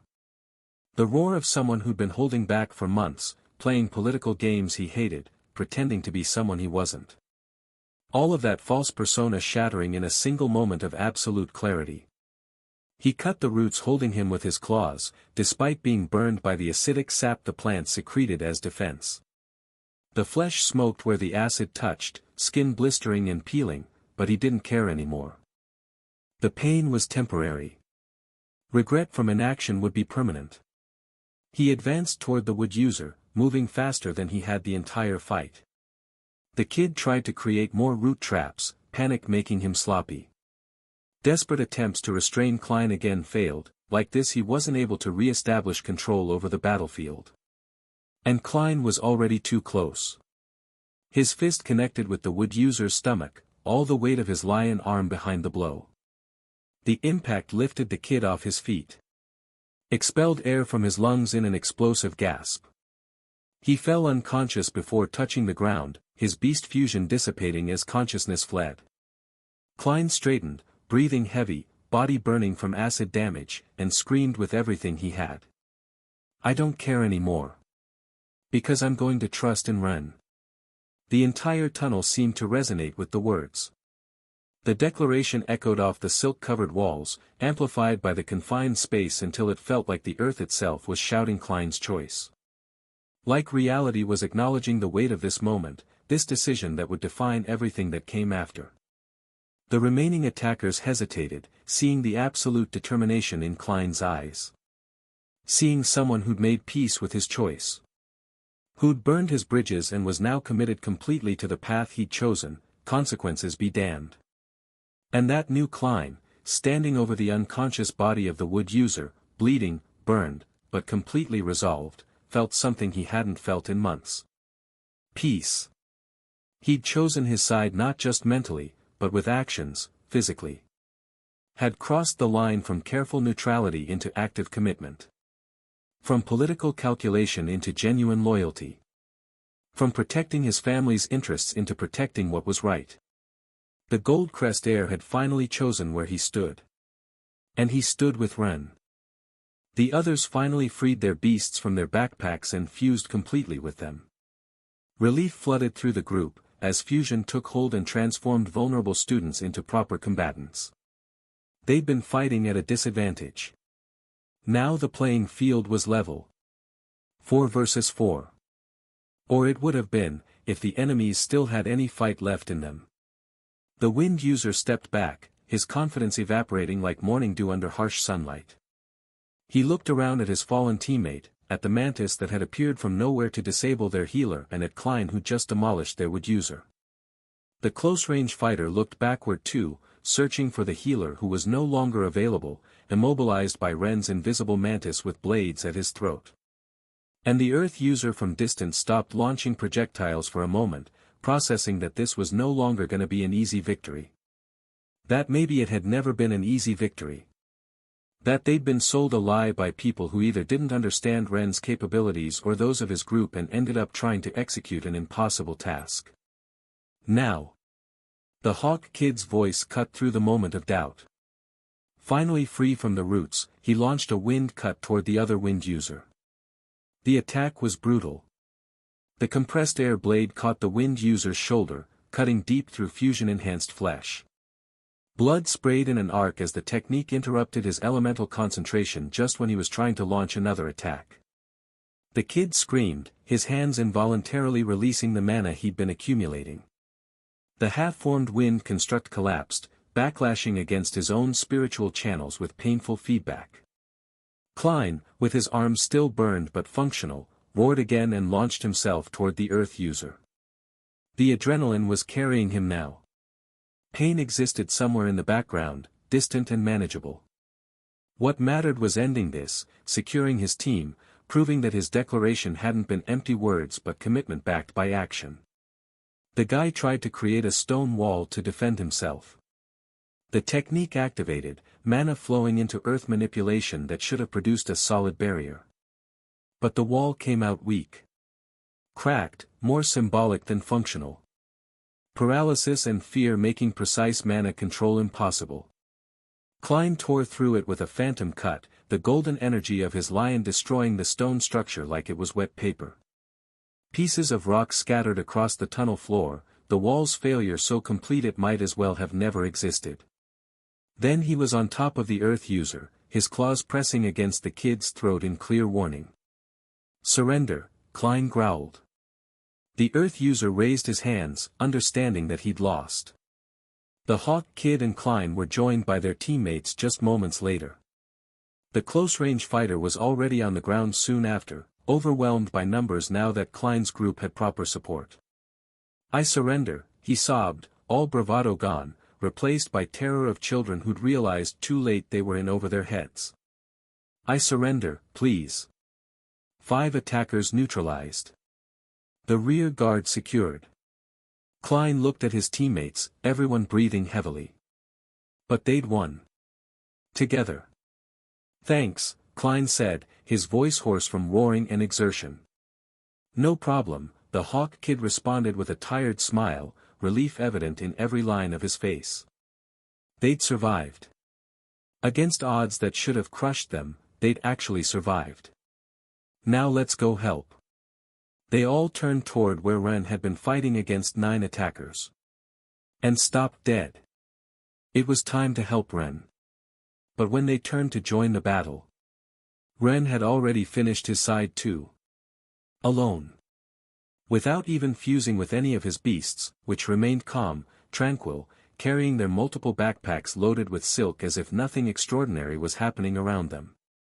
The 9 kids who'd planned to attack him along with Jean were all beaten and bound with roots emerging from the ground and tunnel walls.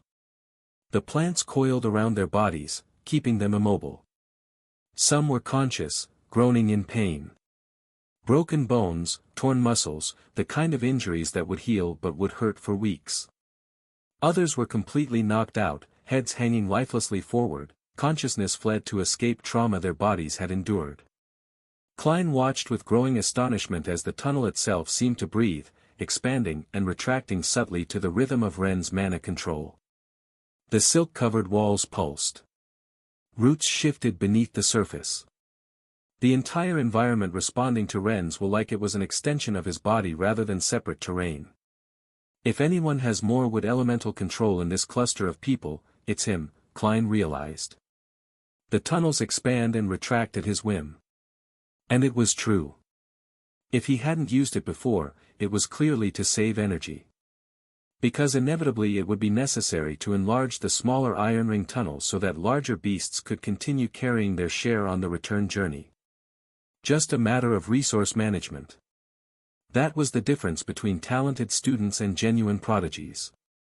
Talented students optimized for the immediate problem. Prodigies optimized for victory conditions that hadn't even appeared yet. Ren had simply jumped through shadows, appearing everywhere like a ghost, knocking out left and right while binding them as he went. Klein tried to reconstruct the fight from the evidence. 9 opponents, all attacking simultaneously from different angles and with different skills.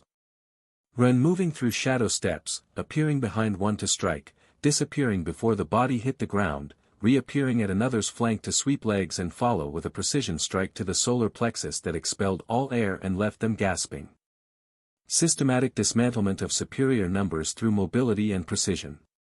Like watching a professional dance, if dance was about rendering people unconscious through targeted violence.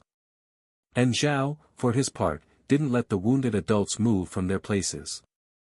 Feathers glowed threateningly around each one, ready to penetrate deeper at the slightest hostile movement. 8 veterans, most with gold-rank beasts, all with years of combat experience, all completely neutralized by a single teacher who'd been fighting while simultaneously protecting students and monitoring the entire battlefield. The situation was finally controlled. "We're going to have a lot to talk about," Zhao told the Strawfang Watcher, his voice dangerously quiet. The Watcher was pale. Trembling. Blood still dripping from his cut ear, the minor wound somehow more terrifying than a major injury would have been because it demonstrated such precise control. Zhao could have killed him. But had chosen the ear instead as a statement.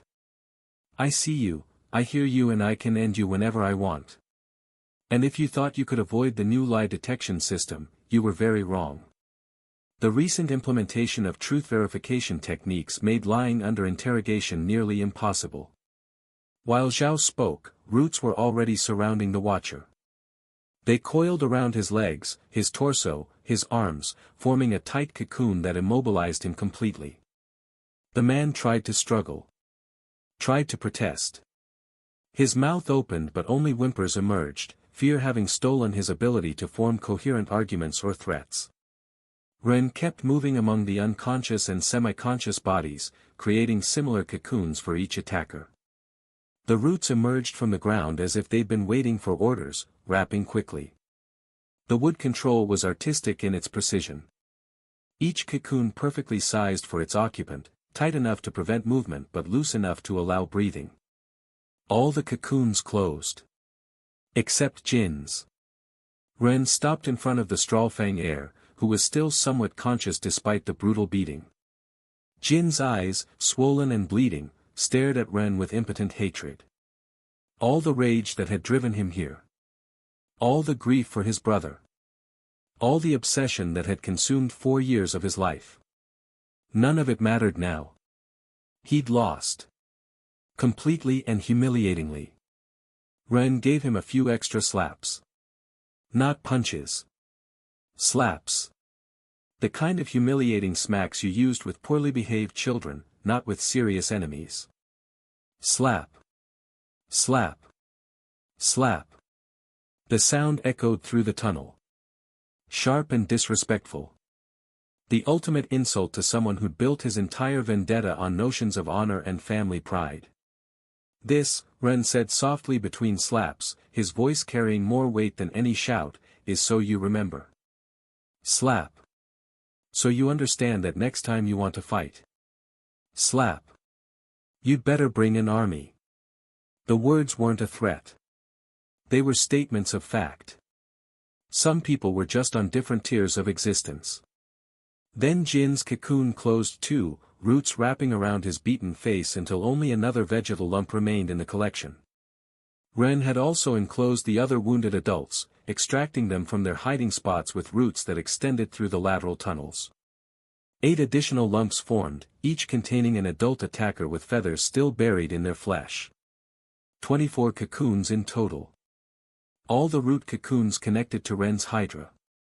The beast had approached silently, its 2 heads observing its master's work with what could be interpreted as reptilian approval. The intelligence in those eyes suggested it understood exactly what was happening, that it wasn't just following orders but participating in justice. Ren had formed a hook of intertwined roots, reinforced with wood mana that glowed with soft green light. The structure was complex, interwoven fibers creating something stronger than steel, flexible enough to absorb shock but rigid enough to support enormous weight. It connected to the Hydra's tails, and from that hook hung 24 long and resistant roots, each one connected to a different cocoon. The Hydra could hold all 24 cocoons and drag them while walking, like a fisherman dragging a net full of particularly stupid fish. The mental image was almost comical. A two-headed serpent beast pulling a train of human-shaped root packages through tunnels designed for spider monsters. "Let's go," Ren said simply, and the group set in motion. Thus, the group finally traveled without further interruptions.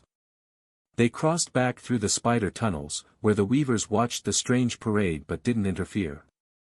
Perhaps they recognized Ren from earlier. Perhaps they simply found the spectacle too bizarre to process. Or perhaps they understood on some instinctive level that these humans had earned safe passage through demonstrated competence. The massive spiders clung to their webs, mandibles clicking in what might have been conversation or might have been simple anxiety. They emerged onto the plains, where the grasses seemed to bow slightly with the wind, as if greeting Ren specifically. Or maybe that was just Klein's imagination, projection of awe onto natural phenomena, because at this point he wouldn't be surprised if the environment itself had decided Ren was worth respecting. They crossed through Yino City, where merchants stopped mid-negotiation to stare open-mouthed at the parade. Beasts and students loaded with silk that glowed with quality even from distance. And 24 cocoons being dragged by a multi-headed hydra. The street traffic literally stopped. Carts halted, pedestrians pressed against building walls to let them pass. Children pointed and asked questions their parents couldn't answer. Someone started clapping. Then another. Then a third. Soon half the street was applauding, though Klein suspected most of them had no idea what they were celebrating. Just that it looked impressive and therefore deserved recognition. Ren ignored the attention completely, leading his group forward with the same calm expression he'd maintained throughout everything. Like dragging 24 captured assassins through a foreign city was just another Tuesday. A while later. They were almost leaving Yino City. "What the hell," a vendor muttered, his wares forgotten as he stared at the procession passing through his street. "Don't ask," his companion responded wisely, years of surviving close to the border of the city having taught him when curiosity wasn't worth the trouble. Just, don't ask. The advice was sound. Sometimes in places where two territories met, where politics tangled with commerce and military posturing, the smartest merchants were the ones who learned to see nothing, hear nothing, and definitely ask nothing about strange parades involving noble children and suspicious root-wrapped packages. Children ran alongside the group, pointing excitedly at the Hydra and asking questions their parents refused to answer. "Mommy, why does the beast have two heads?" "Don't point, dear." "But mommy, what are those green lumps?" "I said don't point." "Are those people inside the—" "We're going home. Now." The parade continued, equal parts triumphant procession and bizarre spectacle that would fuel tavern stories for months. They crossed the bridge over the rift, the massive structure connecting the two territories. The guards on both sides simply stepped aside, none wanting to ask what exactly was happening. One of the younger guards started to open his mouth. His hand reaching for the standard incident report form, duty warring with self-preservation instinct. His superior immediately put a hand on his shoulder and shook his head. "Don't you dare. That's a gold-rank beast, a noble kid with those is from some high-rank family. Delaying them right now in the exams is a bad idea, let's agree those aren't people's grunts coming from those." The younger guard looked at his superior, then at the procession, a multi-headed hydra dragging 24 human-shaped cocoons, and leading them all. A 14-year-old boy who walked like this was the most normal thing in the world. The younger guard wisely closed his mouth and pretended to find something fascinating about the bridge railing that required his immediate attention. And finally they arrived at a central part of Yano City where Julius and Selphra were already waiting. They'd been warned in advance thanks to Zhao's owl. The phantom bird could cross impossible distances in minutes now thanks to the 1000-day method. Selphora observed the cocoons with an expression that mixed amusement and exasperation. One corner of her mouth twitched upward even as her eyebrows drew together in the particular way that suggested she was simultaneously proud and annoyed, the expression of watching a brilliant boy solve problems in the most dramatically inconvenient way possible. Julius simply sighed, massaging his temple like he felt a headache approaching. He'd been dealing with political fallout all morning. Emergency meetings with concerned nobles. Frantic messages from Academy administration. Demands for explanations about the rumors from Yino and how an academic exam had turned into what looked suspiciously like a military engagement complete with prisoners of war. "Do you want to cancel the exam?" Julius asked Ren after hearing Zhao's quick report about what had happened. "If you need to recover the lost day from this attempt." The word attempt carried weight. Not just a student conflict, not just opportunistic sabotage, but coordinated assassination attempt involving strong, gold-rank known adults, which elevated this from academic misconduct to actual crime that would require formal investigations and legal consequences. Ren shook his head immediately. "They didn't really take me off schedule," he explained, his tone completely casual as if he'd been discussing weather instead of an attempted murder. "There was actually little time lost. I'd prefer to use the bit more than a day and a half remaining to take advantage of the tunnel I already made and the team I already taught." He paused, and a small smile appeared on his face. The kind of smile that suggested he'd already calculated every variable and found them all favorable. "I'm confident I'll still win even with the small inconvenience." Selphora laughed, the sound genuine and surprised. Small inconvenience. She'd seen the reports. Had read Zhao's detailed account of the ambush, 8 mostly gold-rank adults, 15 students, coordinated assault from multiple angles. And Ren was calling it a small inconvenience. "Technically correct," Zhao commented, crossing his arms with the satisfied expression of someone whose student had validated all his training. "It only took about 5 minutes to neutralize everyone." The statement hung in the air. 5 minutes. From ambush to complete victory, including time to hit Jean, deliver an extra beating, and wrap everyone in root cocoons for transport. Most combat engagements between equal-ranked opponents lasted way longer than 5 minutes. Most fights between students and adults would be evacuations, not victories. 5 minutes to completely dismantle a coordinated assassination attempt spoke to capability that went beyond talented into territory that made people uncomfortable because it suggested the power gap was even larger than they'd thought. And he still was a kid. Julius observed Ren for a long moment, political calculations running behind his eyes. Canceling the exam would send messages. Would suggest Ren needed special treatment, protection, that he couldn't handle adversity. Would give ammunition to those who claimed he was only successful because of favoritism. Continuing would send different messages. Would demonstrate that even assassination attempts couldn't stop him. Would prove that the gap between Ren and his peers was so vast that coordinated ambushes were merely inconvenient rather than dangerous. Both options had implications. But one of them let Ren choose his own path. Julius nodded. "If you're sure." "I am." "Then you can continue. We'll handle this." Julius gestured toward the cocoons with the weary resignation of someone whose job description had somehow expanded to include disposing of failed assassins. "There will be serious consequences for everyone involved." The understatement was deliberate.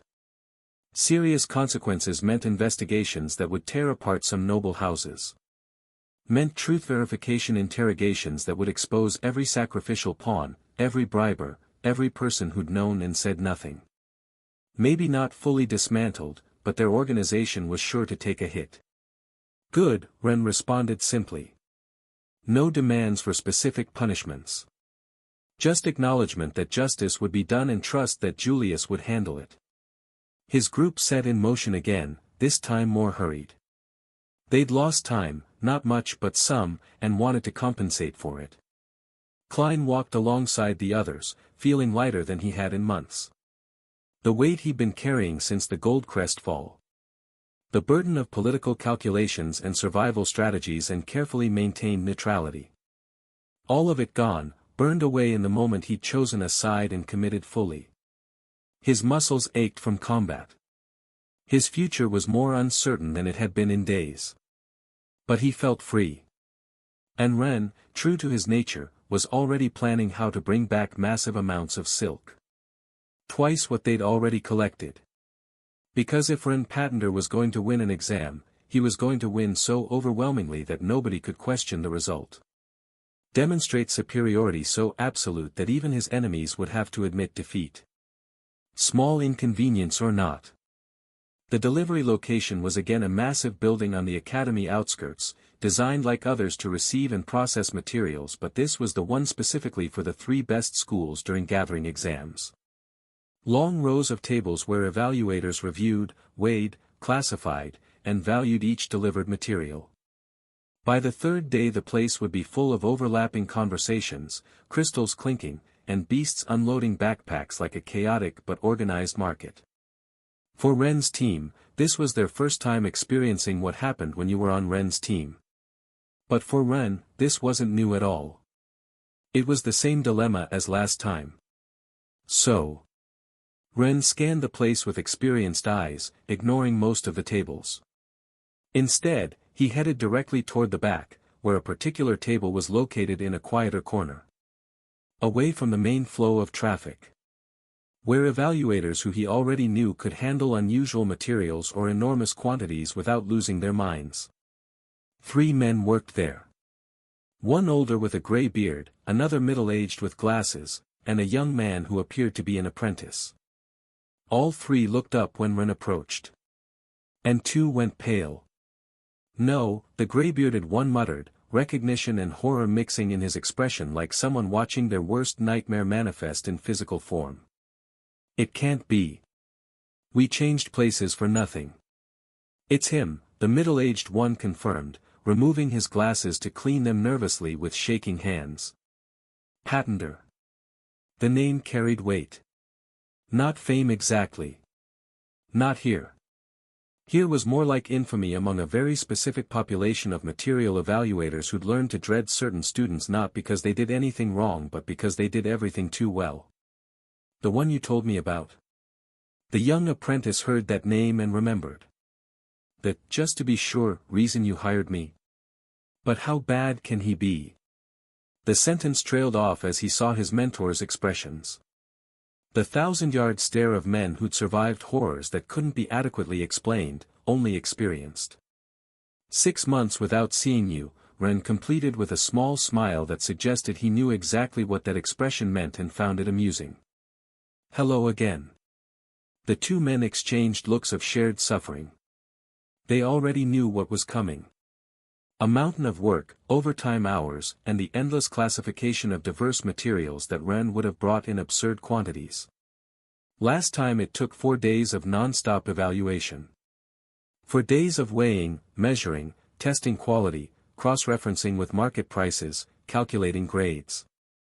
4 days where they'd questioned their career choices and wondered if becoming farmers wouldn't have been simpler. And now he was back.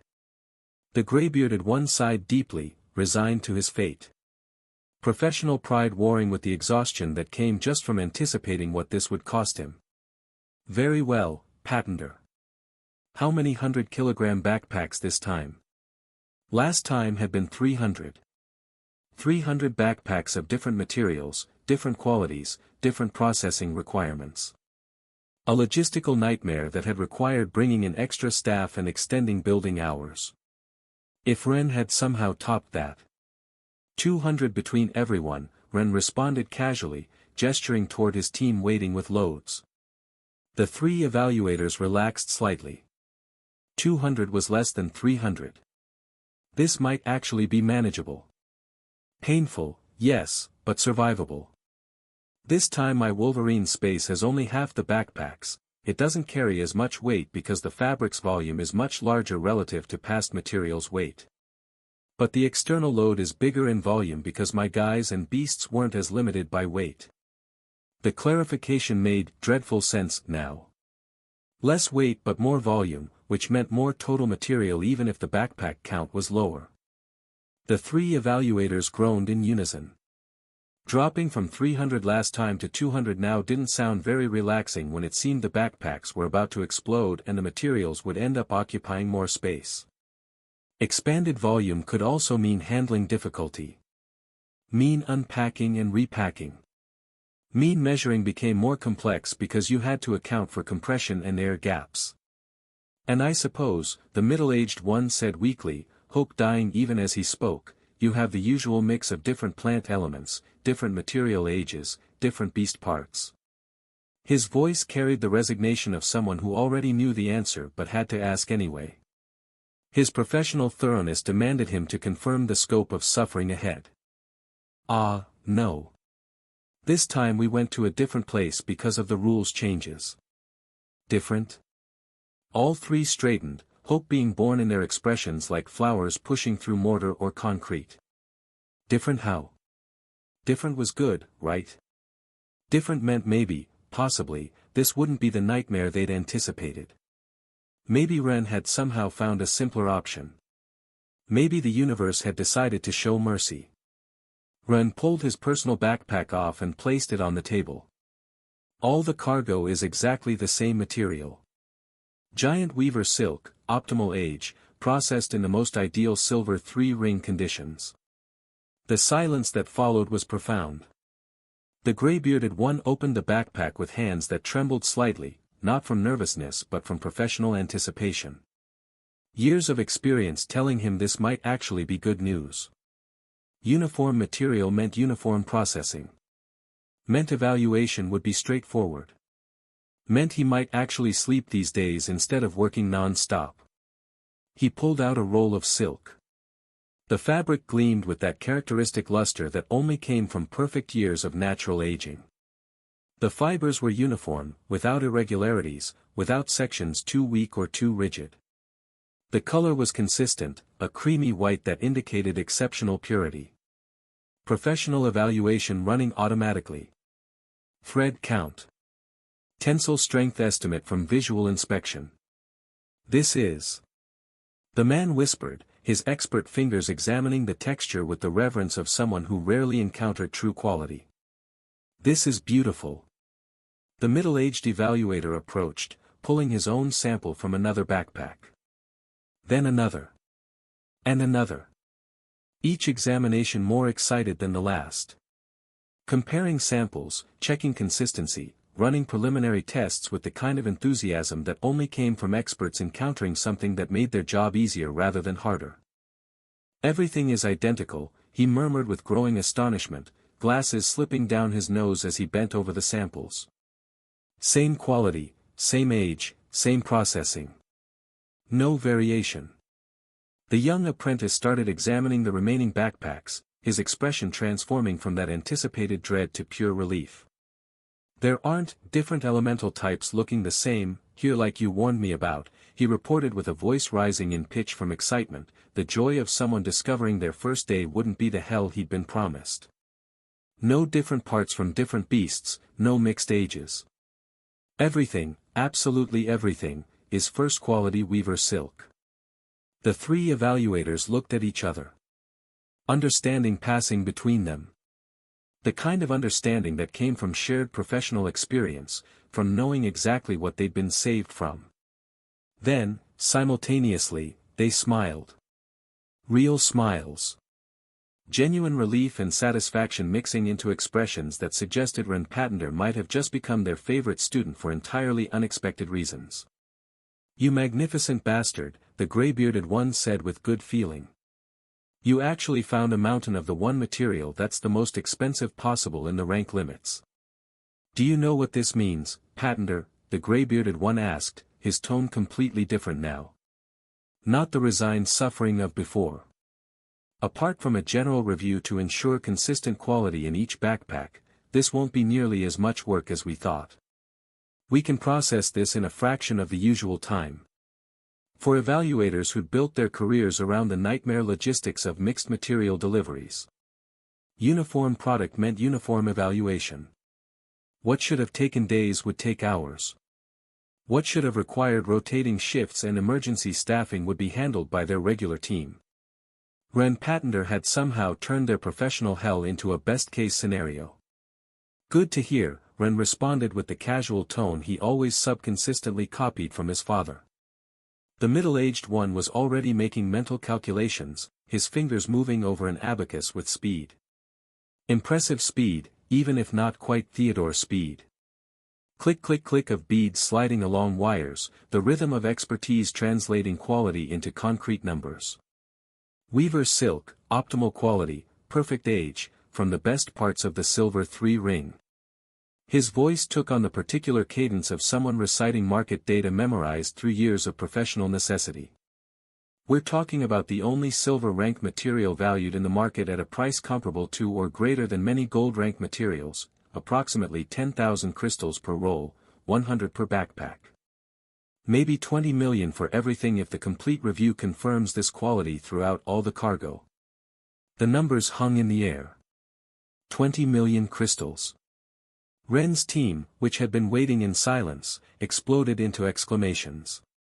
100,000, one of them repeated, incredulous, the number so large it didn't feel real. Per backpack. His voice cracked slightly on the last word. Composure shattering against the reality of wealth beyond anything he'd imagined earning as a student. And we're carrying 65 of the 200, another calculated rapidly, mental math racing ahead of shock. That's more than 6 million crystals that Ren practically gifted us, the girl completed, her voice barely a reverent whisper. Among the 4 of us and just for the first trip. The words felt impossible. 6 million crystals divided 4 ways. 1.5 million each. Klein calculated with a mix of complex emotions churning in his chest. Surprise at the sheer amount. Gratitude for Ren's generosity in letting them keep what they carried. And something that felt dangerously close to shame at how close he'd come to betraying someone who'd offered this kind of opportunity freely. Ren had promised from the beginning that they'd keep what they carried. Each person would receive the full value of their personal backpacks. And Klein had carried 20 of those 65 backpacks on this trip. 2 million crystals. The number echoed in his mind, transforming from abstract concept into reality. Despite having been from one of Yano's best families, Klein was now nearly broke.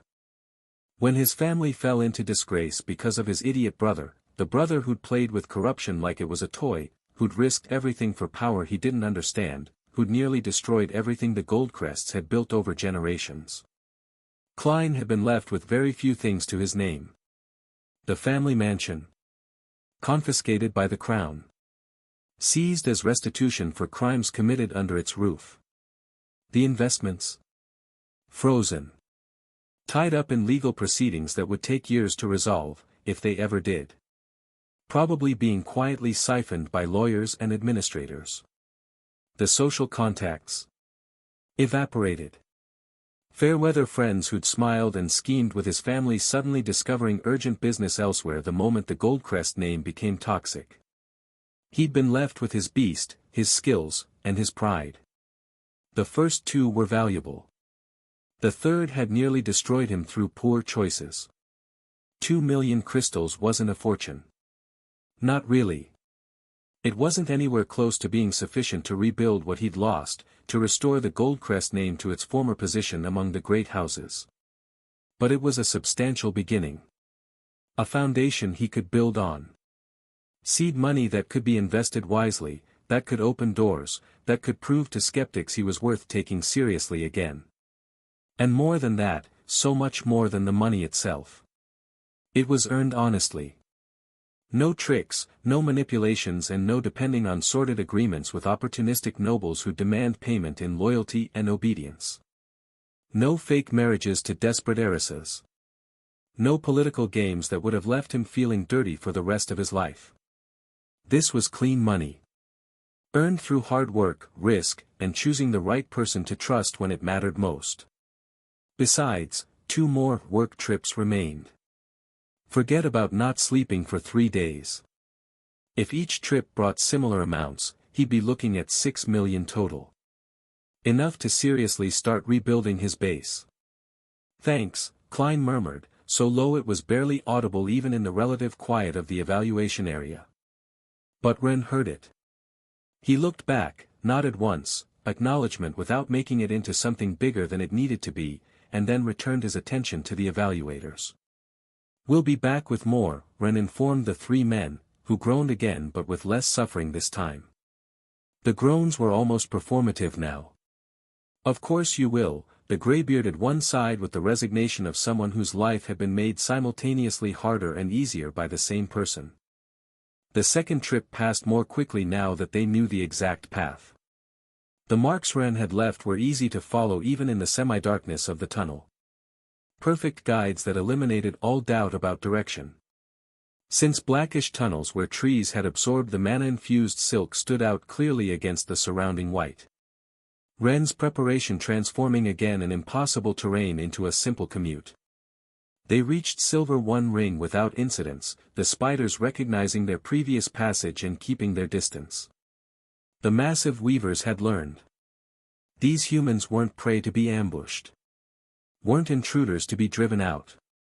They were something else, attacking them would be a fatal mistake. Mutual respect. The spiders stayed in their webs. The humans stayed on their path. Everyone was happy with the arrangement. But just as they started to speed up their pace, they heard voices. Please. Help. We're trapped. The sounds echoed through tunnels, distorted by silk-covered walls and complex acoustics until determining exact direction became difficult. It sounded desperate. The particular tone of people who'd been in danger long enough that hope was fading. Ren sighed, recognizing the situation immediately. But maybe it wasn't a bad thing. They found 2 of the 5 teams that had originally followed them.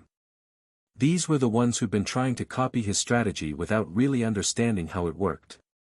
Like watching someone perform a complex technique and thinking you could replicate it by mimicking surface movements without grasping the underlying principles. They found them at the beginning of Silver One Ring, exhausted and fighting 3 weaver spiders. The students looked terrible. Clothing torn from brushing, faces pale with fatigue and fear. Movements sluggish from hours of constant tension and adrenaline crashes. Their beasts were in similar condition. The spiders circled them with the patience of predators who understood their prey was already beaten. No rush to attack. Just steady pressure, waiting for the inevitable moment when exhaustion became too much and defense collapsed. But they were yet to be in real danger, the tutor and watcher were still there. And Ren decided to help anyway, so a minute later. How did you end up here? Ren asked after having dispersed the spiders with a casual pulse of wind mana. We tried to follow your strategy, one of the leaders admitted, shame coloring his voice. But we got lost after trying to go over the top. We came down and found these kids from another team who tried to break through walls and they explained it wasn't possible. We've been going in circles for hours trying to find the exit.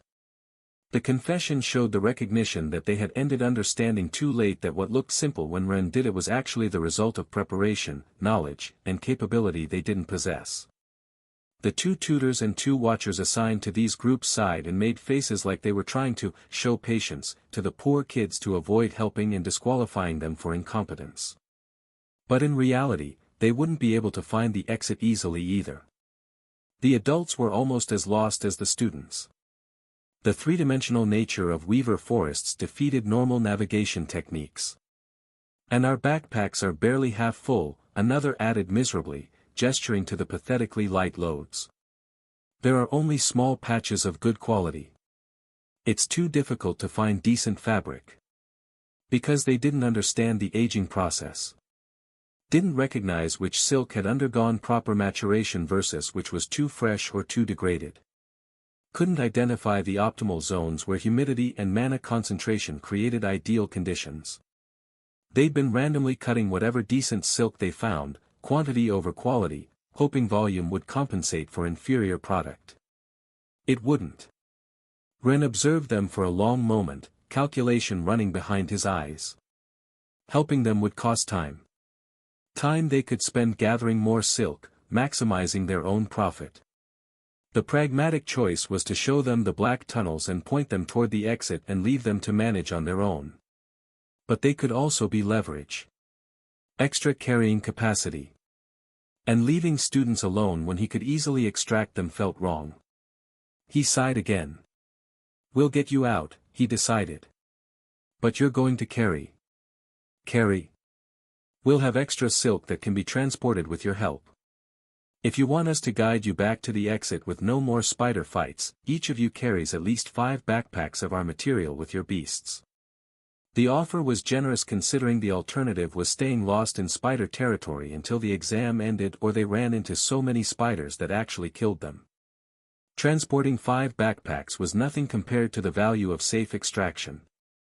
The two teams exchanged glances, then nodded vigorously. "Yes. Of course. Whatever it takes to get out of here." Desperation made the decision easy. Pride was worthless when measured against survival. They'd become pack animals for Ren's expedition and count themselves fortunate for the opportunity. So the second trip ended with not only Ren's group loaded to the limit, but also with 10 additional students carrying extra material. The evaluators startled at first. More people meant potential complications, different materials to assess, disruption of their streamlined processing. But then they almost cried with joy when they saw that everything was still the same first-quality silk. More volume but no additional complexity. Just multiplication of an already solved problem. Their favorite kind of extra work because it wasn't really hard work at all, just repetition of established processes. "You're going to make us rich," the middle-aged evaluator told Ren with a good feeling. "The processing commission on this volume." He didn't finish the sentence. Didn't need to. Everyone understood that evaluators received a small percentage of total value processed.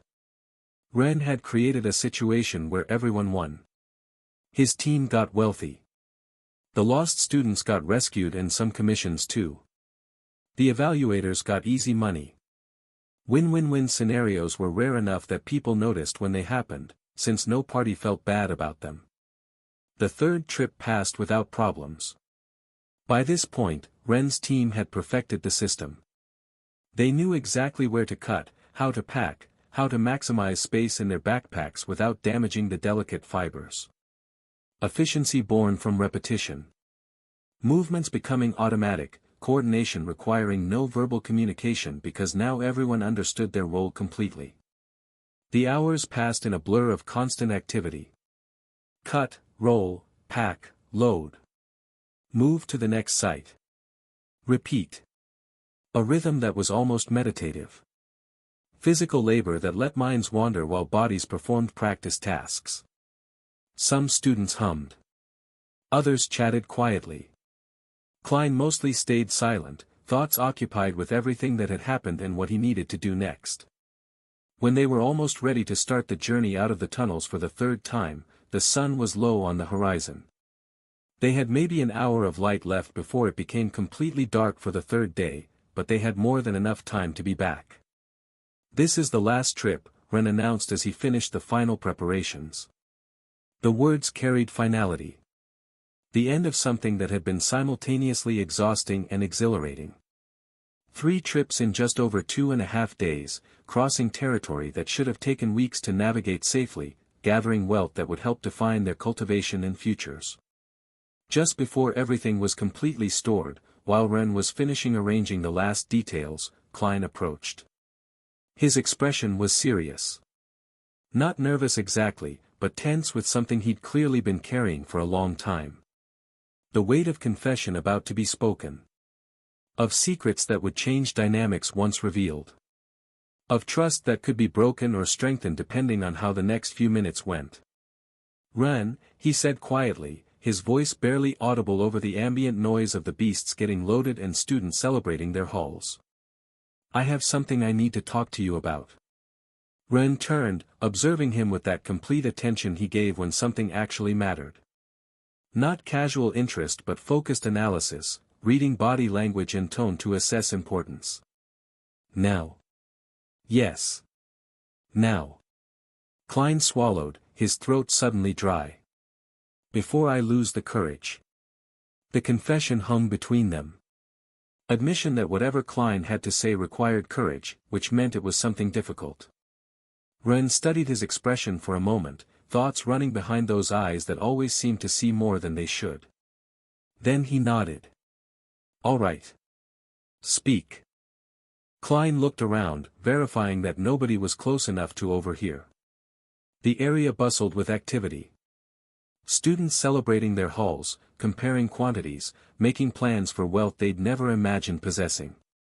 But in the small bubble around Klein and Ren, the noise felt distant. Muffled. Like the world had contracted to just the two of them and whatever Klein was about to say. The others from their team were occupied celebrating their gains too, comparing amounts, making plans that sounded equal parts ambitious and naive. Zhao talked with the new evaluator about something technical. Nobody was paying attention to the quiet conversation happening in the corner. It's about Luna, Klein began, his voice tense. Ren's expression changed instantly. His posture tensed.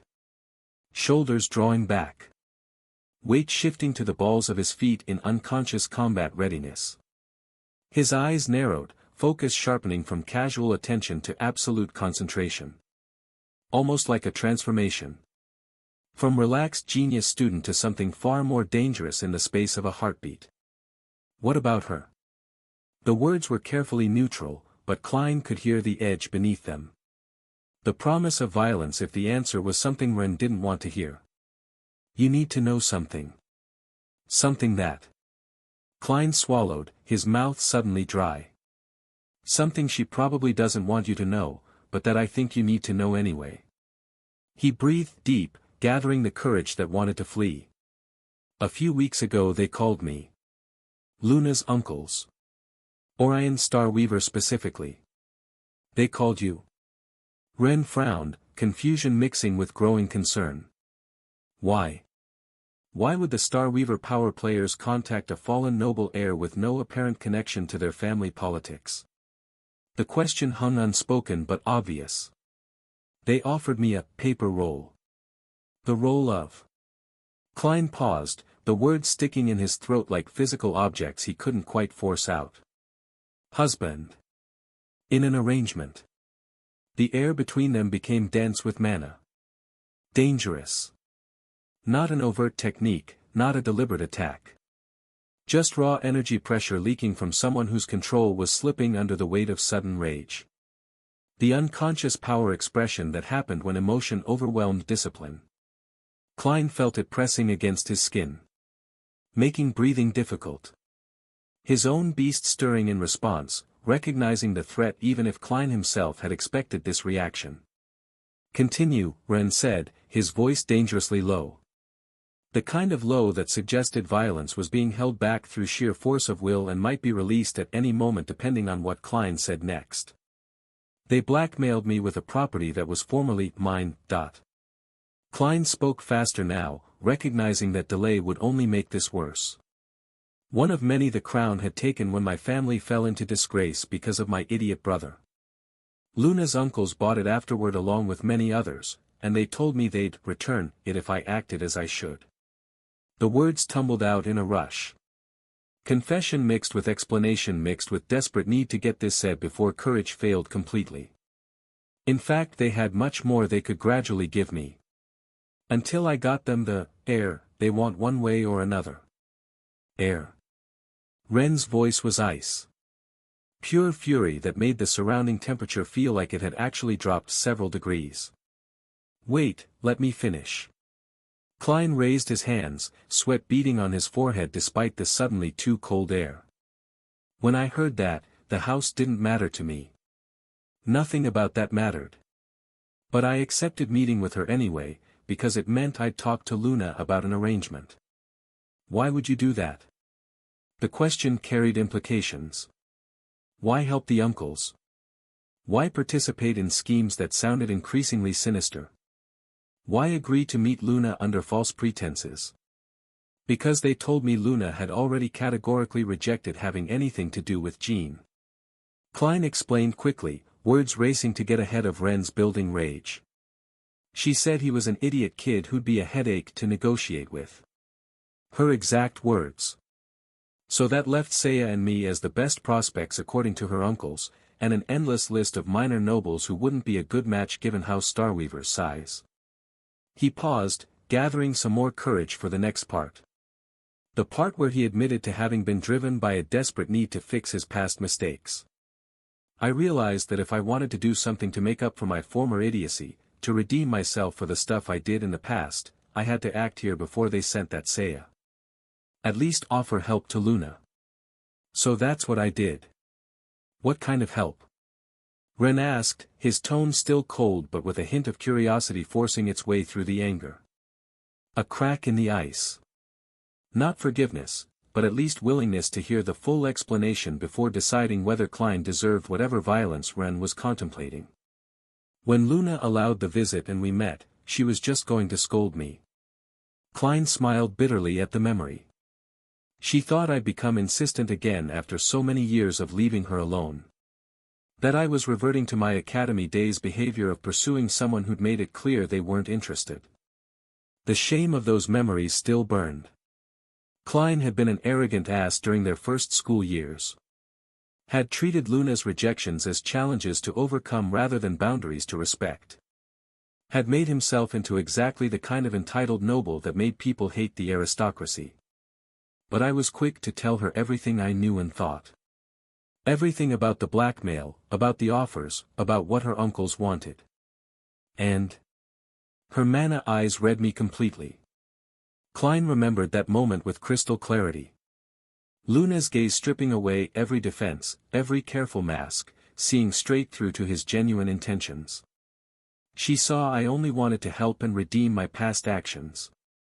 So Luna allowed me to know some things about what she wanted.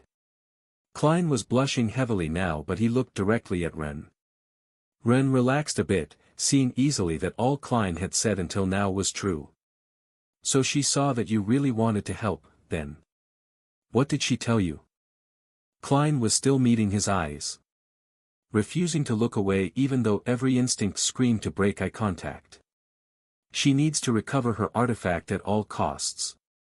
That's the biggest one. She told me that even with my help she couldn't negotiate yet because what her uncle Orion wanted, giving her the star, but to use on the front lines, couldn't happen in any way.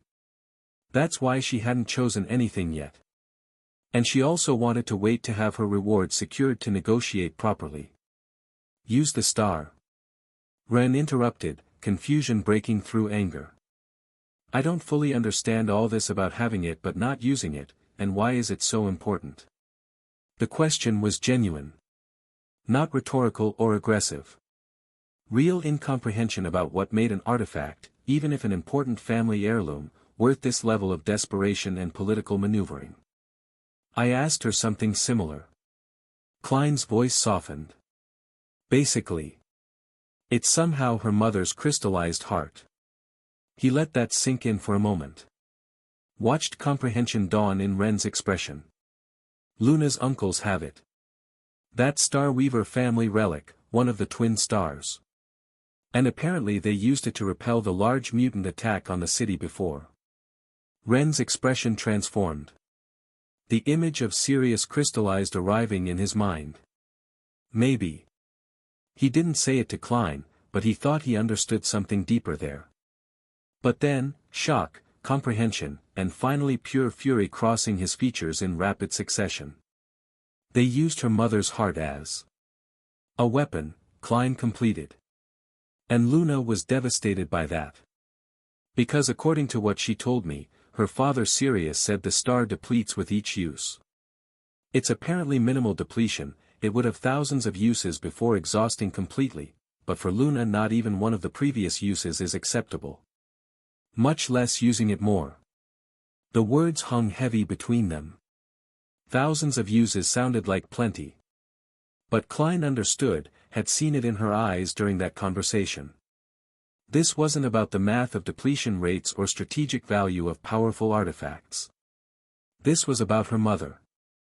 About the last physical remnant of the person who'd loved her being gradually consumed for other people's political games.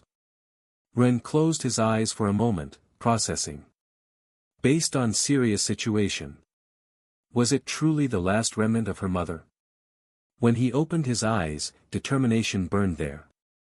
Hot, fierce and absolute. Then she needs to recover it. Before they use it more. Exactly. Klein continued, relieved that Ren understood without needing lengthy explanation. And she intended to negotiate with my help and the things she obtains after the exams, her rewards.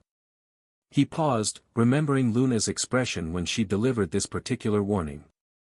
The cold certainty that suggested she wasn't making idle threats.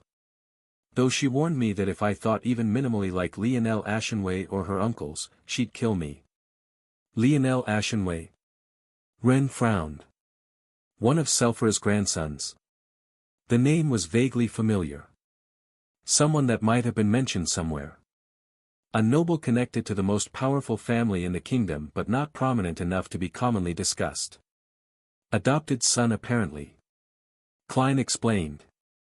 Selfra tried to help Luna years ago at Leora's request with him as base. They planned to do an adoption trick on paper, like Selfra has done sometimes when adopting children for political protection. The strategy made sense. Adoption into House Ashenway would give Luna their protection and more political resources. Clean, simple and an elegant solution to the vulnerable noble girl problems. The problem then was that Lionel claimed he didn't want an adopted daughter before a real wife. And if he was doing it to acquire territory, he wanted to win things for himself, he wasn't someone who'd cede power. That attitude didn't serve Luna from the beginning since she wasn't going to cede to those dirty demands either. Neither she nor Selfra were looking for something like an unwelcomed arranged marriage like that either. Klein's voice carried traces of disgust. The kind of contempt that came from recognizing his own past behavior reflected in someone else's actions. So they decided to wait until her adult age to support her some other way. Militarily or politically. Then what did you? Ren began. I assured her I had no problem faking whatever was necessary. Klein's voice strengthened. This part he was proud of. The choice that defined whether he'd learned anything from his mistakes or remained the same arrogant fool. Adoptions on paper, empty marriages of only empty documents, whatever her uncles wanted to at least get to the point when she has the heart in her hands. I wouldn't ask for commissions, wouldn't seek power. He breathed deep. And then Luna explained a bit more about her plan. Klein paused, choosing his words carefully. This part was delicate. Required precision to convey Luna's meaning without misrepresenting her intentions or making the situation sound worse than it was.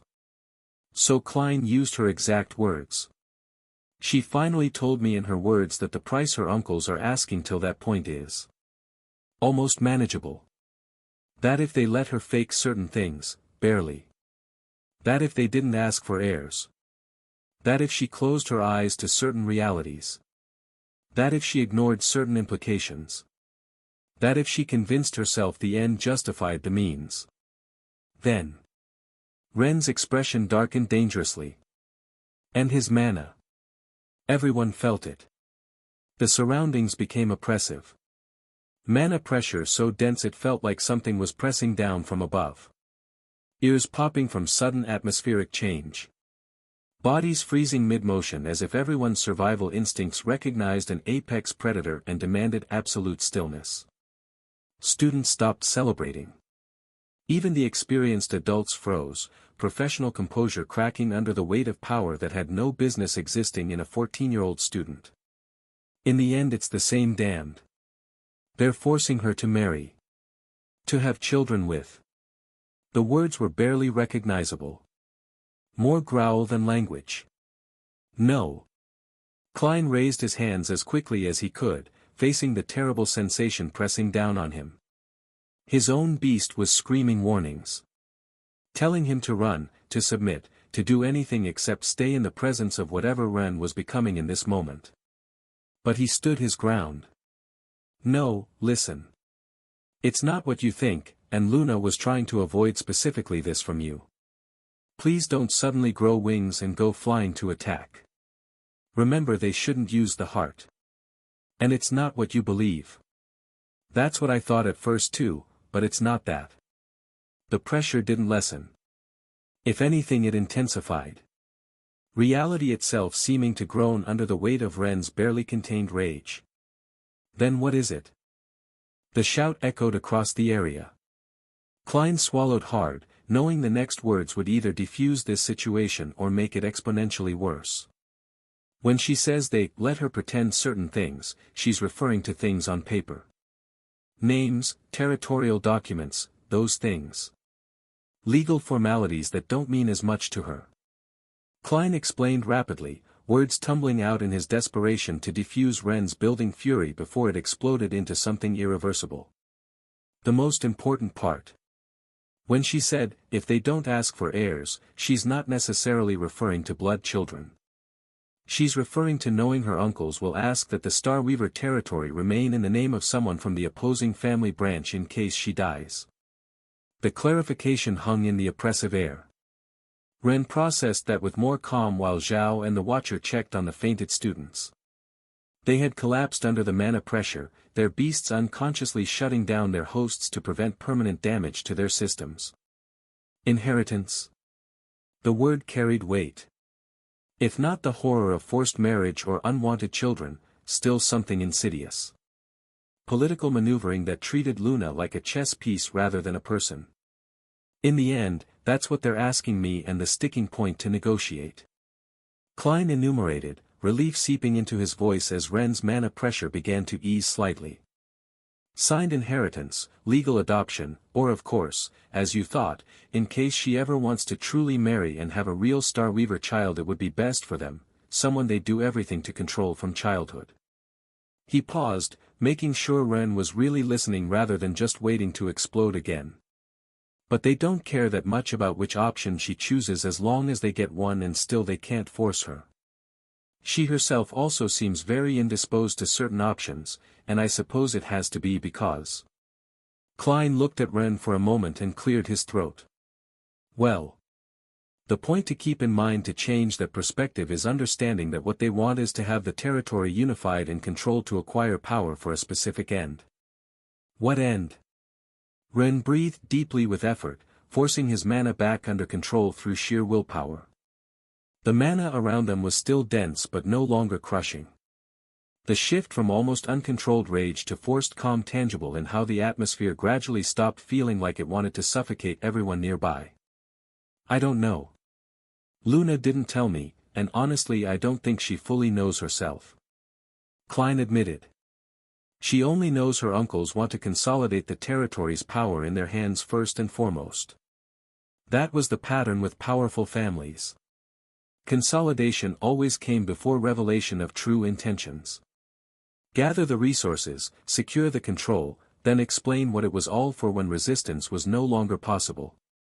And the realities she has to close her eyes to, Ren continued, breathing deep, processing aloud as he worked his patience through the implications, are the injustices of the blackmail itself hurting her pride? That they're almost forcing her into this? His voice was steadier now. Still angry, furious even, but channeling that fury into understanding rather than immediate violence. Exactly. And that implications she has to ignore are thoughts about the future of the extra territory that falls under her uncle's control. What they'll do with consolidated power, etc. Klein nodded, grateful that Ren was finally thinking instead of just reacting. And finally when she talked about the end justifying the means. It's that she'll maybe play dirty to recover her mother's heart, Ren completed, comprehension finally crystallizing into complete understanding. The pieces fitting together for someone like her. Luna's behavior over the past months made sense. Her distance, her evasiveness, her refusal to explain or accept help. All of it was making terrible sense now. That Luna using her war achievements, her rewards, everything she's earned, to negotiate and even being willing to play dirty. That Luna with her high sense of justice, for something that should be hers by right. Yes. Klein sighed with relief that Ren finally understood the context now. She's quite desperate to recover what they stole, and her uncles know exactly how to exploit that desperation in negotiations. But I think they know that if they push her too far they'll lose more by forcing her to play her final cards, and both sides are waiting for the exam results with high hopes, since they change everything. The exams. Luna's performance during the defense. Her contributions to victory. The recommendations from Selfra herself. Royal military commendations that would translate into political capital she could leverage. All of it building toward negotiations where she'd finally have enough weight to demand what was hers. Ren remained silent for a long moment, his expression passing through several emotions visible like clouds crossing the sun. Fury toward the uncles. How dare they weaponize a mother's crystallized heart against her own daughter? How dare they treat Luna like property to be bargained over? Pain for Luna's situation. A girl forced to make adult decisions without even the presence of loving parents like the ones Ren had. No safety net, no unconditional support. Just cold political calculations and relatives who saw her as a means to an end. And frustration at not having known before. At being kept in the dark while Luna suffered. At wasting time that could have been spent planning, preparing, finding solutions. "Why are you telling me this?" he finally asked. "If Luna didn't want me to know." The question wasn't accusation. Just genuine confusion about Klein's motivations. About why he'd risk Luna's anger by revealing secrets she'd explicitly wanted kept. "Because thanks to this exam I trust you're intelligent," Klein responded firmly, meeting Ren's eyes without flinching. "And because you need to know so you don't do exactly what Luna fears most." What could make things worse? Ren's tone suggested he couldn't imagine how the situation could be worse than it already was. But Klein knew better. Knew that horrible situations could always get more horrible if the wrong people made the wrong moves at the wrong time. That you launch into attack isn't just anything. Klein looked around at the fainted kids, evidence of what Ren's uncontrolled power could do. That you confront her uncles directly, surely triggers them to act desperately. He looked at Ren intensely, willing him to understand the stakes. "It's a quite powerful relic from everything I researched, Ren. The twin star of light and darkness. You shouldn't underestimate it when it managed to destroy a monster that one of Selfra's best attacks from a year ago didn't completely accomplish. And above all, you absolutely must not in any way push them to use it against you." Klein paused, letting that sink in. The implications started settling like lead weights. A weapon powerful enough to exceed Selfra's capabilities. A weapon currently controlled by people who'd already proven willing to use it. A weapon that Luna desperately wanted intact. Luna wants it as complete as possible. They already used it once and that devastated her. If they use it against you in combat, if they're forced to spend more of its energy to hurt you, Luna would hate it more. Ren completed, final understanding arriving. Ren was able to keep calm now. Acting now would be reckless. And I'd be committing an error similar to what I did with. Worse, when this time there are clearly other options. I'd never forgive myself. The thought burned. The memory of mistakes made with Machido or even Larissa a bit. Acting on incomplete information would probably end up leading to the biggest loss. A loss that some extra preparation and information could have avoided. Things would be very different now. He couldn't make that mistake again. Exactly, she would hate it, Klein sighed, relief evident in the sound. That's why she's been avoiding you, why she's been so distant. Not because she doesn't care about you, but because she cares too much, because she knew that if she told you, if she involved you, you'd do exactly what your sense of justice dictates. And that would be really bad in many ways. The words hit harder than expected. Luna had been protecting him in a way. Had been isolating herself not from lack of trust or affection, but from too much affection and knowledge of Ren's core. Had been suffering alone because she cared enough to shield him from risks that could hurt him, and consequently her, worse than the uncle's political games. Ren stared toward the horizon where the sun had finally disappeared completely, leaving only the mana illumination of the area lighting the space. The morals learned from my parents can be considered my sense of justice. I suppose she had a point, he finally admitted, his voice full of self-aware frustration. My first instinct was to go directly confront them.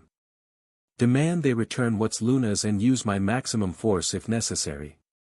If she had told me with her weird habit of putting obvious lies first and not elaborating on her explanations. The admission felt weird. Acknowledging that his instincts, the instincts his parents had carefully cultivated, the moral framework that had guided him through every major decision, might actually be a liability in this situation. Klein nodded. He'd predicted exactly that response too. Had known Ren well enough by now to understand how he'd react to injustice, especially injustice targeting someone he cared about. I know. That's why I dared tell you in her place. Klein put a hand on Ren's shoulder, the gesture surprisingly steady considering he was touching someone who'd nearly made him faint like the other kids moments ago. Because I knew I could explain it better, but if you're going to help you need to think of a very detailed plan. Please don't act instantly. I see, you've only told the truth until now, your growth has surprised me. Do you have any suggestions? Ren sighed heavily. Never thought he'd be asking Klein for advice. Though it was far less impossible than asking someone like Jean for counsel. The world really had changed if Klein Goldcrest was now someone whose judgment Ren trusted on something this important. Klein hesitated, choosing words carefully. I offered Luna help, told her I'd fake whatever was necessary, that I wouldn't ask for anything real in return. But despite accepting the help she still hasn't done anything big because she needs to receive her rewards first. She's waiting for the perfect moment. We should prepare to do the same. And meanwhile, Ren said bitterly, the frustration bleeding through forced calm, we leave her suffering alone. Carrying all this without help. The words tasted wrong. Felt wrong. Everything in him screamed to act, to fix things, to solve the problems now rather than waiting patiently while someone he cared about struggled. No. Klein corrected. I have an idea. And now that you know, your help would be spectacular. Not just you, your contacts can affect the final outcome a lot too. Ren closed his eyes, breathing deep. Forcing himself past the immediate emotional response into the kind of deep thinking this situation required. When he opened them, there was cold determination there. Not the impulsive determination to launch into attack. One more patient, able to plan several moves ahead, that considered all variables, that could wait for the perfect timing. And for Luna's uncles. Far more dangerous. Klein saw the shift in Ren's expression and felt a chill despite the warm air. He'd wanted to redirect Ren's fury, and he'd succeeded. But looking at Ren now, Klein suddenly wasn't sure if he felt pity for Luna's uncles. Because they were going to face Ren Patender with time to plan. The gathering exam results were announced right after receiving and evaluating the materials, with students already assembled in the Academy's Great Hall. As always, names appeared in descending order on the boards above the central platform. Hundreds of learners pressed together to see where they'd placed, some celebrating with shouts of triumph, others cursing their luck with creative profanity that would have made their noble families wince. The energy was electric. Tense. Results meant everything from most, determined support levels, influenced future opportunities, established pecking orders that would follow them for years. Fourth place, Taro read his name with both pride and frustration warring in his expression. Better than the last exam, but... The sentence trailed off. They all knew what he wasn't saying. Better was good. The improvement was real, but it still wasn't enough to bridge the gap to where he wanted to be. But nowhere near sufficient to try and catch up, Leora completed, her eyes finding her own name in third place. Better than before. Definitely respectable. A placement most students would celebrate without reservation. But when you measured yourself against certain standards, respectable felt like failure. The score difference with him was still massive despite the improved ranking. Larissa was in fifth, her expression indecipherable while studying the numbers with the intensity she brought to everything. She dropped slightly from the previous exam. Not catastrophically. Not enough to indicate real problems, only bad team luck. But the gap remained undeniable, even taking bad luck into account. Luna occupied second place again. Consistent. Exactly where everyone expected her to be with her golden rank Shadow Wolf. And Ren. First place, Team Ren Patenter. 70 million crystals in value of collected materials. Absolute silence fell over the hall. The kind of silence that comes when something is so outside normal parameters, that brains need extra processing time to accept it as reality rather than error. 70, someone repeated, incredulous, the word barely audible in the shocked quiet. That's even slightly more than what he achieved in the previous exam without restrictions. The previous exam where students could bring, virtually, whatever they wanted, go, wherever, they could reach, gather anything their skills and resources allowed. No limitations. And Ren had somehow exceeded that performance while working under the new restrictions that were supposed to level the playing field. And more than triple what Luna achieved now with those same restrictions, another murmured, voice carrying the stunned realization that the gap wasn't closing, it was widening. The murmurs began immediately. How is that even possible? The restrictions were supposed to. But all murmurs died when Julius raised one hand. The gesture was minimal. Just a simple movement that somehow commanded absolute attention from hundreds of students. All materials were verified by experts, the director announced, his voice cutting through the noise. There were no irregularities in the evaluation process. The statement was clear. The results were legitimate and any suggestions otherwise would be dealt with harshly. Selphra smiled from her position beside Julius, clearly enjoying the discomfort of nobles who'd bet against Ren. She'd known. Of course she'd known. She had the satisfaction of someone whose protégé had just validated every investment she'd made in him. The nobles who'd schemed to handicap Ren were learning an expensive lesson about underestimating people. On the other hand, the allies. Leora had thought about following Ren during the exam. The idea had been tempting for all of them, even Taro and Larissa had considered it. Copy his route. Learn from his methods. Ride his coattails to success. But they knew him too well.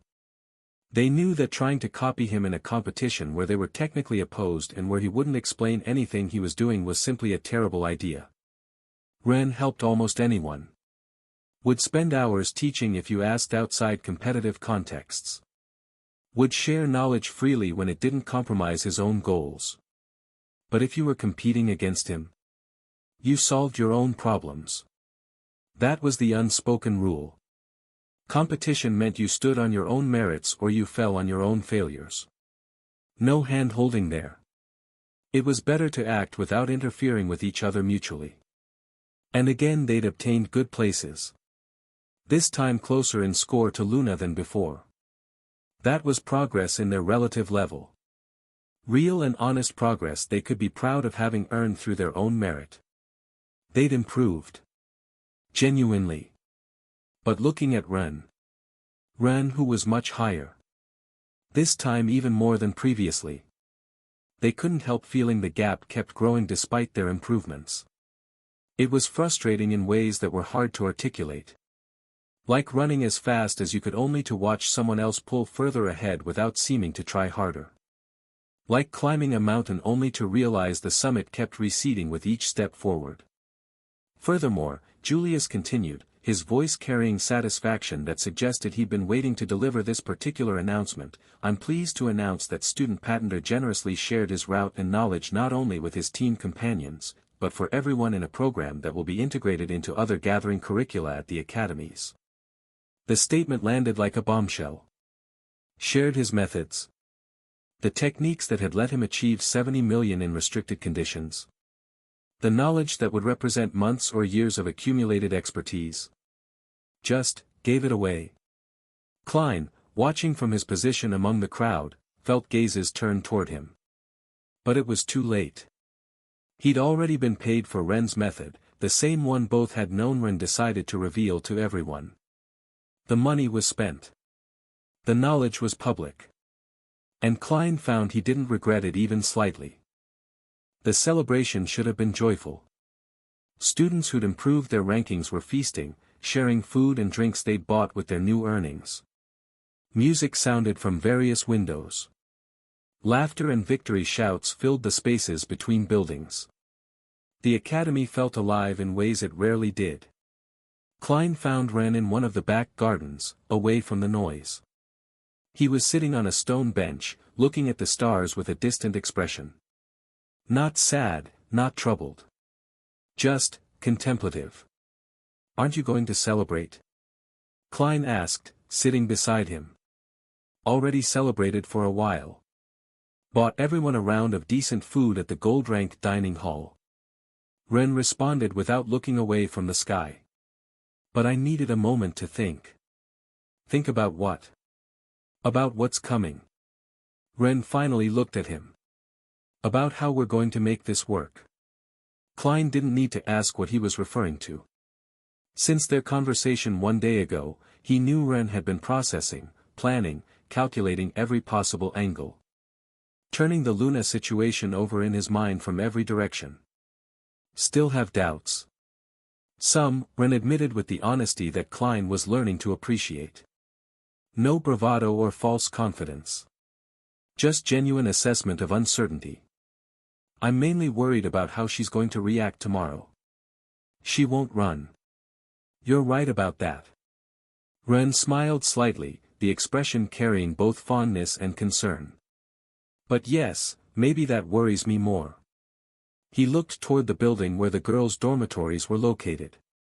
Where Luna was probably in her room right now, carrying her own burden of worries, making her own calculations about impossible choices and desperate negotiations. "I'm going to help her," Ren said quietly but with absolute conviction. The kind of certainty that suggested this wasn't up for debate or reconsideration. One way or another. Even if I have to change the entire noble system to do it. The declaration should have sounded absurd. Arrogant. The kind of grandiose statement teenagers made without understanding the weight of what they promised. But from Ren, sitting in the garden with starlight reflecting in those determined jade eyes, it sounded like a statement of fact. Klein smiled. "I think you could actually do it." "Change the system?" "Yes." Klein stood up, stretching muscles that had tensed during the day's excitement. "If there's anyone stubborn enough, capable enough, and crazy enough to try it, it's you." Ren laughed, the sound genuine but brief. "I suppose I can try. If it works, we'll see one day."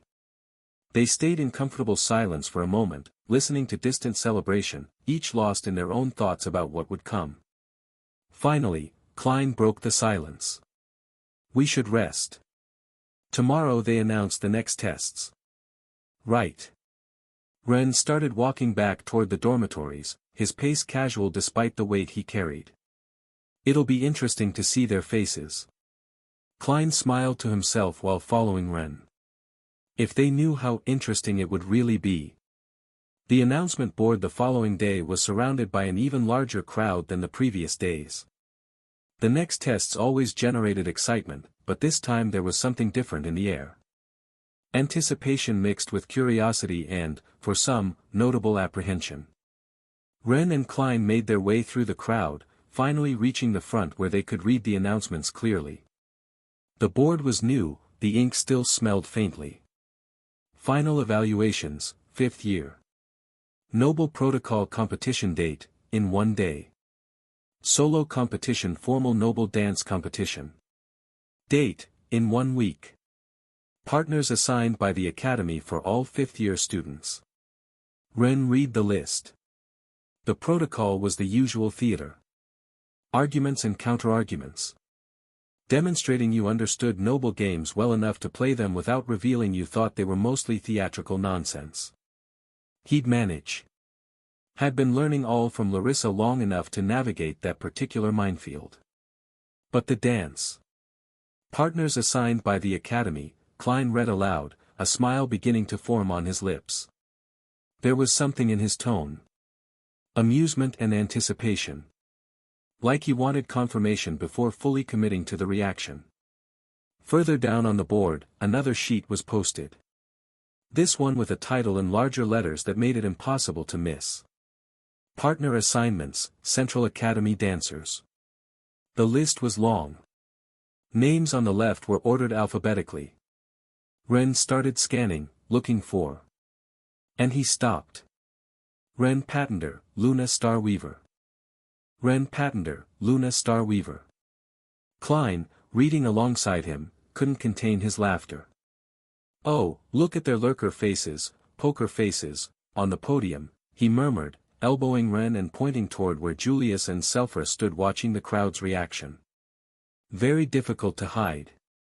Difficult was an understatement. Julius wore his careful political mask, but the corners of his mouth twitched upward in a way that suggested this particular pairing hadn't been an entirely random chance. Selphra wasn't even trying to hide her satisfaction. Her smile was sharp enough to cut, directed specifically at certain nobles whose schemes had just been complicated exponentially by academic assignments they couldn't protest without revealing agendas they wanted kept hidden. Around them, the crowd's reaction was spreading like ripples in a pond. Disbelief and fury from some quarters. Delight from others. And from a certain contingent of female students, expressions suggesting they just watched their favorite romantic drama take an unexpected but welcome turn. Ren stared at his name paired with Luna's, processing implications that seemed to multiply the longer he looked. 1 week. 1 full week to spend near Luna, dancing, talking, unable to avoid conversation or maintain the distance she'd been so carefully preserving. 1 week until whatever barriers she'd constructed got tested by forced proximity and formal requirements that made isolation impossible. Klein was right. This was going to make it very difficult to hide indeed. The opportunistic nobles were stunned. Ren Patender and Luna Starweaver. Lady Morgaine, who had been calmly reviewing that Luna's assignment they'd already arranged was correct, froze. Her eyes moved toward where the name appeared, checking, rechecking, as if the letters might change if she stared at them long enough. The paper didn't cooperate. The names stayed exactly where they were, paired together like some cosmic joke at her expense. "No," she murmured, so low it was almost inaudible. "That's not what we agreed with the organizers." The agreement had been specific. Money had changed hands. Favors had been promised. Luna was supposed to be paired with someone else. Not him. Lord Balathon, standing beside her, had lost all color from his face. His usually composed expression cracking into something that looked uncomfortably close to panic. This can't be right. There must be an error. Lady Defina let out a strangled laugh, hysterical. How? The question hung incomplete because she didn't know how to finish it. How had this happened? How had their arrangements been overridden? How had they lost control of something they thought was secured? Lord Aldrich and Lord Selim approached, pushing students out of the way without ceremony. They needed to see this with their own eyes, needed confirmation that this wasn't some elaborate misunderstanding or malicious prank. The board didn't lie. Ren Patender, Luna Starweaver. The name sat there, mocking every agreement they'd made, every plan they'd carefully constructed. Silence fell over the group while they processed implications that seemed to multiply with each passing second. The two biggest problems they had were now together. At a dance.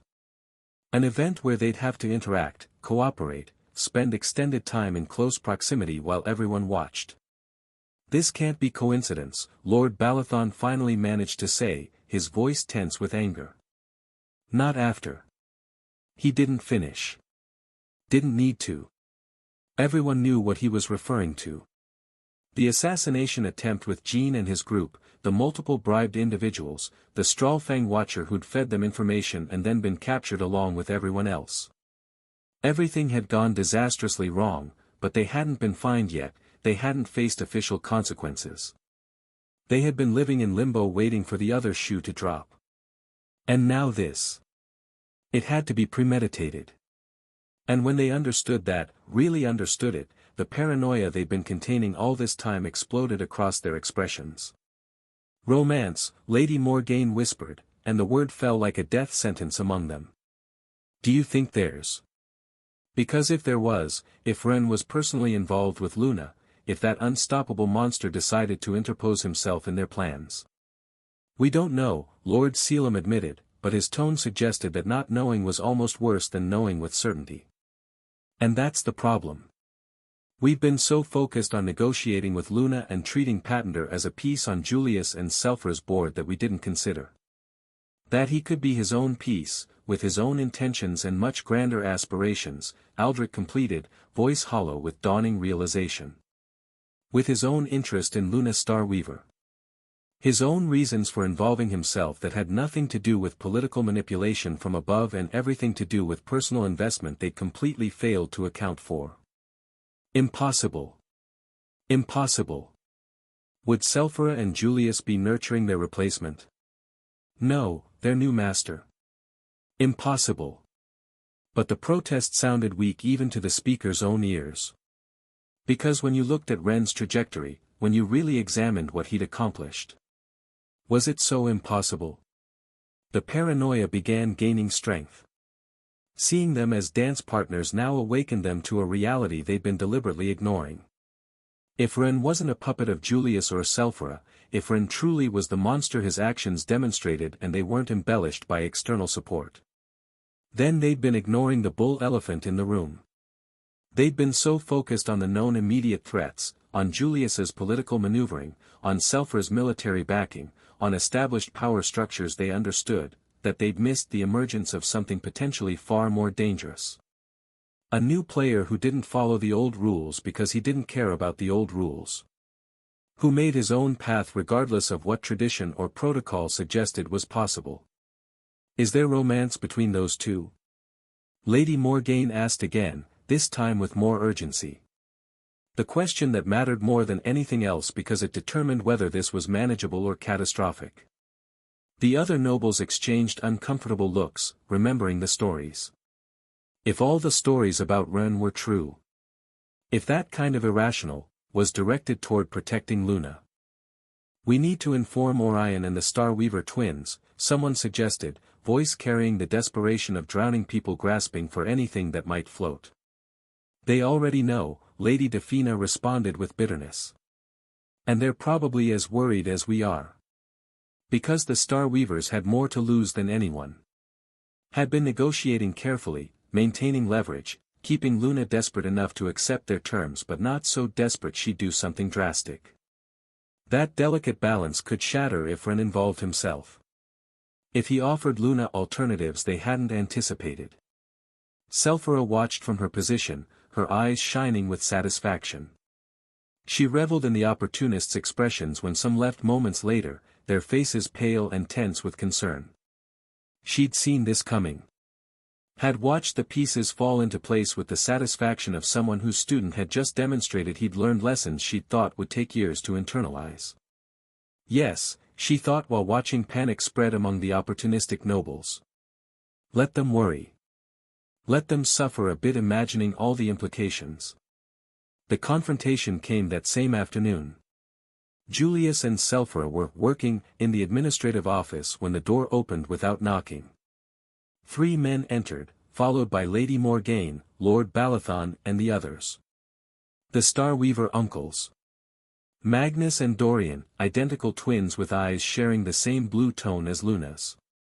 And Orion, the eldest, the leader, with an unpleasant presence that filled any room he entered. The kind of presence that came from years of getting what you wanted through intimidation and political pressure. From never being told no without consequences for the person refusing. This is a joke in bad taste, Orion declared without preamble, his voice cold and annoyed. And I demand to know who manipulated the assignments. Julius looked up from the documents he was reviewing, his expression bored. Not impressed nor intimidated. Just vaguely annoyed at having his work interrupted by people who thought they deserved his immediate attention. The assignments were made following standard protocol. Standard protocol doesn't pair a peasant with our niece, Magnus growled, barely containing his fury. The insult was deliberate. Peasant, despite Ren's achievements, his wealth, his connections, his basically assured near-future high standing. Because acknowledging Ren's actual status would mean acknowledging he was becoming something bigger they couldn't simply dismiss or ignore. Unless, Dorian added with a poisonous tone, someone was trying to push an agenda. Selfra smiled, and it wasn't a pleasant smile. It was the smile of a predator who'd been waiting for prey to wander into range. The expression of someone who'd prepared for exactly this confrontation and was about to enjoy every moment of it. How interesting that you mention agendas. We've also been perceiving some lately. She placed a folder on Julius's desk, dropping it with enough force that the sound resonated in the tense silence. The thud of paper hitting would somehow carried more weight than a simple physical impact, promising consequences that extended far beyond a simple folder. Information about foul play, Julius explained casually while opening the folder. Very interesting foul play, in fact. A house with strong historical ties in Goldcrest territory, led by Morgaine, for example, wasn't satisfied with just one fine and transgression. Lady Morgaine went pale. The color draining from her face so completely she looked like she might faint. Her carefully constructed composure cracking as she wasn't sure exactly how much they knew, how deeply they'd investigated. Balathon, Selfra continued, her smile growing, savoring each name like fine wine. Aldrich, Selim. Even some suspicious transactions from a minor branch of the Dravenholms. Right, Defina. Each name landed like a hammer blow. Evidence that they'd been watched, tracked, investigated without realizing the net was closing around them. What are you insinuating? Orion asked, his voice falsely calm. The kind of calm that came from recognizing a trap too late while trying to find an exit that didn't exist. We're not insinuating anything, Julius closed the folder. We're directly stating that we have sufficient evidence to suppose multiple noble houses were involved in financing and organizing an assassination attempt against a student of this academy in the last gathering exam. The silence that followed was absolute. You could have heard breathing if anyone dared breathe. Although strong, they're still suppositions, so the investigation, Selfra continued, enjoying every word, savoring the noble's growing horror, will have to be extensive. Much larger than we originally planned. Because if these relatively large houses were involved, who knows how many others are as well. She paused significantly, letting that sink in. In fact, we were considering implementing red nose tests on all noble houses with connections to the academy. Just to be sure, you understand. The faces of the nobles present went livid. Red nose tests were intrusive and humiliating protocols. Truth verification techniques that stripped away every lie, every careful construction, every secret you thought was safely buried. They left you naked before examiners who would record every shameful truth for official records. Most noble families would rather face bankruptcy than submit to red nose testing. Of course, Julius added thoughtfully, as if the idea had just occurred to him rather than being planned from the beginning, the investigation could be delayed. Could even become less exhaustive. If certain parties stopped making ridiculous accusations about manipulation of dance assignments. Orion understood immediately. His expression didn't change, but something cold appeared in his eyes. The recognition of someone who'd just been outmaneuvered and was trying to find any angle that didn't result in complete destruction. I understand, he said slowly. The words tasted like ash. Like surrender. Magnus and Dorian exchanged furious but impotent looks. They'd been outplayed at their own game. The assignment stand, Julius declared with finality. And I suggest everyone present reconsider their future extracurricular activities. The threat was clear. Back down now or face consequences that would destroy everything they'd built. The nobles retreated, their expressions dark but defeated. Selfra let out a genuine laugh. Did you see their faces?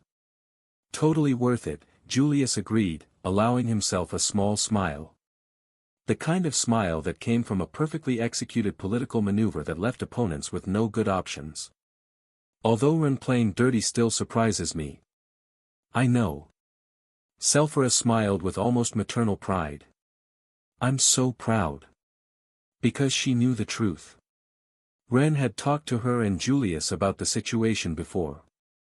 Had told them everything Klein had revealed about Luna, the uncles, and the crystallized heart. And he'd asked for one thing.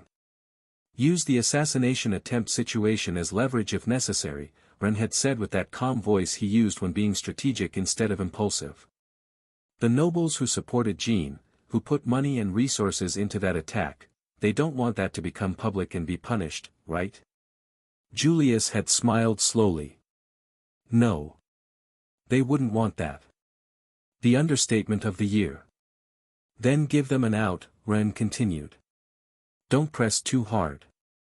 But in exchange they don't press about this coincidence. You only want to be paired with Luna at the dance, Selphra had completed, delighting in the boy's audacity. Yes. Julius had studied Ren for a long moment. It was not big, but still dirty play. It was exactly the type of political game those opportunists used against others. The kind of manipulation Julius had been fighting his entire career, the corruption he tried to eliminate from noble society. Julius hadn't expected it from Ren. But he'd done it anyway. Ren had played dirty to get what he wanted. And it seemed Selphra respected him for it. Yet Julius wasn't entirely sure whether to be proud or concerned about what that meant for the future. But looking at Selphra's expression, at the genuine delight she took in this particular display of pragmatic ruthlessness, he supposed proud won out. At least for today. Ren had also informed Leora, Larissa, and his close friends about his plan. In the dining hall, Taro almost spit out his food. Dance with Luna? He repeated, incredulous, the words not quite making sense in his brain despite being simple enough individually. Luna. As if there might be another Luna. A different Luna who wasn't the terrifying shadow-wielding heiress who could kill you with a look and probably had considered it multiple times. Taro's delusions. Min showed Ren a thumbs up, grinning like this was the best entertainment he'd witnessed in months. This is going to be interesting. Interesting was perhaps the second understatement of the year. Lu, eating quietly in his usual corner of the table, watched with thoughtful expression. He was the quiet one when not using his banshee hyena scream. The observer who noticed things others missed because they were too busy talking to actually see. It makes sense, he finally said. Makes sense? Taro looked at him like he'd grown a second head. How does it make sense? Haven't they both tried to be indifferent for a while? How did any of this make sense? Luna had been avoiding Ren for weeks. Had been cold and distant and clearly signaling she wanted space. And now he was forcing them together for an entire week of coordinated movement and close contact. This could mean both of them failing very badly in the competition. Ren has never been indifferent with her, neither is she, Lu explained, choosing words carefully. Testing each one before speaking to make sure it captured what he was trying to convey. I think it's exactly what's missing in the case of someone shy. I'm a bit like that, so I think I understand her. Considering how she looks at him when she thinks nobody's watching. It makes sense. It could work better than expected. The observation landed heavily. Because Lu was right. Anyone who'd been paying attention had seen those moments when Luna thought she was unobserved. When her careful mask slipped and her expression softened while watching Ren explain something or laugh with friends or just exist in her vicinity without demanding anything from her. Min smiled mischievously, the demeanor of someone about to say something that would make this conversation infinitely more awkward. Real romance for our player patenter at last?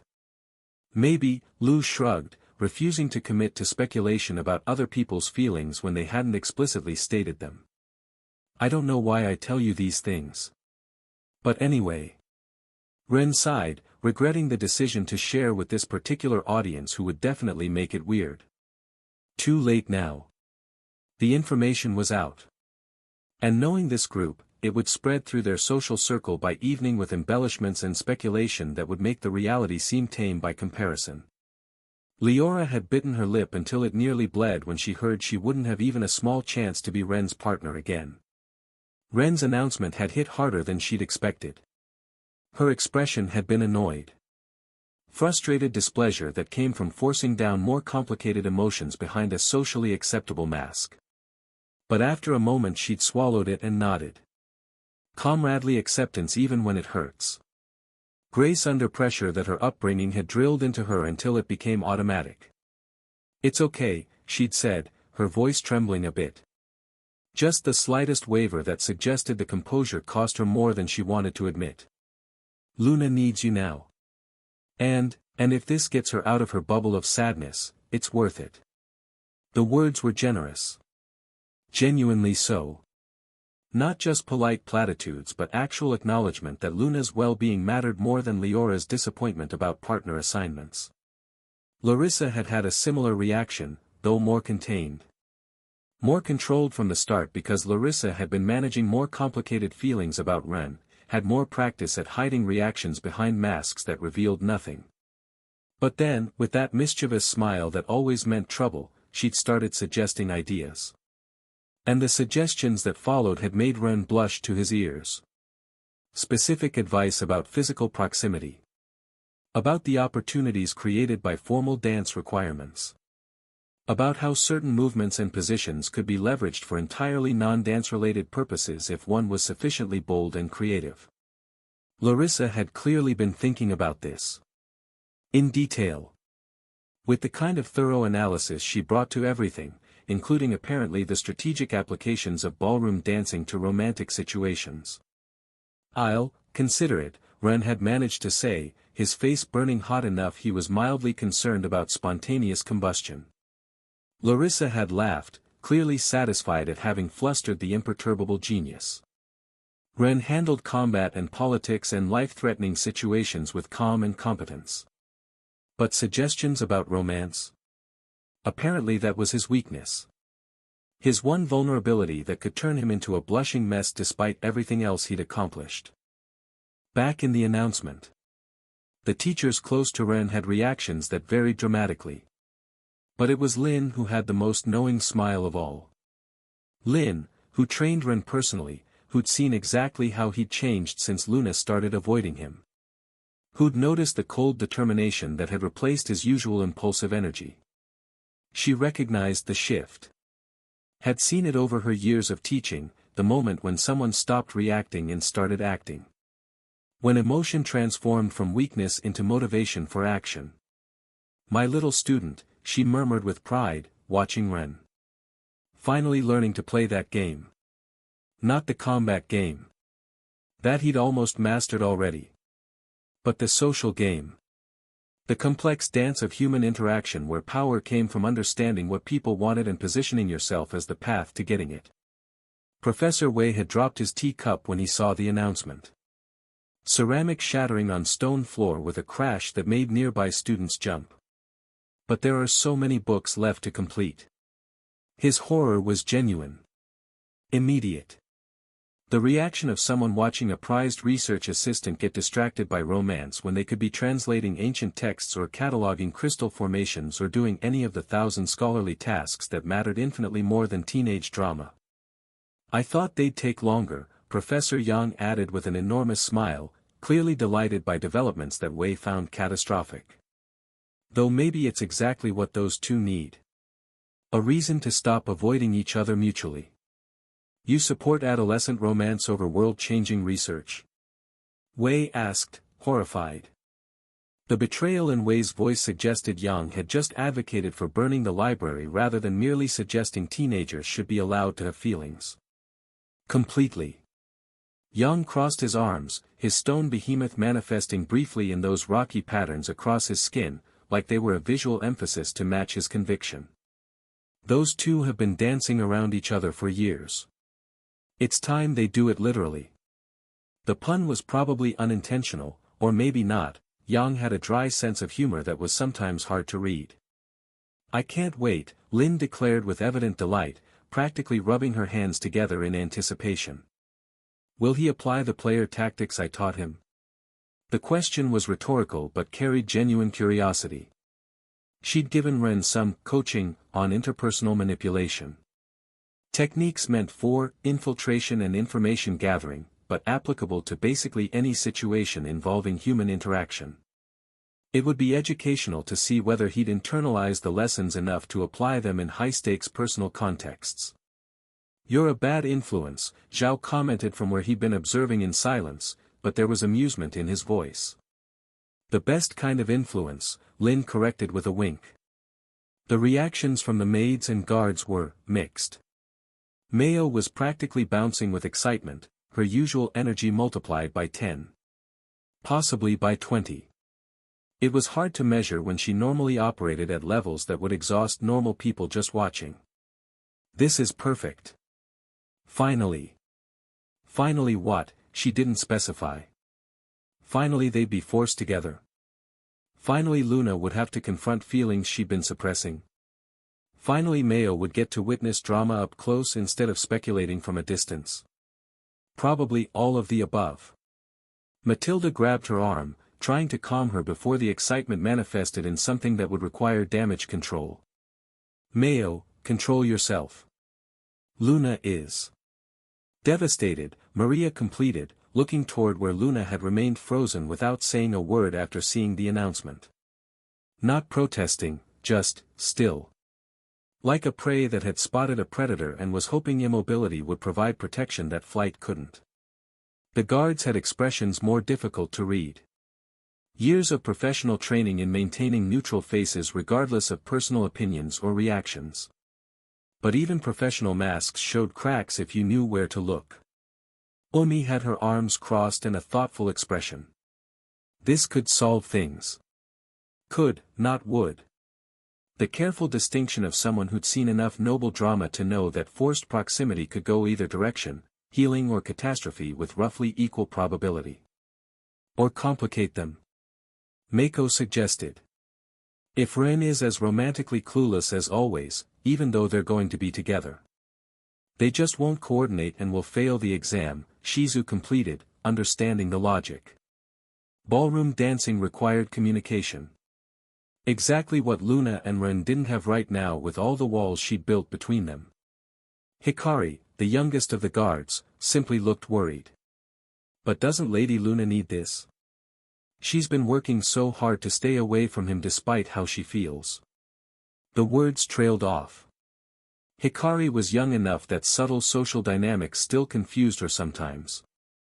Sometimes you just need to get close and talk even if it hurts, Omi said wisely, enough to know simple avoidance rarely solved anything. What we want and what we need are often different things. She paused, looking toward Luna with an expression that mixed concern with genuine affection. And our third lady definitely needs this. Even if she won't admit it. The statement carried certainty. Not speculation but professional assessment from someone who'd been watching Luna suffer for weeks and recognized that current trajectory led nowhere good. Sometimes people needed to be forced out of destructive patterns. Needed external pressure to break cycles they couldn't escape alone. This had just provided that pressure. Whether Luna would thank them or hate them for it remained to be seen. Luna stood in front of the announcement board, her enormous wolf manifested in her shadow as a comforting presence as always, while her eyes scanned the partner assignment list. And stopped. Ren Patender, Luna Starweaver. No. No, no, no, no, no. It couldn't be. Luna reread the names 3 times, expecting them to change, to be a reading error, to be her stressed mind playing tricks because surely the universe wasn't this cruel. But the letters remained obstinately the same. Mocking her. Forcing her into exactly the situation she'd been desperately trying to avoid. I can't believe my bad luck, she thought, feeling something resembling panic climbing up her throat. This was the most complex situation she could possibly face. She'd have to practice with the one person she most wanted to avoid but at the same time the one she actually had thought at some point she'd want to dance with. Before everything got more complicated, before her uncles and their demands, before her mother's heart was removed from the barrier and the blackmail and the impossible decisions. There had been a time, very brief, when Luna had imagined dancing with Ren without all this weight on top. When she'd let herself have stupid fantasies about normal teenage experiences. About wearing a pretty dress and being swept around a ballroom by someone who made her heart race for good reasons instead of stress reasons. Simple things that normal girls got to want without those wants becoming political complications or emotional vulnerabilities that could be exploited. And now she'd do it. But with all that bad weight multiplied by 10. With everything she'd been trying to protect him from crashing down around both of them because forced proximity meant she couldn't maintain the distance that kept him safe from her family's schemes. How am I going to stand out in this exam, she murmured to herself, her wolf pressing his head against her feet in mute comfort.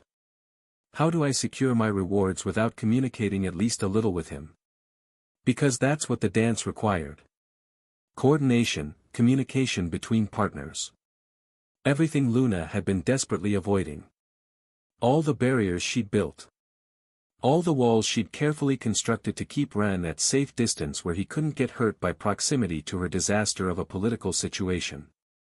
All of it rendered worthless by academy requirements that demanded partnership whether she wanted it or not. Her wolf growled softly, and Luna knew what he was trying to tell her. You're being a coward. I know, she whispered, closing her eyes against the sting that might have been tears if she let herself cry. But I don't know how to be close to him without everything falling apart. The wolf didn't respond, because he couldn't speak and because there was no answer. Only the inevitable reality that in one day, Luna would have to face exactly what she'd been avoiding. The nervousness nearly made Luna mess up the following day in the protocol competitions. It was the same exam theme as always, only this time the tests were slightly different and performance was compared with everyone else's. Demonstrating appropriate knowledge of noble etiquette, correct handling of formal conversations, navigation of complex social situations as always. Luna normally dominated these things with her intense preparation. Had been trained from the cradle for exactly this kind of thing. Born into a great house. Raised by tutors who accepted nothing less than perfection. Drilled in every nuance of noble behavior until it became as automatic as breathing. But her mind kept returning to the announcement board. To that name beside hers. Ren Patender, Luna Starweaver. The letters haunted her. Followed her into sleep and ambushed her during waking hours. Made concentration feel like wading through mud when it should have been effortless. During the formal conversation section, she almost used the informal pronoun when she should have used the formal. A beginner's mistake that would have cost significant points. She saved herself by a millisecond, correcting before the words fully left her mouth. The examiner hadn't noticed. Too busy watching the rival student fumble through their responses to catch Luna's near miss. But she'd noticed. Felt the spike of adrenaline that came from catching an error a heartbeat before disaster. During the table etiquette demonstration, her hands trembled slightly while holding the practice cup. The shake was minimal. Barely visible. Most people wouldn't have caught it even if they'd been looking directly at her. Nobody else noticed, but she did. And she knew that if she'd been evaluated more closely, it could have cost her tenths of a point.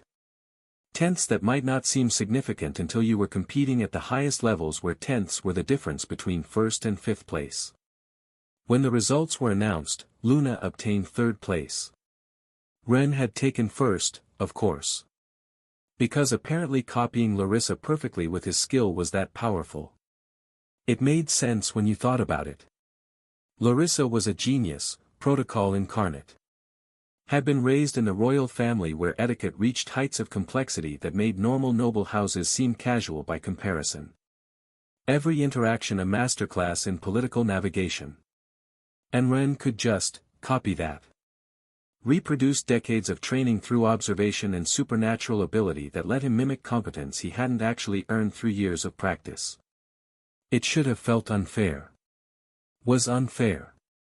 But complaining about Ren's advantages had become pointless years ago when everyone realized he'd just find new ways to surpass expectations regardless of obstacles.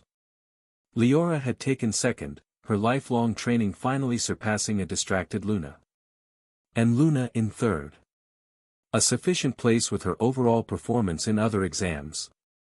Sufficient to maintain her position among the best.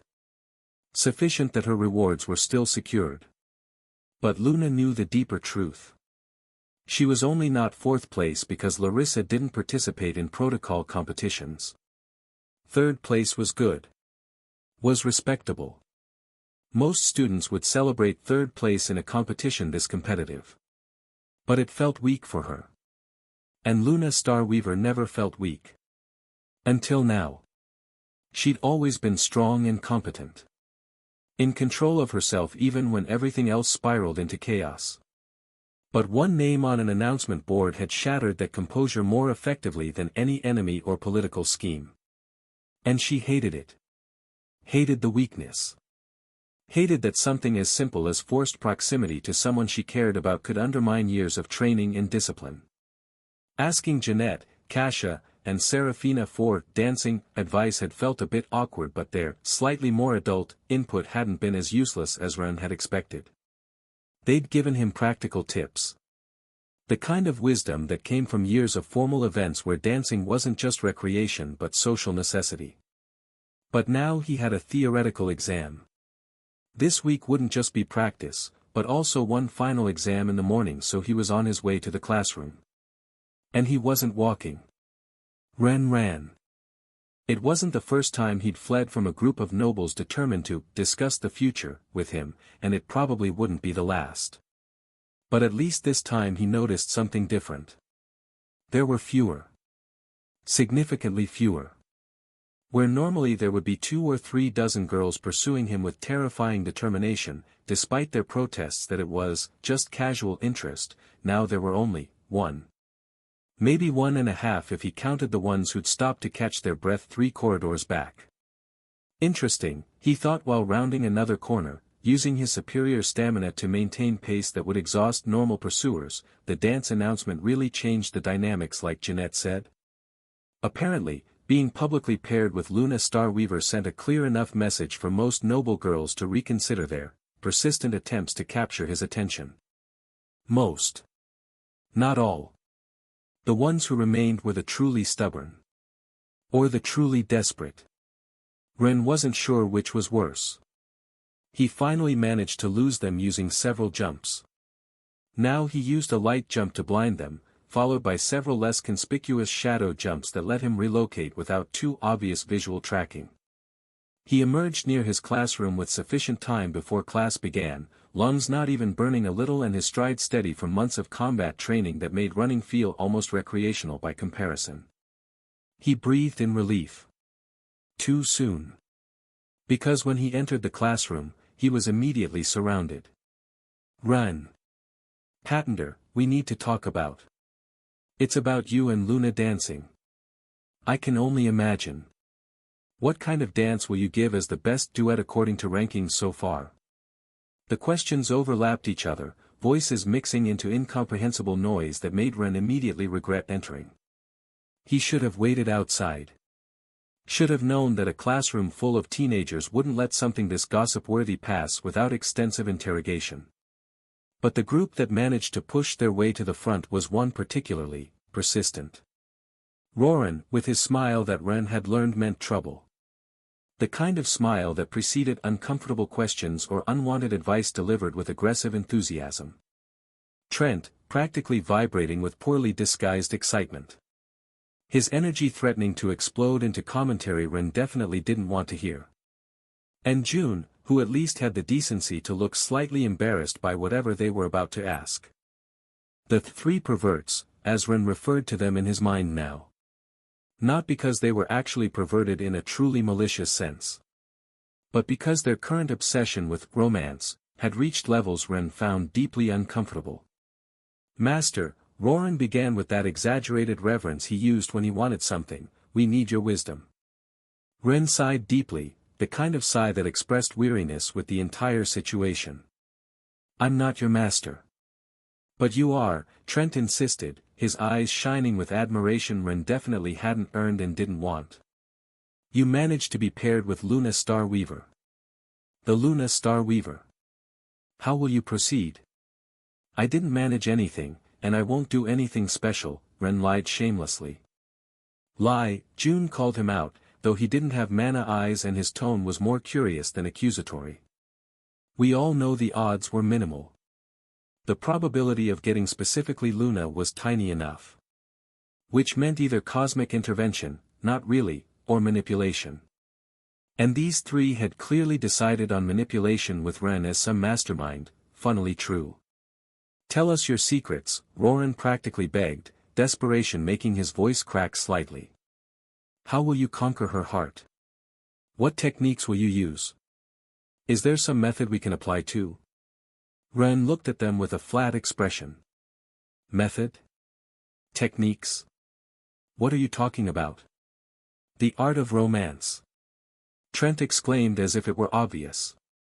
As if romance was something you could study like mathematics or combat theory, with formulas and proven strategies that guaranteed results. How to capture a noble lady's attention. "Master, please, share your knowledge with us, your humble disciples." "You're not my disciples," Ren repeated, his patience visibly exhausting.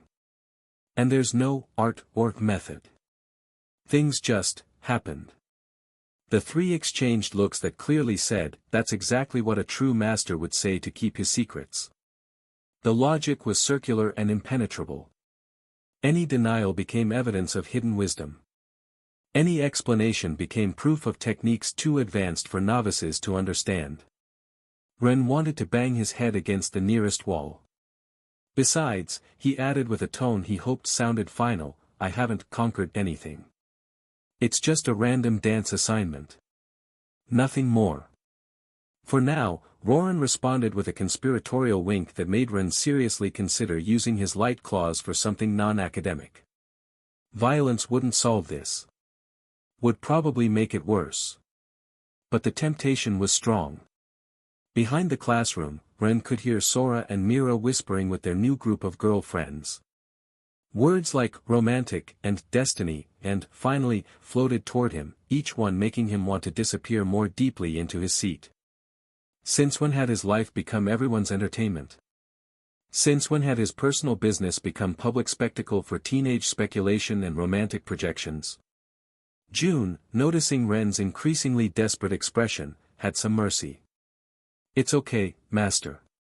We understand you can't reveal all your secrets. The path to true romance must be walked by oneself. It's not like..." Ren began, but stopped. There was no point. These three had decided he was some kind of romance genius, and nothing he said would convince them otherwise. They'd constructed a narrative in their heads that was immune to facts or reason or any evidence that contradicted their predetermined conclusions. So he just sighed again. Deeper this time. The sound carried resignation and acceptance that this was his life now. And it was then that he noticed her getting up in the corner of his eye. Luna, in the back of the classroom, was moving away from her seat. Her wolf in her shadow followed as silent presence while she headed toward the door. She didn't look toward where Ren sat. Didn't make eye contact with anyone. Just withdrew, silent and alone, escaping before the inevitable questions began raining down on her too. Before the speculation and whispers and pointed comments about what it meant to be paired with Ren Patender for an entire evening of forced proximity. Ren watched her leave, something tightening in his chest. Luna walked through empty hallways, her steps silent on the stone floor. As always, she'd escaped before questions began. Before she had to face curious looks, whispers, speculation about what being paired with Ren meant for her. She'd wait outside until the professor arrived to administer today's theoretical exam and everyone sat down. Then she could slip back in, take her seat, focus on work instead of social dynamics she didn't know how to navigate anymore. It was easier this way. Safer. Less likely to result in her saying something she'd regret or revealing emotions she needed to keep buried for everyone's protection including her own. She found a secluded corner, a small niche in the architecture where shadows accumulated naturally. Her wolf could move better inside that space, pressing against her back while Luna leaned against the cold wall that was now soft and breathing. She closed her eyes. And without wanting it, without asking for it, a memory came. She was 6 years old. The Starweaver Mansion garden was beautiful at this time. Flowers that only bloomed under 12 moons light covered every available space, their petals glowing with soft luminescence that made lamps unnecessary. The effect was ethereal. Like walking through a painting come to life, beauty so perfect it felt unreal. Luna was sitting on a white marble bench, her small legs swinging because they didn't reach the ground yet. Too young to understand politics or family schemes or anything beyond the simple reality of being a child in a beautiful garden on a perfect night. And then she saw her. Her mother, walking along the garden path with that natural grace Luna had tried to imitate 1,000 times without success. Her dark blue hair, almost black under certain lights, floated gently with the night breeze. She was beautiful. Not in the cold and distant way Starweaver nobles usually projected. But in a warm, alive, radiant way. As if happiness itself emanated from every pore of her being. As if joy was something she carried naturally rather than something she had to perform for political necessity. "My little star," her mother exclaimed when she saw her, her face lighting up with pure joy. The kind of joy that came from genuine love rather than duty. That transformed features into something transcendent because emotion was real rather than calculated. She extended a hand toward Luna, inviting her. "My little star," her mother exclaimed when she saw her, her face lighting up with pure joy. She extended a hand toward Luna, inviting her. And then it began. The usual storm of praise. "My beautiful girl, my perfect treasure, my brilliant light," her mother took her in her arms, spinning her in the air while Luna screamed half laughter half mortification. "You're the most precious thing that exists in the whole world. You're more beautiful than the stars, brighter than all the moons together." The words tumbled out in a torrent.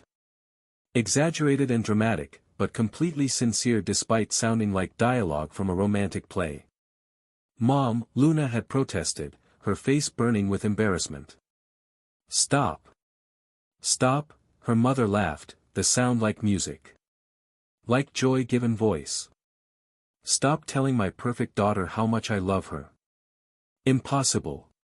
You're my reason for waking each morning, my last thought before sleeping, my everything." "Mom," Luna groaned, burying her face in her mother's shoulder, trying to hide from the embarrassment that felt like it would consume her. "It's embarrassing." "What?" Her mother squeezed tighter, voice muffled by Luna's hair but still audible. "My love for you is embarrassing. How cruel you are to your mother, my little merciless star." But she was laughing while saying it, kissing Luna's head repeatedly. Each kiss landing with exaggerated sound effects that made Luna want to disappear. "I love you, I love you, I love you, I love you," each kiss came with another declaration. "My perfect girl. My angel. My reason for existing." Luna had blushed so hard she probably glowed in the darkness. It was too much. Her mother was too much. Too affectionate, too expressive, too intense in her love. Like she'd taken normal parental affection and amplified it by 10 until it became this overwhelming force that filled every space it touched. It made her cringe, honestly. All those exaggerated compliments, all those dramatic declarations of love that sounded like they belonged in terrible poetry rather than normal conversation. It was really embarrassing. Especially when she did it in front of other nobles, who looked with expressions between amused and uncomfortable while Luna's mother proclaimed her eternal love for her perfect daughter. "Mom," Luna had begged, desperate for mercy. "Please, act normal." "Normal?" her mother had asked, finally setting her down but keeping hands on Luna's shoulders. Not releasing completely because that would mean creating distance, and distance was the enemy. "My love, normal is boring, normal is cold, normal is what the others are." She'd knelt to be at Luna's height, her eyes of the same intense blue looking at her with absolute tenderness. "I don't want to be normal with you. I want you to know, every second of every day, how much I love you. How much you mean to me. Because love isn't something to hide or contain, my star, love is to shout from the mountains, to write in the skies, to show without shame." She'd kissed Luna's forehead softly. The gesture somehow more powerful for its gentleness after all the exaggerated displays. Quiet affection after loud proclamations, proving the intensity was real rather than performance. And I love you, with every fiber of my being, with every beat of my heart. I'll love you until the stars go out and the moons fall from the sky. I'll love you beyond death itself. Luna had rolled her eyes. You're so dramatic, Mom. I'm not alone, her mother had responded with a wink. Your father is equally dramatic when it comes to people he loves. In fact. And then she'd called Sirius, who was observing something on the other side of the garden, completely red. And when he came, her mother had begun her own attack of praise toward him, while he glowed the same intense red as Luna. Mortification apparently genetic, passed down through Starweaver bloodlines. Until his wife forced him to speak. And although he did it with extreme embarrassment, he also did it with intense love that surpassed the shame. The two ended up declaring eternal love with language so flowery and exaggerated that Luna genuinely wanted to disappear into the earth. Her parents were so embarrassing. So intense. So completely, irrevocably in love with each other and with her. And Luna had thought, with the wisdom of her 6 years, that she wished they could be a bit more quiet. Luna opened her eyes, a tear running down her cheek without permission. Now she'd give anything, absolutely anything, to hear that storm of praise one more time. To feel those arms squeezing too tight. To be held with such intensity that it became uncomfortable but you didn't complain because the discomfort meant you were loved beyond measure. To see that radiant smile that made the whole world seem brighter. That transformed everything it touched into something more beautiful just by existing in proximity. To be called, my perfect little star, even though it gave her cringe. To endure the embarrassment if it meant her mother was there to embarrass her. Because her mother hadn't acted normal. Her mother loved intensely, completely, without reservations or shame. Without caring what others thought or whether her displays were appropriate by noble standards. And that love had been the most real, the most pure, the most precious thing Luna had ever had in her life. And she hadn't enjoyed it to the fullest. While it lasted. Before the only thing remaining was a crystallized heart that her uncles now used as a weapon, spending a bit more of its essence with each use. Wearing away at the last physical remnant of that overwhelming love until eventually nothing would remain. I miss you, Luna whispered to the wall, sinking her hands into the shadows and embracing them, her voice breaking. I miss you so much.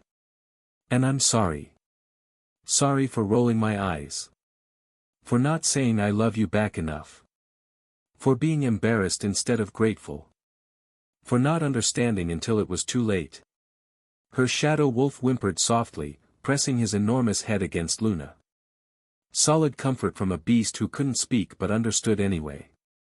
And now all I want, Luna continued, the words flowing in a torrent now that she'd started, unable to stop them once the dam had broken, is to recover your heart. Have it back, hold it and tell it everything I never said when you were alive. Everything she'd been too young and stupid to understand mattered. All the declarations she should have made when they could have been heard by living ears instead of whispered to crystallized remains. My perfect little star, Luna whispered to herself, trying to imitate her mother's tone. My reason for existing. But it didn't sound the same. Would never sound the same. Her voice lacked the warmth. The absolute conviction. The overwhelming love that had made even the most exaggerated words feel true because they were true, spoken by someone incapable of loving halfway.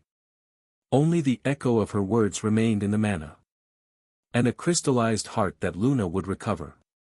Because that heart was all that remained of the woman who had loved her so intensely it was embarrassing. And Luna wanted it back. Whatever it took. Finally, the day had arrived. The students had a specific space to practice, a private ballroom reserved for fifth-year students.